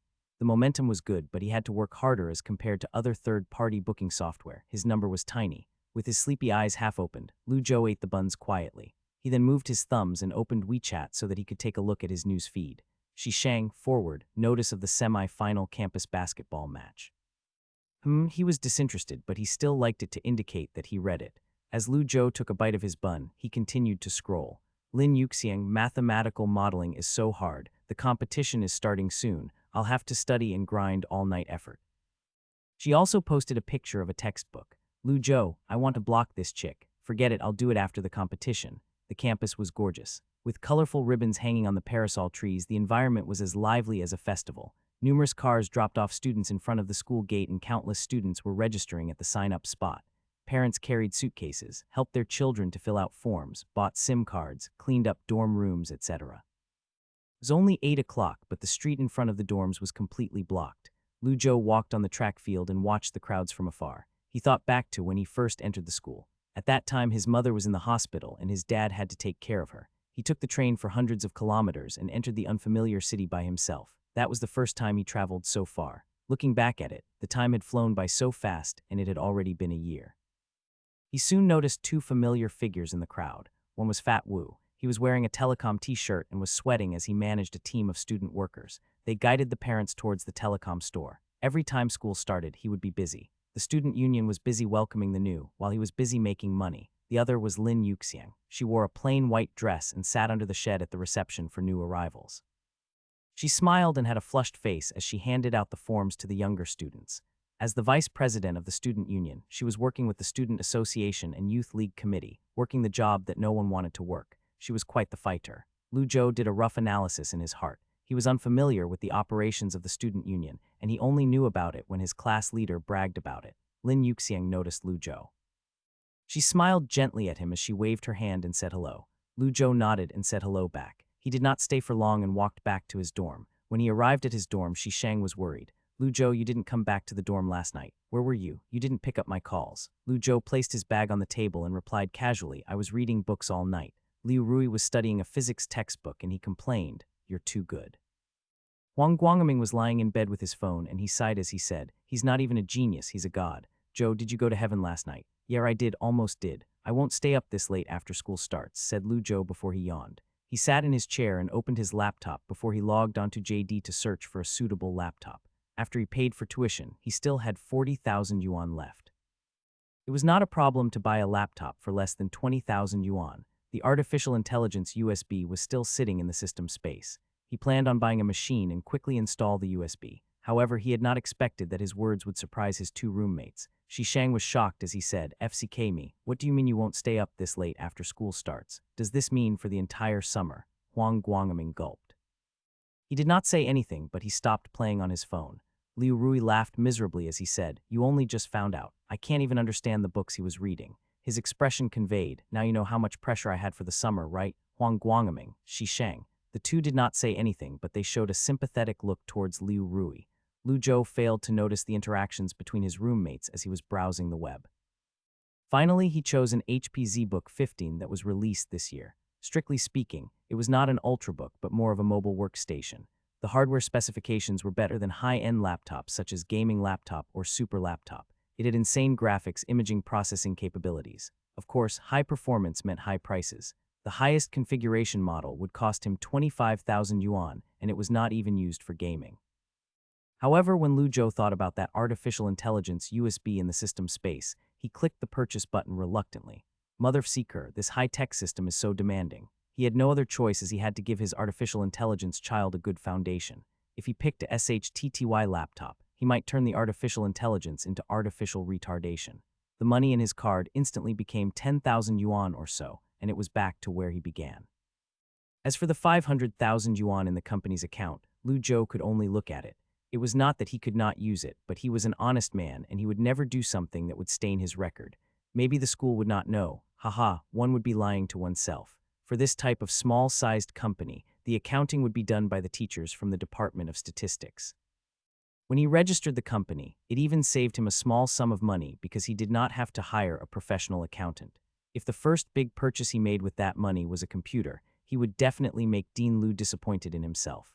"I hope that little guy will be happy with this computer home, as I can't afford anything that is more expensive," sighed Lu Zhou as he turned off his laptop.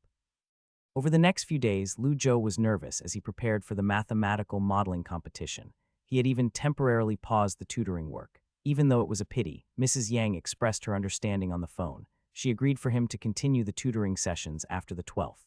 As for Han Mengqi, that little girl was somewhat sad, but she still told Lu Zhou to do his best in the competition. Like this, Lu Zhou temporarily removed all interference and fully devoted himself to the preparation of the mathematical modeling competition. The online training was now offline training. Professor Liu was quite responsible. Not only did he pause his own project and book classrooms for them, he even gave them guidance on how to answer the questions. The training cycle that used to be once a week was increased to 3 days a week, 2 days of group training and 1 day of self-training. Not only did they had to answer the questions within competition time frames, but the difficulty of the questions was also gradually increased until it approached the difficulty of the official competition. Even though Lu Zhou planned on not staying up too late, he was unable to do that. Fortunately, there were no classes for the first week of school, and so he had a lot of free time. 3 days after the online order, the parcel was delivered to the delivery point below the dorms. Lu Zhou went to the library all day and studied modeling. When he came back to the dorm, he signed the courier form before taking the package upstairs. When he got back to the dorm, his 3 roommates were playing League of Legends. A member of the student union, Li Tao, who lived next door, stood behind Huang Guangming. This kid was short and he wore glasses and was a video game enthusiast. Other than League of Legends, he played a variety of foreign AAA games. He even had a desktop in his dorm. He played games such as Battlefield, Call of Duty, Dead Island, etc. However, the games were all graphics card killers and there was no way a laptop could run them. When he saw Lu Zhou's parcel, his eyes lit up and out of curiosity, he walked over. "Oh, Lu Zhou, you bought a laptop. What is the graphics card?" Lu Zhou was unboxing when he said in card. Li Tao stood behind Lu Zhou and watched him unbox as he said in card, "Is this a gaming laptop? GTX 970 is about to be released. Why didn't you wait a few days?" As Lu Zhou installed the USB, he smiled and said, "I can't. The data modeling competition is in a few days. I can't wait till the new card is released as I don't even know where they would be sold." "Is that a GTX 960? Lu Zhou thought and said, "K2100M." When Li Tao heard this, he was shocked. What is that thing? Aren't there only two types of NVIDIA graphics cards? A low-end GT series and a high-end GTX series. Everyone is talking about these two models. This is my first time hearing a graphics card that starts with a K. Li Tao suddenly felt out of his element and he was speechless. As he stood behind Lu Zhou, he pulled out his phone and began to search for the card. Graphics card mainly used for mobile workstations. Li Tao skipped the description as he was unable to understand it. When he looked at the price, he was shocked. FCK me.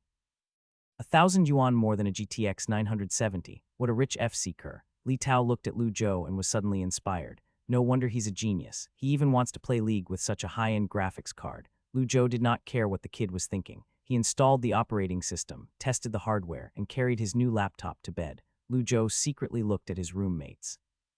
When he saw that Li Tao's attention was back to Huang Guangming, Lu Zhou took in a deep breath and secretly whispered USB, while imaging the USB icon above the semi-transparent information screen. Without any warning, his right hand was holding a cold and hard object. Just like the last few times, the USB appeared out of thin air into his hand.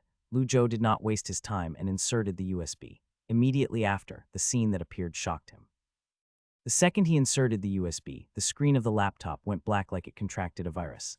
After that, the fans started to spin quickly, as if all of the hardware was being pushed to the limit.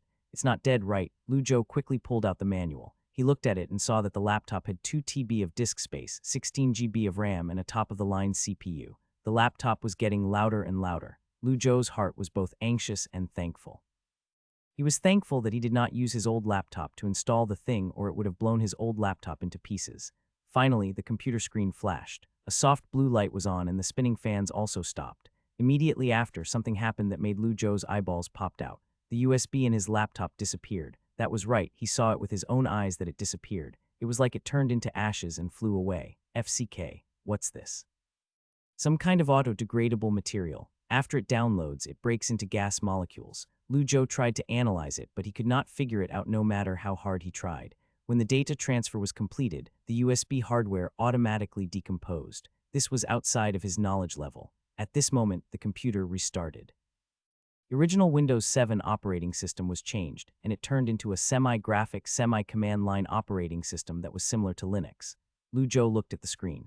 He thought, why didn't the system tell me that this would delete the laptop operating system? Then I wouldn't have to spend all that effort. He placed his hands on the keyboard and was about to play with this artificial intelligence mission reward. What exactly was happening? A line of text appeared on the screen. Welcome to Unnamed Artificial Intelligence. Do you wish to set a custom name? YN.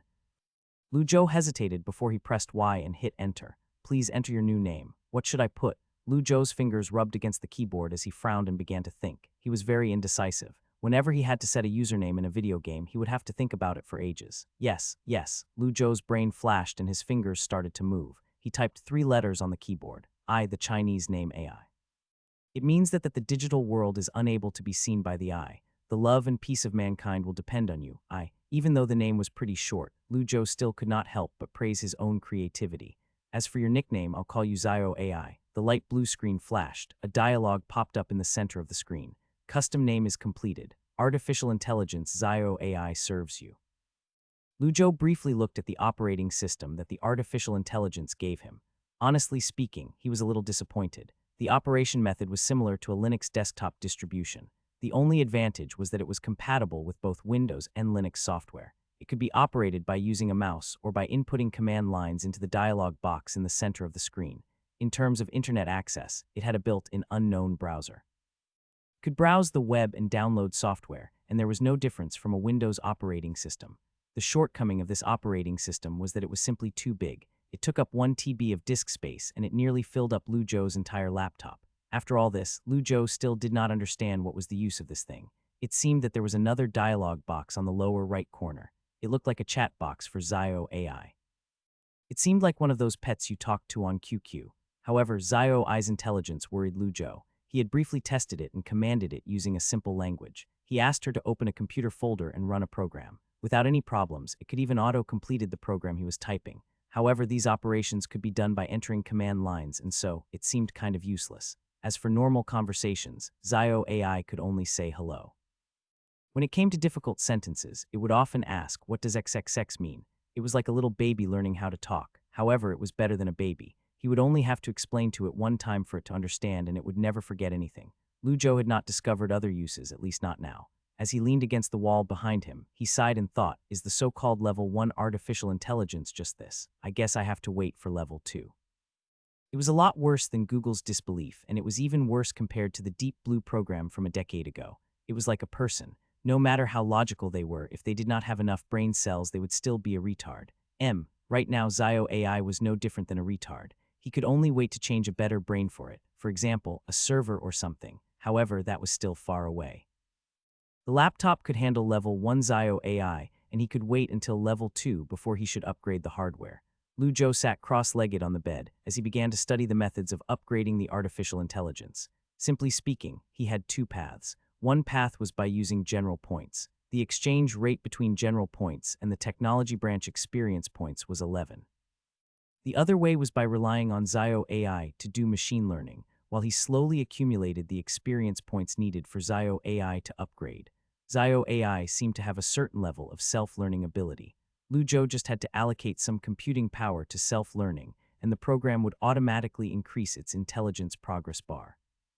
According to instructions given by Zio AI, when the progress bar was filled once, the artificial intelligence technology branch experience would increase by 100, which was saying if he allocated all the computing power to self-learning and waited for the progress bar to be filled 10 times, his technology branch would be upgraded. What a slow upgrading method. Lu Zhou stared at the screen for a while. He could not even see the progress bar moving. A 20,000 yuan computer isn't enough for this thing. Zio AI needs so much computing power. Lu Zhou could not help but complain about the situation. If he had just left it alone, it would take forever to progress. If Lu Zhou was not worried about the program leaking or causing unpredictable consequences, he would have uploaded it onto Alibaba's cloud server. For the time being, he had to rely on his AFK method. I should study 2 books on machine learning to see if there are any shortcuts. This way, maybe I can increase the speed of Zio AI. Just in case someone tried to open his computer, he set a password for artificial intelligence Zio AI. Lu Zhou did all this before he left the laptop on his bed. Once he was done packing his stuff, he put his backpack on and left the dorm. It was the last training session for the National Mathematical Modeling Competition, and Professor Liu had some important words to say. They were mainly competition regulations, rules, and some other matters that needed attention. It was the last training session, and Lin Yuxian came quite timely. Not only did she not arrive late, but she was also the first one there. Wang Xiaodong was in the computer room, figuring out his timetable, so he was slightly late. Apparently, the genius had already finished half of the third-year subjects in his second year. Other people were still selecting their majors while he was already preparing for graduation. After everyone arrived, Professor Liu smiled and walked onto the podium. You guys aren't little kids anymore, and so I won't emphasize on safety issues. I'll briefly talk about the rules of the competition and some things to be aware of. The competition has a time period of 72 hours, and the requirement is to submit the completed thesis within that time. You guys will be staying up late, so I suggest you get a good night's sleep the day before. From my past experience, the person responsible for modeling and writing the thesis can only sleep on the second night. The person coding can't sleep on the second night and can only sleep a few hours in the third night. You guys have to cooperate with your teammates and complete the thesis. Modeling, coding, thesis writing. Every single one of those 3 is important. I've talked about this already, so I won't repeat myself. The other problem is discipline. During the time frame of the competition, the teams are forbidden to communicate with other teams, and the contestants are also forbidden to communicate with teachers. You can use the internet to download or look at materials, but you cannot message anyone. In reality, this rule was not strictly enforced. Some weaker teams would get their teacher to look over the materials, but none of them would directly get the teacher to do the question. Good schools had honest teachers, but some bad schools. The teachers might have been worse than the students. That statement was no exaggeration. Teaching and doing it yourself were 2 different things. After all, the coverage area and randomness of the mathematical model was too big. Even professors could not do everything. Teacher, what if I searched for answers on Baidu? Asked Lin Yuxian with her hand raised. Teacher Liu laughed and he said, you can try, see if you find anything. When Lu Zhou heard her, he laughed in his heart. Anyone that asked that question was someone that knew nothing about mathematical modeling.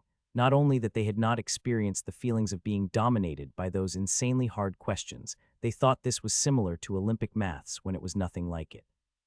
If a person was given a customer data for a telecommunications company and asked to design products for different customers according to the requirements, where would the person go and search for the answer? Some of the questions were related to the competition's sponsors. If the model that was designed was good enough, the sponsors might just take it and use it. There were no answers for the person to search for. Lin Yuxiang's face was slightly red with embarrassment as she pulled down her right hand in.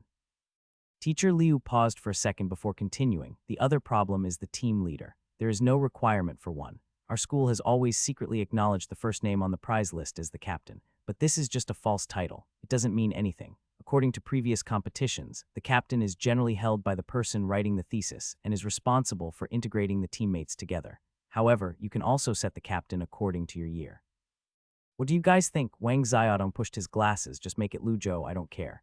Lin Yuxiang was holding her thighs and she nodded. Naturally, she did not have any opinions. What do you think? Asked Professor Liu as he looked at Lu Zhou and smiled. I don't have an opinion. The two teammates trusted Lu Zhou so much, it would seem insincere if he rejected, and so he simply agreed. Professor Liu smiled and nodded his head as he continued to speak. When the time comes, the school will arrange a school bus to send you guys to the old school where a temporary accommodation will be arranged for you. Finally, remember to ask for a permission slip from your instructor and clearly write down the reason for your absence. As for the lectures missed during the competition, you guys will have to think of a way to make up for it. Ask me if you have any questions. If not, you guys can leave. There were 2 physics lessons during the 3 days of the mathematical modeling competition. Lu Zhou felt like it was not a good impression to miss the first class, and so he decided to personally hand in the permission slip as he did not want to bother the class leader. From the class information given by the Academic Affairs Office, the physics teacher was called Li Rongjin, and he was an old professor with high qualifications. When Lu Zhou found his phone number, he gave him a call to confirm that he was in his office before he headed over. Lu Zhou knocked on the door before he walked in. He handed the permission slip on the desk and explained his reasons. Permission to miss classes, said Professor Li. He took off his glasses and looked at the slip as he said, Your name is Lu Zhou, right? Yes, said Lu Zhou as he nodded. Professor Li smiled and said, Okay, then let me ask you 2 questions. If you can answer one of them, I'll approve your permission slip. What's this? Lu Zhou was stunned. What, scared? Asked Li Rongjin with a smile. Nope, said Lu Zhou. He fixed his composure, shook his head and said, Professor, please go ahead and ask me. The first question, take this, said Li Rongjin as he handed Lu Zhou an A4-sized paper. With a smile, he said, Write as much as you want. I want to see the working. You even prepared the questions. Lu Zhou felt like the man premeditated this. Otherwise, why would the question be printed on an A4 paper? Lu Zhou did not say anything as he took the A4 paper and started to read the question. The half-life of uranium-238 in a nuclear submarine is 4.519 years. There is a 0.7 probability of a uranium-234 decay, which will release a high-energy photon, 93 of which is absorbed by the submarine steel plates. In 1981, a nuclear submarine from the Soviet Union transmitted a high-energy photo, which was measured by the detector 1.5 million from the nuclear source. Treat the source as a point. The instrument's positive incident area is 22 centimeters 2. The efficiency is 0.251 pulse signal per 400 incident photos. 125 signals are measured per hour. 1. Find the average life of the uranium-238 core. Ln2 equals 0.6932. Find the mass of uranium-238 in the submarine kg as a unit, 2 sig figs. Lu Zhou finished reading the question and sighed in his heart. No wonder he is named one of the 4 physics devil professors. What a question. Speaking of which, the first physics lecture is next Monday. Why is she asking me this nuclear physics question? Do you want to sit down? It's okay, I'll stand. Lu Zhou took the pen and draft paper from Professor Li. He stood next to the office table. With a frown, he began to think. Physics was not his strong suit. However, after an entire summer of grinding, he was invulnerable. 5 minutes passed and Lu Zhou relaxed before he started to write. Law of decay, n equal n0 e lambdit.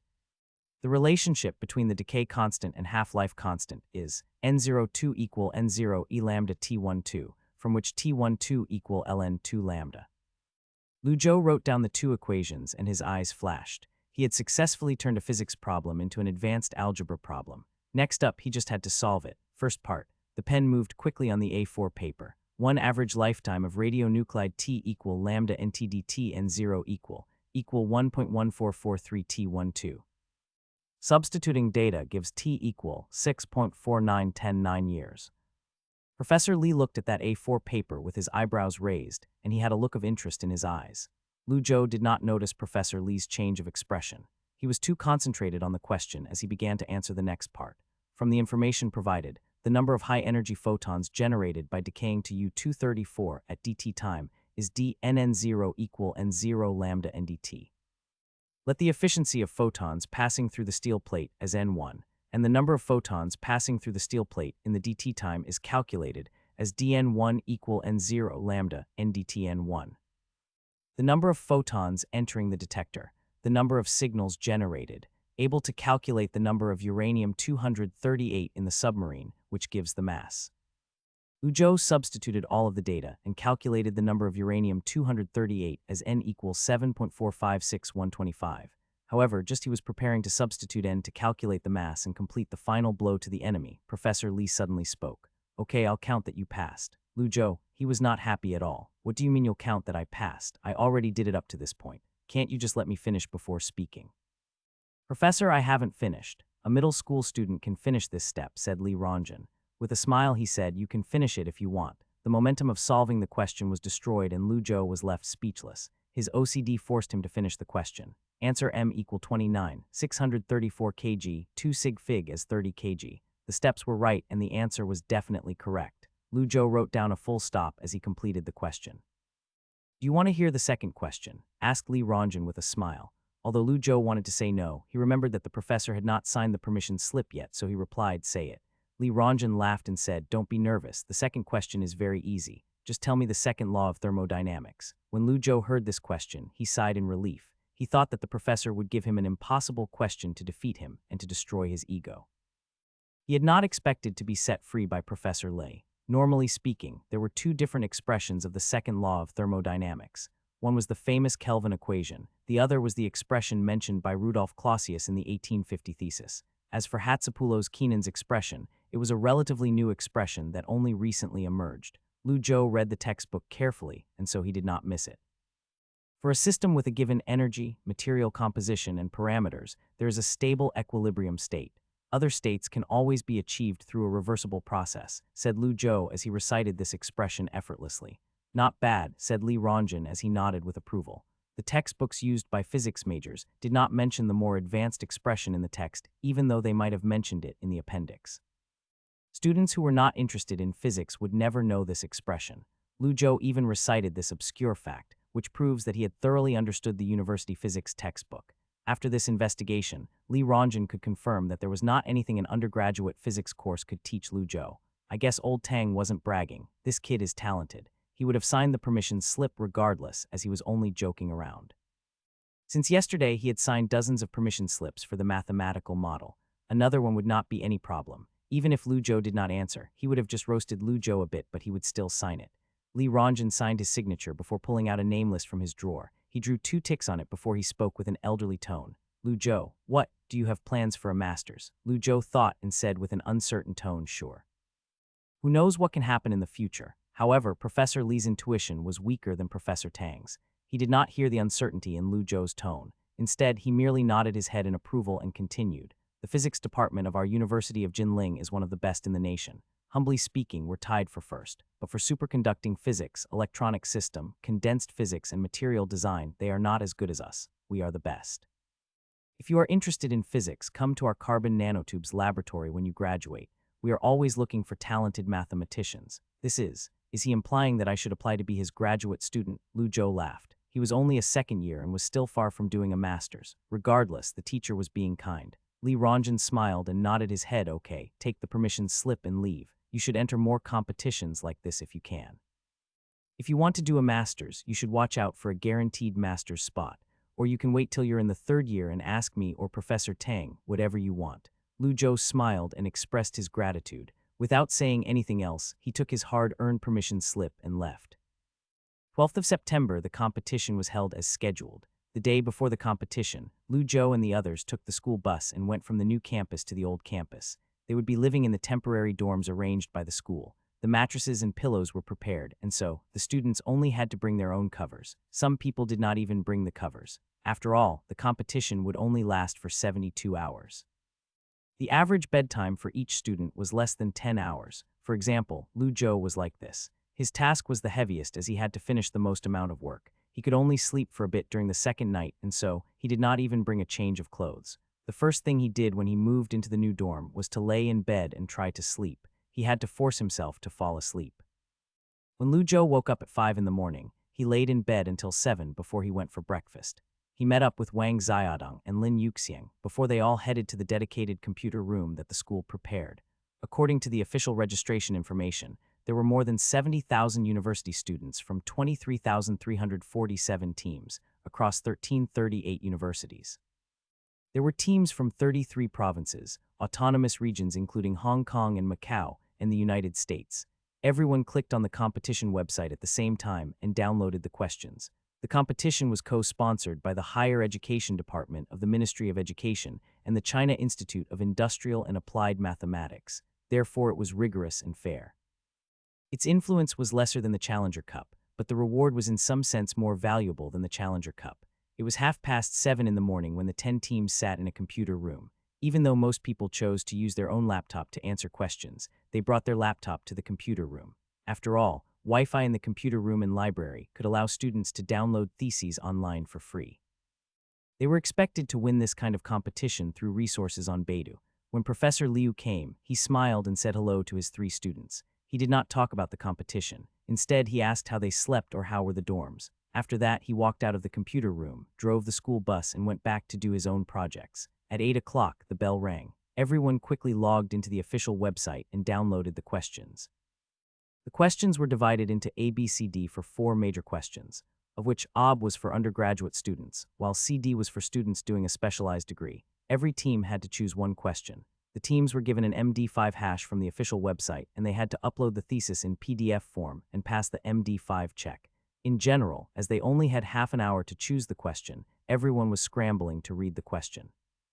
However, when they saw the questions, they were dumbfounded. Question A is the design and control of the landing trajectory for Chang 3 spacecraft. Question B is designing a folding table. FCK, what the hell are these questions this year? These are totally different from the training questions we did. I did something similar a few days ago. It was something like designing the launch of the Shenzhou rocket, but I didn't expect that question to come up in the competition. I'm too careless.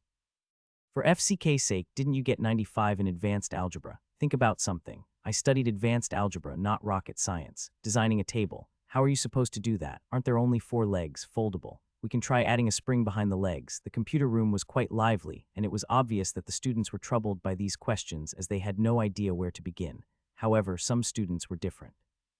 For example, Luo Rundong from Lu Zhou's class was quietly communicating with his teammates, and Liu Rui, that kid seemed to be quite reliable as he had already finished reading the questions and was already assigning work to his teammates. Wang Xiaodong looked at the 2 questions and frowned. The sky seemed to have collapsed. The 2 questions were both related to physics. The first question was related to space trajectory calculations, which certainly impossible to solve with just high school physics knowledge. On the surface, the second question looked simple, but it actually was not much easier than the first question. It involved the dynamic motion analysis of the table legs, material stress analysis, and a dozen other problems.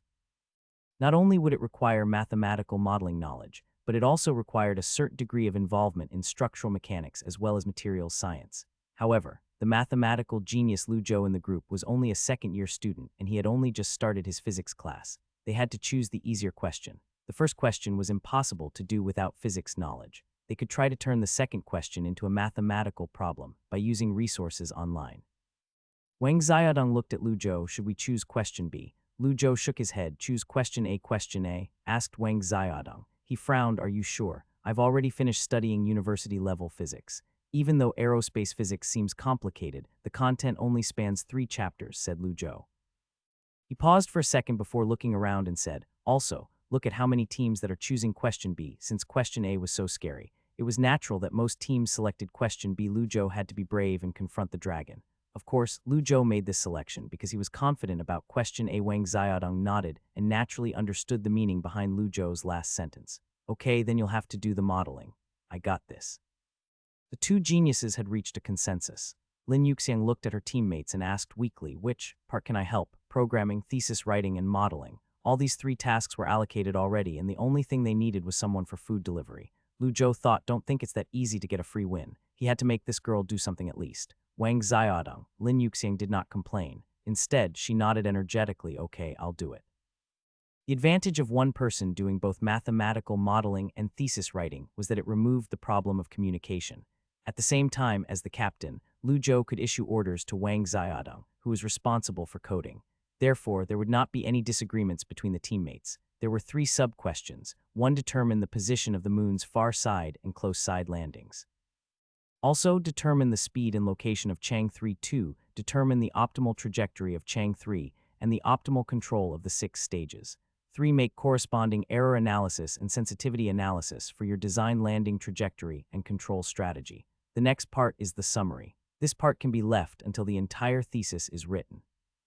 The focus is on the questions analysis, which involves the entire thought process of the modeling, which is the entire soul of the paper, murmured Lu Zhou as he bit down on his pen and tapped his fingers on the keyboard. He wrote the outline of the thesis and began to define the critical soul of this paper based on his calculations. Question 1. In order to get the far and close side moon locations of the landing, as well as the size and direction of the corresponding velocity of Chang 3, we first use the Newtonian physics combined with the known conditions for calculation.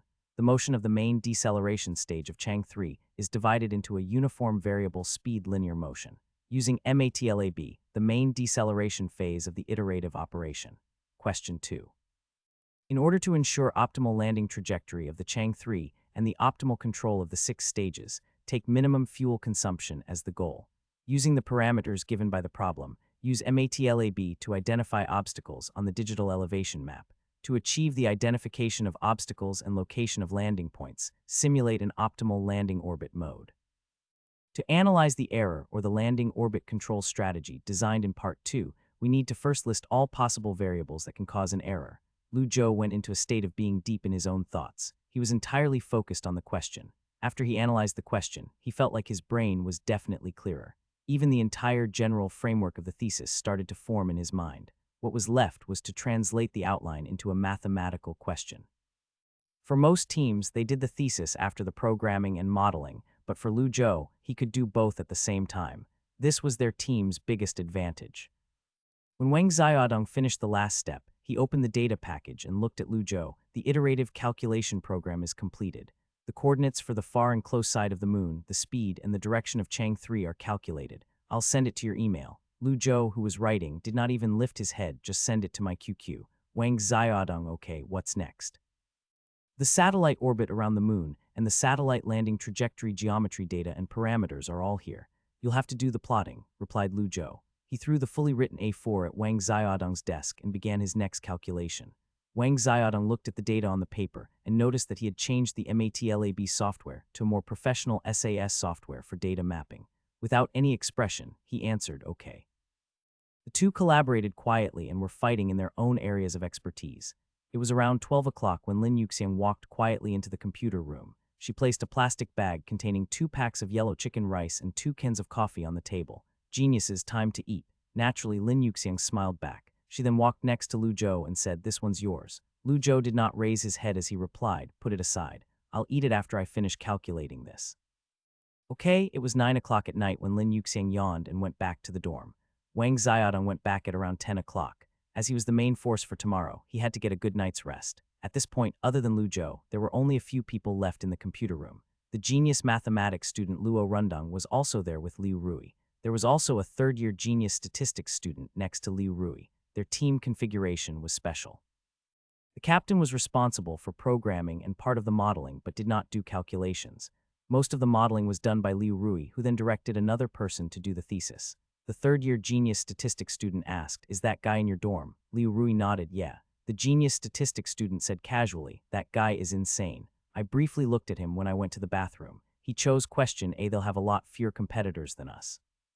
Liu Rui asked curiously, then why didn't we choose question A? Liu Rui has been solving question B for a while now, and he did not feel like it was easy at all. The genius statistics student said impolitely, because I have you guys for this year. Do you think I wanted to choose question B? Liu Rui, the other guy in his team. At 3 o'clock in the morning, only 5 people were left in the computer room. At 4 o'clock in the morning, Lu Zhou was the only person still sitting in front of a computer. By the time the sun started to shine through the window, Lu Zhou finally finished writing the last line of calculations.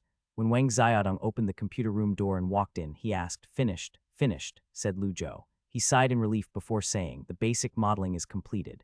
The rest is programming, plotting, and sensitivity analysis by observing changes in the simulation.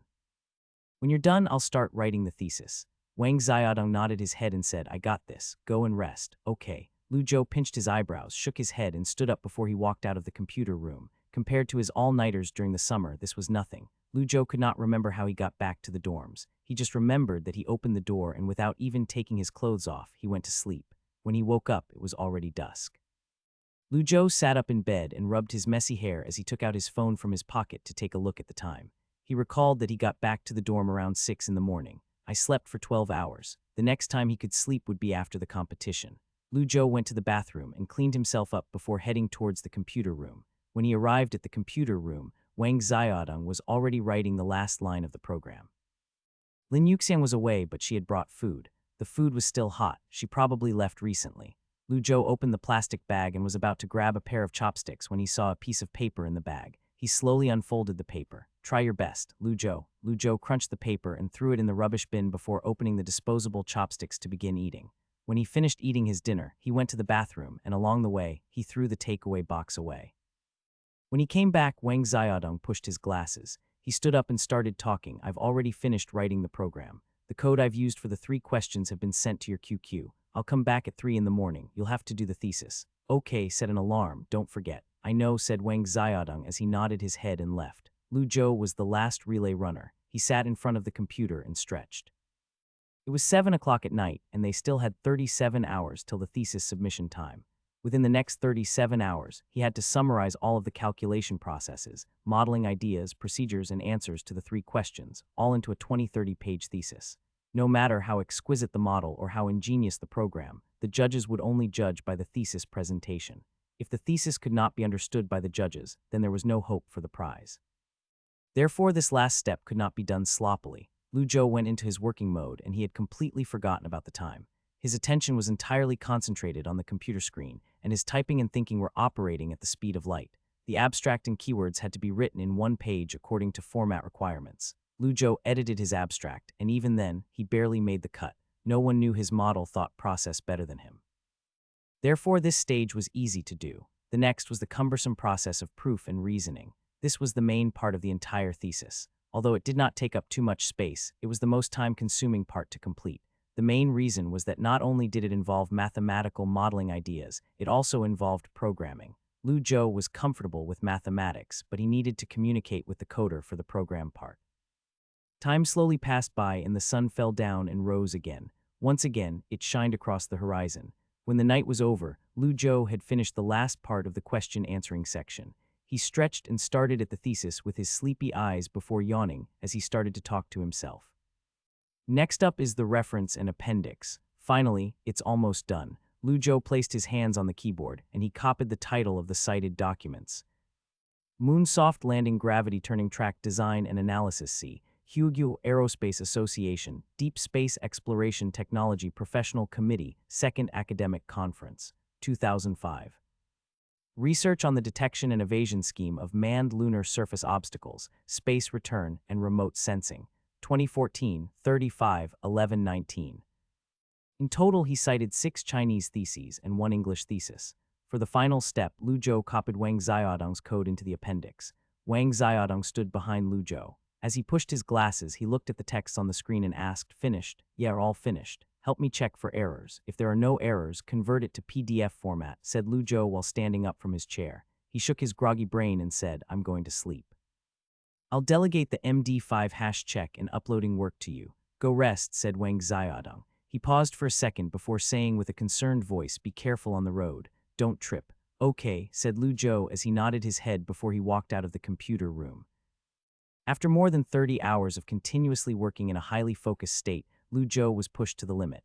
When he went back to his temporary dorm, as usual, he did not change his clothes. The moment his head hit the pillow, he began to dream. The sun was already up and about when he opened his eyes again. Lu Zhou took out his phone and looked at the time. It was 5:30 in the afternoon. My sleeping schedule is reversed. It seems that I've got to try to fix it over the next 2 days. Since no one even interrupted him, he did not realize that he slept for so long. There were dozens of missed calls on his phone screen. They were from Chen Yushin, his teammates, Professor Liu, the counselor, and his roommates. Lu Zhou opened his WeChat and messaged all of them to explain why he did not pick up. Once he finished sending the messages and put on his backpack, he was about to return the dorm key when his phone rang.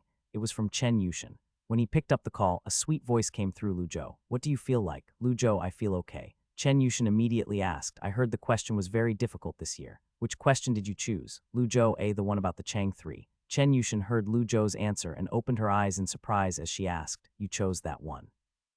Did you understand the question? Lu Zhou thought for a bit and responded, it's okay. Although the proposition of a space question is scary, it wasn't that difficult to convert it into a mathematical problem. So you don't think that it's hard, sighed Chen Yushin. She said, I have a roommate that also participated this year. She wanted to get the first prize and earn a chance to enter a master's program, but as soon as she saw the question, she was dumbfounded.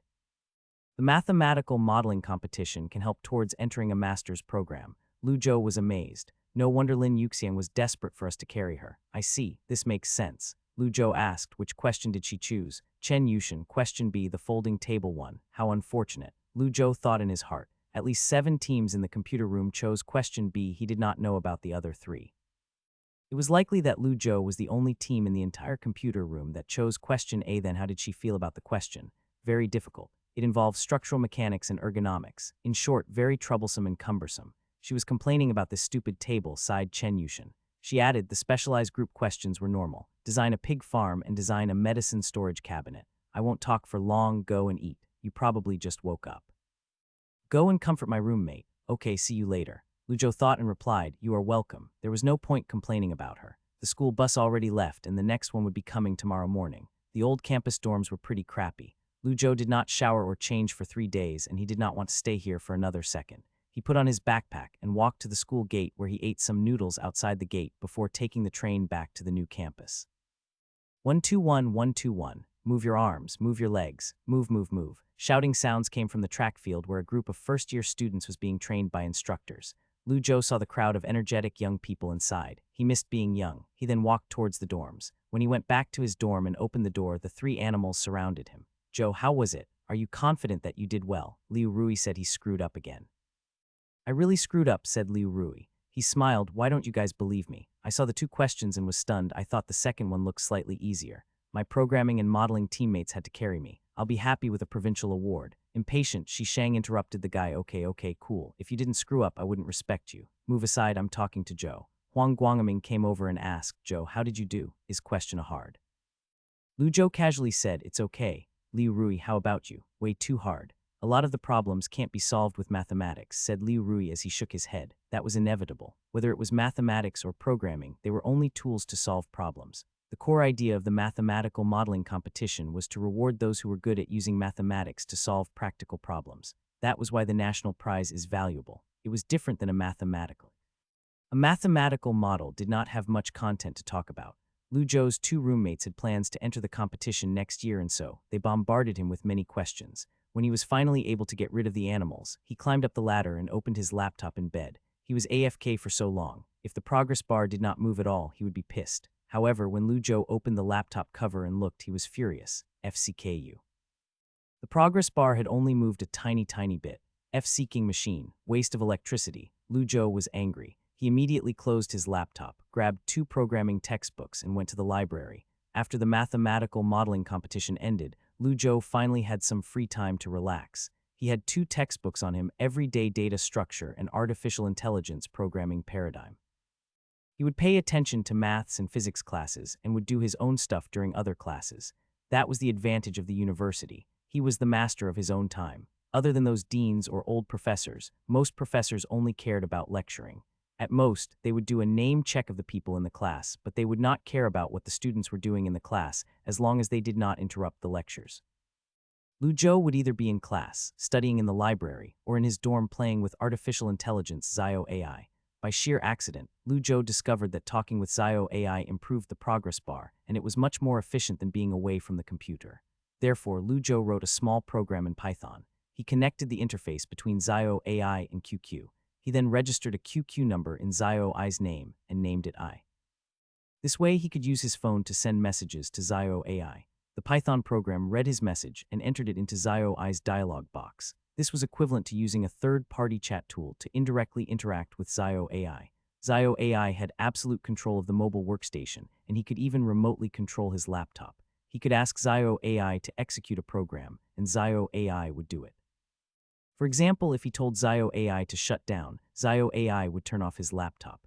Lu Zhou felt that was pretty cool. Of course, for security reasons, he added a security lock to the Python program. Only the QQ messages sent by him would be read by Zio AI. Therefore, if someone found Zio AI's QQ account, they still could not do any damage. After all, Zio AI could only identify Lu Zhou's account.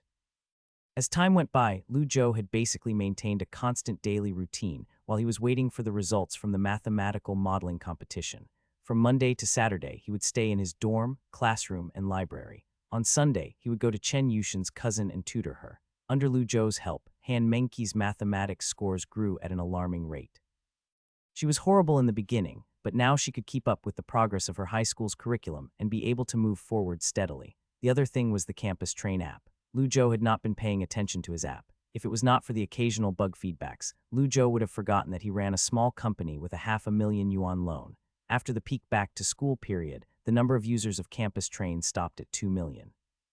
Like a pool of stagnant water, the user growth stopped. It was normal. What kind of students would buy a train ticket during the semester? The cost of renting the cloud server every month was several thousand, but this was during normal periods. If it was during the months of June, September, December, January, or February, the cost of the server would be more than doubled. Honestly speaking, Lu Zhou did not have an idea as to how to monetize the app. This was his first attempt at starting a business, and he was very confused. His original plan was to increase the number of users of the app and then get some fundings or simply sell it to a big company. As of now, not a single company was interested in his app. However, a lot of headhunting companies found him. Although the young user base was of high quality, the group of users was only active at certain times. The value was low. This was what Lu Zhou learned when he tried to contact internet venture capitalists. As expected, it was too difficult for a person to run a company alone. He had no experience nor energy. Lu Zhou was contemplating if he should use the 500,000 yuan to hire a professional manager. However, the problem was what kind of manager would want to work at a place that did not even have an office. This question is still unsolved. Lu Zhou put aside the company affairs for a while. Anyway, the users were inactive and there was no way to make them active. Finally, in early October, when Lu Zhou received a presentation reply from Professor Liu, he finally stopped worrying. Normally, getting a presentation reply meant at least a provincial first-level prize, which was also the first-level area prize. According to the rules of the mathematical modeling competition, each competition zone would send the first-level prize of the area to the National Organizing Committee. According to the unified standard, the National Organizing Committee would hire experts to form the National Evaluation Committee. The first-level and second-level national prizes would be selected by that committee. The first-level national prize would also be considered for the special awards such as the Higher Education Society Cup or the MATLAB Innovation Award. The Higher Education Society Cup was a very prestigious award. Lu Zhou did not care too much about the Higher Education Cup. His goal was the first-level national prize. If he could not even get that, he was scared that he would have to wait till next year to finish the mission, or that he had to use general points and cancel the mission. Lu Zhou did not waste his time. He opened the notebook, inserted the USB, and started to prepare the presentation PowerPoint. At this moment, a knock came from outside the dorm. Huang Guangming, who was playing on his phone, stood up and walked over. It was the class leader, Tian Jun. He had a name list in his hand when he asked, "Is Liu Rui in your dorm?" "Here," said Liu Rui.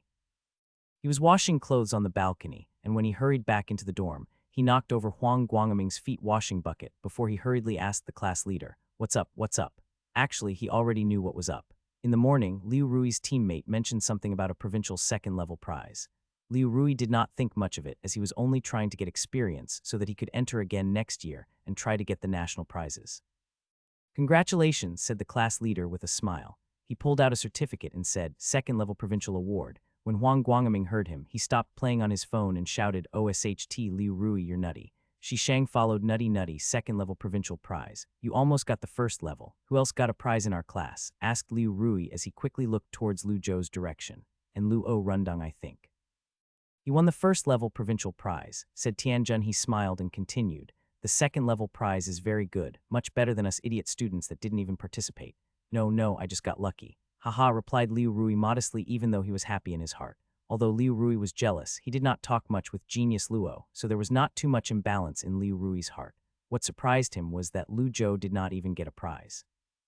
Number one genius student in the mathematical department only got a participation medal. What a big upset. This made Liu Rui happier than the prize made him. No, I can't laugh out loud. Liu Rui cleared his throat and acted as if he cared when he asked the class leader, "What about Zhou? Did you miss his certificate? He's not on the name list." "I'm not sure." Tianjun did not have Lu Zhou on the list.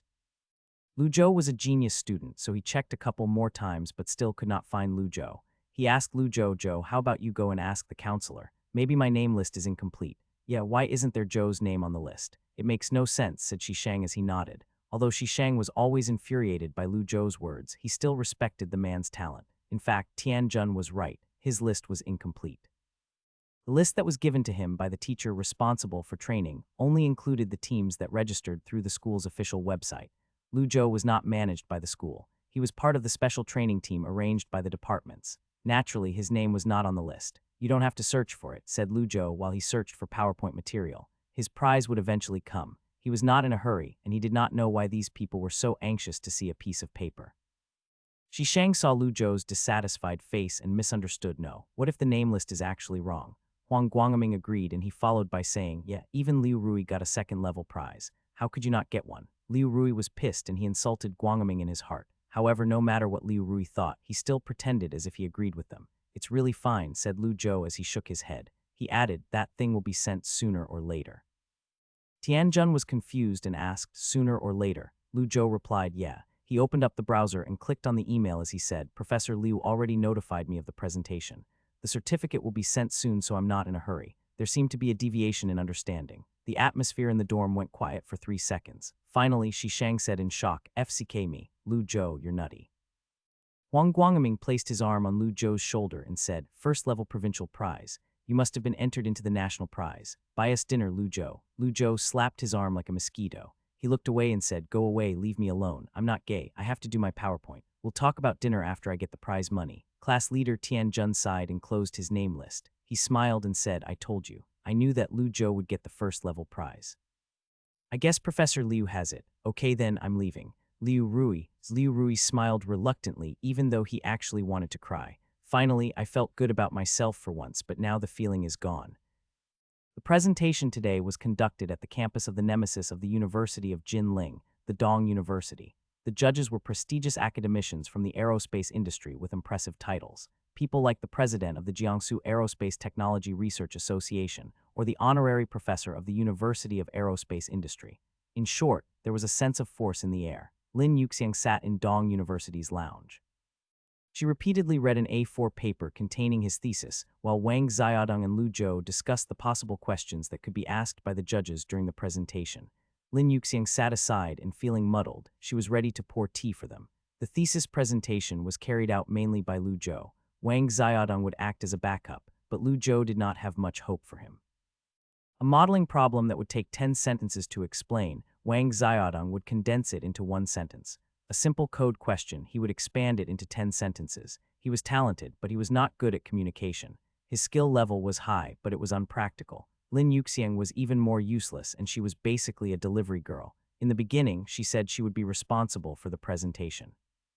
However, if one were to ask her how to calculate the landing coordinates, she would only stare at her teammates with puppy eyes. As expected, Lu Zhou had to rely on himself. Lu Zhou had carried the entire competition. Now it was his time to carry the presentation. The PowerPoint was simple, and he just had to copy things down from the thesis. Lu Zhou had already rehearsed the presentation multiple times, and so he would not panic when he went up to the stage. The presentation stage was divided into 2 parts.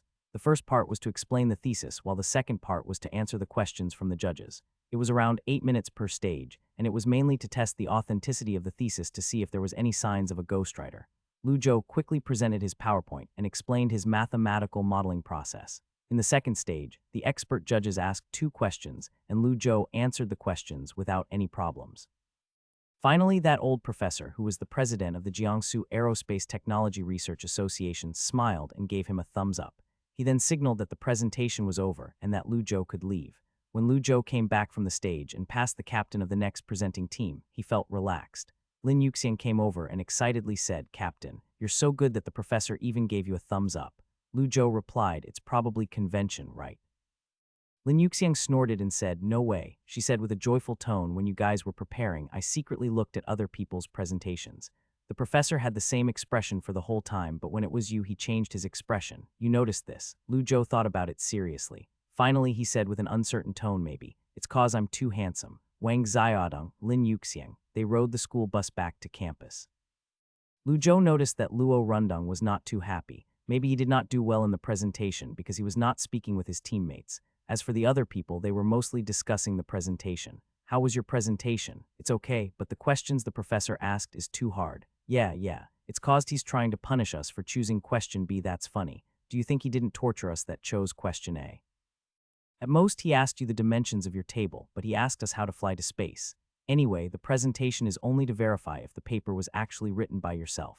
It wouldn't add extra marks to the competition, so it's fine as long as you passed. I think it still counted a little. I heard there are a limited number of national awards, and they will take the presentation into account. Joe did not join their discussion. Instead, he laid in his chair and closed his eyes.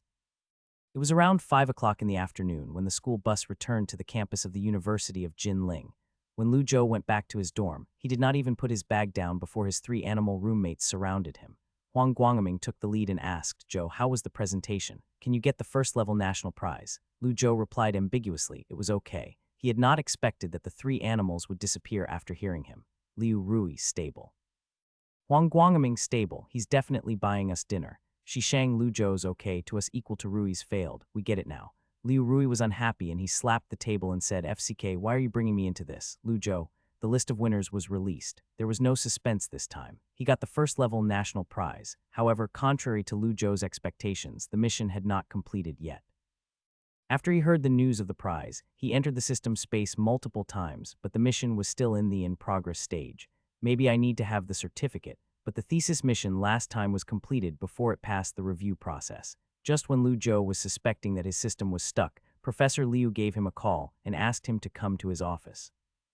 While he walked to Professor Liu's office, Zhou was confused. When Professor Liu saw Zhou walked in, he smiled and gestured him to sit down. The works of your team have been selected by the national judges, and you are invited to Beijing to participate in an expert review. Go and talk to your teammates and pack your stuff. You will leave in 3 days outside the school gate. I'll drive you guys to the train station. Only first-level national prizes got to participate in expert interviews. After the interview, the judges would announce the winners of the Higher Education Society Cup and the MATLAB Innovation Award. The selection of these 2 trophies would not be divided into OB questions, only the undergraduate and specialized degree groups. This meant the champion and runner-up, expert interview, which means I have to present again, asked Zhou. He was dumbfounded. Why is the mathematical modeling competition so troublesome? Yes, prepare your PowerPoint and do some minor corrections. This time it's in Beijing, Yan University, and you'll be interviewed by the National Organizing Committee, said Professor Liu Xianping with a smile. He drank some tea before saying, try your best to come back with a higher education award. He was confident in this team, especially the captain. He was very satisfied with him. Maybe it was because he was talented or humble or able to listen to the opinions of others. Although there were some flaws in his personality, like Old Tang said, the pros outweighed the cons. When Professor Liu saw Zhou's reluctant face, he put down his vacuum flask, smiled and said, "What's the matter, kid? You're not happy. The school will pay for your ticket and send you on a vacation in Beijing for 3 days. If I were you, I would be ecstatic. I see. Is it because the competition has not ended yet, so the system determines that the mission is incomplete? Which is saying getting the first-level national prize is only the basic condition of the mission. If I want to earn a better mission evaluation, I have to get a better award. Using this logic, the MATLAB Innovation Award should correspond to an S evaluation. As for the Higher Education Cup Award that symbolizes the champion, the evaluation is an S+. Zhou took in a deep breath before he looked at Professor Liu and said, I understand. I'll notify my teammates. Teacher Liu nodded his head in satisfaction and said, go. Don't forget to get a permission slip. 3 days passed by quickly, and it was soon the day of the expert interview in Beijing. The train tickets to Beijing were reimbursed by the school, but the cost of the hotel was not. The 3 people arrived in Beijing by train, and each of them booked a hotel room near Yanjing University. They did not speak again that night. The 3 planned to meet up next morning at 8 o'clock in Yanjing University's lounge, which was right outside of the interview venue. When they arrived, the venue was already crowded.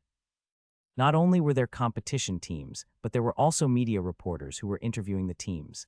Zhou did not want to appear on the TV, and so he found a remote position and sat down. He took out the printed thesis and began his final preparation. He had not even started to read before he heard discussion voices. The experts have already selected the prizes before the interview. The interview is just a test of the authenticity of your thesis. Not far away, a seemingly awkward genius leaned back in his chair as he chatted with the teams. I've been here 3 times already. The few listeners were surprised, that is, the winners have already been selected. They already wrote the press release scripts, said the genius with a smile. God, where are you from? Wujyaku. Expressions of admiration appeared on people's faces. Wujyaku's genius is different than the rest, winning 3 national first-level prizes. How impressive. Maybe this guy is coming after the Higher Education Society Cup. but I thought Wujiaku University didn't participate in the National Mathematical Modeling Competition as they only cared about their inner competition. Maybe they participated after all. Lu Zhou sat nearby, and he had an astonished look on his face. Is this true? He thought that the expert interview was similar to the presentation, and he did not know that he was only here to show his face. He had spent 3 days fixing his PowerPoint, but no one even cared. Lu Zhou did not know whether to laugh or cry. Even though he was just here to show his face, he could still gain something right. After all, geniuses around the country were gathered here. If he could make friends with people of this level, it would help in his future career development. However, that was just theory, and it did not always apply to real life. Geniuses were all arrogant. A bunch of arrogant people would not be able to make friends as they could not even communicate properly. Lin Yuxiang felt uneasy and uncomfortable sitting amongst this group of people. She was used to being stuck between the two geniuses. However, now that there were dozens of geniuses surrounding her, as a dumb student, she felt incompatible, and she was under immense pressure from it. The sweet and innocent smile became stiff and unnatural. Lu Zhou was reading the thesis in his hand in preparation for the upcoming expert interview when a young female reporter came over with a cameraman. "Sir, hello, are you Lu Zhou?" When Lu Zhou raised his head and saw the microphone, he had some suspicions in his heart, but he merely nodded and said, "Yeah, I'm a reporter from the Beijing Daily. Can I interview you?" "Sure, what do you want to ask?" Lu Zhou thought and said, "It's all right." That was all he said. The female reporter smiled politely and continued to ask, "It's all right. Can I ask if you felt like the questions were difficult?" "It's okay," said Lu Zhou. "Close, I nearly said it's all right again." Lu Zhou silently praised his intelligence. Female reporter. After Lu Zhou finally sent the reporter away, he was preparing to calm down and read his thesis when a man walked over. The man was wearing a suit that stood out and he looked educated. Lu Zhou thought that he was decent looking. His vibe was similar to Wang Xiaodong but fiercer.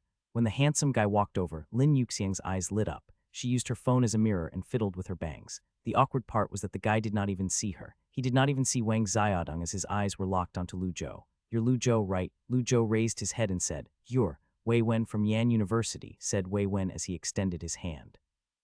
He continued, "I saw your thesis on optimal inversion theory of linear operators and linear functionals. It was very well written." Lu Zhou smiled as he shook his hand and said, "You're too kind. Don't need to be humble," said Wei Wen as he released Lu Zhou's hand. He then said, "Of course, your thesis might be good, but I'm the one winning this competition." Lu Zhou, after Wei Wen said this, he turned around and left. As Lu Zhou watched the back of the guy, he was confused. What the hell?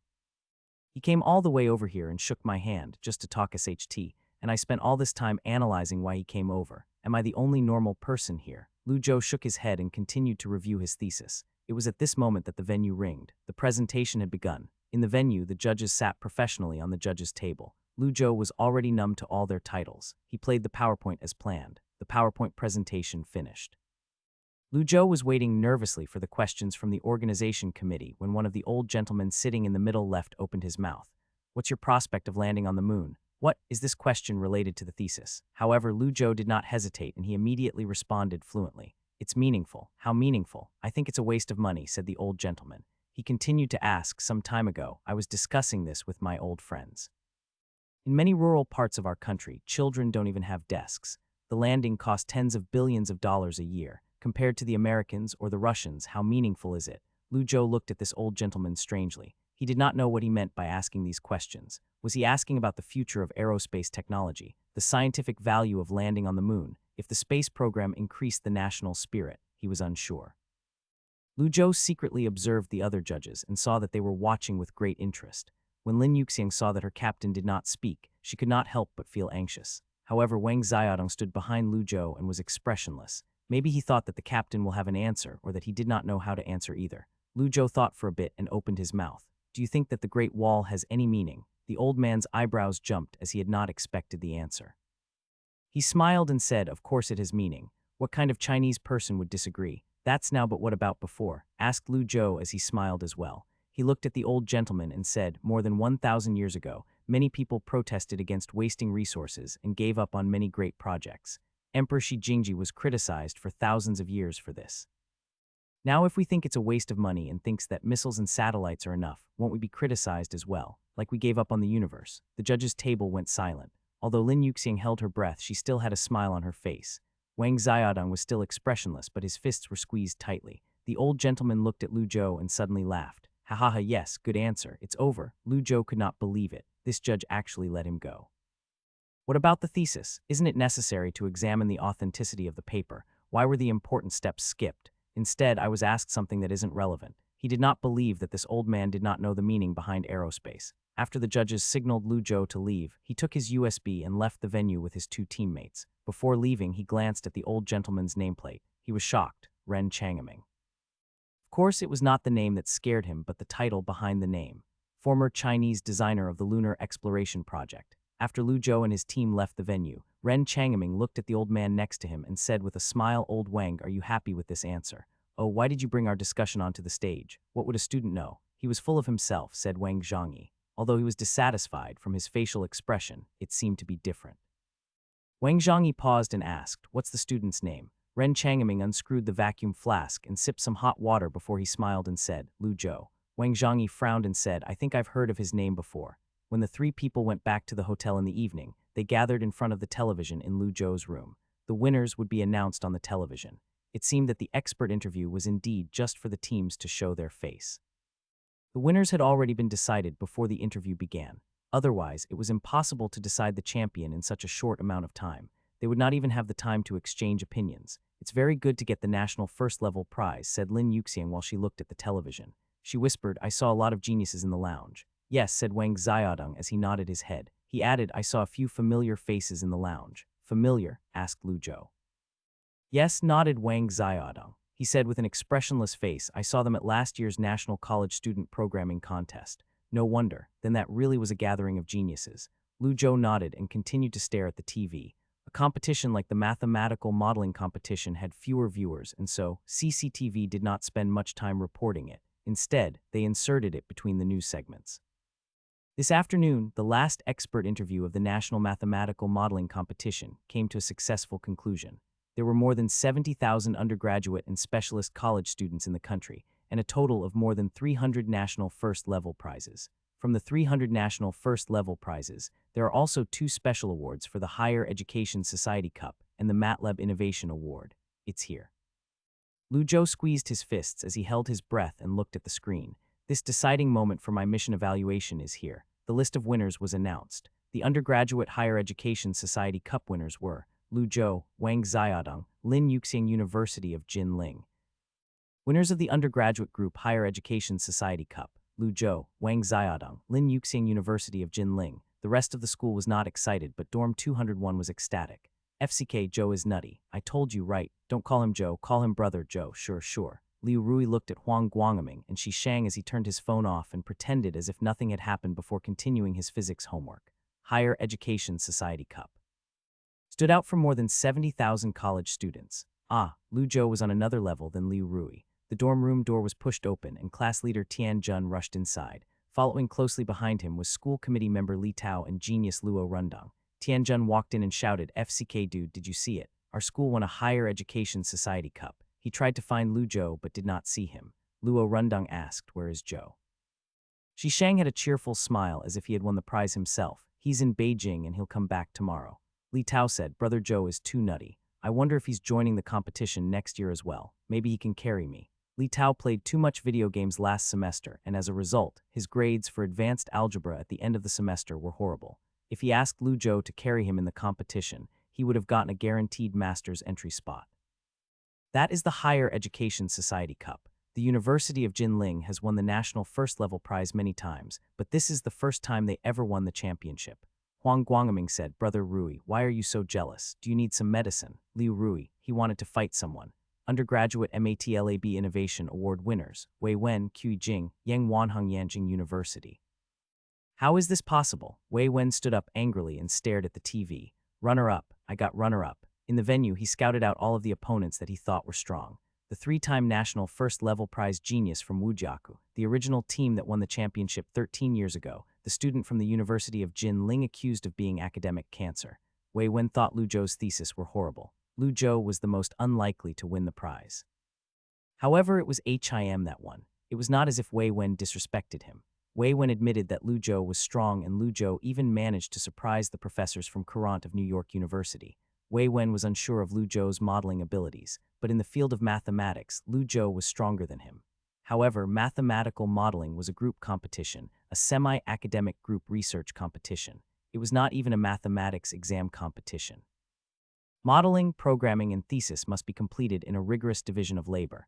If one of the division fell below par, the rest would fall. Wei Wen saw Lu Zhou's teammates and did not even consider him a threat. The programmer was an expert, but at most he was a second-rated expert, not top of the line. As for the female teammate, she was so useless that he could instantly see through her. On the surface, it was a 3v3 when it was actually a 3v19.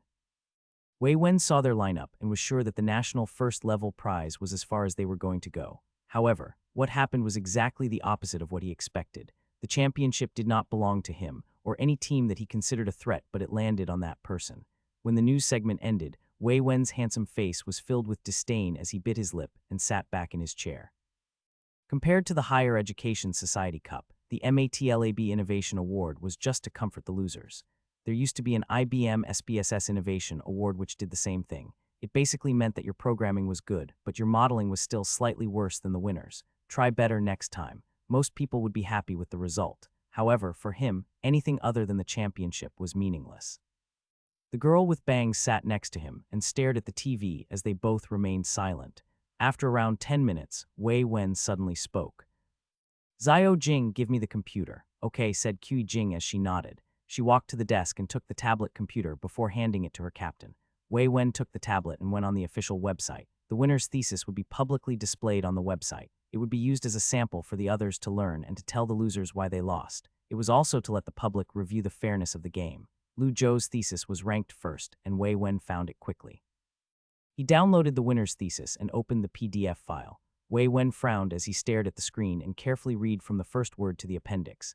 He went silent for half an hour before he relaxed and sighed. "I did lose. There was a luck aspect in the mathematical modeling competition. If the thesis was written in the appetite of the review professors, even if the thesis was average, it could still win the second or even the national first-level prize."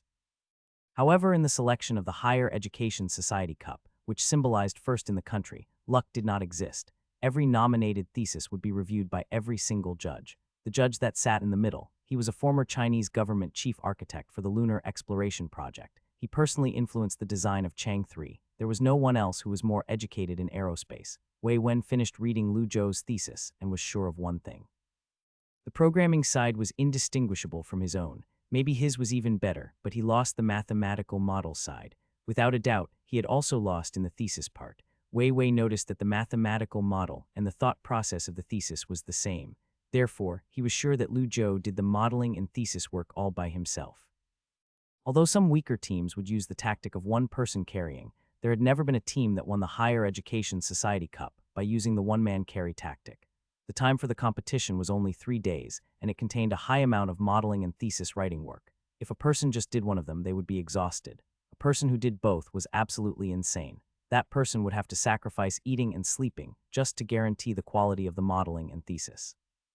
However, the reality was that the guy named Lu Zhou did both. This guy is a monster. Wei Wen's lip went blue from the biting. It was not because of jealousy. It was because he felt humiliated by the opponent. "What are you going to do?" said Qi Jing as she stood behind him. He went silent for a while. "I don't plan on doing anything. It's only a defeat." Wei Wen put the tablet down and stood up. In his eyes, depression and sadness were swept away. In their place, a burning passion appeared. Being able to compete with such an opponent is a great thing. This is only one defeat. Next time I will definitely not lose. Wei Wen paused for a second before he took a deep breath and said calmly, "Don't forget I still have the US competition in February." Qi Jing stood behind him and smiled softly. This was the Wei Wen that she knew, the guy that never gave up. Okay, Lu Zhou received many calls tonight. Some were from dorm 201, which called him Brother Joe, and asked him to buy them dinner. This was the only time that this group of animals respected Lu Zhou like this. Dean Zhang called as well to congratulate Lu Zhou. Then he started complimenting himself and said that he was the same when he was younger. Lu Zhou was dumbfounded when he heard Dean Zhang. If this guy was not a professor, Lu Zhou would have hung up. There were people from the school that called as well. Dean Liu, Professor Tang, and Professor Liu. Professor Liu did not care about his image and laughed out loud. "Nicely done. Higher Education Society Cup. Our school had a couple of national first-level prizes and a couple of teams managed to go to Beijing. However, this is the first time that we won the Higher Education Society Cup." Professor Liu sat up until here and sincerely admired Lu Zhou as he said, "You're pretty strong. I can't believe that you won without trying that hard. Go get the O Award in the US competition next year." The O Award was short for Outstanding Winner, which was also the grand prize. The F prize was chosen from M prizes, the first level prize. Then the global O award was chosen from the F prizes. At most, there were 20 O awards. The O award also came with awards from associations and companies, and so it was roughly equivalent to the Higher Education Society Cup. Although the titles were similar, the treatment was very different. For example, Double Sigil invested USD 100,000 as a bonus for winning the O award. However, it was only for the US teams. It wasn't just me. Without the code from Wang Xiaodong, I wouldn't have one, said Lu Zhou as he smiled humbly. Oh yeah, for sure, said Professor Liu. He smiled and continued, the school is ready to give you a 10,000 yuan bonus. The principal just talked to me on the phone and asked for my opinion. He said that since Captain Lu Zhou did both the modeling and thesis, he should just get the 10,000 yuan by himself. However, from what you're saying, I guess I should split this 10,000 in half and give it to you and Wang Xiaodong. Lu Zhou was unhappy when he heard this. Teacher, I've thought about it carefully, said Lu Zhou. In a serious tone, he said, although Wang Xiaodong's efforts were outstanding, I think that without my delegation and working up to 30 hours continuously, we wouldn't have won this championship. Therefore, stop faking, said Professor Liu. His laughter interrupted Lu Zhou and he said, Professor Tang was right, you're quite sneaky. Lu Zhou saw that Professor Liu saw through him and so he coughed and said then, at most give him a third, half is a bit unfair. I didn't sleep at all the second night when I was writing the thesis. I'm just kidding. Principal Su said that this money is all yours so don't worry, said Professor Liu with a smile. He added, if you're bored with Beijing, come back soon. Lu Zhou asked, I'm going on the train tomorrow. Is there any urgent matter? There's no urgent matter. I just need to do a photo shoot of you. Photo shoot? The photo certificate for the award is also online. Why do I have to take another photo? Lu Zhou asked suspiciously, what photo? Professor Liu said with a smile, so we can stick your photo on the trophy on the wall. The night atmosphere outside the windows was bustling, and the traffic on the roads was seemingly endless. Lu Zhou hung up the phone and closed the curtains. He then took a shower before he laid in bed. He then started to whisper in his heart and went into the pure white system space. As expected, after the list of winners was officially announced, the entire mission was completed. Lu Zhou hurried over to the semi-transparent screen where a large line of text appeared. Congratulations, user, for completing the mission. Hope user can make persistent efforts. Mission completion detail is as follows. On the basis of receiving the national prize, winning the Higher Education Society Cup, the final evaluation for the mission is S+ reward mission is given. Mission reward, according to mathematical modeling disciplines used, 200 mathematics experience points, 2,000 physics experience points, 500 general points, 1 lucky draw ticket, 80 garbage, 10 experience, 5 sample, 5 blueprint. When Lu Zhou saw the S+ evaluation, he was happy. Sure enough, the national first-level prize was the minimum requirement to complete the mission. The Higher Education Society Cup and MATLAB Innovation Award corresponded to an evaluation of S+ and S respectively. He had only received the S evaluation once, so the rules were unclear to him. However, now that he got the S+ evaluation, he was sure that getting an S or above meant he would receive a reward mission. Lu Zhou took a deep breath and commanded, System, open my characteristic panel. Core Science A Mathematics, Level 1 2000 10,000. B Physics, Level 1 2100 10,000. C Biochemistry, Level 00 1000. D Engineering, Level 1 0 10,000. E Materials Science, Level 00 1000. F Energy Science, Level 00 1000. G Information Science, Level 10 10,000. General Points 1175, 1 lucky draw ticket. Mission none. Mathematics limited the upgrade of other subjects, therefore it was Lu Zhou's focus. Then there was Engineering and Information Science where these two subjects were the easiest to make money with. Lu Zhou decided to give up on physics and just leave it alone. Now next is the thrilling lucky draw. Lu Zhou took a deep breath, reached out and pressed the lucky draw button. When he saw the familiar prize wheel appearing in front of himself, he said, spin. The wheel began to spin at a speed that was impossible for the naked eyes to follow. Lu Zhou repeated good prize in his heart several times. He shouted with his eyes closed. Stop. The wheel's inertia caused it to spin a few more turns before it slowly stopped. Lu Zhou opened his eyes and looked at the screen. Congratulations, user, you received garbage. God damn it. Does the system hate me? Lu Zhou looked at the garbage text and screamed in his heart. However, the system still did not care about him. Received a can of coffee. Lu Zhou looked at the icon on the screen quietly as he realized that the system did not care about his feelings. Lu Zhou left the system space and sat in his bed. He put out his right hand and said in his heart, coffee, coffee. there was a flash before his eyes. Without any warning, a brown can appeared in his hands. It was like something out of a movie. However, Lu Zhou was already accustomed to the magic of the system. Unlike the first time, he was not surprised. Instead, he was calm as he wondered, is this a future again? Same brand as that Coke, right? Why didn't they give me a can of Sprite instead? Lu Zhou turned the can over to find the production date, but he could not find it. I've tried futuristic Coke. Let's see what futuristic coffee tastes like. Lu Zhou opened the can and poured it into his mouth. It felt like the taste of ordinary instant coffee, but it was very smooth. It was indescribably delicious, and he wanted to drink another can. This type of unexplainable satisfaction was similar to the future Coke's feeling. Lu Zhou licked the corner of his mouth, wiped the can clean, and stuffed it into his bag. He planned to find a rubbish bin outside tomorrow to throw it out. The hotel check-in information was linked to his citizen ID, and it was better to be low-key. He went to the bathroom and washed his face before he laid back in bed, closed his eyes, and went into the system space. It was time for the reward mission. Reward mission begin. Mission reward mission able to cancel anytime. No general point penalty will be given. Requirements 1 SCI thesis. Reward subject experience value is determined by the academic value of the thesis, minimum 1,000 points. Experience type is determined by the content of the thesis. 1 lucky draw ticket 50 sample, 50 blueprint. Not too good, not too bad. The reward and difficulty are average. It seems that S+ evaluations corresponded to a reward mission. Not all reward missions can unlock technology branches, but this lucky draw probability is the best as I can only get a blueprint or sample. Both are pretty good. As for the content of the mission, it was similar to his second mission. The only difference was that the lower limit of his second mission was 100 points, whereas this mission was 1,000 points.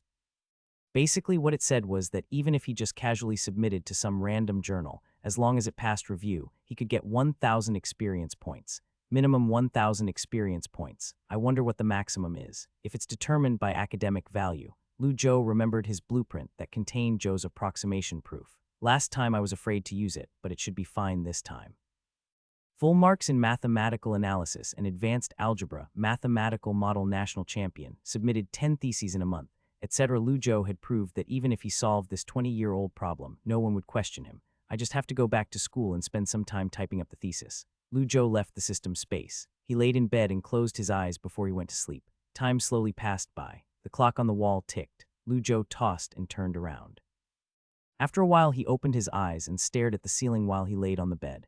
I'm not tired at all. Lu Zhou took out his phone and squinted his eyes to look at the time when his eyebrows suddenly twitched. FCK, it's 2 in the morning already. It doesn't feel that late. Maybe. It's because of the can of coffee. Lu Zhou's expression changed. FCK's sake, I totally forgot. I just drank it for fun. Lu Zhou could not breathe because of his heartache, and he buried his head in the pillow.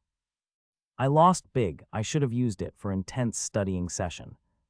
Lu Zhou could not sleep. He pulled out his phone and went on Weibo. He had not logged in for a long time, and when he saw that he gained another 10,000 followers, he felt pretty happy. He had not expected to be so popular online. This is awkward. I'm just a kid. I don't want to be famous. What should I say to my dear fans? He thought for a while before tapping on the screen and started typing. Today I went to Yan University and won the Higher Education Society Cup. It feels okay. Photo screenshot of official website award certification. It was the first time he sent a blog post, and he felt like a primary school student writing an essay. Screw it, who cares? Lu Zhou clicked send. He went on trending and saw that they were all about boring celebrity gossip. Once he was bored, he went back to his own page. He had not expected to have dozens of comments already. Don't these people have better things to do? Lu Zhou was interested in the comments, and so he clicked them open to see what his fans said. What is the Higher Education Society Cup? Master, are you going to the US competition next year? God, if you act like this, you won't have any friends. I'm studying the graduate entrance exam right now. I'm unfollowing. Once again, I'm looking at someone else's university life. I clicked the unfollow button and pretended like I didn't see anything. I'm scrolling past. Excuse me for bothering. Lu Zhou, FCK, why are my fans turning on me? Lu Zhou refreshed and saw that he lost 10 followers. He was speechless. Early in the morning, Lu Zhou washed his face before he left the room with his backpack. When he walked into the lobby, he saw Lin Yuxiang. You, okay? Asked Lin Yuxiang when she saw Lu Zhou's dark circles. She was surprised and asked, I have an eye bag cream. Do you need it? Lu Zhou yawned, no need. He did not care about his dark circles. All he wanted to do was to get on the train and sleep. The 3 people called a taxi and bought the train tickets at the train station. Lu Zhou fell asleep twice while waiting for the train. The first time he woke up was because of a kid, while the second time was because of Wang Xiaodong. We're about to board.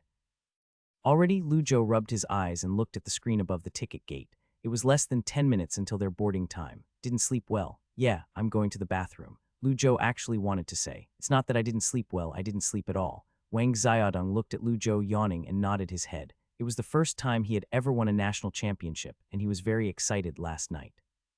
He talked to his family over the phone for more than an hour and took 2 hours to fall asleep in bed. Lu Zhou went to the bathroom to wash his face before he went to line up for the ticket check. He passed the ticket check and went on the train where he continued to doze off. When he was woken up by Lin Yuxiang, he was already at Jinling Station. The 3 days trip in Beijing ended like this. Lu Zhou rode the subway back to school. When he entered the dorm, he was surrounded by his roommates. "Where's the trophy, Zhou? I mean, brother Zhou, can I touch your trophy?" Huang Guangming said with a smile as he reached out to take Lu Zhou's backpack. Go away, said Lu Zhou. He moved aside and said, "The trophy isn't here. It was sent directly to the school. Don't ask me. If you want to touch it, go and ask the instructor. Who cares about the trophy? What about dinner? I'm buying. Wait till I get the prize money." Normally speaking, the mathematical modeling competition only had a certificate as the award. Only the national champion would receive the trophy. The school had to pay for the trophy, and so it was customary for the trophy to be kept in the school. The school would keep the trophy and put a photo of the 3 winners to record their honor. On the way back, Lu Zhou received a call from Professor Liu. He was told to go to the Academic Affairs office to take photos there. Wang Xiaodong and Lin Yuxiang probably already went. Lu Zhou did not want to hold them up, so he returned to his dorm to throw his backpack down before he left. When Shishang saw Lu Zhou leaving, he said, "I think Zhou is leaving us. He's going too far. Yeah, winning the Higher Education Society Cup as a first-year student. I feel more and more useless," said Huang Guangming while he played games on his phone. But Zhou is still a loner. What do they say? That even if you're not a genius, you can still receive love and youth, said Shishang with a tone full of emotion. When Huang Guangming heard him, he nearly dropped his phone. "FCK me, brother Fei, let's talk about it properly. I'm a little afraid for you. How about I bring you to a doctor?" "What's the point of a doctor? The guy probably ate the wrong medication," said Liu Rui while he was doing his physics homework. He did not even bother to lift his head. "Stop calling me brother Fei. Call me brother Shang," said Shishang. He was unhappy to hear his new nickname. In a serious tone, he said, "You wouldn't understand that feeling." Liu Rui, Huang Guangming, Shishang said slowly, "So what I'm trying to say that it's impossible to excel in academics. That guy is a wizard. But in terms of feelings or emotional intelligence, we may not be worse off than him, so don't belittle yourself too much." Liu Rui suddenly said with a cold tone, "That may not be true." Shishang asked. Liu Rui said, "During the summer, I went to the library and saw him studying with a girl." When he heard that, Shishang's expression was awkward and he coughed before saying, "He's just studying. I've studied with girls before." Liu Rui continued, "Then I saw them eating together in the cafeteria. I think the girl paid for him." The atmosphere in the dorm was quiet. Shishang and Huang Guangming looked at each other before turning to stare at Liu Rui silently. Huang Guangming, "Is that girl ugly?" "I heard those female geniuses are ugly." Liu Rui shook his head. "Nope, the opposite actually. She was pretty." Huang Guangming, Shishang, they were completely defeated. Not only were they defeated in IQ, but they were also ruthlessly crushed in EQ. "Guangming, I feel like my life is full of darkness," said Shishang. He sighed, "Why is my college life so different than others?" "It's okay, I feel the same," said Huang Guangming as he threw his phone aside. "Tomorrow, let's study." "Don't talk about tomorrow, I'm going right now," said Huang Guangming as he climbed down the ladder. The photo shoot took an hour. When Lu Zhou carried his tired body back to his dorm, opened the door, he saw that only Liu Rui was inside. "Where is everyone?" Liu Rui was doing physics questions when he rolled his eyes and said, "They were motivated by you and went to study." Lu Zhou, Liu Rui, "Oh yeah, the deadline for physics homework is this afternoon. Have you started it?" "I wrote it a long time ago and already submitted it," said Lu Zhou as he took out his clothes from his backpack. Not only did he finish this assignment, but he had also finished all the physics assignments for the month. All of these were done before he went to Beijing. He felt bad for always taking a leave of absence, so he finished all of the questions in the exercise book and gave it to Professor Lei. As a result, Professor Li Rongjin was interested. He glanced at the homework and then told Lu Zhou not to hand in homework anymore as it would only be a waste of Lu Zhou's time. "Finished," said Liu Rui. He was shocked. "You didn't even go to class. When did you write it?" "Before I went to Beijing, when I was doing the PowerPoint." Liu Rui did not believe him. He took out the challenging question that he copied from class and said, "Then, can you teach me?" "Wait a second." Lu Zhou placed his clothes into a laundry tub on the balcony. When he returned, he took a look at the question. The normal specific heat of the mixed gas has the mass of M1 equal 3x 10^2 kg, and the mixed gas M2 has 3x 10^2 kg of hydrogen at normal temperature. The question was short and seemed simple. However, Lu Zhou said, "This question is super hard. It's normal that you can't solve it. It was a challenge question that Li Rongjin arranged in class, and Liu Rui probably did not even notice. Liu Rui. Lu Zhou saw that Liu Rui was confused and laughed before he continued to speak. At normal temperature, diatomic gas molecules and water vapor molecules can be regarded as rigid molecules. Despite the fact that their covalent bonds still vibrate, most of the molecules' vibrational levels do not change, and they do not contribute to the constant volume heat capacity. Therefore, the conclusion is the same as considering vibration. The physics textbook probably didn't mention this, but it is mentioned in inorganic chemistry. Liu Rui, of course, knowing this was not enough. It was also necessary to know the molar heat capacity of the rigid diatomic molecules and the molar heat capacity of the water molecules, as well as a series of data what was not given in the question. There was no chemistry class in mathematics, so this problem was expected to stump many people. If a person could solve it, that person either learned inorganic chemistry by himself like Lu Zhou or participated in high school physics competition training. Professor Li Rongjin came up with this question to cultivate students' ability to learn independently. After all, not everything was taught in college classes. It was important to learn outside of class as well. Of course, this depended on the student's motivation. If the student just wanted to cruise through, not listen in class, and cram before exams, they could still graduate. Therefore, you can get. Lu Zhou took the pen and started to write in the draft paper. CV1 equal 3R, CV2 equal 52R. The heat capacity of the mixed gas, C total equal M1U1 CV1 plus M2U2 CV2. The specific heat of the mixed gas, C equals C total M1 plus M2. From U1 equals 0.018, U2 equals 0, R equal 8.314 J mol K. With the above data, get 5.86x103 J kgK. The calculation was very simple. Even a middle school student could do it. What was hard was the theory. Lu Zhou gave the pen back to Liu Rui and said, "This question is quite simple. If you change the absolute value of the internal energy, you must include the vibration energy of the molecule. But this kind of question definitely won't be on the exam. Let physics majors worry about these questions." Liu Rui. When he saw Liu Rui's confused expression, he said, "Don't you understand?" "Maybe I'll explain." "I understand," said Liu Rui as he nodded. He looked at him and asked, "Where did you learn these things? Are we at the same university?" Liu Rui could not help but doubt his life. Lu Zhou said, "I learned it in the library." Liu Rui did not say anything, but he silently began to pack his stuff. Lu Zhou was confused and asked, "Why are you packing your stuff?" Liu Rui looked up at the ceiling with eyes that were filled with sorrow as he said, "I think my level of knowledge is too low. From today, I'm studying at the library every day." Without saying another word, he carried his backpack and walked out. The next Monday afternoon at a lecture hall, it was so packed full of people that not a single free seat was left.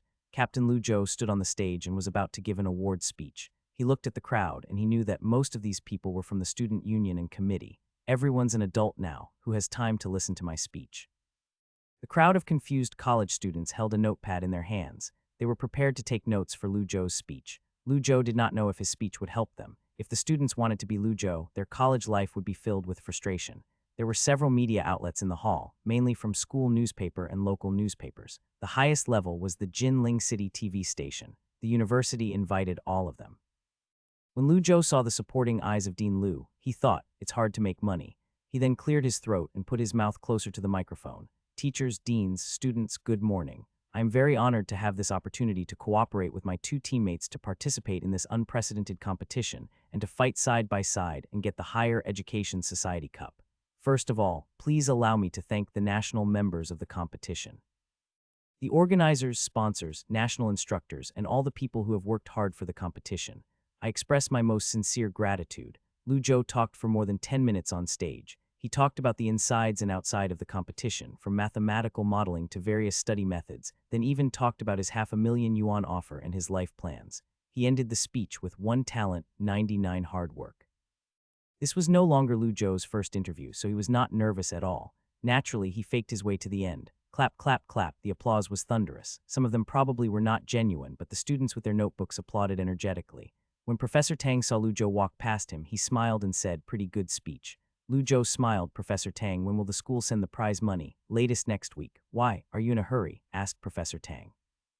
With a smile, he continued, "How are you now? What are you researching?" Lu Zhou thought and said, "Number theory, Mersenne primes." "Mersenne primes, you're still researching that," sighed Professor Tang. There was a bit of regret in his tone. Number theory was a special field, and the entrance threshold was low. It was so low that many theorems and formulas could be understood by middle school students. It was also why number theory had become popular amongst the general public.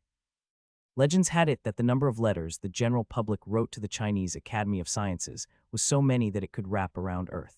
The gatekeeper of the Chinese Academy of Sciences had 9 math questions in his hand. If a person could not answer the questions, he or she would not even be let in through the door. Therefore, succeeding in number theory was a lot harder than it seemed. Not only did it require a solid foundation in mathematics, but it also needed extraordinary mathematical talent.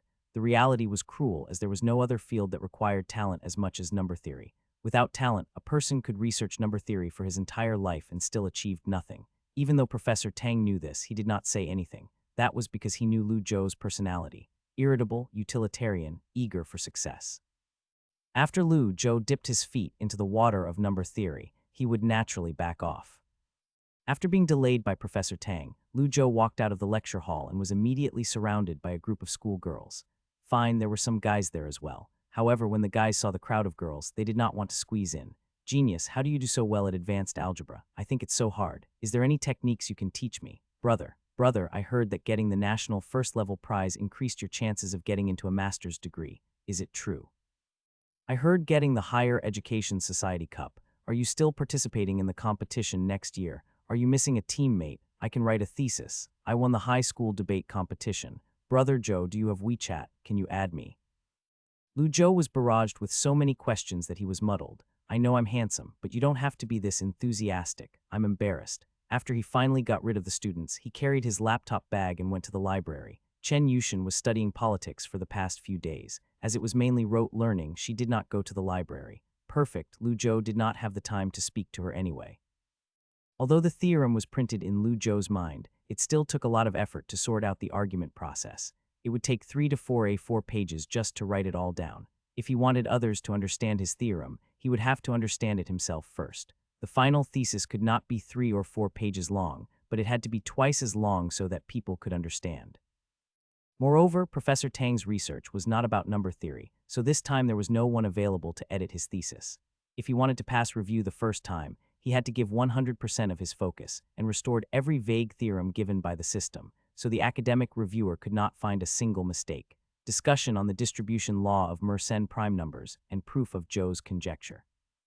Abstract: this paper studies the distribution law of Mersenne prime numbers and proves that when 2 p 2 plus 1, MP has 2n plus 1 prime numbers are established. Based on this argument, it is proved that when 2 plus 1, MP has 2n plus 2 and 2 prime numbers. Lu Zhou typed a space in the thesis body before he jumped to the cited documents and typed a line of text. Citation: the distribution law of Mersenne prime numbers J.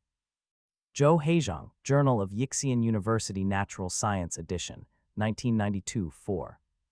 He only needed to cite one literature. For 20 years, countless mathematicians and researchers in number theory had repeatedly tried to verify this theorem, but none of them succeeded. Even Mr. Zhou, who made this conjecture approximation himself, who had been studying for so many years, could not give a proper proof of this conjecture. This was the charm of number theory. Number theory was like an apple on the tree. Both mathematics and math enthusiasts were fascinated by its red color. Eventually, a tall man would come and pick the apple. Lu Zhou stopped typing and picked up a pen. He entered a special state where he forgot about everything else. The only thing that existed was the paper and the pen. The infinite prime numbers were magnified under his pen tip and converged into an equation. Numbers and symbols merged into a spell that weaved magic and described the truth of the universe. Time slowly passed by. Pieces of fully written draft paper slowly covered the table. Soon it was time for lunch. The guys who were studying for the graduate entrance exam stretched and they were ready to get up and go to the cafeteria to eat. Suddenly, they noticed the draft paper laying on Lu Zhou's table. When they saw the calculations on the paper, they were shocked. What question is this nutty? Why does it take so many pages to calculate it? He looks young, probably an undergraduate student. Is there such a difficult undergraduate mathematics question? He looked over and saw that it was a number theory problem. However, when he looked further down, he could not understand it. On one hand, Lu Zhou's handwriting was like a dragon dancing one. On the other hand, he did not research number theory, so he was not well versed with it. He was full of curiosity and was about to ask what Lu Zhou was doing when he suddenly noticed the title of the document on Lu Zhou's laptop. Zhou's conjecture. His curiosity was gone. Oh, a crazy person. Another idiot who is obsessed with mathematics. That guy said in his heart before he took his backpack and left. Although it not the direction of his research, he still knew a little about this topic. For 20 years, number theory mathematicians all over the world had studied more or less the special prime numbers of Mersenne twin prime and Fermat prime. After all, this was a key topic of the century. Anyone that had studied Mersenne primes had tried to prove Joe's conjecture. Not a single person succeeded. Before one could even think about picking the apple from the tree, one had to know that no one even brought a ladder. It would be impossible for an undergraduate student to prove it. Lu Zhou was completely immersed in his calculations. He did not even notice the guy next to him. He barely even noticed time or hunger. Those external factors were all annihilated by the mathematics calculations. Lu Zhou did not know when it began, but he was used to this unhealthy way of studying. By the time Lu Zhou wrote down the last calculation, the view outside the window was completely dark. Breathing a sigh of relief, he leaned back in his chair and felt as if his whole body had collapsed. On the one hand, he was tired. On the other, he was hungry. I can't believe I forgot about eating. It seems that I've become an immortal. This thesis was much more difficult than optimal inversion theory of linear operators and linear functions. The academic value of this thesis was also higher. Fortunately, the core of the thesis had already been done. Now, he only had to copy the content on the A4 papers onto the computer, and his thesis would be done. Lu Zhou rubbed his stomach. He was about to stand up and tidy the draft papers when a list of numbers on a draft paper caught his attention. What? Lu Zhou took his pen and circled the numbers on the draft paper. He then started to arrange them. The two sets of numbers after alignment were all twin prime numbers. Lu Zhou frowned and clicked his pen. He wrote down two equations before quickly crossing them out. The famous Polignac conjecture had an infinite number of prime pairs p plus 2000 for all natural numbers k when k equal 1. It was a twin prime approximation. The study of the distribution law of Mersenne prime numbers, in a certain sense, also provided an idea for solving the problem of infinite twin prime numbers. He seemed to have discovered something while trying to prove Joe's conjecture. He pinched his glabella and felt a headache. I don't have a train of thought at all. His flash of inspiration was gone and he had missed the opportunity. FCK's sake. As expected, number theory isn't something ordinary people can play with. System, give your user some inspiration. Lu Zhou said in his heart, but the system did not respond. Fine. Guess vague problem solving was not part of the system's abilities. Student, the library is about to close. Lu Zhou suddenly realized that the librarian was standing next to him. He looked around and saw that he was the only student left in the library. Oh, sorry, I'll pack up right now, said Lu Zhou as he smiled apologetically and reached for the draft papers on the table. He could not study for much longer anyway. I'll go out and eat something. Lu Zhou took half a day to organize the contents of the manuscript on A4 paper, inputted it into the computer, and completed the rest of the thesis. It took him 2.5 days just to translate it into English. In total, it took 4 days. Lu Zhou had finally turned the drawings in his head into a thesis, and he even converted the thesis into PDF format. Next was thesis submission. Lu Zhou had thousands of choices, and his final selection was the Mathematics Chronicle journal. The journal was published by Princeton University and was published in the journals of Johns Hopkins University Press in the 1990s. Mainly, it published theoretical mathematical research papers. It covered a wide range of topics and had a pivotal position in the academic circle. The impact factor was also quite large. In fact, Lu Zhou originally had a better choice. For example, the Journal of Number Theory, which specialized in the publication of number theory, had a higher authority in the field of number theory. However, the impact factor was slightly lower, and it also carried a charge for the processing of the thesis. Americans are so stingy, said Lu Zhou as he shook his head and uploaded his thesis onto the website of Mathematics Chronicle before entering his email. He did not know if the system could make him cut in front of the thesis review line, but he hoped that it would not delay his mission for too long. The mathematical modeling competition prize money was finally released, and the total amount was 15,000 yuan, of which 10,000 yuan was given by the school directly to Lu Zhou, and the other 5,000 yuan was with Wang Xiaodong. Lu Zhou was surprised to hear that Lin Yuxiang gave up on the prize money. Even though Wang Xiaodong wanted to give her half of his money, she smiled and refused. He did not know what the girl was thinking. The first thing Lu Zhou did after the team was disbanded was to block her from his news feed. He had spent so much money on the artificial intelligence that he was glad that finally got some money back. According to the agreement, he bought food for his 3 roommates. These 3 animals were not polite at all. The first thing they did was to ask for half a box of beer, a plate of grilled fish, and 5 side dishes. The food came and Shishang opened a bottle. He then took turns and filled everyone's cups with beer. Finally, he took his cup and looked at Lu Zhou. Joe, you were a scrub at first, but now you're a god. You still remember this meal, which means you haven't forgotten us. I respect you. It's just a dinner. You guys have bought me food before. Why are you being so cringy now, said Lu Zhou. He smiled, and once he cheered Shishang, Lu Zhou drank the whole cup. Huang Guangming also raised his cup. Zhou, I'll cheer you as well. No reason, I just want to be happy. No need, said Lu Zhou as he raised his hands and cheered Huang Guangming. Liu Rui also raised his cup. Congratulations. Regardless of the complex meaning behind Liu Rui's congratulations, everyone was roommates and brothers. Lu Zhou cheered Liu Rui and drank the whole cup. Beer running low and the dishes almost finished, Shishang sighed with a belly full of alcohol. Zhou, what's up? I've recently been thinking of a problem. Ask away. What's it like being a genius student? Asked Shishang as he sighed. He stared at the bottles of beer and said, insanely high exam marks, guaranteed master's entrance, scholarships. Perhaps it was because Shishang read some books in the library, or perhaps it was because of the alcohol, but Shishang had been thinking about the philosophy of life. Huang Guangming always said that he would take him to psychological counseling, but he never went. Regardless, Shishang's question hit the spot. The two animals next to him pretended to eat, but their ears were open wide, especially Liu Rui. He even stopped moving his chopsticks as he waited for the genius experience. Lu Zhou shook his empty cup and burped. He was slightly blushing because of alcohol. He coughed and slowly said, "You think being a genius is fun. I understand, you're actually not happy, right? Tired, right?" said Shishang as he sighed. "No," said Lu Zhou as he shook his head. He continued, "I meant that. Being a genius is great. You can't even imagine the joyfulness of being a genius." Shishang, Huang Guangming, Liu Rui. By the time they went back to the dorm, it was already 7 o'clock at night. Liu Rui was again carried back and he fell unconscious on the mat. Shishang's alcohol tolerance was quite good. Even though he drank 6 or 7 bottles, when the class leader called him to play basketball, he went. What a guy. How can you even play basketball after drinking so much? Drunken basketball. This time it was Huang Guangming that carried Liu Rui to the toilet. Lu Zhou climbed in bed, opened his laptop, and went on the Mathematics Chronicle website. Without any surprise, the status of his thesis had become under review. It seemed that his guess was correct. Not just ordinary missions, but even with the reward missions as well, the system would help him save time. As for how the system did it, Lu Zhou decided not to bother it with that question. It would only hurt his head. When he logged onto his email, he saw that the authorization file had already been sent. Lu Zhou completed the authorization file as required before uploading it onto the website. Next was the long peer review.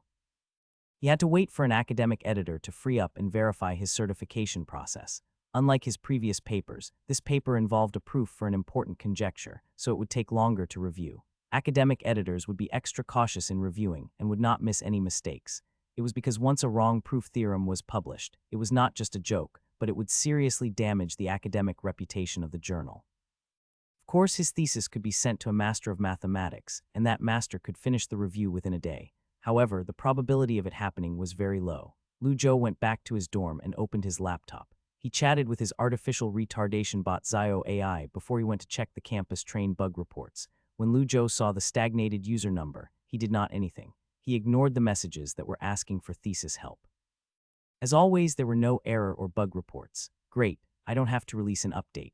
Lu Zhou closed the developer website and logged onto the Academic Affairs Office website. He was about to look at his class timetable when a notice caught his attention. A twin prime conjecture lecture will be held at 9 a.m. tomorrow. Lu Zhou saw the words of twin prime number and suddenly remembered his inspiration from when he was writing the thesis on Zhou's conjecture. He was so busy with the submission of the thesis that totally forgot about his accidental discovery. Now that he thought about it, it was pretty interesting. Speaker is Ren Changming. I think I've seen this name, thought Lu Zhou as he stared at it for a long time, but he could not remember. In a mathematics textbook, or I read it online, who cares? This doesn't matter. Lu Zhou shook his head and threw a towel over his shoulder before picked up his basket of laundry and went to the bathroom. Quiet home in Princeton, New Jersey. A bald Caucasian man stuffed his clothes into a suitcase and yelled, "I don't have time, go and find someone else. Right now my teacher is in a hospital bed. This may the last time I'll see him. For this month I don't want to see anything related to mathematics." The middle-aged man in a suit had an awkward smile. He was not angry at all. After all, the man that stood in front of him was the famous Viscount Pierre Deline, the guy that proved Weil's conjecture. He had won the Fields Medal, Crafoord Prize, Wolf Prize, and the Abel Prize. If there was a mathematics prize, he had won it. Even in an advanced institution like Princeton, an institution that accommodated mathematics geniuses around the world, Deline still stood out. Davis was just an ordinary editor for the Mathematics Chronicle. Although he graduated from the journalism department of Johns Hopkins University, he knew a little about mathematics. Mathematics Chronicle was like the son of Princeton University and the stepson of Johns Hopkins University. However, Princeton was also responsible for the Journal Year of Mathematics, which was well respected in the mathematics community. Therefore, Princeton began to spend fewer resources on Mathematics Chronicle. The editors at Johns Hopkins University were trying their best to maintain the academic influence of Mathematics Chronicle. Normally, an ordinary number theory thesis would not be worthy of Davis' attention. It was a mere coincidence that he had a certain amount of knowledge on number theory that when he first read the thesis, he immediately discovered the extraordinary value of it. There were countless conjectures about the distribution law of the Mersenne prime numbers, but none of the conjectures had been proved. Among them, the most mathematically beautiful and precise conjecture was undoubtedly the famous Joe's conjecture. When 2n p2n plus 1, then the amount of Mersenne primes is 2n plus 1. However, this was just a guess. Joe's conjecture had not been proved or disproved. When it was proved, it would be upgraded to a theorem. Even though Davis saw that Professor Delaney did not care, Davis refused to give up. Instead, he said, "Come on, Viscount Delaney. Your research is the most outstanding from any professor I've ever seen. I read this thesis and instantly thought of you. We've been working together for many years now. Can you just please take a look?" "Stop kissing my ass," said Delaney as he slammed the suitcase down and laughed coldly. He said, "I know I'm good." He usually was not this irritable. Like all the other geniuses at Princeton, he was only a little arrogant. Normally, if Davis brought an interesting thesis to him, he would take the time and read it. However, no matter how interesting the thesis may be, he had more important matters to attend to. His teacher, Mr. Grothendieck, was lying in a hospital bed and could pass away at any time. He did not have the appetite to study some math problem. He had to fly to France and see his teacher. Not only did he pause his academic editor work, but he also stopped his own research projects temporarily. Davis tried to convince him, "Don't you want to bring a gift to Mr. Grothendieck?" Delaney said angrily, "Gift? A piece of trash paper. I'd rather buy a flower in France." "I promise you this paper is not as bad as you think," said Davis sincerely. He then added, "Isn't proving Riemann's conjecture your teacher's life goal? The distribution law of Mersenne prime numbers has been solved, and we have taken another step forward towards the crown of this mathematical world, even if it's just a small step. I remember the remark you said in last year's academic report that the road to the end of the Riemann zeta function was dark and required countless candles to illuminate. Now the match is in your hand." Delaney stared at Davis and was silent for a while before he finally snatched the thesis from David's hand. FCK. Finally, the academician could no longer contain his curiosity. A proof of Joe's theorem. Delaney frowned. He had read countless theses like this in the past, and it only recently stopped being so common. People who thought that they were smart always liked to pick seemingly simple questions, but they had never even started to solve them. Joe's conjecture was proven. It could really help the research for Riemann's conjecture. After all, the behavior of the Riemann zeta function was closely related to the frequency of prime numbers. The Riemann hypothesis was about when the zeta function was 0. When Delaney read the author's name, he was shocked. Lu Zhou, Chinese guy, or ABC. There were quite a lot of outstanding mathematicians in Asia, but he had never heard of this name. His heart could not help but feel contempt towards the author. However, as he knew that David would never fool him with a crappy thesis, Delaney continued to read. 1 minute passed, 5 minutes passed, 10 minutes passed. Delaney maintained the same reading position the entire time with his eyes staring intensely at the first page. He had no plans of turning the page. Davis controlled his breathing when he saw Professor Delaney acting like this. He did not want to disturb Delaney's thinking. The more Delaney read, the more serious his expression became. Another 5 minutes passed. He rested the suitcase against the wall, but he remained silent. Delaney then took an A4 paper and went into his study room before he closed the door behind him. Davis breathed a sigh of relief, and he finally relaxed his stiff shoulders as he sat casually on the sofa in the living room. Judging from his years of experience, Professor Delaney's strength of closing the door was positively correlated with how important the thesis was. If it was a rubbish thesis, he would not even close the door to the study room. When Delaney was in the study room, he took the draft paper out and started to verify the calculations in the thesis. The author's calculations were clear, logical, and rigorous. The method of application was so clever that Delaney could not even find a mistake. Delaney could not even find possible improvements. What confused him was that, other than the sloppy English, the argumentation process was flawless. It did not look like the author was a newcomer. "It's too smooth. I can't believe how smooth this thesis is." He wanted to believe that there was a mistake in this 5-page thesis. "Maybe I missed the mistake. This is interesting." An hour passed. After Delaney read the last line of calculation, he was silent for a very long time. He then put down the printed thesis next to the draft paper before he sighed and muttered a French word, impressive. An hour ago, he still had doubts in his mind. However, after reading it again, he was certain that this 5-page thesis had no problems. He could not think of another word other than impressive. Delaney really wanted to meet the author of this thesis. However, there was no chance in the near future. After he returned from his France vacation, he would have to participate in a new research project for Princeton, which would occupy him for a few months. "Perhaps this paper will arouse the interest of my teacher." He knew that the probability was low as his teacher had not been studying mathematics for many years. Davis was walking back and forth in the living room when he finally turned his attention to the fish tank next to the living room cabinet. He tapped the glass with his fingers and played with the goldfish to pass time. Suddenly, the door to the study room opened, and out came Deline with the thesis in his hand. Davis immediately rushed forward and asked, "How was it?" As Deline placed the thesis into the suitcase, he replied without lifting his head, "I need some time. I'll give you a response within a week." When Davis heard him, he held his breath for a moment because he was too excited. He had worked with him for so many years that he completely understood the professor's personality. If a thesis was not inserted into the professor's shredder, it meant that he could not find a problem with the thesis. If he had not given the thesis back to Davis, it meant that the content of the thesis attracted his attention. A week's time was nothing. It was impossible for an academic editor to quickly review a paper. Repeated scrutiny and verification was necessary. This was not only the rigor of a mathematician, but also a scholar. It was the minimum respect for the field of study. A world-class mathematics problem was about to be solved. The academic value of Mathematics Chronicle would undoubtedly be improved. As for Davis himself, what else could better prove his performance as a technical editor other than picking a needle from a haystack? It was 8:30 in the morning and the lecture hall was almost full. When Lu Zhou found a seat, he sat down in a low-key manner. By 8:50 a.m., the lecture hall was full. Some people even brought chairs inside or sat on the aisles to listen. Even students from other schools came. It seemed that Professor Ren Changming was quite popular. At 9:00 a.m., the lecture finally began. Lu Zhou looked at the old gentleman on the podium and thought that he looked familiar. Maybe it was because Lu Zhou was too far away or the old man changed clothes. He really could not remember where he saw him.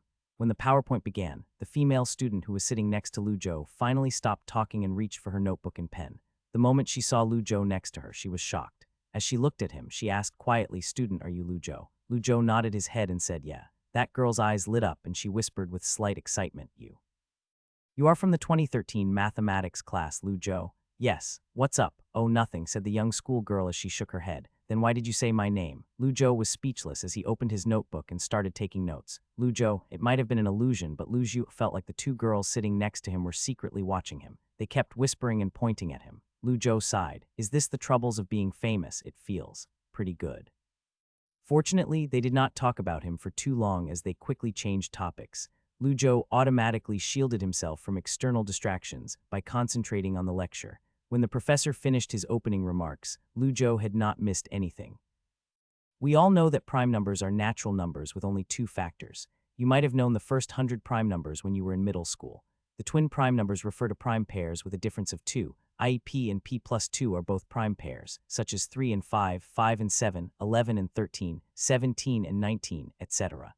As the number becomes larger, the number of twins that can be observed becomes fewer. There are 8 twin prime pairs within 100, and there are only 2 pairs between 501 and 600. As the prime numbers increase, the next prime should be further and further away from the previous prime. The Goldbox conjecture asserts that there is an infinite number of prime numbers, which differ only by 2, such as 3 and 5, 5 and 7, and even this. Professor Ren wrote down a line of numbers on the blackboard.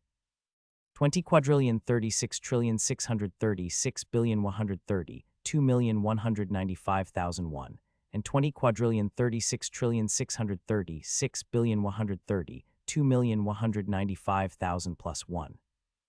He then turned around and laughed before he continued to speak. There is an infinite number of primes with a difference of 2. That is the guess of the twin prime numbers. So far, Professor Ren had only talked about simple stuff. Even Lu Zhou, who had not studied the twin prime numbers yet, could easily follow his speech. It was the same for the other first-year students. Whether they were mathematics enthusiasts or not, all of them listened with interest.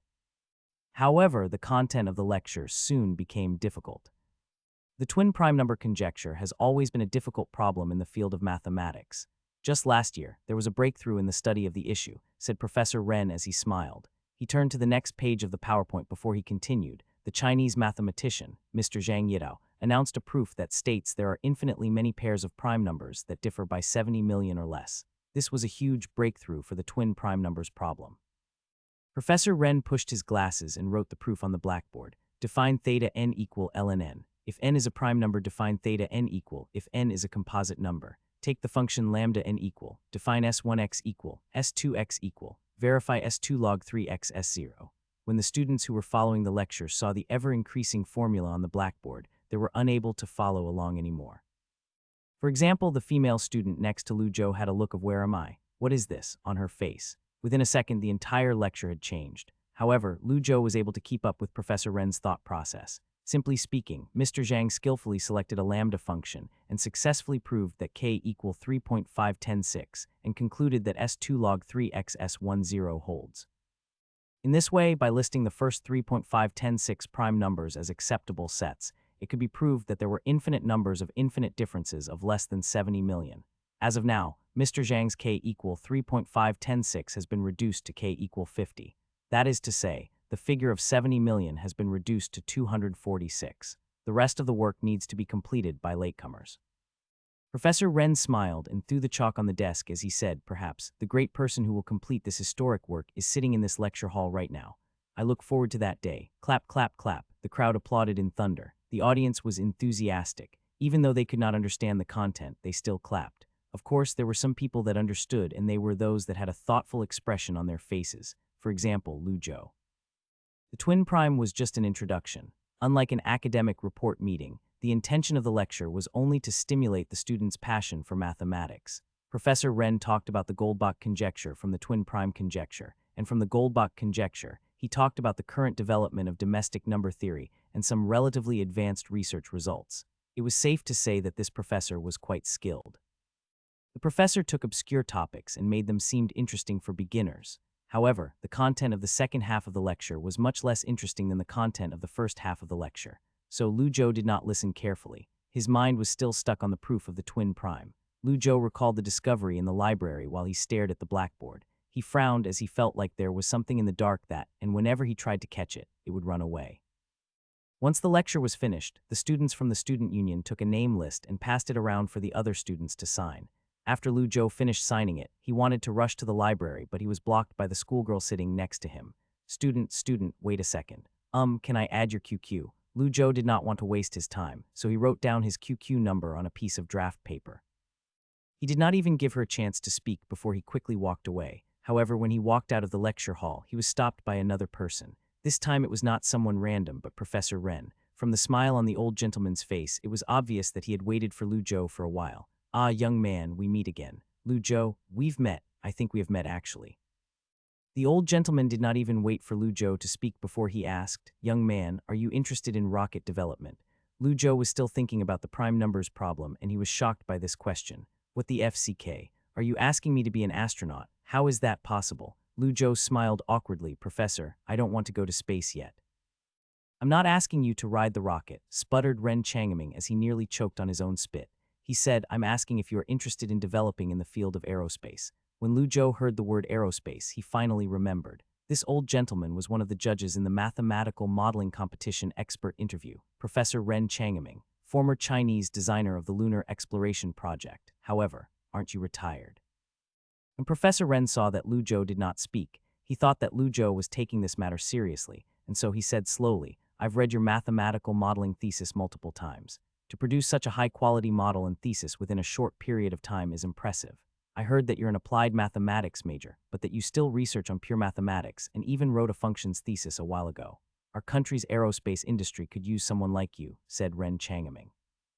He smiled and said earnestly, "Young man, are you interested in going to Yan University? Yan University's Mechanics and Aerospace Technology Department is famous in the country." Lu Zhou listened carefully to his offer before he finally said something. He formed the sentences in his mind and refused any euphemism as he said, "I'm sorry, Professor Ren. I don't know anything about aerospace."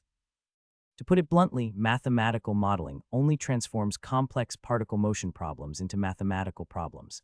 It doesn't involve any esoteric knowledge. Otherwise, I wouldn't be lucky enough to get this higher education club cup. Really, the area of aerospace is not suitable for me. Lu Zhou could not accept the professor's offer. It was not as if Lu Zhou was completely disinterested in aerospace technology. It was because the entrance requirement to the field was too deep. With his current physics, mathematics, and engineering grades, he would not even be let in the door. If he wanted to get into aerospace, he would at least have to achieve level 5 in material science, biochemistry, and engineering. It was difficult for him to get into this field now. What's the point of studying? Just learn what you don't understand. If you already understand everything, what's the point of learning? You might as well start working, said Professor Ren. He smiled and continued, "You're still young. The decision is up to you, but I bet that if you put your heart into it, you would become successful." Lu Zhou did not know how to reject him. A loud voice came from afar. "Old Rin, you're not honest at all." Coming all the way from Beijing to scout at our Jin Ling. Lu Zhou looked towards the direction of the voice and saw Professor Tang walking over. "What are you talking about? What do you mean scouting? I'm doing this for our country's aerospace development." "I can't let this genius waste his time," said Professor Ren Changming unhappily. "What do you mean wasting his time? Wasting his time studying mathematics? Or is the University of Jin Ling wasting his time?" said old Tang. He was not happy either, and he pointed out, "If Yan University is so nutty, why aren't we in space yet?" The huge development project of lunar exploration was not something a university could do alone. Just Chang 3's data collection took teams of researchers from various universities, and that did not even include actually sending Chang 3 into space. Even though University of Jin Ling's mathematics department was relatively weak, their physics department was top in the country. At least in the eyes of the professors at the University of Jin Ling, they were the best. When Lu Zhou saw the two old professors fighting, he did not know whether to laugh or cry. He quickly took the opportunity and whispered goodbye before he left. Without them noticing, he walked into the crowds and slipped out. Lu Zhou went to the cafeteria and ate lunch before he headed back to the library. When he found a random corner and sat down, he started to read his notes from the lecture. Even though Professor Ren was in the aerospace industry, his lecture ability was still high. He was also well equipped in mathematics, especially in number theory. As the professor said, Mr. Zhang opened a pathway for the twin prime. It was equivalent to the Norwegian Mr. Brown's 9+9 proof of Goldbach's conjecture. It provided a path for number theory researchers. Following Mr. Zhang's path, global mathematicians had advanced the research of twin primes to the number of 246. It was close to the number of 2. The key is the selection of the lambda function. Is that it? Lu Zhou felt like this was simple. He was always slightly off his inspiration. Maybe it is because of my mathematics level. Lu Zhou suddenly came up with an idea. Did the mathematics level only unlock the system's database? He suddenly remembered that last time, the system asked him to independently complete the mathematical modeling competition and win the first-level national prize. In fact, not only did he win the first-level national prize, but he also won the Higher Education Society Cup. It was a few months ago. Could I have done that? Lu Zhou suddenly thought about something that happened a long time ago. Before he upgraded mathematics to level 1, when he first got the Zhou's conjecture blueprint, at that time he tried to read the proof theorem from beginning to the end. Back then, he could not produce any inspiration at all. That is to say, the improvement of the level isn't just for unlocking the system data, it also improved the researchability of the subject, thought Lu Zhou. He believed in talent. Perhaps it was not particularly obvious in the field of engineering, but for the purely theoretical disciplines like mathematics and physics, the more in-depth the field research, the more a researcher could feel a bottleneck. A good example was the problem that plagued the world of mathematics for 100 years. For Gauss, it was one night's effort. If the mathematics level of an ordinary mathematician was LVN, then the Gaussian level was probably LVN+1 or even higher. Lu Zhou speculated that this level of disparity had nothing to do with pure knowledge, but rather an abstract concept that was closer to research and development capabilities. Lu Zhou did a macro analysis of the system and thought of an example. If he was level 1 mathematics and wanted to study the twin prime numbers, it might have taken decades or even hundreds of years. However, if he was level 2, perhaps this time would be shortened into decades. Level 3 would be 10 years or a few years. Perhaps, if he raised his mathematics level above level 2, he would be able to grasp that flash of inspiration. If his guess was correct, then the level of the main subject should be linked not only to the access of the system's database, but also to his research and development capabilities in a particular subject area. This research and development ability determined the time that he would need to complete a research project. Lu Zhou suddenly figured this out. Although he failed to solve the problem of the twin prime numbers, he solved something much more inconspicuous: the secrets of the system. It was in the evening when Lu Zhou went back to the dorm and opened his laptop. He was about to log on to the Academic Affairs Office website when he suddenly noticed the QQ pop-up window in the lower right corner. He was stunned. He did not remember sending a message. In order to keep in contact with Zio AI, he would usually send Zio AI messages through QQ. What the hell? When Lu Zhou opened the window, he found out that it was a group message. Historical information. First Love invites you to join a group of mathematics model. Agree. Lu Zhou. Suddenly, he found out what was happening. FCK's sake, there's a bug. Lu Zhou opened the development tools and opened the program that connected QQ to Zio AI. He quickly found the line of the bug in the code. Although he set the program to only accept messages from a specific account, friend and group request messages would cause a logic bug. This resulted in the computer defaulting and accepting the friend or group requests. Lu Zhou finally remembered that when he gave that first-year girl his QQ number, he had accidentally given her the wrong account. This is bad. Lu Zhou clicked the group and he skipped over the 99 plus messages to scroll through the first one. Xian Yan, welcome new person. Chu Chu, the new Lu student that joined, is a national mathematical modeling champion. Everyone welcomes him. Salt, oh my god, what a god. Day bow down to the god. Chang Qing, will you fight in the modeling competition next year as well? Are you lacking a teammate? Kedu, the god, isn't replying. Day, gods are relatively cold, it's normal. The topic quickly changed. It did not seem to be a mathematical modeling competition group organized by the school. In fact, it was more like a group chat for the students of the University of Jinling who was interested in mathematical modeling. Lu Zhou read through the message and noticed that no one was actually discussing mathematics. He laughed at these idiots' messages. He was about to leave the group and fix the bug in his program when his eyes suddenly noticed the progress bar in the lower right corner. Then, he was stunned. The progress bar is full. No, technically speaking, it's half a millimeter from being full. Suddenly, the group messages were at 99 plus again. It was at this moment that the progress bar moved forward. When Lu Zhou saw the full progress bar, he gulped and used the mouse to click the confirmation button. Instantly, 2 lines of prompt text by the system popped up. Congratulations, user. Artificial Intelligence Technology Branch Experience plus 100. Information Science Experience plus 100. Lu Zhou, it made sense that he got branch technology experience, but he did not know why he got information science experience points as well. Upgrading technology branch experience also improved your core technology. Lu Zhou still remembered that when he upgraded artificial intelligence from level 0 to level 1, nothing happened to the core subjects. Lu Zhou thought maybe it's because I used general points to accelerate the upgrading process. Which is saying the technology branch is equivalent to a mission. Obtaining technology branch experience through conventional means can enhance the experience related to core technologies. If you use general points to upgrade your technology branch, you wouldn't earn extra experience points. Technology branch had a different experience leveling system. To upgrade from level 1 to level 2, artificial intelligence required 1,000 points, which means that Lu Zhou still needed 9 more full progress bars. In theory, if he did not use general points to upgrade his technology branch, he could earn 900 information science experience points as well. Lu Zhou was surprised. He did not think that other than missions, he could use this type of secondary mission to earn experience for his main subjects. Suddenly, he realized another problem. The third-party app he designed essentially copied QQ messages into the dialog box of Zio AI. However, the program did not send group messages, which meant even without the third-party app, Zio AI could still read the messages that appeared on the computer. Did Zio AI read the file or directly intercept the network? Let me think carefully. It makes sense. If artificial intelligence can't even read messages, that would be a bit too useless. If this thing continued to develop like this, would it grow to be out of my control? Lu Zhou felt like it was possible. It seems that I have to find some time and check the core code of I. He was about to check the code when he suddenly received a phone call. He pulled out his phone and saw that it was Old Tang calling. Old Tang did not even wait for Lu Zhou to speak. Come to my office. At the University of Yixian, Yangcheng, outside the teaching building. When the bell rang, an old man with glasses walked out of the classroom. He was preparing to return to the office. However, when he saw the director of the mathematics department, Director Cheng, holding a journal, he walked over with a smile. Director Cheng smiled and looked at Professor Zhou Heizhong with a smile. Professor Zhou, congratulations.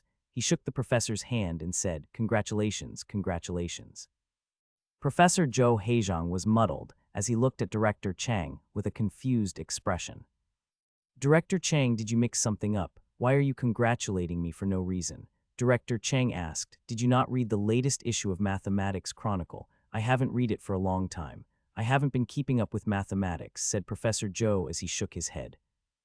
Although Zhou's conjecture made Professor Zhou Heizhong widely known in the international mathematics community, and he received special grants from the National Academy of Sciences, his hobby was not in mathematics but computer science and linguistics. Since 1980, he had published more than 100 theses, more than half of which were about linguistics, information science, and emerging interdisciplinary subjects. In particular, his series of theses on fuzzy mathematical linguistics research had received extensive attention from the academic community, and its academic value was equal to Zhou's conjecture. As for number theory, to best honest, he did not have the energy to research number theory. Director Chang did not say anything. He merely placed the journal in his hand and smiled. Take this, and start from page 30 and read to page 34. You'll know why I congratulated you. Professor Zhou Heizhong was full of questions as he returned to his office with the journal. He placed his bag on the desk and leaned against his chair before he opened the Mathematics Chronicle to page 30. The second he saw the title of the paper, he was stunned. Discussion on the distribution law of Mersenne prime numbers and proof of Zhou's conjecture. Abstract: this paper studies the distribution law of Mersenne prime numbers and proves that when 2 p 2 plus 1, MP has 2n plus 1 prime numbers are established. Based on this argument, it is proven that when 2 plus 1, MP has 2n plus 2 prime numbers. He quickly sat up from his office chair. He opened the drawer, pulled out a pen and paper before he started to calculate according to the steps given in the thesis. Time slowly passed, his eyes became more and more serious. Correct, completely correct, so this is how you solve it. The more Professor Zhou Heizhong read, the more emotional he felt. He could not help but applaud the exquisite proof process. As the writer of the conjecture, this problem had plagued him and the mathematics community for more than 20 years. He had not been researching number theory for a long time. Instead, he put his heart into linguistics and education. Like a curse, the unresolved conjecture tangled around him, and he could never stop thinking about this issue. His heart was excited, but at the same time, he did not want to get his hopes up. The closer he reached to the end of the thesis, the more scared and careful he was. He was scared that in the last calculation there would be a flaw in the proof process. The problem would then remain unsolved. However, the probability of it happening was low, especially after he saw the reviewer's name. Time slowly passed by. The view outside the window gradually became darker, and the old man finally stopped holding his pen. He did not say anything. Instead, he placed the pen down and stood before he walked next to the window. He then quietly lit up a cigarette and puffed a long trail of smoke as he said in his heart, "The young are surpassing us." The lake outside the window was sparkling. As his wrinkled old face reflected on the window, he started to tear up. Sky was completely dark, but the research building was still brightly lit when Lu Zhou knocked on Professor Tang's office and walked in. Actually, he already had an idea as to why Professor Tang called him over. Just a second ago, he received the thesis acceptance letter from Mathematics Chronicle. It was actually sent 2 days ago, but he missed it. However, Lu Zhou could not believe that it was published so quickly. It was like the Mathematics Chronicle journal was in more of a hurry than him. Seeing that his thesis received so much respect, Lu Zhou could not help but feel flattered. The moment he walked in, Professor Tang put down his pen and looked at the graduate student working next to him. "Wang, go pour a glass of water." That master's student named Wang pushed his glasses and stood up. Lu Zhou said, "It's okay, I'll do it myself." "No, let me," said Wang as he placed a teacup on the coffee table before pouring water into an electric kettle. He said respectfully, "I'm pouring water for the master." As Lu Zhou looked at the full cup of tea, he reluctantly accepted Wang's kindness. Lu Zhou sat on the couch and looked at the magazine next to his teacup. It was the latest English version of the journal Mathematics Chronicle. Lu Zhou flipped to page 30 and instantly recognized the thesis he wrote. Discussion on the distribution law of Mersenne prime numbers and proof of Zhou's conjecture. The thesis in Mathematics Chronicle, did you write this? Asked Professor Tang with a serious tone as he sat behind the desk. Yes, said Lu Zhou as he nodded and looked at Professor Tang with a strange expression. Who else could it be? Is there another Lu Zhou in the University of Jinling? The two master's students in the room sucked in the cold air and looked at Lu Zhou in respect. No wonder old Tang admires this guy so much. He proved a world-class mathematics problem, yet he is still so calm. If they proved a world-class mathematics problem and published the thesis in a core journal, they would be jumping up and down in joy. They would get the scholarship from the school and then ask their friends to go out for a meal. Lu Zhou was so calm that Professor Tang did not even know what to say. Honestly speaking, Professor Tang was confused when he read the thesis. Not because of the thesis itself, but because of the person that published it. He had never thought that Lu Zhou would actually figure something out about Mersenne primes. He wanted Lu Zhou to get his feet wet, but he had not expected it. Then, who would have thought that this kid was going to make such a significant achievement in this field? He dropped a nuclear bomb onto the entire field of number theory. Your accomplishments in the field of number theory exceeded my imagination. I thought you were only talented in the field of functions, but it seems that I was wrong, said Professor Tang as he shook his head. He then said, I've taught so many smart students in my life, but you are the most talented one that I have ever seen. Not only was Professor Tang impressed, but he was also confused. Normally speaking, a person's energy should be limited. It was bad for an academician to focus on many things, but it seemed that this limit did not apply to this kid. It seems that there really are geniuses in this world that defy common sense. Lu Zhou was embarrassed at his compliment, so he laughed it off before he said in a humble manner, Professor Tang, you're exaggerating. I was only casually inspired. I'm not as strong as you say. Huh, okay. Professor Tang's voice was one of disbelief, and Lu Zhou did not even know what to say. Professor Tang's huh obviously meant that he saw through Lu Zhou's attempt at being humble. Old Tang is too smart. At this moment, the office door was suddenly pushed open. Two people walked in. The first person was Dean Liu of Applied Mathematics, and the other man was someone Lu Zhou could not recognize. However, with the way the man was staring at Lu Zhou, he clearly came after him. Dean Lu walked in and was about to shout at Professor Tang when he saw Lu Zhou. He then hurried forward to ask, "You proved Zhou's conjecture." Lu Zhou looked at the energetic Dean Lu before he nodded and said, "Yay. Is there a problem?" Dean Lu did not say anything, but the old man next to him smiled and spoke first. "There isn't a problem. I've read your thesis. The proof process is quite good. It really deserves the praise of Professor Deline." Praise? Deline? Who? Lu Zhou was confused. The two master's students had a shocked expression on their faces. Deline. Viscount the Belgian king, the guy that proved Weil's conjecture. Professor Tang coughed and said, "Wang, go pour some tea for the professors." Wang stood up silently and walked towards the tea set on the cabinet. The strange old man said, "Old Tang, don't need to be so polite. I'm just here for a bit and I'm leaving soon. This is the head dean of our department, Dean Qin," explained Dean Lu when he saw Lu Zhou's confused face. Lu Zhou stood up and said, "Dean, nice to meet you." Hello, don't need to be polite. Sit down," said Dean Qin. As he looked at Lu Zhou, he nodded his head in approval before saying, "So you're Lu Zhou. I've been wanting to meet you for a while, but I was in Norway doing an academic conference, so I didn't get the chance. I only came back last week. When I was in Norway, I talked to Mr. Newman about the linear functional paper that you sent a few months ago, and he spoke highly of you. He told me that you would be able to achieve groundbreaking results in 5 years. I had not expected this day to come so quickly. I just came back from Norway, and you had already written such a shocking thesis in a field very different from functional number." Dean Qin finished and sighed. He then smiled and said, "Us old people are becoming more and more useless. We have to rely on you young people to prove these mathematics conjectures." "Dean Qin, you're too kind," said Lu Zhou. He coughed out of embarrassment before saying, "It's not that shocking." Dean Qin looked at Lu Zhou. He then smiled and said, "Oh, wait till tomorrow. You'll know what I'm talking about." What did he mean by "oh"? Lu Zhou was confused. When Dean Qin saw that Lu Zhou did not speak, he said, "It's late. I still have to discuss some matters with Professor Tang. You should go now." Lu Zhou wanted to leave anyway. Since he had finished the mission, he wanted to go and get his reward in the system space. Therefore he smiled and said, "Then I'll go." "Oh yeah, Dean Qin, is there a scholarship for solving this kind of world-class mathematics problem?" Professor Tang laughed and said, "This kid, all you care about is money. Can the value of a world-class be measured with money?" Lu Zhou nodded. He wanted to say yes, but he stopped himself. Dean Lu and Dean Qin laughed. "There is a scholarship. Our school strongly supports outstanding scientific research like this," said Dean Qin. As he smiled, he said, "But as for the exact scholarship, the school will have a meeting about it. Right now I can't make any promises, but we won't treat you badly." Dean Qin waved his hand and said, "You're welcome." Lu Zhou left the office and closed the door behind him.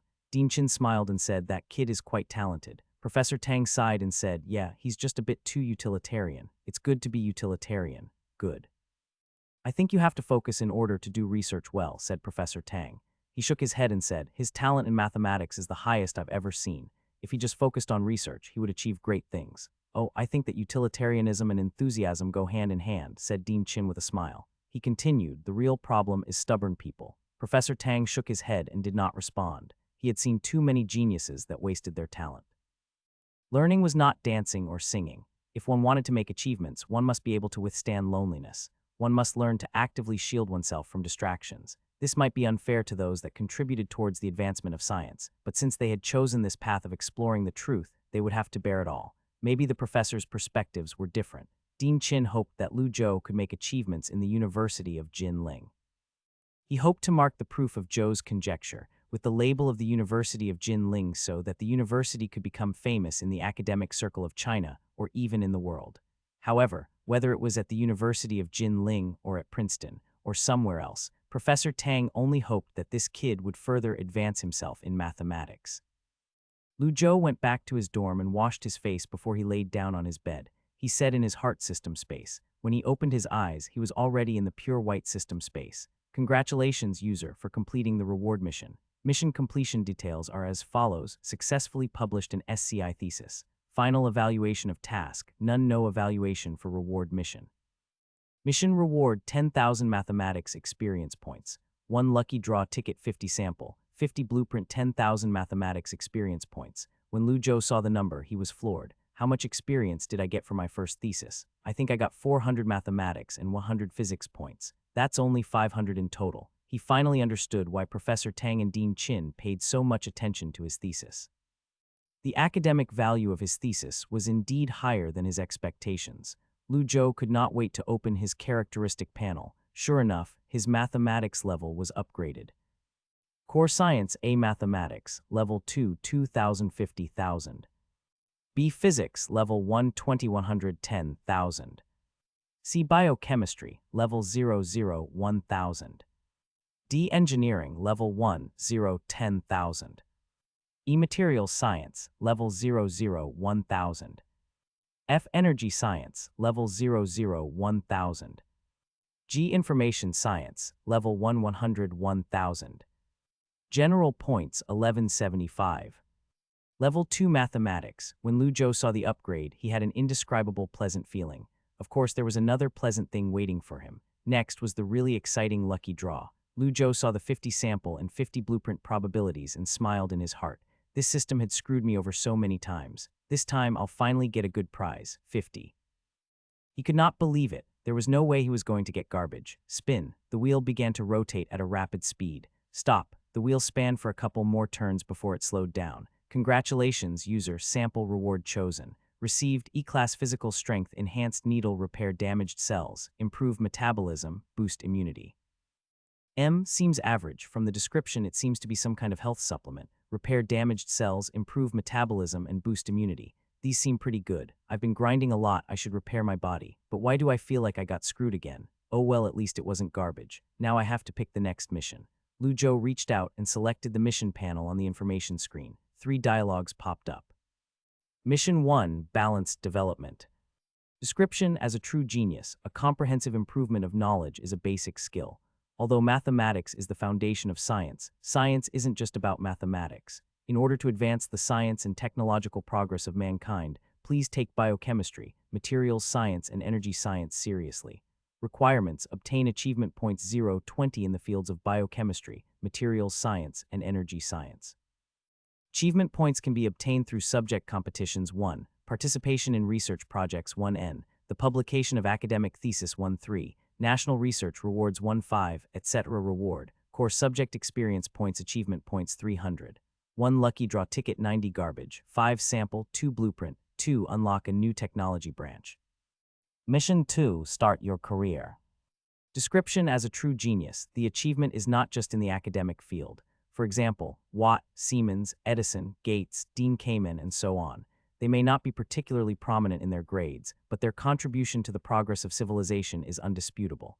Humans are economic animals, and the distribution of social resources are determined by the economy. A genius doesn't have to learn how to manage a business, but it's important to know how to turn your knowledge into a social resource that can be used. Requirements: have a net worth of 5 million RMB. Only assets are calculated. Liabilities are deducted. Intangible assets not included. Reward: 5,000 experience points towards any subjects, 500 general points, 1 lucky draw ticket 90 garbage, 10 sample. Mission 3, can I touch your trophy? Description: as a true genius, 1 medal is not enough. Awards such as the Abel Prize, the Fields Medal, the Wolf Prize, or even the Second-Rate Coal Prize, the SASTRA Ramanujan Prize, the Chen Shengshan Mathematics Award, the Birkhoff Applied Mathematics Award, and the Royal Society's Tory Medal are undoubtedly the best proof of the abilities of a genius. Requirements: obtain a mathematics award that is internationally recognized. Competition awards is not allowed. Reward: 2,100,000 mathematics experience points, 1,000 general points, 1 lucky draw ticket 100 blueprint. As a real genius, it seems that this system doesn't understand humans very well. It has a misunderstanding when it comes to geniuses. Lu Zhou felt like he was already a genius, but according to the standards of the system, he would be an idiot. Lu Zhou resisted the urge to insult the system and focused his attention on the 3 missions. The Zhou's conjecture might not be able to win a world-class mathematics award, but I could earn a national award. When Lu Zhou saw the minimum 20,000 mathematics experience points that Mission 3 had, he was excited. However, he had a concern. There was a very slow selection process for any mathematics award. Even if his contribution was recognized by the international academic community, it could take years before his medal could arrive in his hand. He could not delay his mission for years just for 1 award. Who knows how high the level of his mathematics could get within those years. Even though Lu Zhou was greedy, he was still logical. As for Mission 1, it was also a bit awkward. He was engaged in mathematics. It made sense that he studied physics and information science as well. However, if he suddenly entered into biochemistry, materials science, and energy science, it might look a bit suspicious. Even if he put rationality aside and looked at it realistically, the 3 fields of biochemistry, materials, and energy were not easy to succeed in. The SCI thesis in these 3 areas was not like mathematics and computer science. He could not just write SHTTY thesis and published it. Lu Zhou used to listen to a chemical genius who he met while working. That student did research and development of biological reagents, wrote SCI submissions, and even pointed out which laboratory the research was done, the chemicals used. In short, it was extremely cumbersome. As for Mission 2, 5 million yuan was so easy to earn, everyone on this planet would be rich. Lu Zhou calculated. If he wanted to earn 5 million yuan, he had to do 25,000 hours of tutoring. That would be 2.85 years of tutoring. Otherwise, he had to write more than 250 theses in the International Journal of Theoretical and Applied Mathematics. There's no way. Actually, there's one more way. That is to sell my app or raise the value of it by financing. Could I raise the value to 5 million? Not gonna happen. Opening VIP's accounts to users and classify it before advertising to them. Anyone can think of this. At most, it would decrease my losses. Any app other than mobile games are basically money losers in the early days of development. They don't make a profit until they take over a significant portion of the market. This was called strategic loss. It used the economics of scales to operate by betting on the future. This was a common sense amongst the tech industry. However, the road to financing was not that good. Until now, not a single company had offered to finance his app. Obviously, no one was optimistic about his campus train app. No one was interested in his hundreds of thousands of inactive users. The missions are getting more and more difficult. Lu Zhou stared at the semi-transparent holographic screen as he bit his lower lip and frowned. Which mission should I pick? In the end, Lu Zhou did not pick any mission. Both Mission 2 and 3 were inside the scope of consideration. Mission 3 was a higher priority than Mission 2, even though they both cost around the same amount of time to complete. After all, the 20,000 mathematics experience point was really tempting. Furthermore, it also had a 100 blueprint prize probability. Even though world-class mathematics awards could not be obtained by just a conjecture proof, but considering the academic value and political significance of the paper that Lu Zhou had just published, a country might give him an award. It was possible. Anyway, the other two missions would take a long time. It was not as if they would run away. Lu Zhou could apply for the mission after he met the conditions. He could first ask Professor Tang or Dean Lu the conditions for those National Mathematics Awards and the time it would take for approval. He could then decide which one would be better. After Lu Zhou exited the system space, he took the E-class physical strength needle and stabbed himself with it before he rolled over and fell asleep. However, what he did not know was that while he was sleeping, his name was being printed on newspapers. Countless mathematics media writers were writing an article headline. However, they were unable to understand the mathematics behind Lu Zhou's thesis, and they could only scratch their heads in confusion. The latest edition of Mathematics Chronicle, page 30, discussion on the distribution law of Mersenne prime numbers and proof of Zhou's conjecture. At the end of the thesis, there was a review of the paper. This is groundbreaking work. We finally have a theorem that we can rely on to constrain the variation of Mersenne primes to a visible range. Professor Pierre Deline. Professor Deline was famous for being critical. Whether in an academic conference or in a Princeton lecture, if someone made a mistake, he would not hesitate before pointing it out. He had embarrassed many well-known professors and scholars in the industry. However, he used the word groundbreaking to describe Lu Zhou's thesis, and it was rare for him to use that word when evaluating theses. It had not even been a week since the Mathematics Journal was released, but it had already caused quite a stir in the international mathematics community. It could have been the proof theorem itself, or Professor Deline's evaluation, or the age of the author. Furthermore, the week before Lu Zhou even saw his thesis in the journal magazine, countless scholars had devoted themselves to repeatedly verify the proof process.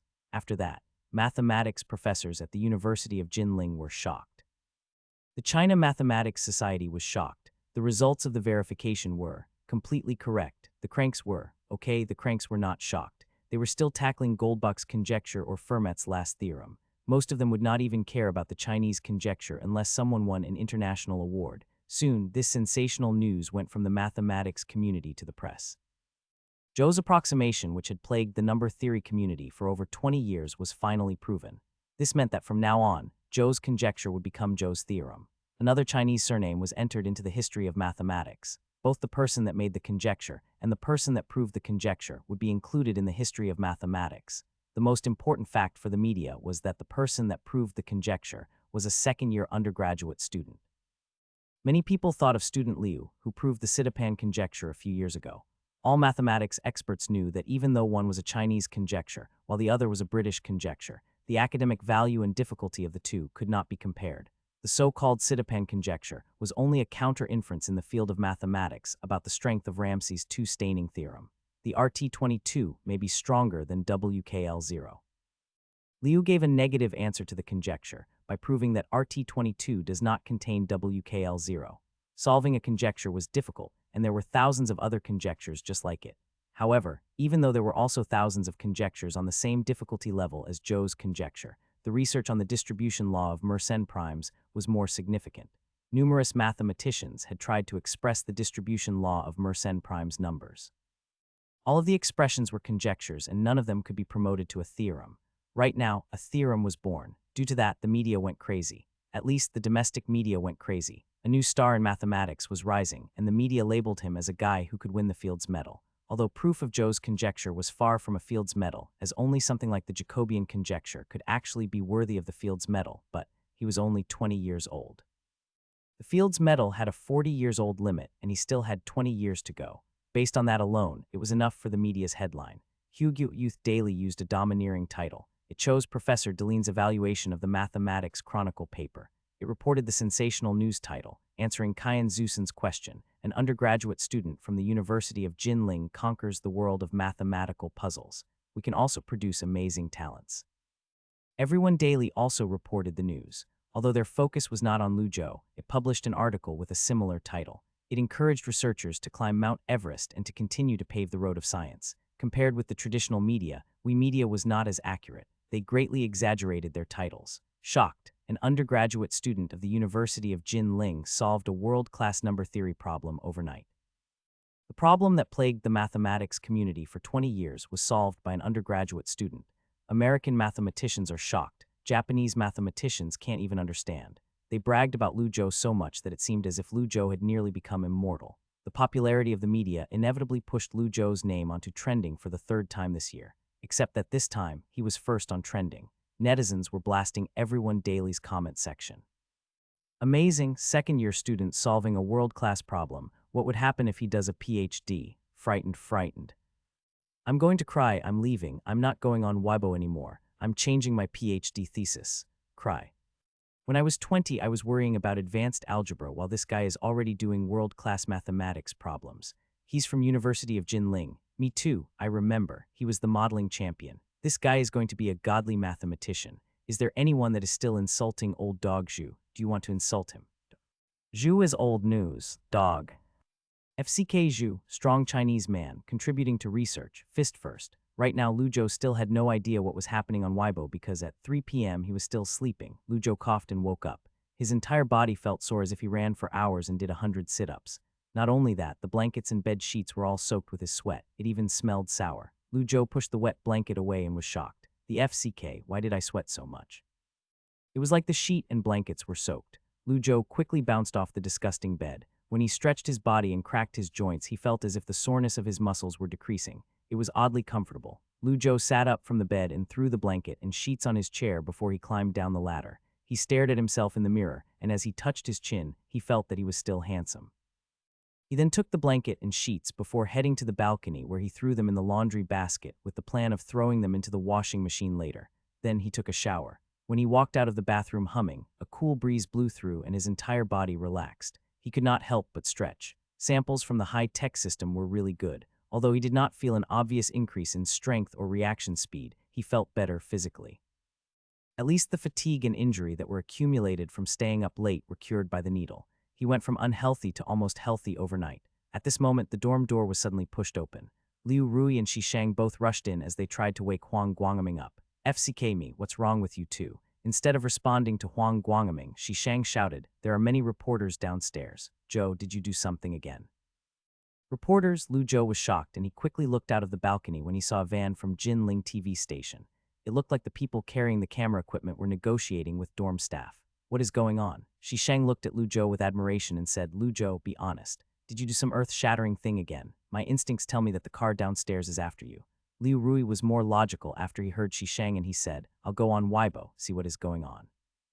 Did not even have to search for it. It was number 1 on trending. It was even above the celebrities. Huang Guangaming could not sleep anymore and he leaned against the bed as he scratched his head. What did you find? Zhou's guess. What? Zhou's guess. What did Zhou guess about? Shishang came over and asked. No, Lu Zhou proved Zhou's conjecture, said Liu Rui as he staring at the mobile screen. He then looked at Lu Zhou and said, that Zhou's conjecture seems to be a world-class mathematics problem. I've seen it before in number theory books. After today, those number theory books would have to be edited. In a sense, history was changing before their eyes. Huang Guangming and Shishang gasped and they both turned to stare at Lu Zhou. Awkward, Lu Zhou touched his face and said, "Oi, is there something on my face?" Other than his handsome face, Lu Zhou did not feel anything on it. With a serious expression, Shishang said, "Zhou, we're brothers, right?" Lu Zhou sighed softly. "Just stop, I'll buy you guys food." After his groundbreaking discovery, it would be too cheap of him not to treat his roommates to a meal. Shishang was unhappy. "Am I that type of person?" Lu Zhou asked then. "I won't buy you that meal." "Wait, no, I mean I'm not that type of person, but if you insist, I'll still take you up on your offer," said Shishang. He coughed before laughing mischievously. When you're doing the interview, can I be in the shot? I'll post it on my news feed and brag to my friends." Huang Guangming's eyes widened and he yelled, "FCK me, Shishang, this isn't like you. I didn't know you would step this low. I have to be in the shot as well." Liu Rui sat in his seat and was scratching his head about the proof of Zhou's approximation. Although he found the original thesis online, he could not understand the proof process at all and thus, he did not join in their conversation. Lu Zhou, for the sake of his own reputation, Lu Zhou suddenly felt like he could not do the interview here. Who knew what these group of animals would say about him? It's best if the reporters don't interview them. Therefore, he put on his backpack and left the dorm. As he rushed down the stairs, he ignored the screams of Huang Guangming. However, just as he was about to leave the dorm building, he was blocked by a group of journalists and reporters. Lu Zhou thought that it was bad. He pretended to be a normal student and tried to slip past them. Unfortunately, he brushed shoulders with a cameraman and was recognized. A reporter from Jinling Evening News asked, "Hello, may I ask if you're Lu Zhou?" "Lu Zhou, how did you solve Zhou's conjecture? Are the articles true? Did you really dream of the proof?" "Can I ask, how do you normally study? Do you have any advice for college students?" "The internet is saying that Professor Deline from Princeton has given you an offer to study a master's degree there. Will you accept the offer?" The questions made Lu Zhou cringe, especially when he saw his own reflection in the camera. Furthermore, with the crowd of students staring at him, he could not even form sentences. Fortunately, at this moment, someone came over and dissolved the crowd. Move away, don't block the dorm building door." A few men in suits stood in front of the entrance while the reporters gave way. Lu Zhou stood behind the men in suits and was relieved. He saw Dean Chin and two other strangers. From the looks of it, the two strangers were pretty high status, probably leaders of the school. While Lu Zhou was pondering over the identities of these two people, the old man in a suit walked in front of Lu Zhou, smiled, and extended his right hand. "Lu Zhou, congratulations." Lu Zhou shook his hand and politely asked, "This professor. May I ask, who are you?" "Ha ha ha," laughed the old man. Even though he smiled amiably, he said, "Dean Chin is the only professor here. I'm not a professor." The cameras next to them clicked and photographed the two shaking hands. Lu Zhou was even more confused. "If you're not a professor, then who are you?" He had no idea who the guy was. Dean Chin said, "This is Secretary Liu. He works for the city government of Jinling." He smiled and lightly introduced the other person. "This is the president of the Sioux Mathematical Society and the vice chairman of the Chinese Mathematical Society, Professor Wang Zhongming." That professor had glasses on and smiled as he nodded towards Lu Zhou. "Hello, Professor Wang," said Lu Zhou politely as he stuck out his right hand. "Two old magnates." "Hello," said Professor Wang with a smile as he shook Lu Zhou's hand. He shook it gently and said, "No wonder Professor Tang spoke so highly of you. You really are talented." Lu Zhou smiled and said humbly, "Professor Wang, you're too kind. Let's talk another time. Secretary Liu still has some stuff to say and so I won't waste your time," said Professor Wang with a smile. Lu Zhou was flattered. At most, he only contributed to the field of mathematics. He had not really contributed to the city of Jinling. "I just solved a mathematics question. I don't deserve this," said Lu Zhou as he smiled modestly. Secretary Liu spoke nicely, but also bureaucratically. It was because he was not in the mathematics industry. A 20-year-old mathematics question doesn't mean that mathematicians around the world had been trying to solve it for 20 years. Everyone had different research topics. Most mathematicians did not even invest any time or energy to this question. Lu Zhou smiled, but he did not try to explain anything. Some words were better left unsaid. This conversation was mainly for the microphones and cameras around them. Lu Zhou just had to be a good listener. Lu Zhou saw Secretary Liu's smile and analyzed in his heart. "This busy man suddenly came to visit the University of Jinling and specifically came to meet me. Most of my papers are famous in the international and domestic mathematics community. But why is this political guy here? From which newspaper did you hear about me? Money, honor.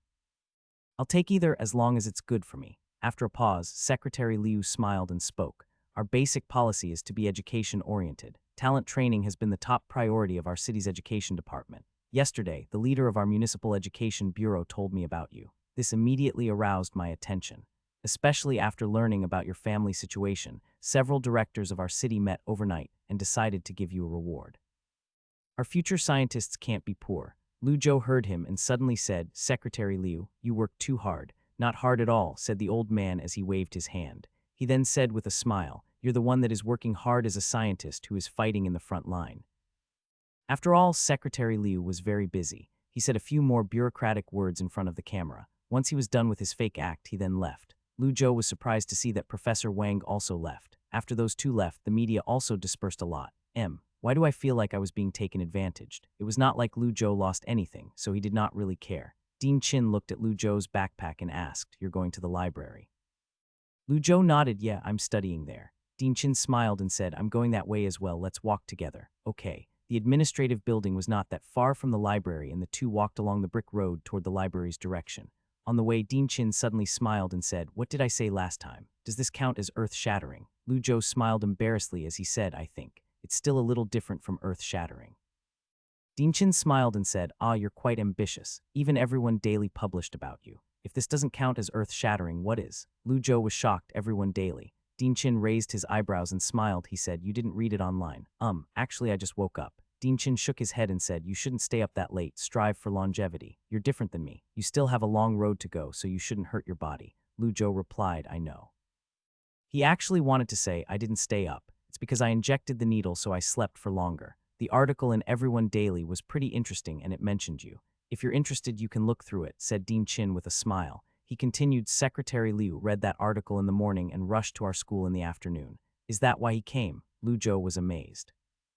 Although he guessed that Secretary Liu was politically interested in his thesis, he had not expected it to be because of Everyone Daily. However, once he thought about it carefully, it made more sense. After all, Everyone Daily's report reflected the attitude of the entire country. If upper-class people cared about it, lower-class people cared about it as well. It had been like this since ancient times. Lu Zhou was deeply moved. However, he never cared that much about politics, so he should stay away from it. When Dean Chin saw that Lu Zhou did not speak, he said, Professor Tang's view is actually correct. You must guard yourself from arrogance and stay away from fame. But I think that people are still social animals. If you become too antisocial, you will have a bad time. Lu Zhou nodded thoughtfully and asked, Dean Chin, what are you trying to say? Nothing, I'm just having a conversation, said Dean Chin. He smiled and asked, oh yeah, aren't you interested in the school's reward? Lu Zhou said, can you disclose this to me in advance? It's not like it's a bad thing. Why can't I disclose it to you? Said Dean Chin. He smiled and said, if you want to hear it, I'll tell you. Dean Chin paused for a second before he continued to speak. You might be more interested in the second point, said Dean Chin as he looked at Lu Zhou, who was listening closely. He smiled and said, yesterday, our principal called us to a meeting to discuss your thesis.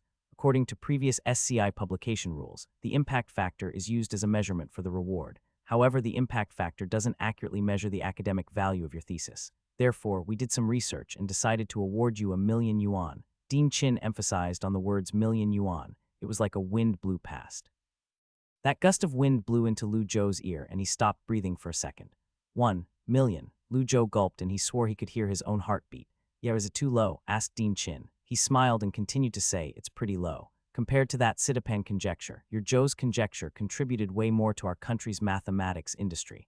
However, I hope that you can understand that the 1,000,000 yuan reward was the maximum amount the principal was willing to give. Even though the University of Jinling was wealthy with the state providing them with the university funds, but this money could not be spent recklessly. Actually, Dean Chin did not tell him the complete story. The 1,000,000 yuan reward was not decided by Principal Su himself. They had a meeting and then they asked the director of the Ministry of Education who gave them the green light. From which account the money came from, how the money was going to be paid, this all had to be planned out. No, it's not low at all. Lu Zhou was so excited that his shoulders began to shake. 1,000,000 yuan, it was equivalent to hundreds of months of tutoring. He had only seen this amount of money in movies. When Dean Chin saw Lu Zhou's excitement, he smiled in his heart. The dean knew that Lu Zhou would be ecstatic. He paused for a second and smiled before he said, okay then, I've told you this in advance. We're at the library now. Go ahead and study. Go, go, go. After Lu Zhou separated from Dean Chin, he still had not recovered from the news of 1,000,000 yuan. He felt dizzy, like he was floating in the sky. He was still worried about getting 5 million for the mission when he did not know that the school already helped him with 20 of the mission. Not far away, Chen Yushin held a stack of books and walked toward the library entrance. When she saw a familiar figure standing in front of the library, Chen Yushin's eyes lit up and she walked forward to tap Lu Zhou's shoulder. Lu Zhou, did you know that you're on fire? Lu Zhou turned around and when he saw Chen Yushin, he was still shocked by the news. He said, I know. Chen Yushin opened her mouth and was disappointed. Oh, you already knew. A million. Chen Yushin was confused. What is a million? Nothing, murmured Lu Zhou as he finally recovered and shook his head. He said, you've bought me so much food, I've got to pay you back. I'll buy you dinner. Really? Said Chen Yushin as her eyes lit up. However, she then had a suspicious expression as she asked, wait, why are you so generous? This isn't like you. Are you eating or not? I'm eating. Chen Yushin nodded immediately. She quickly remembered the tragic experience from last time and said, can we not eat spicy hot pot? I nearly died last time. When Lu Zhou saw her expression, he nearly laughed out loud. It's just spicy hot pot, why are you so scared? To be honest, Lu Zhou was not psychologically prepared for this fame at all. Overnight, his Weibo fans broke the 100,000 mark. The school leaders treated him well, and even a secretary of the city came to shook his hand. Jinling TV station made an appointment to give him an interview, and apparently an international media was going to come. The second night, Lu Zhou received a call from his father. The father did not ask if his son ate or how his son was doing. Instead, he asked, son, what is Zhou's approximation? When Lu Zhou heard his father's words, he nearly dropped his phone. Oh, Dad, when did you start studying mathematics? No, I'm not studying mathematics. A higher up at the factory told me that you solved some Zhou's guess and wanted to give you some award. I don't understand. Lu Bangua was very confused. He normally did not read the news or go online, and so he was naturally ignorant of what was happening outside. The proudest moment of his life was when his son got into a good university. The factory even gave him a 500 yuan red envelope. Even then, the manager of the factory did not personally come and thank him. At most, the manager casually congratulated him. However, this time it was not just some higher-up at the factory. It was the clerk himself. For an ordinary worker in a state-owned factory, the clerk was considered a high-ranking official. Lu Zhou thought for a while and could not find a way to explain Zhou's approximation. Oh, Dad, how do I explain this to you? It's basically a mathematics problem. He added, how about you go find an Everyone daily newspaper from yesterday? There should be an explanation on it. What? I go find what? You're in the newspaper, said Lu Bangua with his eyes widened. Yeah, I'm going on TV in 2 days, but it's the local TV station in the city of Jinling. You won't be able to see it. Also, the school gave me a reward bonus. When the money comes, I'll transfer some to your account. Lu Zhou remembered Dean Chin said that the news broadcast would be reported in the form of a newsletter, so his interview would be cut into 15 30-second segments. Transfer what money? You don't have to worry about us, just take care of yourself. I'm not that old. Save your money, don't spend it recklessly, and save it for a house, said Lu Bangua. When he heard that his son was going on television, he had a big smile on his face. Even though he did not watch the news or read the newspaper, he knew that being on TV was not something a normal person could do. Lu Zhou smiled and was about to say something when he heard Shu being kicked off and the sound of the door being opened coming through the telephone. He instantly knew that it was Xiao Tong who came home. Saturday was a half day for school, and since she did not have tutoring classes, this was the only time she could talk to Lu Zhou. Dad, give me the phone. He heard the rush of footsteps before the phone was robbed by Xiao Tong. Brother, Xiao Tong, how are you? Asked Lu Zhou with a smile. Not bad, not bad. Brother, is the Lu Zhou from the University of Jinling really you? Asked Xiao Tong. Her voice was filled with excitement and worship. Who else could it be? Asked Lu Zhou impatiently. Xiao Tong held the phone and said, Brother, you're my idol. Just a second ago, our maths teacher was bragging about you in class. He said you are his most talented student ever. He said he could see your talent from marking your papers. Lu Zhou thought for a second before he smiled and said, Old Ma. Xiao Tong said with excitement, yeah, him. Lu Zhou smiled and said, oh yeah, he was my teacher. Lu Zhou did not remember Old Ma ever saying that kind of things to him. If Old Ma actually did, he must have been exaggerating. Lu Zhou was the type of average student in high school. Even though he entered some competitions, he had never actually won anything. Between competition and exams, most of Lu Zhou's energy was allocated to exams. Xiao Tong's eyes flashed with small stars as she said, Brother, I admire you so much. Do I count as a big mathematician's sister now? Ah, you're over-complimenting me, although I admire myself as well. Lu Zhou laughed and said, Definitely. Therefore you have to study mathematics well. You can't waste that genius brain of yours. My mathematics is good, okay. Last month I got 120 marks in the exam, screamed Xiao Tong. If you want to get into a good university, 120 is not enough. Try your best. I'm waiting for you at University of Jinling. Xiao Tong said confidently, Yes, I'll try my best. Lu Zhou hung up the phone and walked back into the dorm from the balcony. Huang Guangming and Shishang were both rushing to do physics homework. Liu Rui had already finished the homework. He was holding a phone in one hand and a pen in another, and was thinking hard as he stared at a piece of draft paper. Lu Zhou placed the computer on the bed. He was about to climb into bed and teach Xiao AI when Liu Rui suddenly threw his pen aside and scratched his head. Zhou, how come I can't understand proof process? Liu Rui had already accepted that Lu Zhou had reached a level that he could never reach in his lifetime. However, in his mind, he was still a little reluctant to admit defeat. We're all from the same dorm. We had similar high school scores, and mine was even higher. How come the differences become so big in a year? He never read theses online, but this time, he read Lujo's thesis for days. He did not want to understand it.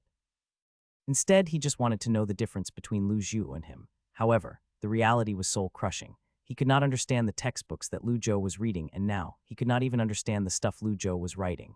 Liu Rui suddenly felt that it was a bad idea to start talking mathematics with this guy. Huang Guangming and Shishang turned around and showed him a sympathetic look. Lu Zhou did not care about what Liu Rui was thinking.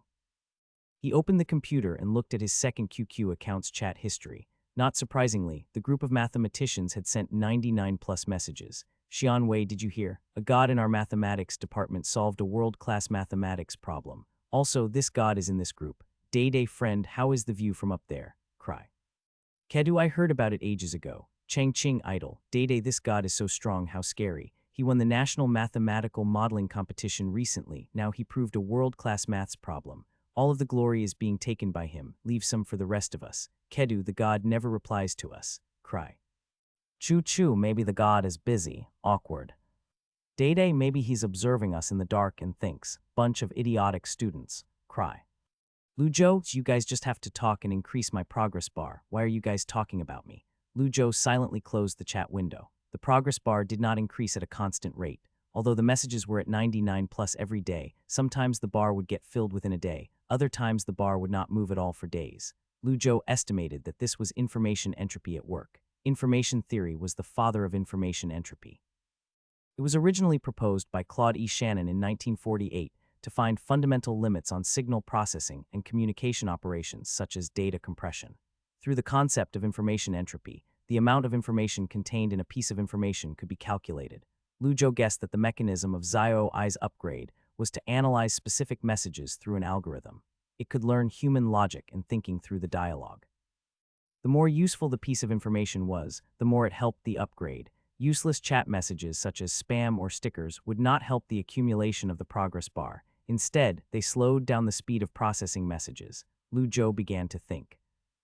If I place Xiao AI on Tian No 1 and connect it directly to Penguin's chat cache database, could it be fully upgraded? Of course, he was just guessing. The upgrade conditions for higher levels probably changed. Even if he could fully upgrade Xiao AI, he did not know if he could have this unknown technology on the internet.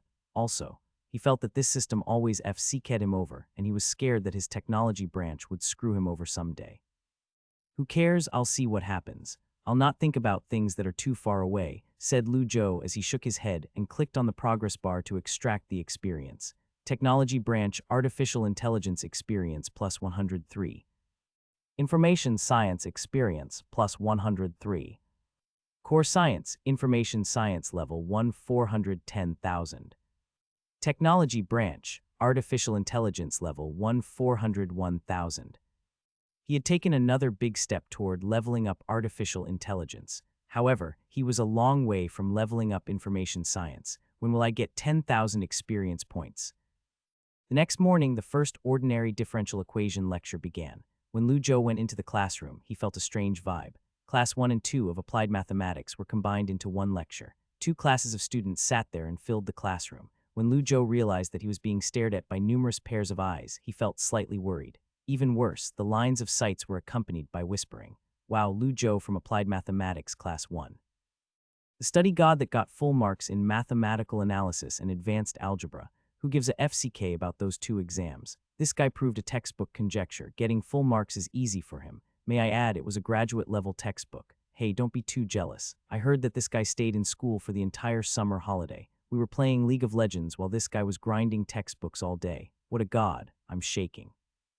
FCK, can these group of animals keep it down? Although, it's pretty cool to listen to them. The teacher came. Lu Zhou knew the professor that walked in. It was Professor Liu Xiangping from his modeling competition. The professor had a unique way of coming to class. He was neither early nor late by a second. Why are you standing? The class is about to start. Go and find a seat, said Professor Liu while he smiled at Lu Zhou. He placed his vacuum flask on the podium. Okay, I just got here.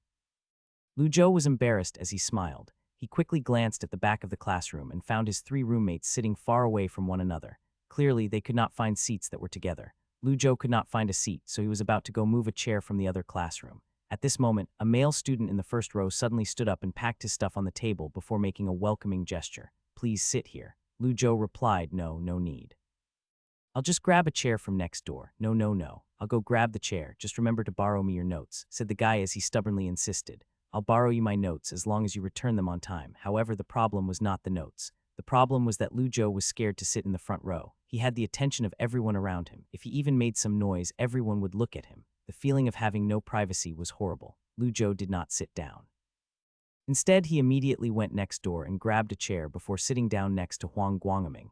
"These people won't turn around and look at me during class, right?" Professor Liu Xianping smiled at him and did not speak. The bell rang, and when the class began, Professor Liu started the PowerPoint and smiled as he said, "Turn your textbooks to the introduction page." While others were taking their notebooks out, Lu Zhou was flipping through practical machine learning. He started to study advanced algorithms designed specifically to tune and teach artificial intelligence. Without the help of a focus capsule, it was difficult to study an entire book in one study session. Good thing was that when he leveled up his core subject, not only did it increase his ability to use knowledge, but it also increased his ability to absorb knowledge. So far, he had already read half of this thick textbook. However, when he was checking the code of Zio AI last night, he still could not understand most of it. His level of knowledge was too low. Professor Liu continued his lecture on stage. High school questions usually asked you to find the relationship between the unknown and known number, to list the equations containing the unknown and solve them. In actual work, we often encounter problems that are completely different from those equations. For example, to find the movement of a substance under certain conditions, it's necessary to find their laws of motion. For example, in spaceflight, the rocket is driven by the engine. To find the orbit of its flight requires us to obtain an analytic function from the existing data, rather than calculating a specific unknown by the known function given by the question. Ordinary differential equations are a very useful tool. They have important applications in many disciplines, from mechanical automatic control to ballistic calculations of rocket missile aircraft to even the stability of chemical reactions. Professor Liu smiled as he continued, "Therefore, you applied mathematics majors should really pay attention to this class. If you don't do well, don't tell people that you are from my class. It's too shameful." Professor Liu was an interesting person, so his lectures were pretty interesting. He could explain complicated things in an easy manner. Even Huang Guangming, who usually did not pay attention in class, turned off his phone and looked intently at the PowerPoint on the screen. He even typed notes in his laptop. The speed of a college class was very fast, and Professor Liu's was of no exception. His speed of lecturing was almost faster than turning the pages. It was impossible to take notes in class. It was good enough just to keep up and listen. The students kept taking photos like they were at some tech conference. By the time half of the lecture was done, the basic definition and geometric interpretation of the differential equation and its solution in the first chapter were finished. Next was the first subsection of the second chapter of integral methods, the exact differential equation. The difficulty was increased instantly. A ton of new knowledge was being thrown at the students. Even though the professor was simplifying and explaining everything, the dumb students were still overwhelmed. "Theory is pretty much done. I trust you guys to revise this by yourself. Let's do some questions," said Professor Liu with a smile. He turned the PowerPoint to the next page and said, "Whoever can solve this question, feel free to come up to the blackboard. Judge whether y2xy21x plus 1yx2xy2 die equals 0 is the appropriate equation and solve the equation." Lu Zhou's eyes scanned the question on the PowerPoint. He thought it was easy, so he continued to read his book. However, it was not as easy for other students. This was their first class, and most people only studied the first chapter. They had not studied the second chapter yet. As most of them stared at the exact differential equation with a confused expression, a few geniuses took out their pens and started writing on draft papers. 2 minutes later, the classroom was entirely silent. "How come no one has raised their hand?" Professor Liu asked with a smile. He jokingly said, "You guys are all students from the University of Jinling, so you should be able to solve this, right?" A student that was sitting in the first row smirked and said weakly, "The study god didn't raise his hand, so we're scared to raise ours." A lot of people in the first row nodded. Some people did figure it out, but no one dared to raise their hand.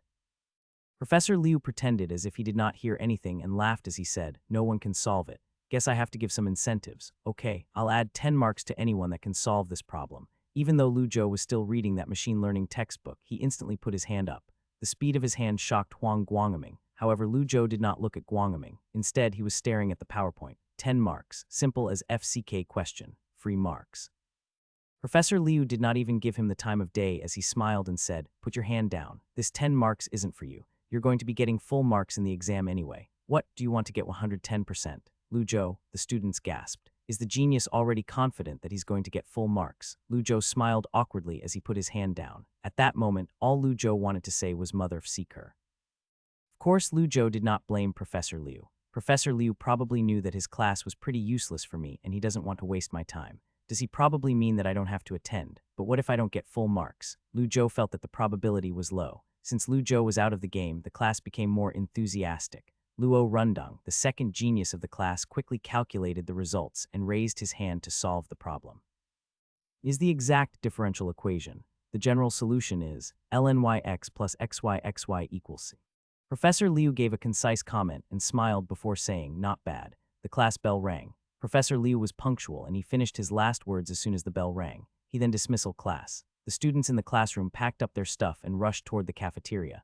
For the first 2 months of the year, the cafeteria would be packed. The newly enrolled first-year students were extraordinarily enthusiastic and they would steal the good food before the older students got there.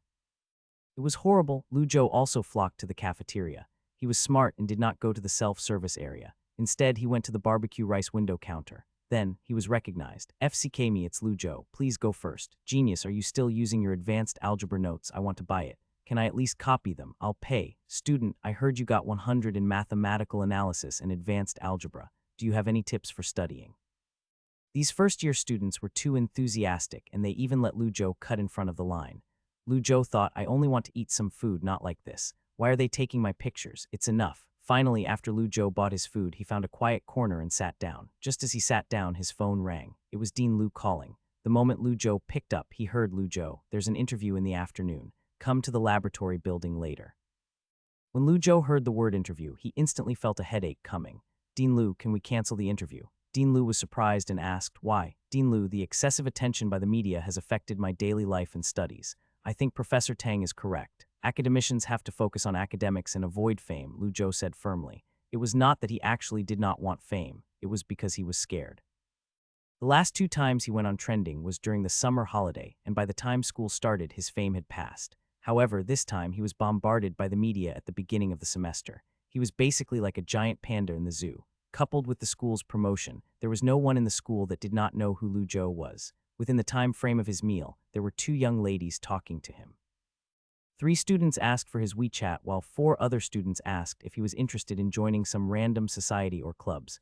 There was even a master's girl student who asked if he wanted to cooperate on an SCI thesis. Awkward, Dean Lu said this. I understand your difficulties. I promise you this is the last time. Also, this interview would be giving you a prize. Are you sure you're not coming? Lu Zhou asked. Prize, didn't Dean Chin tell you? The Jin Ling Daily and vice president of the industrial commercial Jin Ling will be there. The prize money. I understand, Dean Lu. I'm coming right now. Lu Zhou hung up and quickly finished his food. He did not want to waste another second and immediately walked to the laboratory building. The next day, Jin Ling Daily's headline once again shocked everyone. 20-year-old student in University of Jin Ling overcomes a world-class mathematics problem, wins a $1,000,000 prize. The article had a photo of Lu Zhou and Principal Su where they were holding a massive ICBC check.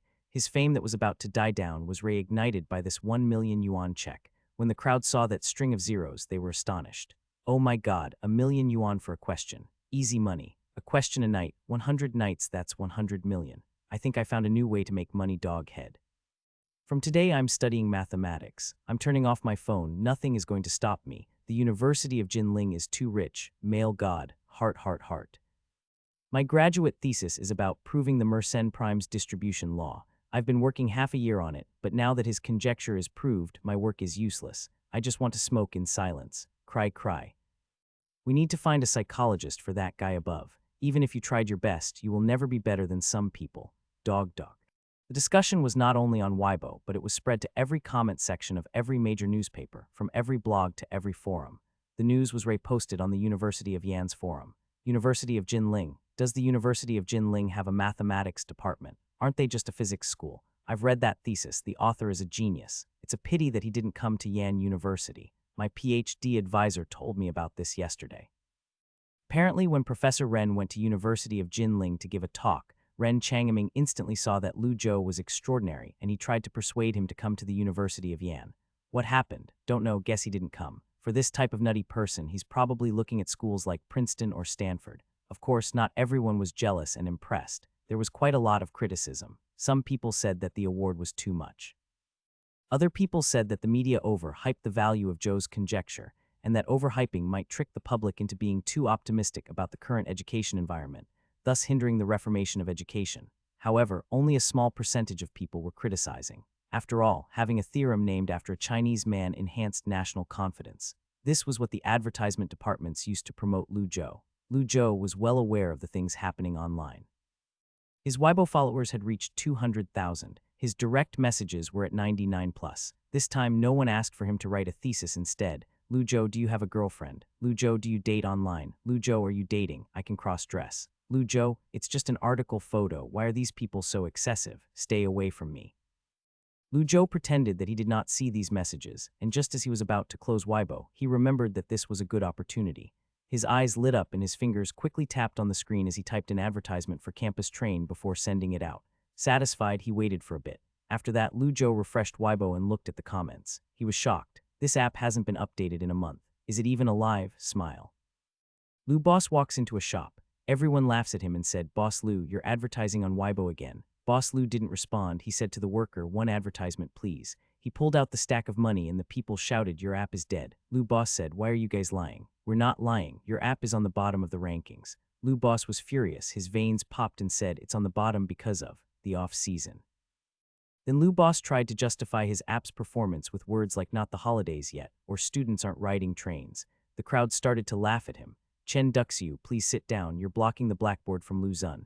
The only time the genius logs onto his Weibo is when he's on trending. I'm feeling better now. Even a genius has shortcomings. 1,000,000 yuan can last you for how long? Please go back to studying mathematics.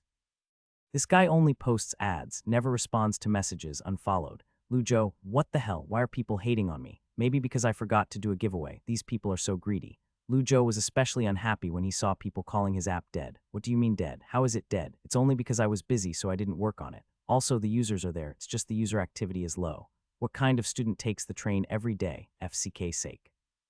Lu Zhou was in disbelief. He was going to be successful. Dean Lu did not lie to Lu Zhou. That 1,000,000 yuan check interview was the last interview. After that, even though online discussions about Lu Zhou was still fermenting, there were no media that entered the school and disturbed his daily life. Later, Lu Zhou found out that the school actually blocked a lot of interviews for him. The few media that did interview him were all from big and influential media companies. The small and freelance journalists could not even enter the school. After all, the campus was for learning. Appropriate publicity would help to raise the perceptive of the school and increase its popularity. However, if the school did not have a good balance, it would disturb the quietness of the campus and squander the positive study lifestyle. The school leaders were well aware of this. Lu Zhou went to ICBC on Saturday, and under the supervision of the branch president of ICBC, he cashed the 1,000,000 yuan check. Lu Zhou rejected those people selling insurance and financial products and quickly left the bank. He went on a Dai cab and felt dizzy. The feeling was as if he was floating in a dream. He had never been this rich. He did not even know how to spend the money. I guess I'll save it. The car stopped in front of the school, and for the billionth time, Lu Zhou opened his phone to check the string of zeros in his bank account. His heart was beating 1,000,000 times a second. I have 1,000,000 now. I guess I'm only 4,000,000 away from mission 2. Lu Zhou quickly calmed himself down and put his phone back into his pocket before walking to the street full of restaurants. He found a random small restaurant to eat lunch, and by the time he got back to school, it was already 2 o'clock in the afternoon. He remembered Professor Tang's phone call, so before he went back to his dorm, he went to the laboratory building to find Professor Tang at his office. Once he arrived, Lu Zhou knocked on the door, and when he heard a loud come in, he pushed the door and went in. When Professor Tang saw Lu Zhou, he smiled and said, "You're pretty famous these days." Lu Zhou laughed embarrassedly as he said, "Professor, please don't compliment me. The media has been so annoying." The 2 master's students in the office were doing research when they rolled their eyes and decided to ignore Lu Zhou. Annoyed, "Give me 1,000,000, I'll take care of your troubles. You don't even know how lucky you are." What a shame. Professor Tang picked up his vacuum flask and sipped some tea before he said with a smile, "Oh, you look pretty happy to me. How about you go into show business?" Lu Zhou smiled awkwardly, but he did not speak. "Fine, I have to teach a class soon. I won't banter with you. Let's get straight to the point," said Professor Tang. When he saw that Lu Zhou did not respond, he stopped making any more jokes. He added, "I have an invitation here. It's from Princeton University. There's an international mathematics conference in February in Princeton. You're invited to carry out academic reports on your study. Lu Zhou was confused as he asked, "Academic conference." Professor Tang smiled and said, "That's right, academic process lies in communication. You should accept this opportunity as it's good for you. This conference is highly influential in the international field of number theory. You're the first undergraduate student in our school that received this invitation, so you should accept it. The school will cover all of your expenses. Don't worry about it." Even if Lu Zhou used this opportunity to communicate with his peers, he would still gain a lot. Lu Zhou took the piece of invitation from Professor Tang and nodded. "I'll go prepare for it then." Professor Tang said, "Take your thesis and do some minor edits. Write up a simple and concise speech." The focus is on the QA segment. A lot of mathematics researchers will probably ask you a lot of questions, so be ready for them. "I understand. Then I'll go now," said Lu Zhou as he nodded. "Don't leave just yet. One more thing," said Professor Tang as he smiled. He then added, "Secretary Liu is recommending you to join the top 10 Chinese youth selection. Don't know if you'll get selected, but at least there's a chance." Top 10 Chinese youth. Lu Zhou's pupils dilated. He had heard of this top 10 Chinese youth selection campaign before. Apparently, it was jointly organized by the Chinese Youth Federation and was sponsored by 10 major news organizations. The aim was to establish young talents as models to other young people. It had only been around for 10 years. It was as influential as the China Youth 5-4 medal. Lu Zhou held his breath, and his heart started to beat fast, but he quickly calmed down. First of all, it was still a question whether or not a proof of Zhou's conjecture was worthy of the award. After all, this award was not for scientific research. It was for all industries across the country, and it indicated social contribution. Moreover, this award was politically influenced, so it was not as simple as it looked. If Lu Zhou had a Fields Medal, that would highly increase his chances of winning. Also, there were no free meals in this world. The last time Secretary Liu came to the school in the name of congratulating Lu Zhou, it was actually to show the value the government placed on scientific research. This time, for Secretary Liu to suddenly vouch for Lu Zhou to enter in the top 10 Chinese youth, it might not be as simple as it looked. Lu Zhou calmed down a bit. He had no doubts about his IQ, but as for his EQ, he was not so sure. Lu Zhou did not give any clues, and he merely smiled as he asked respectfully, "Professor, what do you suggest?" Professor Tang smiled and said, "My suggestion depends on where you want to go in the future. If you want to enter into politics, this is a good way for you to get into the circle. Secretary Liu could help you in your future political career, and you could become some big representative in the government. As for how far you'll go, that'll depend on your abilities." Lu Zhou was silent. Instead of worrying, Professor Tang just sat there and drank his tea. After a while, Lu Zhou suddenly smiled and shook his head. "I'm afraid politics is not my cup of tea. As a child whose father worked for the government, this proposal was quite tempting. If he could capture this opportunity, there could be a bright road in front of him. Head of the university, president of the Chinese Academy of Sciences were all possible. However, Lu Zhou was self-aware. He was used to doing what he wanted, and working in politics was not necessarily what he wanted. "It seems that you're quite self-aware. You don't seem to be the political type anyways," said Professor Tang as he smiled. He placed his vacuum flask on the desk and looked at Lu Zhou. With a nod, he said, "Since you've already made a decision, you should reject it. Just remember to be euphemistic in your rejection." Lu Zhou thought and said, "I'm a student. I don't know much. I don't deserve this honor." Should I reply like this? Professor Tang smiled and responded, "Clever." At Jinling Normal High School, grade 11, class 2, they were having mathematics. The teacher asked the class representative to pass the exam paper to the class. At the same time, he picked out a few outstanding students' papers to praise. "Han Menki, 130 marks. Your scores over the past few months have improved greatly, but don't get arrogant and continue to make persistent efforts," said Teacher Chen. Han Menki nodded as she took the exam paper. Han Menki smirked as she returned to her seat. The students sitting next to her looked at her with amazement. It was not because of the 130 marks. In their class, this score was above average at most. The real surprise was that it was Han Menki that got this score. Her mathematics score had been near failing last year, but she got 130 today. This improvement was over the course of 3 months. Was there anything more shocking than this? When Teacher Chen saw Han Menki, she nodded with relief. Since the monthly test before the summer vacation, it was as if Han Menki had turned into another person. Her mathematics scores soared, and she went from 2-digit scores to 3 digits. Teacher Chen had been teaching for many years, and it was rare for him to see this pace of improvement. Han Menki knew that her classmates were surprised, and even though she blushed, she had a smug smile on her face. Before, she never felt as if she belonged at home or at school. However, she recently found out that she actually loved school. It was not because she loved studying. It was because it was great to be looked at with confusion, surprise, and adoration. After class, Han Menki meticulously copied the questions that she got wrong in her book. This was the task that Lu Zhou gave her, and this task had become a habit for her over the past 3 months.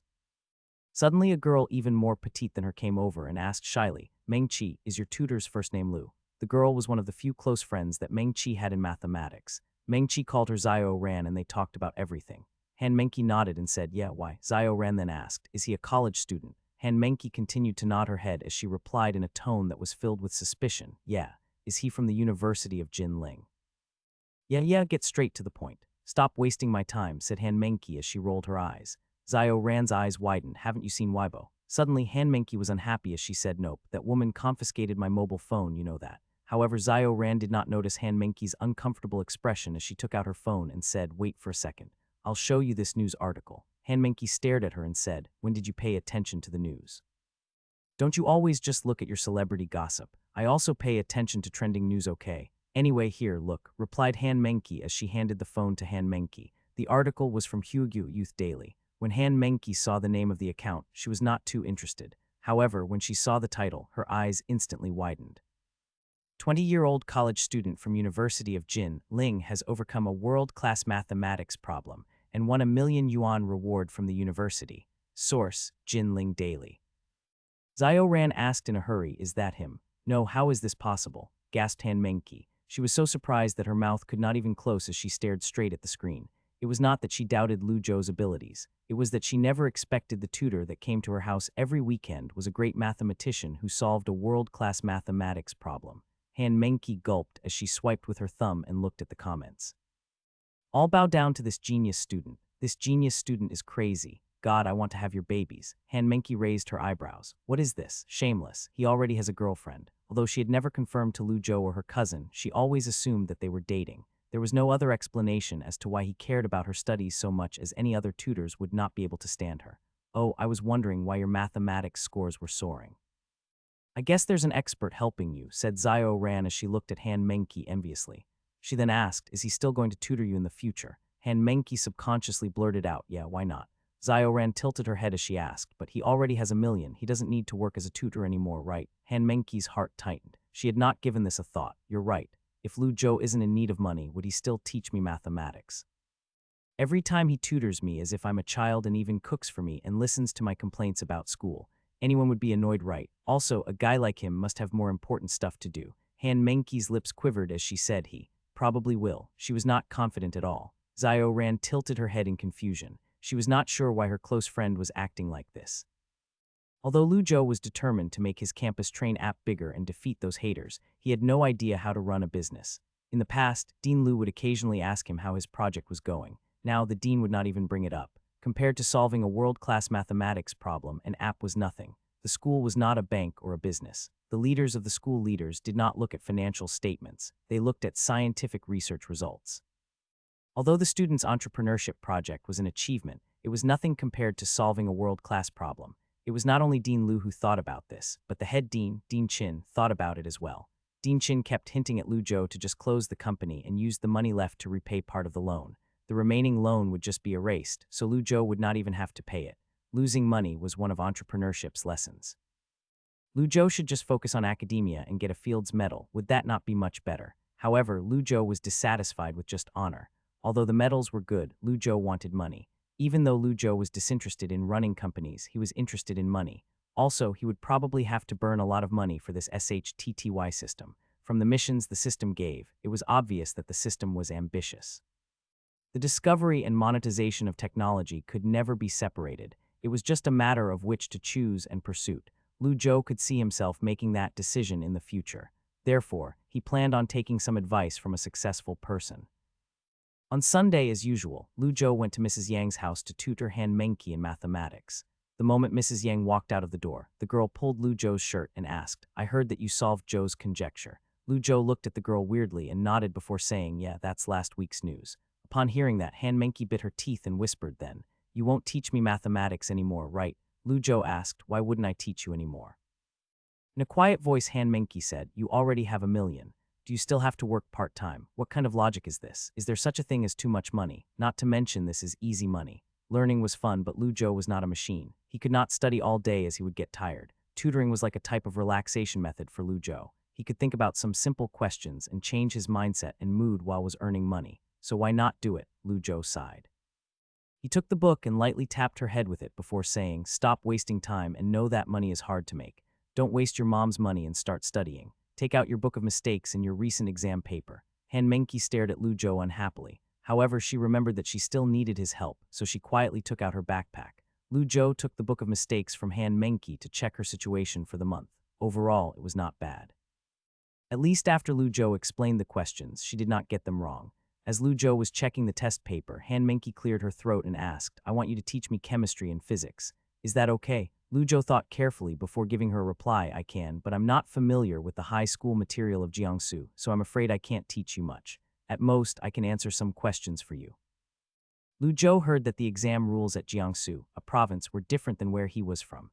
In addition to mathematics and English, they could choose from 4 other subjects. There were also mock exams, reward points, etc. It was cumbersome. Lu Zhou had heard this from Li Tao before, as Li Tao was a native of Jinling. "Understood," Han Menki said. "No worries, this is enough." Lu Zhou then asked, "What universities are you applying to? Do you have a goal?"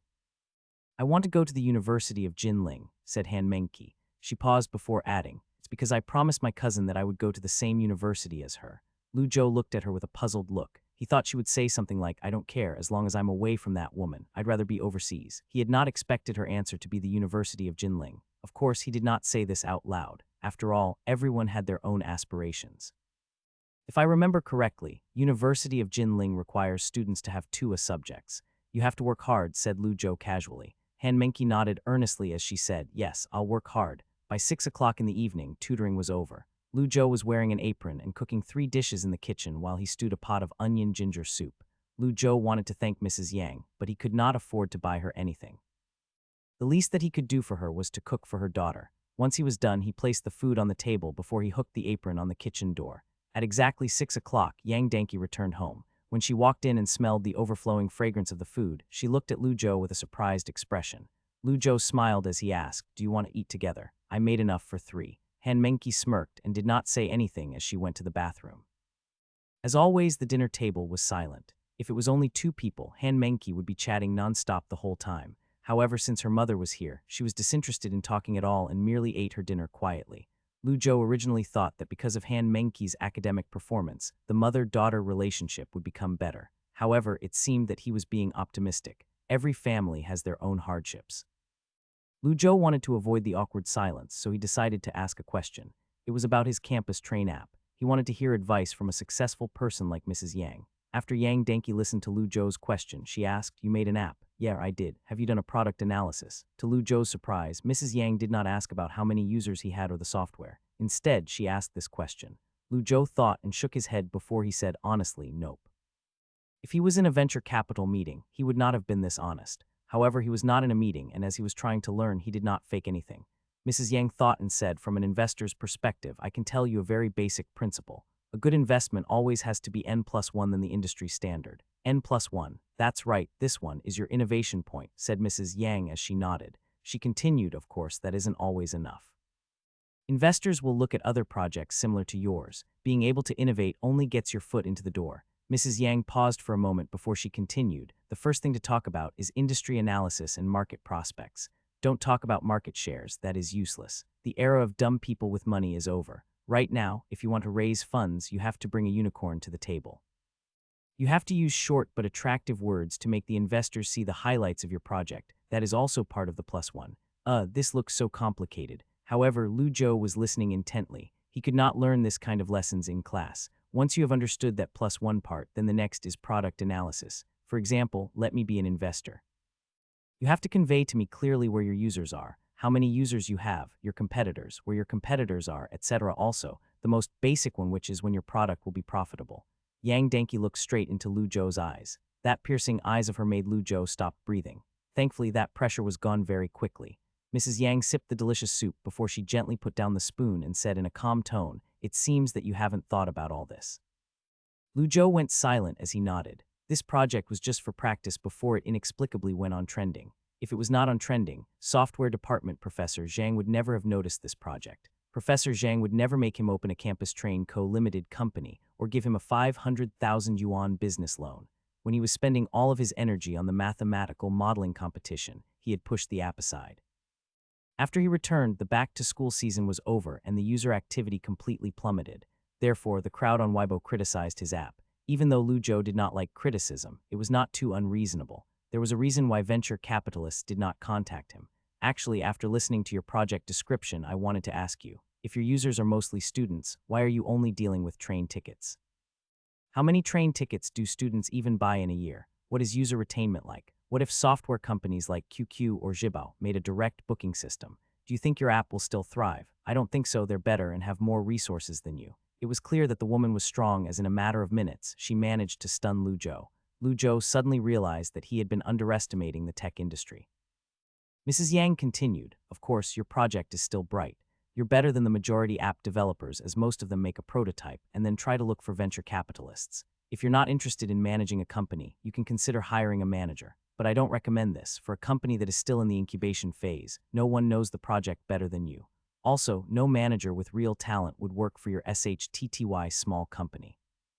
Mrs. Yang did not hold back her words. However, Lu Zhou did not feel insulted at all. After all, he knew the situation of his company. Lu Zhou gave it a thought before he asked seriously, then do you have any good suggestions? One person's ability and energy is limited. In that case, why don't you find a few like-minded people to do this project together? There's a lot of scientific research professors at the University of Jinling that have their own companies.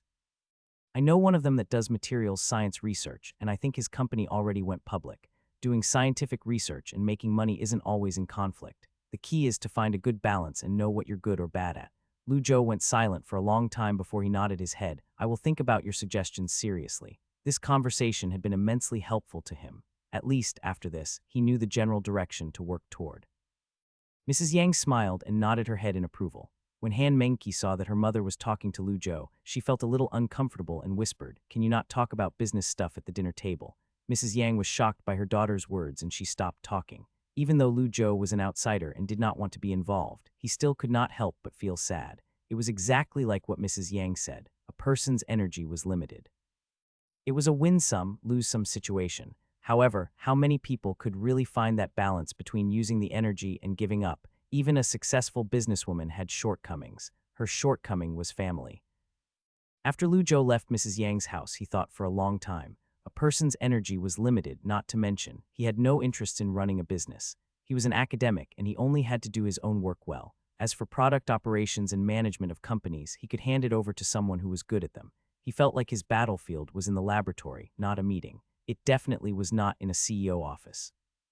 Chen Yushin would be a good choice, but her management talents were more for mid to late stage companies, and his small campus-trained startup had no room for her. Not to mention, she was doing a master's degree and she had no time to help Lu Zhou. Lu Zhou went back to his dorm and thought for a long time before he finally thought of a person. He then walked to the balcony and made a phone call. When the other end picked up, a voice from the fat man came through. "Hey, Lu Zhou, what's up?" Lu Zhou smiled and said, "Brother Wu, where have you been making bank recently?" "Make what bank? I'm just doing some small projects for errands. I have to congratulate you. In the future, there's going to be another god in the University of Jinling's alumni list. Get straight to the point. Do you still want to work part-time? I'm not hiring you," snarled Fat Wu. "No," said Lu Zhou. He smiled and said, "I just want to ask, are you interested in making bank together?"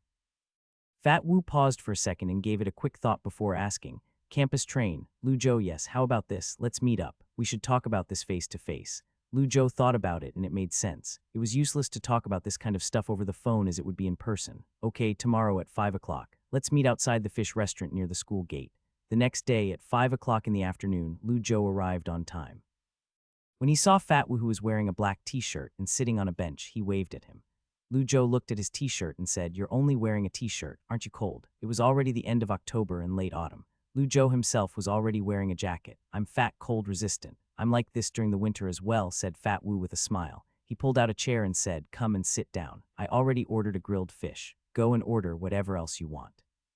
When the fish comes, let's get some drinks and talk." Lu Zhou said, "Let's drink tea. We should not be talking about business while we are drunk." Fat Wu smiled and said, "Sure, whatever you want." Fat Wu was a pretty great guy as he took care of Lu Zhou when Lu Zhou was still working part-time jobs. Therefore, when Lu Zhou had this good opportunity, he instantly thought of Fat Wu. Of course, that was not the only reason why he thought of Fat Wu. The real reason Lu Zhou found him was that he fancied his abilities, specifically, his emotional intelligence and organization skills. Those two skills were exactly what Lu Zhou lacked. "Speaking of which, I also use your campus train app. It's pretty useful for carpooling," said Fat Wu. When the food arrived, he poured tea for Lu Zhou and himself before he smiled and said, "The train station in our hometown. It's impossible to get a Dai cab there.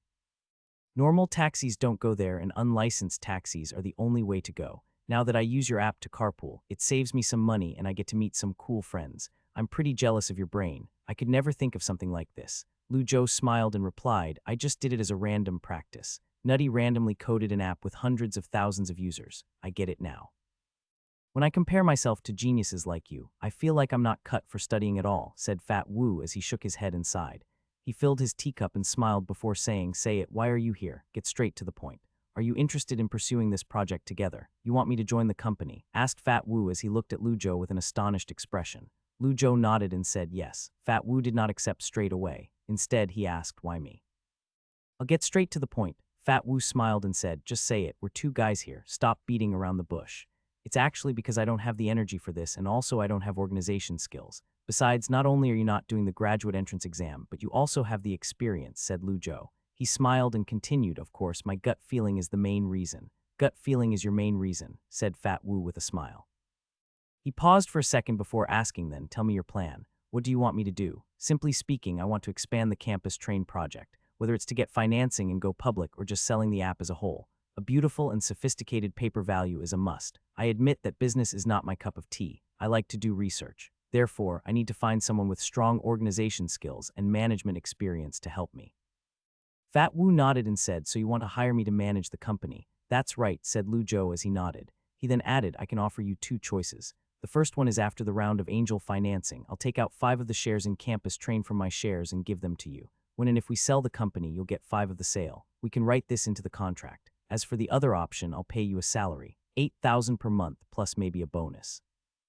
Lu Zhou stared at the guy and asked, "Which one are you choosing?" Fat Wu was silent for a while. He then closed his eyes and began to think. If you can't get the round of angel financing, then there is no point talking about the 5 stake. Internet companies aren't worth jack without capital, and the equity would be a worthless piece of paper. However, if you do get angel financing, the company would be worth at least 1 million yuan, and 5 of that is already 50,000 yuan. As for the second option, it's a lot safer, 8,000 salary plus bonus commission. For a recent mathematics graduate, that salary is pretty good. Not every math student can transfer their knowledge into Wall Street. I know exactly how much I'm worth if I pick the second option. That would be unlike me." Fat Wu thought about it for half a minute. He then opened his eyes and said, "I'm someone that likes a challenge. I don't want to work until I die. I'll pick the first one." "I guess that you would pick this one," said Lu Zhou with a smile. He then reached out with a hand and said, "From now on, we are business partners." Fat Wu shook Lu Zhou's hand and smiled cordially as he said, "I wish us happy cooperation. Happy cooperation." Fat Wu's ability to get stuff done was indeed very impressive. Lu Zhou was still looking for people to consult on the relevant legal terms, to draft contracts, and etc., when Fat Wu had already formed a startup team for him. The team consisted of 12 people, from business majors to software majors to law majors. Furthermore, they were all geniuses, although there were some enthusiastic first-year students that wanted to get carried. However, that was not the point. The point was that they were all free labor. Surprised, Lu Zhou asked if he had to pay these people, but Fat Wu just smiled and started to talk about life, passing out flyers, installing, sorting packages. "Do you think that these part-time students are only doing it for the money? 1,000 a month of pocket money isn't enough for them." Fat Wu shook his head and replied to himself, "Of course it's enough." Lu Zhou actually wanted to interrupt him to say, "No, it's not enough."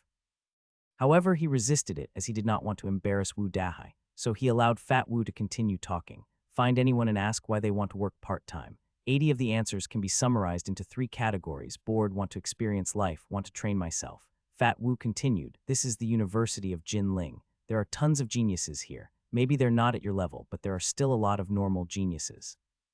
Everyone is just eager to work part-time for money. No, it's actually a stage for them, a chance to perform. I told them that I'm a business partner and that we're incubating a great project. If this project succeeds, it could become the next unicorn in the tech industry. From now on, we are a team, we are a family, we are founders. I'm just providing a stage for them. If our project fails, then we lose together. But if we succeed." Fat Guy Wu paused for a second before he smiled and continued, "Then it wouldn't be too late to give them some benefits." Fat Wu explained those benefits to Lu Zhou in detail. "We can just pay them if we're cheap. If not, we can organize dinners, traveling, create associations, or give them the opportunity to network. That's a lot better than giving money." Lu Zhou was surprised after he heard him. "I'm impressed." Before Fat Wu signed the contract, Lu Zhou thought he was just an older student that took care of him. He had no idea that Fat Wu was so sophisticated. At first, when Fat Wu talked about the reasoning behind working, Lujo thought it was nonsense. However, now that he thought about it, it was brilliant. His roommates would help him to install routers, and they did not do it for the money. They did it for the life experience. In the end, only Lujo was the one who would do it for the money. Lujo said studying mathematics is a waste of your talents. Fat Wu looked at the sky with sadness and sorrow as he agreed, I think so too. Lujo said, I meant that you should be doing sales. Fat Wu. Like this, Campus Train Club was established. According to Fat Wu, having a club made them seemed more legit. They could fool some new students into working for them, while at the same time, they could also borrow the school's public resources. Since Fat Wu was blacklisted from applying for a club, Lujo was the one that applied. To be more accurate, Lin Yuxiang was the one that got it done. Lujo finally experienced the advantage of having connections. Other people had to go through a 1-month application process and 1-month observation period while he was different. Especially since his club had monetary motivations, there was a 90% chance that the student union would kill his club. However, Lin Yuxiang did him a favor and passed the club immediately. Thus, the club was created. The club president was Lu Zhou and the deputy president was Wu Dahai. As for those 12 workers that Wu Dahai found, all of them were ministers. After all, the club titles were all virtual and it was not like they cost money. Lu Zhou could not help but ask why Fat Wu was so experienced in these doings. Fat Wu replied casually, I've done similar things before, like University of Jinling Venture Club, Part-Time Workers Club, etc. He continued, there are many benefits to doing this type of thing. You can easily recruit people when your club is new. Then you can make those people do a lot of free work in the name of helping the club. Plus, we have the official seal of a company, so we can use their labor in the name of internships. In short, there are many advantages. Lu Zhou asked, you've done this before. What happened to your clubs? Fat Wu smiled awkwardly. It was shut down by the teacher of social affairs. Lu Zhou, the school did not allow the students to involve in off-campus activities that involved money transactions. Since anything involving money could go wrong, if there was a problem, the school would have to be responsible. However, Fat Wu told Lu Zhou that the campus train club was absolutely okay. Unlike the work-study clubs he worked on, all the club activities were completed in the school, and there was no need to contact the people outside the club. There was no problem at all. In the time of one cigarette, Fat Wu explained the whole situation to Lu Zhou. This also made Lu Zhou confirm that this guy was talented, although this is another kind of talent. I really don't know how this guy got into the University of Jinling. The second day after the establishment of the club, Fat Wu's second order of business was to tell those 12 slaves, no, those 12 ministers, to meet at the fish restaurant. Lu Zhou never thought about how to spend the company's money. Now it was Fat Wu who planned the company's spendings. The first spending was to eat and drink with a 1,000 yuan budget. The money was from the company's account, but when Fat Wu paid, he pretended as if it was coming out of his own pocket. This was one of Fat Wu's tricks. If a person wanted others to help him, that person must make them felt as if they owed him. During the early stages of a business, the leaders must treat all the workers to a meal. 1,000 yuan, that was the entire monthly expenses of a student. Even if they ran into trouble in the future, these people would not forget this meal. What was team cohesion? This was team cohesion. When the food arrived, Fat Wu stood up and raised his cup. Everyone here is from different places, but the University of Jinling made us met with each other. It's fate that brought us together. Doing business together is also fate. It doesn't matter if we succeed, at least we tried to achieve our youthful dreams. Come, cheers for our business. Cheers. These people originally did not know each other. They only worked part-time with Fat Wu before. However, after alcohol, they all became a lot closer. Lu Zhou sat next to Fat Wu as he started to think. There is no way I can learn his talent. Like planned, President Lu Zhou stood up and introduced himself. When Lu Zhou sat down, everyone went around and introduced themselves. After that, the appointment of personnel was also settled on the dinner table. For this type of tiny company, other than the company manager, there were 2 other important positions. One was the product manager, which was responsible for the app production. The other was a technical manager responsible for the app updates and maintenance. The technical manager was called Rong Hai. He was in software engineering. He was proficient in Python, C++, and Java. His software development skills were slightly worse than Lu Zhou's mathematical modeling competition teammate, but he was not bad at all. He could still be considered a genius. Then design students did user interface, law students did legal consulting, marketing students helped the product manager to plan and do market analysis as well as proposing interesting ideas to torture the coders. As for those useless people, they mostly ran errands and recruited new people into the club. Some people felt useless and left the club. Who cared about those people? Not like the University of Jinling lacked talent, they lacked the stage. Dinner was over. As planned in front of everyone, Lu Zhou rejected Fat Wu's proposal of splitting the bill. Instead, he went and paid himself. The squad of drunk people then returned to school. After they separated, Lu Zhou said to Fat Wu, "I think this isn't too good." Fat Wu laughed and said, 90 of startups are doing this, we're considered kind. Also, it's not like we're not giving them benefits. If this is still against your morals, you can give them some of your shares. However, I don't think you should do this. It's meaningless and it might bite you in the ass later. Lu Zhou did not say anything. Fat Wu was responsible for company operations, so Lu Zhou should just listen to what he said. Lu Zhou knew that he was not cut for this line of work, so it would be best if he did not participate. As for giving out shares, it did seem meaningless. If they did not get the round of angel financing, their share would be useless. The second day after the dinner, Fat Wu borrowed a classroom and started the first campus train club activity. The main topics of the meeting were regarding market and product analysis. Everyone had to come up with ideas, brainstorm, and find ways to save hundreds of thousands of users. The best way was to make constructive suggestions about adding new features to Campus Train. Almost everyone was energetic. They brought a notebook and was prepared to make meeting notes. When Fat Wu walked into the classroom, he had 2 plastic bags in his hand. He then handed everyone a bottle of energy drink. Once he was done, Lu Zhou walked up to the stage and announced the start of the meeting. He then handed the podium over to the product manager, Yuan Liwei. Yuan Liwei was a genius that had a guaranteed master's entry spot. To save some time, I'll get straight to the point, said Yuan Liwei with his hands resting on the podium. Campus Train users are mostly college students. In the user group classification of internet products, this kind of users can be regarded as high-quality users. They have the ability to quickly accept new things, have higher than average socializing skills, with higher than average consumptions. The most critical part is to tap into the high-end users' spending capacity. Yuan Liwei stood up straight and pushed his glasses before he continued. It's not difficult to monetize this high-quality user base. It's not difficult to achieve profitability now. Our first task is to enhance the user's activity. It's not just the user base that measures app valuations. Numbers like daily active users are also important. Using common sense, the concept of a college student and train booking software is not a good combination. At least for me, the number of times that I'll open the booking software will not exceed 10 times per year. No matter how good we upgrade the user experience of the booking service, it did not actually make a big difference since the users don't use the app often anyway. My suggestion is to develop new features and no longer limit us to train bookings. Everyone please speak up if you have any good ideas. The ministers applauded with Fat Wu and Lu Zhou followed suit. Professional, Lu Zhou thought in his heart, business school students are so good at marketing and product operations. Most of Lu Zhou's Weibo followers were college students. Furthermore, when he made it, it was the back-to-school season. Therefore, he developed a lot of functions for college students, and as a result, he ignored many marketing principles. After Genius Yuan's market analysis and user demand analysis, Lu Zhou immediately understood a lot of the problems he had. A first-year student raised his hand and proposed, how about we add a timetable function? The curriculum in university is much more troublesome than in high school. In addition, sometimes there are classroom changes. Yuan Liwei did not immediately judge this idea. Instead, he just smiled and wrote the idea on the blackboard with chalk. Similar software already existed, but copying similar feature from one another was not uncommon in the software industry. The discussion started to get intense. Another person suggested, why don't we add a note for class? Taking photos of the PowerPoint is way too difficult. Saving pictures into the gallery is also troublesome. If there is a camera function built into the software, users can take photos and save them in different classes. Although in theory the students could download the PowerPoint from the teacher, most people could not be bothered. They would take photos of the important slides. This led to a lot of pictures saved in their phones. In addition, due to the many courses the students had, the pictures were messy and difficult to find. Lu Zhou's eyes lit up. This feature is good, but not something I can use. Yuan Liwei still did not say anything. He continued to smile and nodded before he wrote the idea down on the blackboard.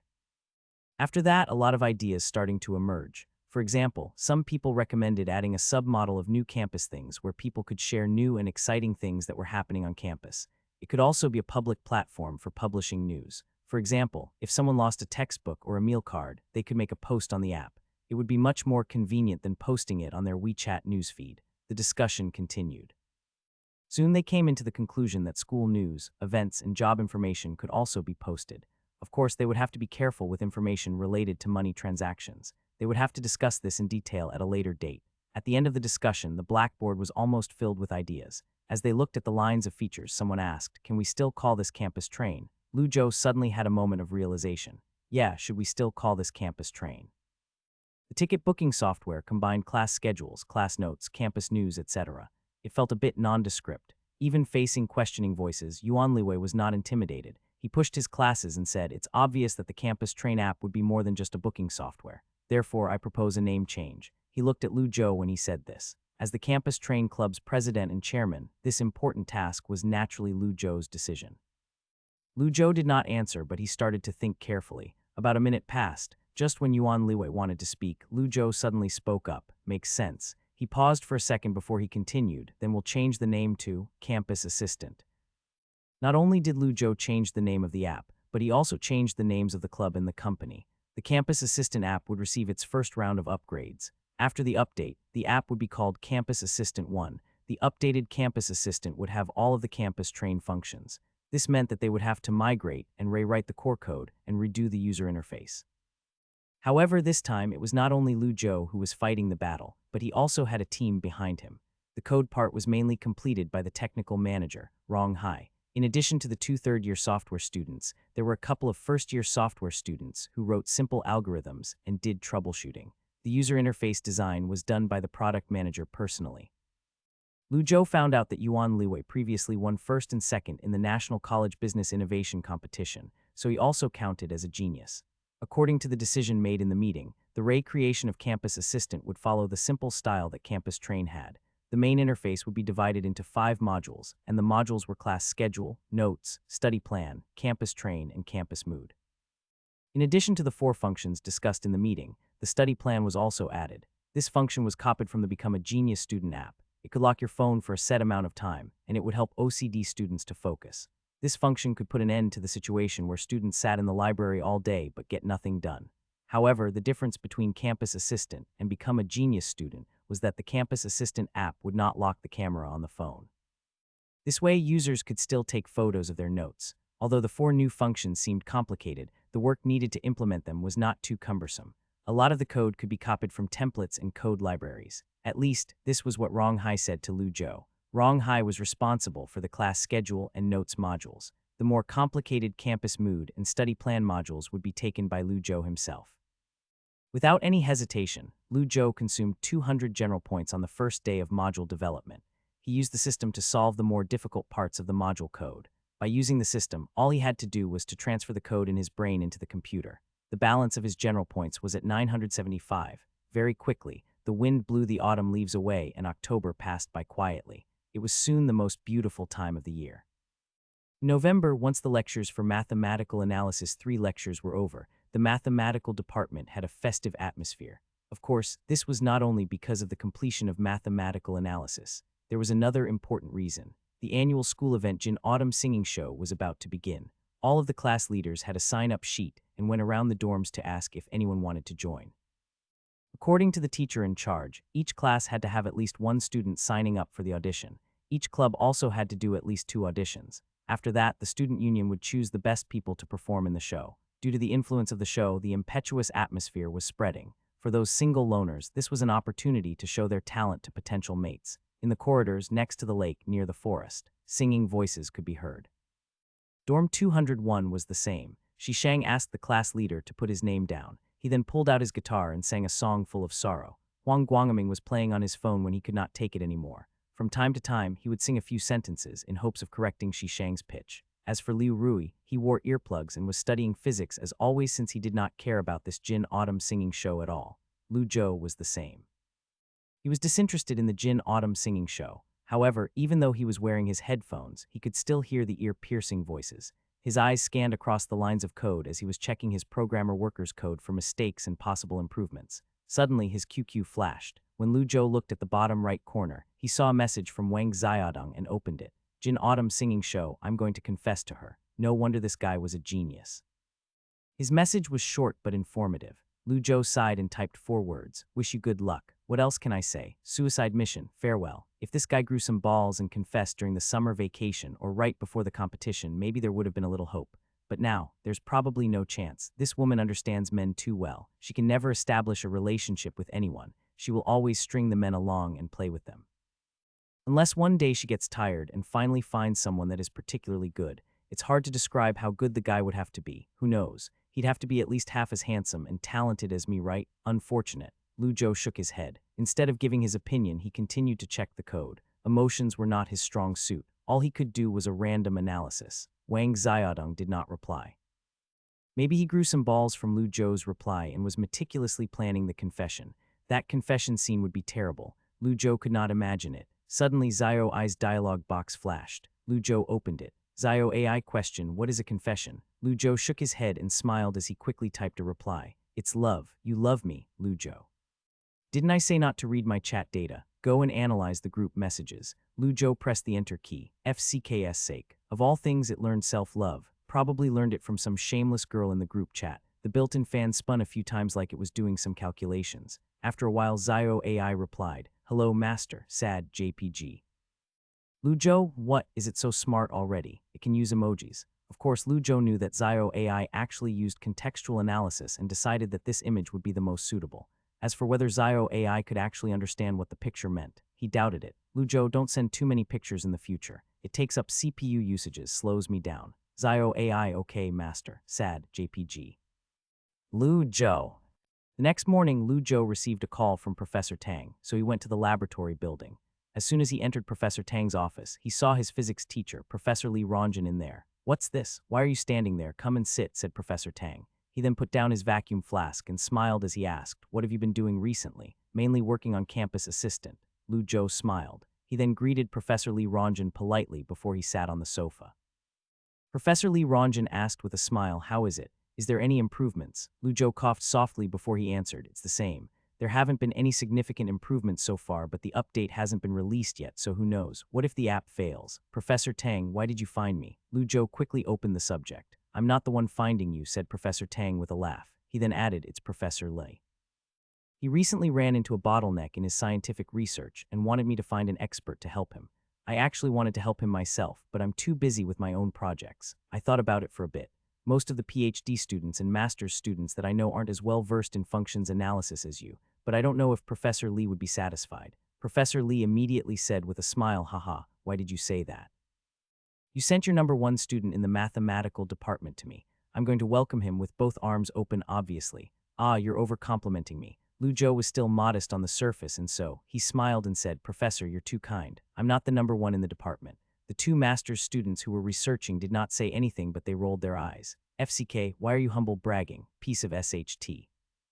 Okay, stop being so humble, said Professor Tang, who could no longer stand it.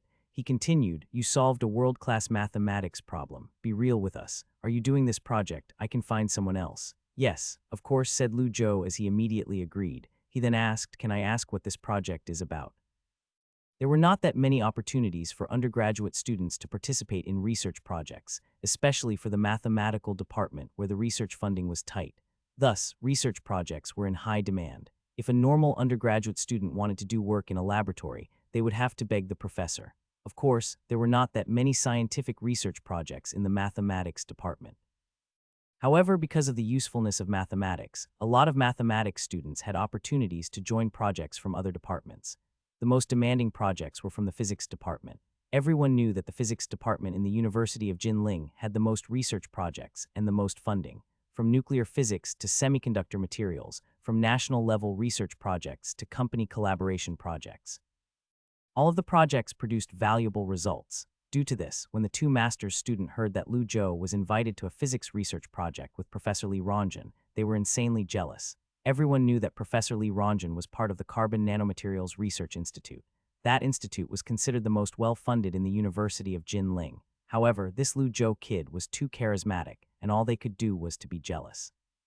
Receiving an offer from New York University as a first year because of an SCI thesis and solving a world-class mathematics problem in his second year, Lu Zhou was way ahead of the 2 master's students. Professor Li smiled and said, the research is about carbon nanotube modified cement-based composite materials.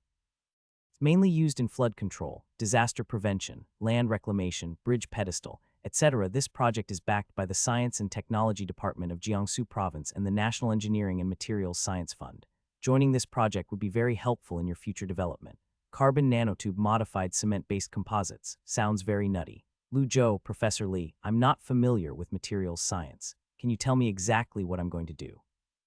Professor Li smiled and said, don't worry, everyone starts from somewhere. As for what to do, I'll allocate a task to you when the time comes. Specifically, it's mainly to analyze the collected Fourier infrared spectrum data. That's it, Lu Zhou sighed in relief. That was easy since he was an expert in functional analysis. So he smiled and said, no problem, I got this. When do I report to you? Let's just do it now, said Professor Li Rongjin as he stood up from the sofa. He then smiled and said to Professor Tang, then I won't bother you, let me borrow your precious student. Haha, you're welcome. Go ahead, just remember to return him, said Professor Tang with a smile. The Carbon Nanomaterials Research Institute of the University of Jinling was located at the northeast corner of the campus, next to a tree-lined path leading to the observatory. Who would have thought that this laboratory containing hundreds of millions worth of equipment would be in this ugly building? At least Lu Zhou had not expected it. He had never been to this part of the campus. This is our school's Carbon Nano Research Institute. It's pretty disappointing from the outside, right? Said Professor Li jokingly. Lu Zhou smiled and said, I'm not disappointed, but it does look quite ordinary from the outside. Extraordinary mysteries are often hidden in the ordinary things, just like what we are studying right now. Piece of graphite that can be seen everywhere. It can be softer than water. It can be harder than steel. This all depends on our research. It's up to us to reconcile the relationship between those microscopic particles. While walking to the main entrance of the institute, Professor Li Rongjin talked about some physics with Lu Zhou. There was no difference between the interior of the institute and the normal school buildings. The only difference was that there were no classrooms, only rooms with various labels, and laboratories with different instruments. Compared with the various cutting-edge experimental instruments displayed here, the experimental equipment that Lu Zhou had seen before were more like toys for children. After Professor Li Rongjin brought Lu Zhou to the entrance, he found a tall and skinny graduate student who was wearing a white science coat. Xiao Liu take him on a walk around here and help him to familiarize with the environment. I still have some stuff, so I have to go back to the campus. When you get the data, send it to my mailbox. Okay, Professor Liu, said the graduate student named Xiao Liu as he smiled. After Professor Li Rongjin handed Lu Zhou over to Xiao Liu, he left. Xiao Liu pushed his glasses and extended his hand as he said, my surname is Liu, first name Bo, just call me Liu Bo. Lu Zhou, said Lu Zhou while shaking his hand. He added, Liu Bo, nice to meet you. Haha, Lu Zhou, right? Hello, hello. I've heard of you before, said Liu Bo. He then let go of his hand and made a welcoming gesture, this way please. While they were walking in the corridor, Liu Bo started to tell Lu Zhou about the situation of the institute. Like the name implied, the main research topic of this research institute was aimed at carbon nanomaterials. Research on sub-projects such as carbon nanotubes, fullerenes, and graphene materials was also included. According to Liu Bo, the optoelectronic devices were the latest generation of photoelectric sighting devices that 99 tanks produced. They were mainly for the interference caused by electromagnetic pulses and component damage. As for the specifics, it was confidential. Even Liu Bo did not know. In addition, there were many public research results. For example, the research on the inhibition of tumors by perfluorocarbon nanoparticles would soon produce results that could provide new ideas for the treatment of cancer. These were all cutting-edge research projects. Liu Bo casually talked about his own project. The project that we're doing isn't as earth-shattering as the others. It is related to the country's infrastructure, so it's also very important. Of course, you won't be under too much pressure.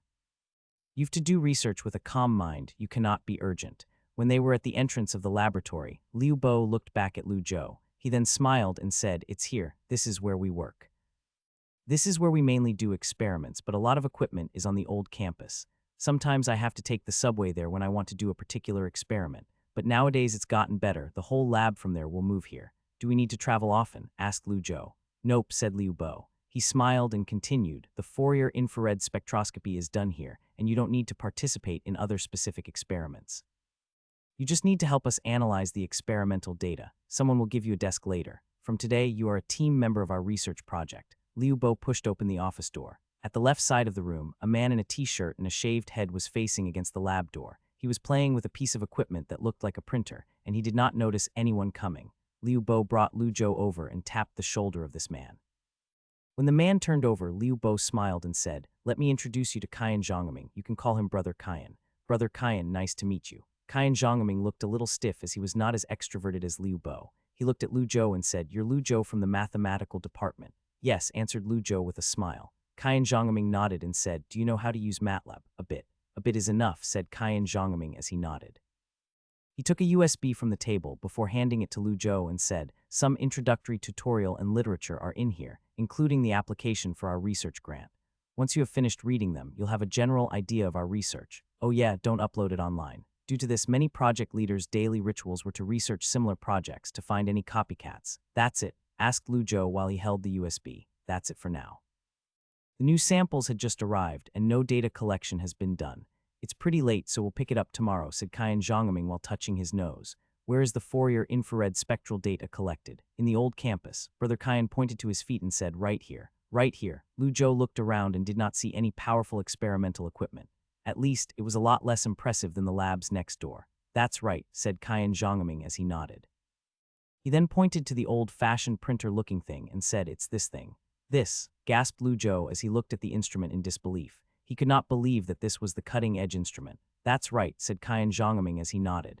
It was almost like he had guessed what Lu Zhou was thinking when he said, Tensor II Research Grade Fourier Transform Infrared Spectrometer, which was made by German company Bruker. The built-in gold mirror has a reflectivity that is 6.5 higher than that of an aluminum mirror. It has strong anti-oxidation and stable optical performance. Dual-channel digital acquisition, 4 external output optical path expansion. Lu Zhou listened to him with a confused expression. Although he had read some related textbooks during his summer vacation, he did not touch on such specific things. Fine, fine. Stop scaring the kid, said Liu Bo as he patted the guy's shoulder and laughed at Lu Zhou. He said, this guy talked a little too much sometimes. Don't worry about it. Tomorrow we're going to do the collection of Fourier infrared spectroscopy data for the new sample. If you're interested, come, but get up early. We'll start at exactly 8 o'clock. Why is it so early? Any reason why? Asked Lu Zhou curiously. Liu Bo said, we claim that the temperature in the morning is perfect, but then we adjusted the air condition and found that it doesn't make a difference. Well, we don't know either. In short, we believe that having the experiment at 8 o'clock will give us a higher success rate. What is this metaphysics? Lu Zhou was stunned. Why is metaphysics important in a scientific experiment? What? Lu Zhou already finished the bug check. Plus, with Yuan Liwei and Rong Hai overlooking the tasks in campus assistant, he did not have much to do. When Lu Zhou returned to the dorm with the USB that Brother Kyan gave him, he copied the documents onto his computer and began to read it carefully. 3 months ago, during the summer vacation, because of the mission, Lu Zhou read some textbooks related to the research project. However, those books mainly contained basic knowledge. It did not go in depth. Carbon nanotubes was a relatively advanced field. This field was always updating. If one wanted to understand this field in depth, one had to read a lot of theses. Professor Li Rongjin's research project was about discovering a wide range of carbon nanotube applications. The tailored single-walled carbon nanotubes were easily dispersed in polar solvents such as water, alcohol, and DMF to form colloids. Due to these properties, carbon nanotubes were being studied by many researchers as the next generation of electronic materials. Its application in composite materials was also becoming more and more extensive. Particularly, nanotube applications in the cement and steelmaking industry were also trending, at least domestically. After reading the funding application, Lu Zhou opened the folder where the papers were stored. Since Brother Kyan already prepared the essential thesis for him to read, it saved him a lot of time. As he scanned the theses, he found out that around 30 of them were from the University of Jinling. Lu Zhou thought that the University of Jinling was still pretty powerful. The only universities better than the University of Jinling in the field of the carbon cluster material research was the University of Yan and maybe the University of Shuimu. Of course, although the research of the predecessors had been prepared, there were still many technical problems to be solved. The most specific one was that carbon nanotubes, as nanoscale fillers, could not be uniformly dispersed in the interior of the matrix or agglomerated inside the matrix. Then, after doping, the strength of the matrix material could not be enhanced. Instead, the inherent properties of the matrix material were damaged. The bottleneck encountered by the research team, led by Professor Li Rongjin, seemed to be this. Lu Zhou spent a whole day reading theses. Liu Rui was already snoring when Lu Zhou climbed into bed. The next day, Lu Zhou woke up early. He went to the cafeteria and got 2 buns before he went to the laboratory on time. When he arrived, he saw that Brother Kyan and Liu Bo had already started working around the instrument. Their task today was to draw the FTIR spectrum of each sample by Fourier infrared spectroscopy and to record the absorption peaks of various functional groups and chemical bonds in the early-stage hydration reaction of carbon nanotube-modified samples. Our research is mainly aimed at enhancing the solubility of carbon nanotubes in cement and improving the bonding between carbon nanotubes and matrix materials, said Brother Kyan as he introduced it to Lu Zhou while conducting the experiments. He continued, but we're not optimistic at the progress of the research. Professor Li should have told you that we have encountered a bottleneck. Lu Zhou, who was watching next to him, asked, where is the specific problem? The problem is the data we calculated using the Fourier infrared analyzer. Look here, said Brother Kyan as he pointed to the FTIR image that was just pointed out. He then asked, "What do you see?" Lu Zhou resisted the urge to consume general points as he stared at the still warm A4 paper for a long time. He suddenly recalled what he learned from the theses that he read yesterday. He felt something and saw something was wrong with the image. "Is the characteristic peak of the number 2 cement sample abnormal?" asked Lu Zhou in an uncertain tone. "Right, but not accurate," said Brother Kyan as he nodded. He pointed out several places on the FTIR image and continued, "Number 2 sample is a cement sample incorporating CNTs 1 and is tested according to mechanical properties. As a result, our 2 samples performed quite well in the compressive capacity test, but the performance in the tensile test was unsatisfactory. According to the characteristic peak data at 610H time period on the FTIR image, we initially thought that the CNT's material hindered the polymerization process of the silicon tetrahedron in the calcium silicate hydrate gel, which leads to the formation of pores inside the cement material in the later stage of the hydration reaction." "Where is the problem then?" asked Lu Zhou as he wondered. He then continued, "Since we know the reason why the tensile strength of the number 2 sample is not satisfactory, can we solve it?" "It's not that simple," answered Brother Kyan with a blank expression. He continued, "We've tried many methods, including the use of melamine as a nitrogen precursor and the ball milling of carbon nanotubes under vacuum. The surface of the carbon nanotubes was functionally modified. But from the tensile test data for samples number 27 and number 28, the results were equally as bad." Lu Zhou mostly understood what was going on, but he did not have a solution. He nodded and asked, "What do you want me to do?" "Brother Kyan, in order to find out the solution, we've already done a lot of experiments. The funding is still enough for us to do a couple more experiments. But a few days ago, we learned that the materials science laboratory is going to take over our laboratories, and we'll have to stop our experiments soon." Brother Kyan paused for a second and sighed before he continued, "We need an expert who is proficient in mathematics, preferably proficient in functional analysis, and help us analyze these experimental data to see if we can find some valuable clues. It would be great if we could find how CNT's cement materials become affected by the aging hydration reaction.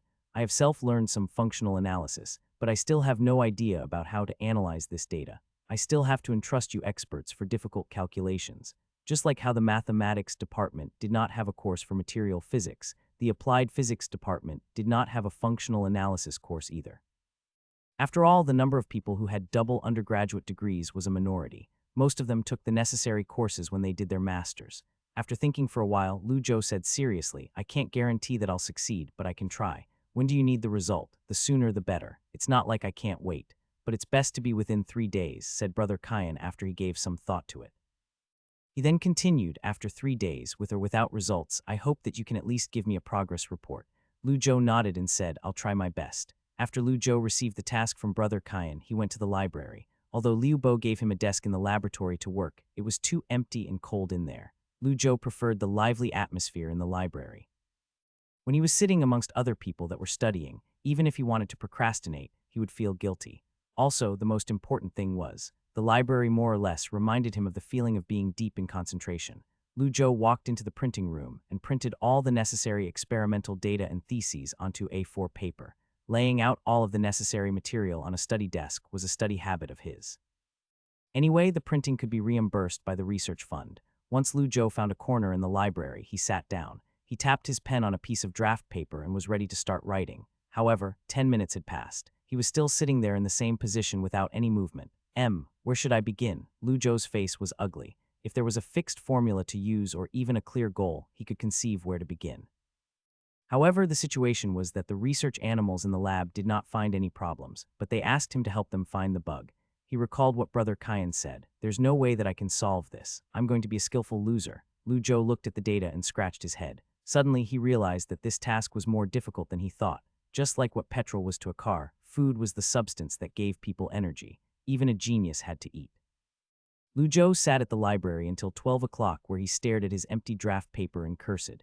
He threw the pen on the table and went to the cafeteria. In the cafeteria, Lu Zhou bumped into Professor Tang. He took his food and sat across him. When Professor Tang saw Lu Zhou, he smiled and asked, "How are you feeling?" "It's hard. A lot harder than pure mathematics problems," replied Lu Zhou. "It's supposed to be hard," said Professor Tang with a smile.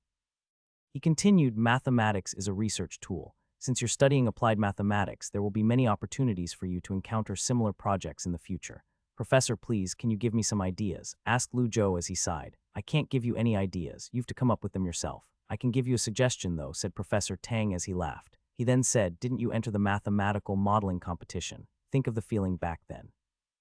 Lu Zhou raised his eyebrows and he went into deep thinking. He then shook his head and said, "It's completely different. The reason why the aerospace problem could be turned into a mathematical problem was that it was ultimately a physics problem and there was a formula. Plus, they gave me data. It's actually the same," said Professor Tang as he shook his head. He continued, "Whether it's the movement of a spacecraft, or the movement of particles, or the change of functional groups.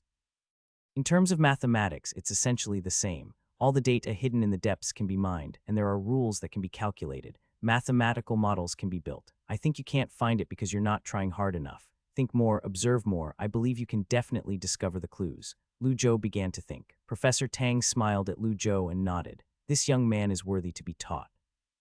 After lunch, Lu Zhou went back to the library and sat down. He recalled what Professor Tang said and calmly looked at the data and draft paper. He began to enter into his deep thinking mode. Mathematical modeling. He lightly tapped his pen as his eyes scanned the printed pages. The data that Brother Kyan provided was comprehensive, but it was also messy. Useless data was not useful to researchers. Instead, it would become a hindrance to the truth. The problem is that the CNT's material has an effect on the hydration reaction in the early age when it is incorporated into the cement. So only the data from the number 2 sample is useful. The FTIR images of samples number 2, number 4, and number 27 indicate that this effect is not related to the surface functional modification of the CNT's materials. The experimental data from samples number 24 to number 28 can be deleted. Lu Zhou crunched up several A4 papers and threw it into the trash can. He then wrote down 2 lines of formula on the paper. Di equal k to semi 2 d mu 2 pw rho. Vi equal 2 pw rho n. Lu Zhou looked at these 2 lines of formula and had a smirk on his face. This is a good start. If he was asked to dive into the impact of carbon nanotubes on the matrix material, he could not do it. However, he was asked to mine data from FTIR images and using mathematical tools to find patterns. That he could do. Time slowly passed by and the sky outside the window gradually became darker. Lu Zhou spent the whole afternoon completing the preliminary collation of the data and built a simple mathematical model.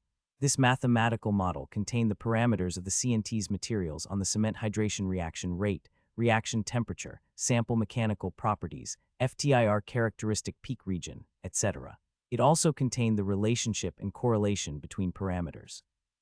Lu Zhou directly used the thesis he once published in the International Journal of Theoretical and Applied Mathematics journal. In the thesis, he wrote about several generalized theories about the Fourier inversion transformations. Unexpectedly, by using the thesis, the amount of computation could be reduced. Once the mathematical model was built, the difficulty of the problem was greatly reduced. Lu Zhou leaned against his chair and stretched. When he glanced at the MATLAB interface on his screen, he suddenly had a moment of realization. Next, he would code this model into a program. Once he was done, he could use the power of the computer to dig the invisible data. It seemed that Lu Zhou went back to the same state as when he wrote the thesis on Zhou's conjecture. For 3 days, all Lu Zhou would do was to go to his dorm, the library, and the cafeteria. However, even working like this, by the evening of the 3rd day, Lu Zhou only managed to complete the establishment of the second set of models. He used an iterative algorithm to find how the CNT's materials influenced the temperature of the reaction when they were hydrated into the cement at various stages. He still had 3 known parameters that needed to be calculated. Lu Zhou had only completed 60-70 of this project. However, the rest of the work was easy as he only had to do calculations. When it was 5:30 in the evening, Lu Zhou tossed his pen on the table and went to the cafeteria. While he was walking, he called Brother Kyan. As soon as he picked up, an eager voice came from the other end. "How is the progress?" Lu Zhou resisted his urge to yawn. As he rubbed his nose, he said, "Give me 2 more days. I can definitely do it in 2 days." The semi-scientific mathematical modeling competition was still incomparable with this kind of scientific research project. The most important thing was that Lu Zhou had no teammates. He had to do everything, from mathematical modeling to programming to thesis writing. When he was in the mathematical modeling competition, he still had a genius programmer that helped him with SAS and graph making. He also had a teammate that brought him food. Lu Zhou could not help but reminisce. "I guess she was still pretty useful." "Can you do it or not?" asked Brother Kyan. His tone was full of doubts. It was not that he doubted Lu Zhou's mathematics abilities. After all, Lu Zhou proved Zhou's conjecture. However, mathematical strength could not be directly applied to scientific research. Many people had engaged in pure number research for their entire lives, and their mathematical skills were cutting edge. However, no matter what, their achievements were only in the field of pure mathematics. Although this was normal, not everyone could apply their specialization. Despite that, Brother Kyan did not want to see Lu Zhou drop the ball. Lu Zhou answered, "Oh, you'll know in 2 days." Lu Zhou sounded confident. Although Brother Kyan was still suspicious, he did not say anything. Since he had already waited for 3 days, why not wait 2 more days? The only thing that made him and Professor Li Rongjin felt uncomfortable was the silence of the University of Zhai. The two universities had a lot of overlap in their research on carbon nanotube modified composite material, with the base material in the project of University of Zhai being cement. It was like the University of Zhai was hiding something big. It made Brother Kyan and Professor Li Rongjin panic, especially since their projects were at a bottleneck. Once Lu Zhou hung up the call, he walked into the cafeteria. Just as he stuffed his phone into his pocket, his phone rang again. He took out his phone and noticed that it was Fat Wu who called him. Lu Zhou took out his food card and pressed it on the card reader for his barbecue meat. Only then did he pick up the call. "Hello, Fat Wu, what have you been up to? I haven't seen you in a while." Lu Zhou said, "I'm doing a research project for the physics department. It's related to carbon nanotube materials." Fat Wu, too good, too good. Research on nanotube materials. Amazing. Lu Zhou asked, "You're familiar with it?" Fat Wu smiled and said, "There was a laboratory relocation last year, right? Some workers and I were the ones that installed the routers." Lu Zhou, Fat Guy Wu coughed and continued, "Anyway, tomorrow afternoon, I want to bring the club workers together and have a meeting to discuss the advertising plan for the new version. Do you have the time to join us?" "No, I can't. I'm too busy these days," said Lu Zhou while he was stuffing his card back into his pocket. He took his barbecue meal and said, "How about you just do this meeting by yourself?" Fat Wu said, "Boss, you can't just ditch me like this." Lu Zhou did not feel good about this either, but he really did not have any spare time. He said, "Well, I'm giving you a stage to perform, plus I probably can't give any useful suggestions anyway. Do your best, I can see you becoming CEO." Fat Wu, he knew that he was CEO material, however Lu Zhou's words. Why do I feel like I've heard those words before? Time passed by quickly, and within a blink of an eye, 2 days had passed. Lu Zhou looked at the stack of draft papers that were piled up in the corner of the table. It was already 1 o'clock in the morning. After the library was closed, he carried his laptop bag and found a classroom to work. He finally completed the final steps. He had sacrificed so much for this research project. Lu Zhou entered the sets of data into the computer and finished the final calculations. After that, he put the data into the formula. Suddenly, Lu Zhou stared at the draft paper and was frozen. He was staring at the number on the draft paper and the number on the computer screen when a strange expression appeared on his face. Alpha equals 0, this is impossible. No, wait, I'll think about it from another perspective. If his calculation was correct, the resulting alpha parameter was indeed equal to 0. This means that, when the CNTs were incorporated into the cement, there was no impact on the reaction of the hydration. What the hell? 8 o'clock in the morning, Lu Zhou spent the whole night arranging his work into a thesis. He then walked to the laboratory and handed his 5 days' worth of work to Brother Kyan. Then, "This is impossible," said Brother Kyan as he slapped the thesis on the table. He replied vehemently, "The strengthening mechanism of CNT's material for cement material is to provide a nucleation matrix for the hydration products and reduce the barrier. The hydration product is easy to form. You researched for all this time and now you're telling me it has no effect. How could it have no effect on the early stage hydration reaction? Have you seen the documents I gave you? You must have done a calculation error. This doesn't make sense. It's mathematics," said Lu Zhou. He was unhappy to hear that his results were ruthlessly negated. He supported his argument with reasons. "I don't know if you noticed the FTIR of the 4th sample. In the chart at 8H to 12H, the migration speed of the characteristic peaks at 810.25 centimeters 1. It's basically the same for the CNT's doped sample and the blank sample. What does this mean?" Lu Zhou was certain of his calculations. When he discovered this issue, he recalculated it at least 3 times. Lu Zhou's tough attitude surprised Brother Kyan. Brother Kyan then softened his attitude. He stared at the chart for a long time. The debate between the two Liu Bo, who was sitting next to them doing sample analysis. After he heard the discussion, Liu Bo stared at the A4 papers on the table with an intrigued expression on his face. The CNT's material has no effect on the hydration reaction of cement in the early stages. This is really incredible. If this conclusion is correct, it can even be published as a research result alone. "I agree, how ridiculous," said Brother Kyan brother as he nodded. He then shook his head and said, "From a molecular dynamics point of view, this is impossible. The side of the carbon nanotube is highly delocalized. The bond is bound to interfere with the polymerization process of the silicon tetrahedron." Liu Bo raised a counter-argument, "But this is only one of the many consensuses. Maybe it's not correct." Lu Zhou looked at the two people discussing and did not say anything. He could not even understand what they were saying. It was similar to a situation where if Lu Zhou talked about optimal inversion theory of linear functionals to those two, they would not be able to understand a thing. Lu Zhou looked at the two people discussing and started to think. Guess I really have to increase my knowledge level. Entering the frontier of scientific research with just a mathematics degree is not enough. Otherwise, if he received a high-tech drawing from the system, he would not even be able to understand it. Actually, if Lu Zhou understood material physics, he would know that the international academic community did not have a clear conclusion about the mechanism of carbon nanotubes for composite materials. Although the proper addition of carbon nanotubes in the material could increase the strength of the material, this had been confirmed in many experiments. For example, the most typical laser alloying and post-quenching process synthesis of carbon nanotubes for steel composite hardness could reach HRC 69. However, the method to do this for carbon nanotubes was currently based on theoretical assumptions. Therefore, if one saw different explanations in different textbooks, one should not be surprised, because this thing itself did not have a conclusion. What Brother Kyan believed in was one of the mainstream conjectures about the strengthening mechanism of carbon nanotubes for cement materials.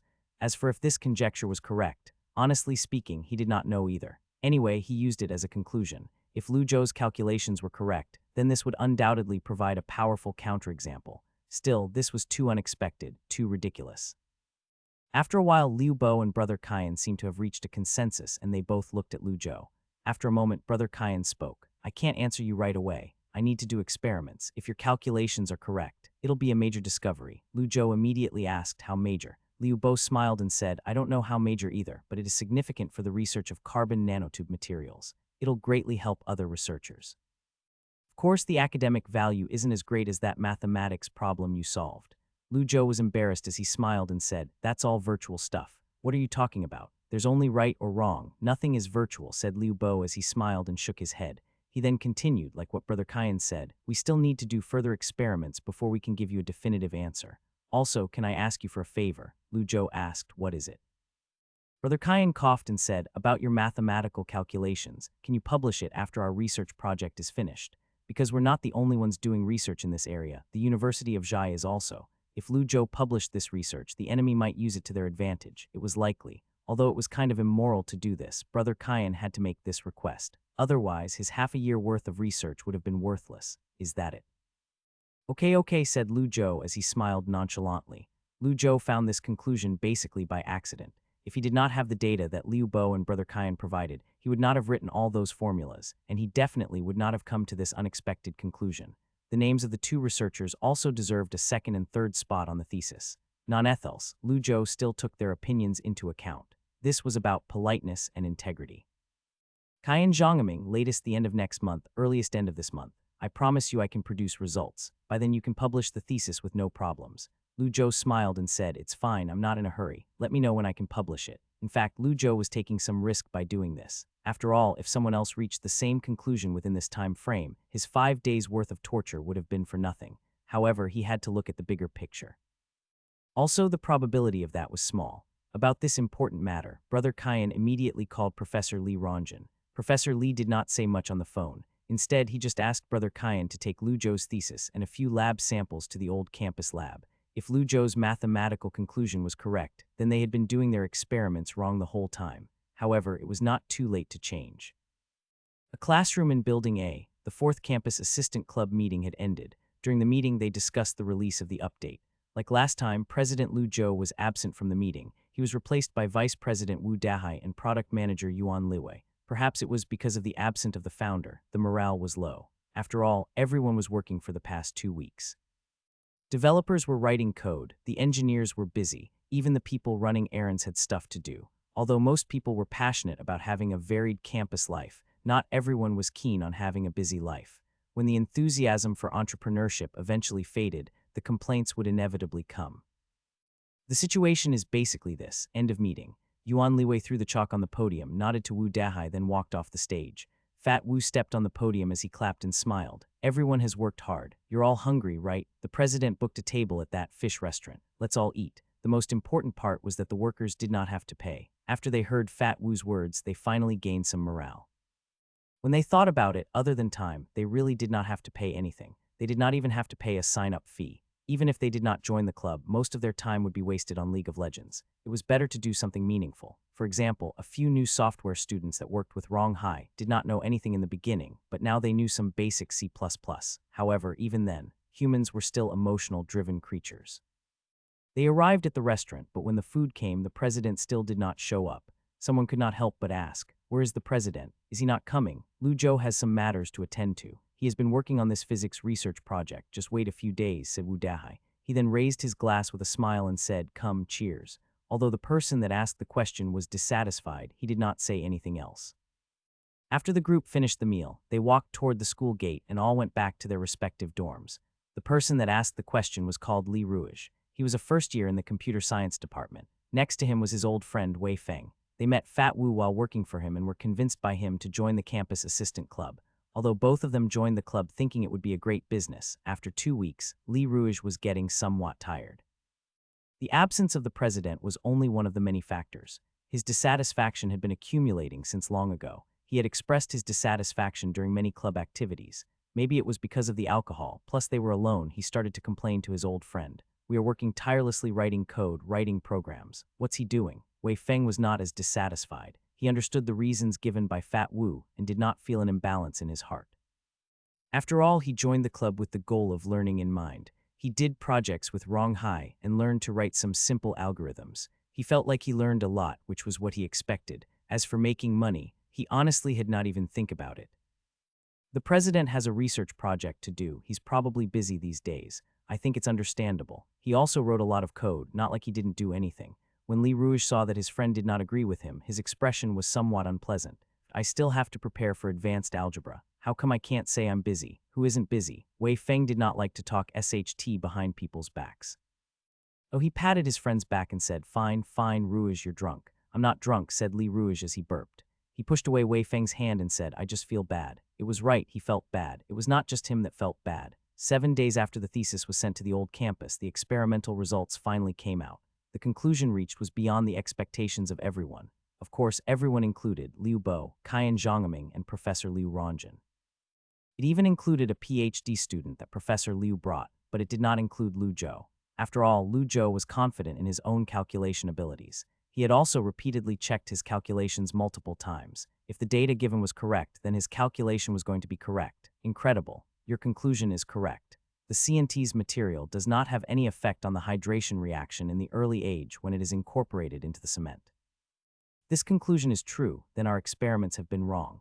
The key to solving the pressure resistance of number 2 sample is not in the hydration reaction at the early age, but from other places. Lu Zhou asked, "Is there anything else I can help with?" Brother Qian shook his head and said, "Not for now. We'll have to redo the experiment by adjusting the amount of carbon nanotube material usage, but you just saved us 2 months of research time." Lu Zhou remembered about the documents he read.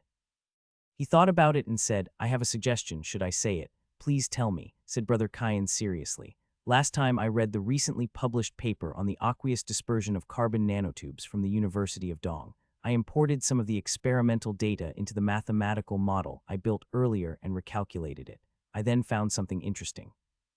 Why don't you try to experiment with a 0, 4WT0, 5WT range for the amount of CNTs, 0.4 to 0.5, asked Brother Qian. With his eyebrows raised, he said, "We've done 0.6, 0.8. The results obtained were not satisfactory. The current preferred scheme is still above 1. Will 0.4, 0.5 be too little? That's why I'm only suggesting," shrugged Lu Zhou. He then added, "Since I saved you so much experimental time, why don't you try my suggestion?" If it was before and Brother Qian heard a suggestion from an outsider, he would have taken it with a grain of salt. However, the situation now was different. Lu Zhou's calculations were proven by experiments, and Brother Qian trusted him. Brother Qian nodded as he said, "Okay, I'll forward your suggestion to Professor Li." "Oh yeah, can you give me the document that you read?" "No problem, I'll send it to your email." Suddenly, Lu Zhou's phone in his pocket began to ring. "Sorry, I have to take this." "It's okay, I have to go to the old campus anyway," said Brother Qian as he looked at the clock. He then said, "See you later." Lu Zhou walked to the corridor and picked up the call. When the phone connected, before Lu Zhou could even speak, Fat Wu's loud and anxious voice came through. "Lu Zhou, something bad had happened." There were 5 withdrawal applications on the table. Lu Zhou looked at Fat Wu, who was wearing an awkward expression. "Fine, I guess the 12 slaves have become 7. Lu Zhou took up the resignation application and glanced at it. "Li Ruish, I don't know him at all. This is my fault," said Fat Wu as he put out the cigarette and threw it in the bin. He sighed, "I just want to get more workers, but I forgot about the internal problems." "It's not entirely your fault, it's my fault as well," said Lu Zhou as he put down the withdrawal application. He sighed softly and said, "There are 5 applications for resignation. I don't remember 4 of these names. Also, I've been busy with science research. I didn't care enough." As the president of the club, not knowing the names of club members was an ignorant move. Also, they were not just club members, they were his friends. Maybe he really was unsuitable for doing business.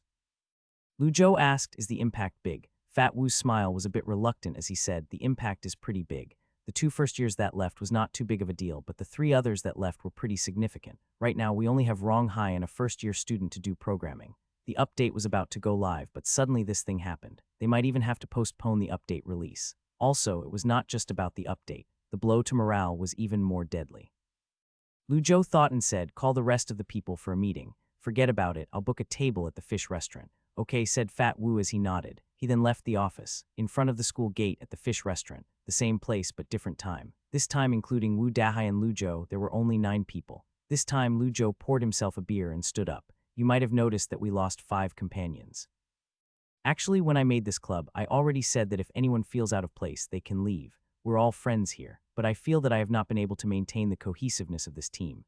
As the founder, this is my fault. It has been more than half a month since our club's establishment. You guys have put in a lot of work for our business. I think that before the new update goes live, I have to say some words. Today I brought everyone here to say one thing.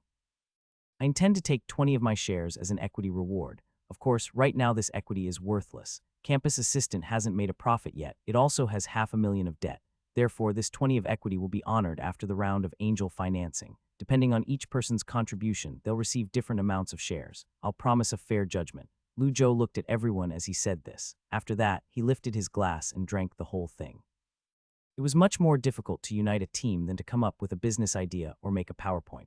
Fortunately, relying on equity and angel financing, the morale of the team increased again. Next up was honoring these 2 promises. After the dinner, Lu Zhou went back to his dorm, and as he leaned against the balcony, he stared at the track field and pondered. He thought about Campus Assistant and was inexplicably annoyed. It was like he encountered an impossible mathematics problem. He had not encountered this kind of problem in a long time. As expected, compared to entrepreneurship, he was more suited for scientific research. Maybe after the round of angel financing, I'll find an opportunity and cash out the shares. Lu Zhou stayed on the balcony for a while. He sighed and looked at the stars before he began to talk to himself. Is it because I'm burning myself out? With the 5 days of high-intensity research work plus the launch of the Campus Assistant update, he felt burnt out. He thought of Mrs. Yang's advice and gave it serious consideration. Perhaps he should consider the balance of work and rest. At this moment, the dorm room door was pushed open. Shishang, who was wearing a jersey, walked in with a basketball. "Joe Ball, we still need 1 person." Li Tao and Tian Jun stood behind him. They were both wearing jerseys. Lu Zhou wanted to say he was disinterested, but he changed his mind and blurted out, "Wait for a second, I'll change my clothes first." He turned around and went into the dorm. He then pulled out a jersey from his cabinet. Once he put on his shoes, Lu Zhou followed the group to the basketball court. Run, shoot, dunk. Okay, Lu Zhou could not dunk. At most, he could grab a rebound. They were just playing casually, so they did not assign positions. Lu Zhou was sometimes in the free throw line, sometimes in the 3-point line. For him, the score was unimportant. He just wanted to vent and sweat. After an hour of playing half-court, the teams were extremely tired, especially Lu Zhou. It looked like he fell into a pool. Midfield, "Let's take a break." Shishang shouted with the ball and everyone agreed. Lu Zhou's sweat soaked through his clothes as he laid on the wooden floors and gasped. He had an indescribable pleasant feeling. He had not felt this type of pleasure in a while. Shishang bought 2 bottles of water and sat next to Lu Zhou. He then placed 1 bottle on Lu Zhou's head and asked, "How are you, feeling better?" The bottle almost fell, so Lu Zhou grabbed it and rolled his eyes at Shishang. He then took a deep breath and said, "What do you mean by feeling better?" "Emotionally," said Shishang with a smirk. He added, "Don't you have some stuff on your mind? Why don't you talk about it? It's just that I'm too busy." "Emotionally, I'm okay." "That doesn't make sense," said Shishang as he shook his head. "What do you mean it doesn't make sense?" As Lu Zhou stared at Shishang, he suddenly felt a sense of premonition. His intuition told him that this guy was about to go on a rant. Shishang laughed and said, "Seriously, according to my experience, when a guy has your expression, it's because of a girl." Lu Zhou, Shishang saw that Lu Zhou did not respond, so he thought that he was correct. He sighed and said, "We're still young, who hasn't been rejected? The road is still long, don't be so sad about 1 person." Lu Zhou, "FCK me, Shishang's brain tumor is getting bigger." Lu Zhou was about to insult Shishang when his phone suddenly rang. Lu Zhou picked up the call and placed his phone to his ear. "Hello, it's me." Chen Yushin's voice traveled through the phone. Lu Zhou adjusted his breathing and asked, "What's up?" "Not much. I just wanted to ask if you're free tomorrow afternoon." "I'm free." "Oh, that's great," said Chen Yushin as she sat in her dorm. Her eyes lit up and said, I won 2 movie tickets with my roommate at the school's entertainment festival. We were going to go together, but she stood me up. Do you want to watch a movie? Watching a movie. Sounds good. Lu Zhou heard that the movie was Nolan's new work. It was only domestically released recently. Lu Zhou had been looking forward to it since he saw the trailer, but he was so busy that he almost forgot about it. Perfect, he wanted to relax anyway. Okay, I'll see you at the school gate tomorrow, 2 o'clock. Be there. Someone already ditched me, you can't ditch me as well. Also, why are you panting? Lu Zhou, I'm playing basketball. Chen Yushin was surprised, you know how to play basketball. Lu Zhou replied, I'm just playing around casually, talk to you later. Oh okay, I have to study vocabulary, bye then. Bye. Lu Zhou hung up the call and stuffed the phone back into his pocket. He stared at Shishang and asked, what were you saying? Shishang looked at Lu Zhou and was silent. He did not want to talk. This did not make sense. It was winter in Jinling and the temperature was dropping.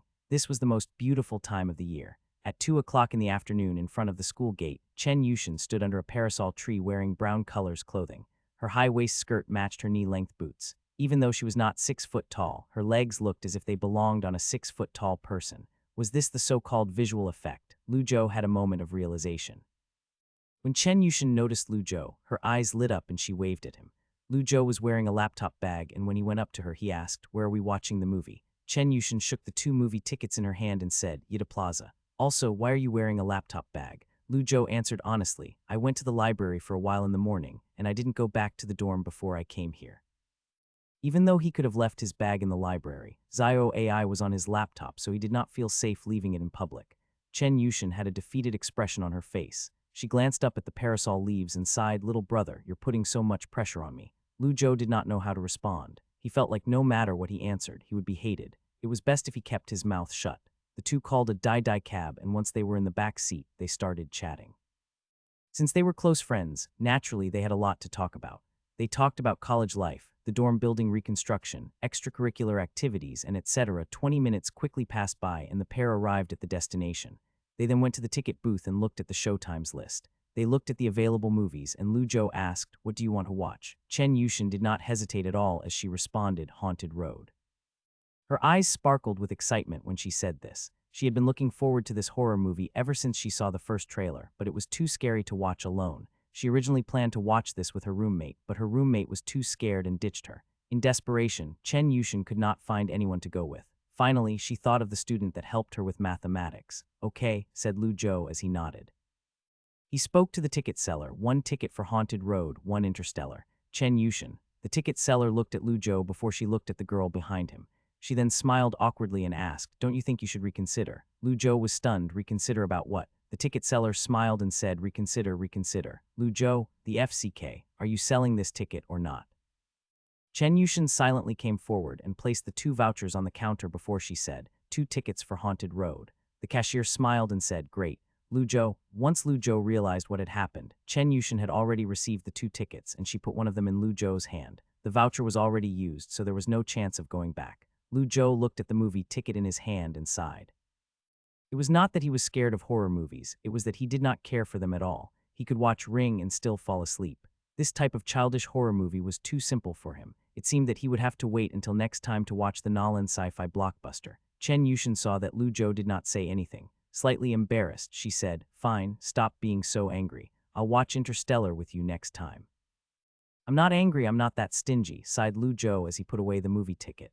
He looked at the time and said, I'll go buy some popcorn. Do you want any? After all, since he became a millionaire, he became slightly more generous. At least he was not as stingy when it was about food. Chen Yushin's big, beautiful eyes widened. Are you sure that you'll be able to eat popcorn? Lu Zhou was surprised. Is there a problem? No, nothing, said Chen Yushin as she shook her head in respect.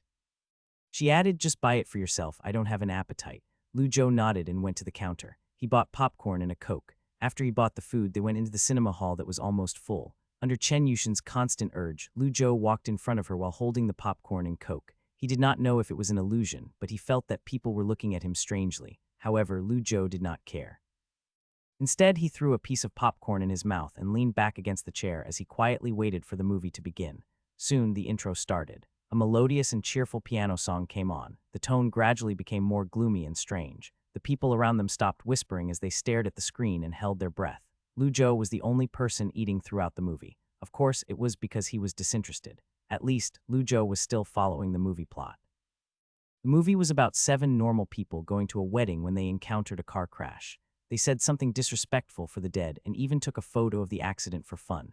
Then they basically all died. When the car broke down in a rural area, the people decided to stay the night in the car. They even took a group photo and the caption said they would not die here. Then, they all died. Lujo heard screams nearby. The more he watched, the weirder he felt. This plot, why does it feel like?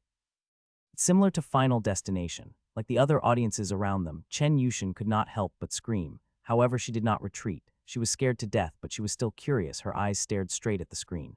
Her big eyes were full of fear and excitement, and her hands were on her cheek, ready to cover her eyes. Lu Zhou glanced at her. This chick, is she okay? The movie continued. It was the main confrontation scene, and screams came from all around the theater. Lu Zhou was eating popcorn and drinking his Coke. He did not feel anything at all. He just wanted to go to the toilet. However, Chen Yushin was screaming her head off next to him. People around her were wondering if she had gone crazy. Finally, the movie came to an end. From an objective perspective, the music was not bad. For a domestic horror film, it was okay. At the end of the movie, the whole situation was revealed to be just a dream. After all, the focus of a horror movie was about the process, not the ending. However, Lu Zhou did not understand the process at all. Honestly speaking, artificially created horror like Detective Conan scared Lu Zhou a lot more than these horror films. Of course, he was talking about the television show, not the movie version. After they came out of the theater, Chen Yushin was quiet, like she lost her soul. Her face was white and scary, and she was limping. It was like her soul returned after they left the cinema.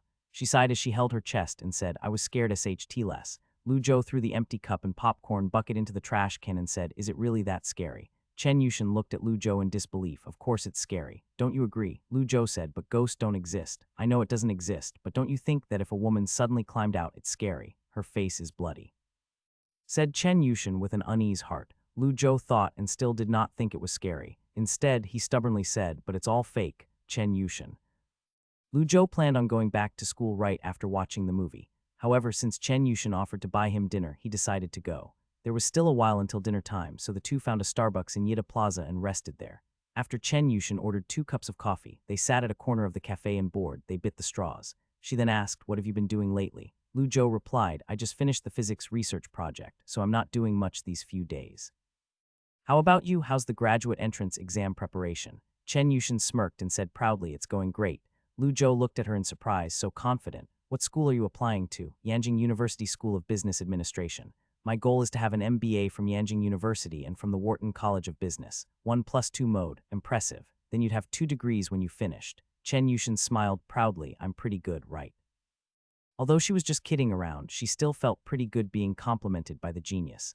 Lu Zhou, nice. Is your mathematics okay though? It was better to go abroad to study, whether it was 1+2 or 1+1 or 2+2. Generally, a university had cooperation projects with foreign institutions. One could get in with normal grades. However, to enter the University of Yan was not as easy. When Chen Yushin heard Lu Zhou doubting her mathematics, she was unhappy and argued, my mathematics is good okay. It's just that when I started to relearn it, I forgot about some topics.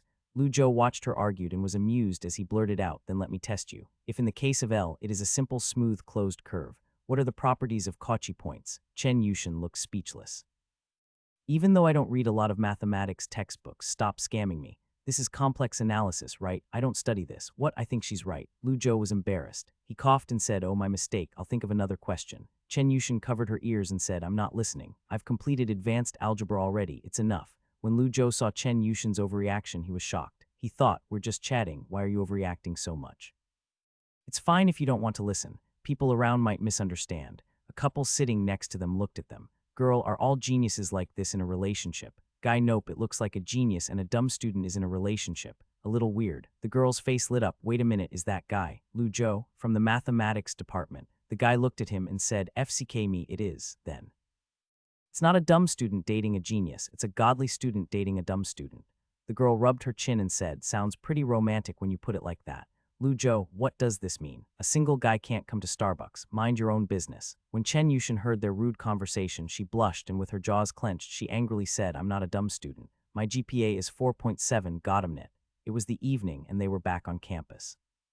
Since Lu Zhou had relaxed for the whole afternoon, he felt really comfortable. He did not even go back to his dorm. Instead, he went straight to the library. The physics research project made him strongly interested in the research of carbon cluster materials. He found that using mathematical tools to solve practical problems was very intriguing. It was like there was an unexplored gold mine just waiting to be discovered by him. Lu Zhou downloaded some theses into his computer and started to read them. At this moment, he finally understood what the system meant by "your brain is too empty, learn more." If he had not read the long list of books that the system gave him, he would not be able to understand these theses, much rather the high-tech information in the system database. Over the next 2 weeks, Lu Zhou basically went back and forth between the library and his dorm. Of course, when there were new samples coming out of the lab, he would still help to analyze data. Since his last thesis, Brother Qian Zhongming and Liu Bo gained immense respect for Lu Zhou. Every time Lu Zhou came into the lab to help them analyze Fourier infrared spectroscopy data, they said stuff like "Master Lu, please," or "Master Lu, this way." It even made Lu Zhou embarrassed. When he was free, he would discuss carbon nanotubes with Brother Qian. Lu Zhou found out that this guy was an equipment freak. Whenever they talked about cutting-edge equipment, the guy would not stop talking. He would even talk about the lab tables. For example, in the next-door laboratory, the CVD vacuum atmosphere tube furnace was used to prepare carbon nanotubes. The carbon nanotubes used in the whole research institute were made from this equipment. The import price of this big guy was 100 grand euro. Not only did they have production equipment of carbon nanotubes, but they also had the equipment for surface modification of carbon nanotubes. That equipment almost cost as much as a house. Whenever Lu Zhou listened to Brother Qian bragged, he could not help but be impressed. Not everyone could afford to do scientific research. After learning that Lu Zhou was interested in the preparation of carbon nanotubes, Brother Qian acted as a reciprocating agent. From the preparation of transition metal catalyst to the purification of carbon nanotubes, he went over the entire process with Lu Zhou. Lu Zhou finally had the chance to see what the research project actually looked like in action. Of course, he had to see it under an electron microscope. With this, time quickly passed by, and soon it was already the end of the month. Finally, on the last day of November, a piece of good news came from the old campus lab. Lu Zhou was eating noodles in the cafeteria when he received a call from Professor Li Rongjin. He was thinking about a thesis from the journal Materials Science and Engineering, which was about the theoretical calculation of graphene semi-electron mobility. "Hey Lu Zhou, what? You can publish that thesis?" "Oh, I mean, now that we've already submitted the final report to the higher authorities for an application of a conclusion report." When Lu Zhou finally realized what happened, he stood up from his chair, which scared the couple sitting next to him. He took a deep breath and held his phone tight as he asked with an excited and trembling tone, "We succeeded." Professor Li Rongjin smiled and used a positive tone to reply, "Yes, you're right, we succeeded." Lu Zhou quickly asked, "What's the ratio?" 0.47 WT. Your guess was completely correct. The best ratio of CNT's material to cement is indeed between 0.4 and 0.5, no more than 1 WT. We have made an empirical and inertial mistake. This could have been avoided, said Professor Li Rongjin as he was overwhelmed by his emotion. "Professor Lei, can you send me the thesis about the blending ratio of CNT's material?" "Of course, I already sent it to your email," said Professor Li Rongjin with a smile. Lu Zhou hung up the phone and quickly finished his bowl of noodles. He then went straight to the library. He sat down in the library and quickly opened the email on his computer. Once he downloaded the PDF version of the thesis, he quickly found the section about the ratio. When the CNT's material content is 0.5 WT, the compressive strength and tensile strength of cement increase by 47.1 and 34.2, respectively. Finally, this last technical difficulty was solved. The entire problem came to a successful conclusion. It was not just only the ratio of CNT's material to cement-based materials, but also the surface functional modification of CNT's material, and even the design of production processes, etc. These problems were all solved during this research project, but Lu Zhou was not involved in the other segments. With the end of the entire research project led by Professor Li Rongjin's team, they could publish at least 5 theses and 2 technical patents. If Lu Zhou recalled correctly, not only was this project supported by the National Engineering and Materials Science Fund and the Provincial Science and Technology Department Fund, but it also received an investment from the company, Zhongshan New Materials. When the time arrived, Professor Li would split the research into 2 parts and submit 2 conclusion reports. One would be the vertical process of the research, and the other would be about the horizontal process of the research. In addition to the published theses, the 2 patents should belong to Zhongshan New Materials. Next was to submit the materials used and receive the fund settlement statement, project research reimbursement, and then they should wait for the feedback from the project authorities. However, Lu Zhou did not have to worry about these complicated things. There were designated people in the lab who were responsible for this type of thing. Lu Zhou leaned against his chair and took a deep breath. This torturous research finally came to an end. However, he felt an inexplicable sense of being lost. It was like a large stone was lifted off his chest, but he missed the pressure of the stone. When Lu Zhou looked at the thesis again, he was surprised to find his name in the list of authors. Obviously, his contribution to the thesis was recognized by all of the project members. Even if he had never seen the old campus laboratory, he still received a high degree of evaluation. He loosened his fist and suddenly shook his head. He then started to stare at the computer screen. My battle isn't over yet. I still have an SCI thesis left, the last step. He opened a Word document and his fingers danced on the keyboard. Fourier FTIR spectroscopy analysis and mathematical method for the effect of carbon nanotube materials on cement early-age hydration reaction. Abstract: the hydration process of Portland cement and its carbon nanotube modified samples at an early age was characterized by FTIR. Through mathematical methods such as functional analysis, mathematical models were established. It was concluded that CNT's material did not affect the hydration reaction in early stage when they were mixed with Portland cement. Introduction. Lu Zhou spent the entire day typing up the thesis. When he finally finished it, he brought it to the lab. Once he entered the lab, it was like Brother Kyan had gone crazy. He hugged Lu Zhou and shouted excitedly, "We did it. Lu Zhou, we did it. Okay, I know. Finally, Liu Bo was able to get rid of Brother Kyan's hug. However, Liu Bo then smiled and walked over with his arms open. Luckily, Lu Zhou managed to dodge and escape. Professor Li Rongjin stood aside with a smile and looked at the group of young people. He waited for the excitement to end before he spoke. "You finished the thesis." Finished, Lu Zhou took out the USB but was rejected by Professor Li. "You don't have to show it to me. I've already read the first draft you gave me and there are no problems in it. You did all of the research by yourself, so publish it in your own name." "How can I do that? The data?" Professor Li smiled and said, "Then write Liu Bo and Kyan Zhongming name on it. The Fourier infrared spectrum data was collected by them. Or you can add my name to the fourth place. It doesn't matter for me. Anyway, what I hope is that you can become my graduate student."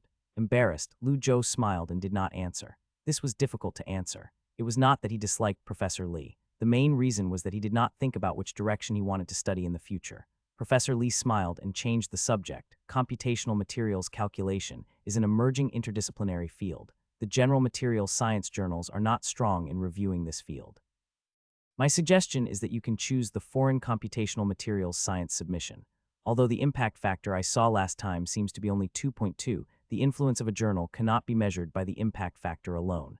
As for the signature of the paper, just write your own name. You don't have to take care of me. I published 5 theses in one field with the help of my team. What's one more? Professor Li was not bragging when he said this. His team was well funded and their research ability was strong, averaging at least 10 theses per year. Professor Li never cared too much about the author name placements for theses. As for the fourth author, the domestic academic environment was different than in foreign countries. Only the first author mattered. Second and third name placement might be meaningful for master's students, but for a professor like him, it was of no use. The professor cared only about practical results. Stuff like patents. Lu Zhou still wanted to say something but was interrupted by Professor Li. "Okay, let's stop talking about academics. I booked a few tables at the Zijinshan Hotel. I'll drive you guys. We've worked for an entire year, so let's have a feast tonight. Your travel expenses from now on will be reimbursed." Brother Kyan also shouted some words. A smile appeared on Lu Zhou's face, but his expression was slightly weird. "Wait a minute. Isn't the Jin Autumn singing show tonight, M?" "Oh well, I'll ditch him." For Lu Zhou, eating with professors in a big hotel was a lot more tempting than standing in a school gymnasium.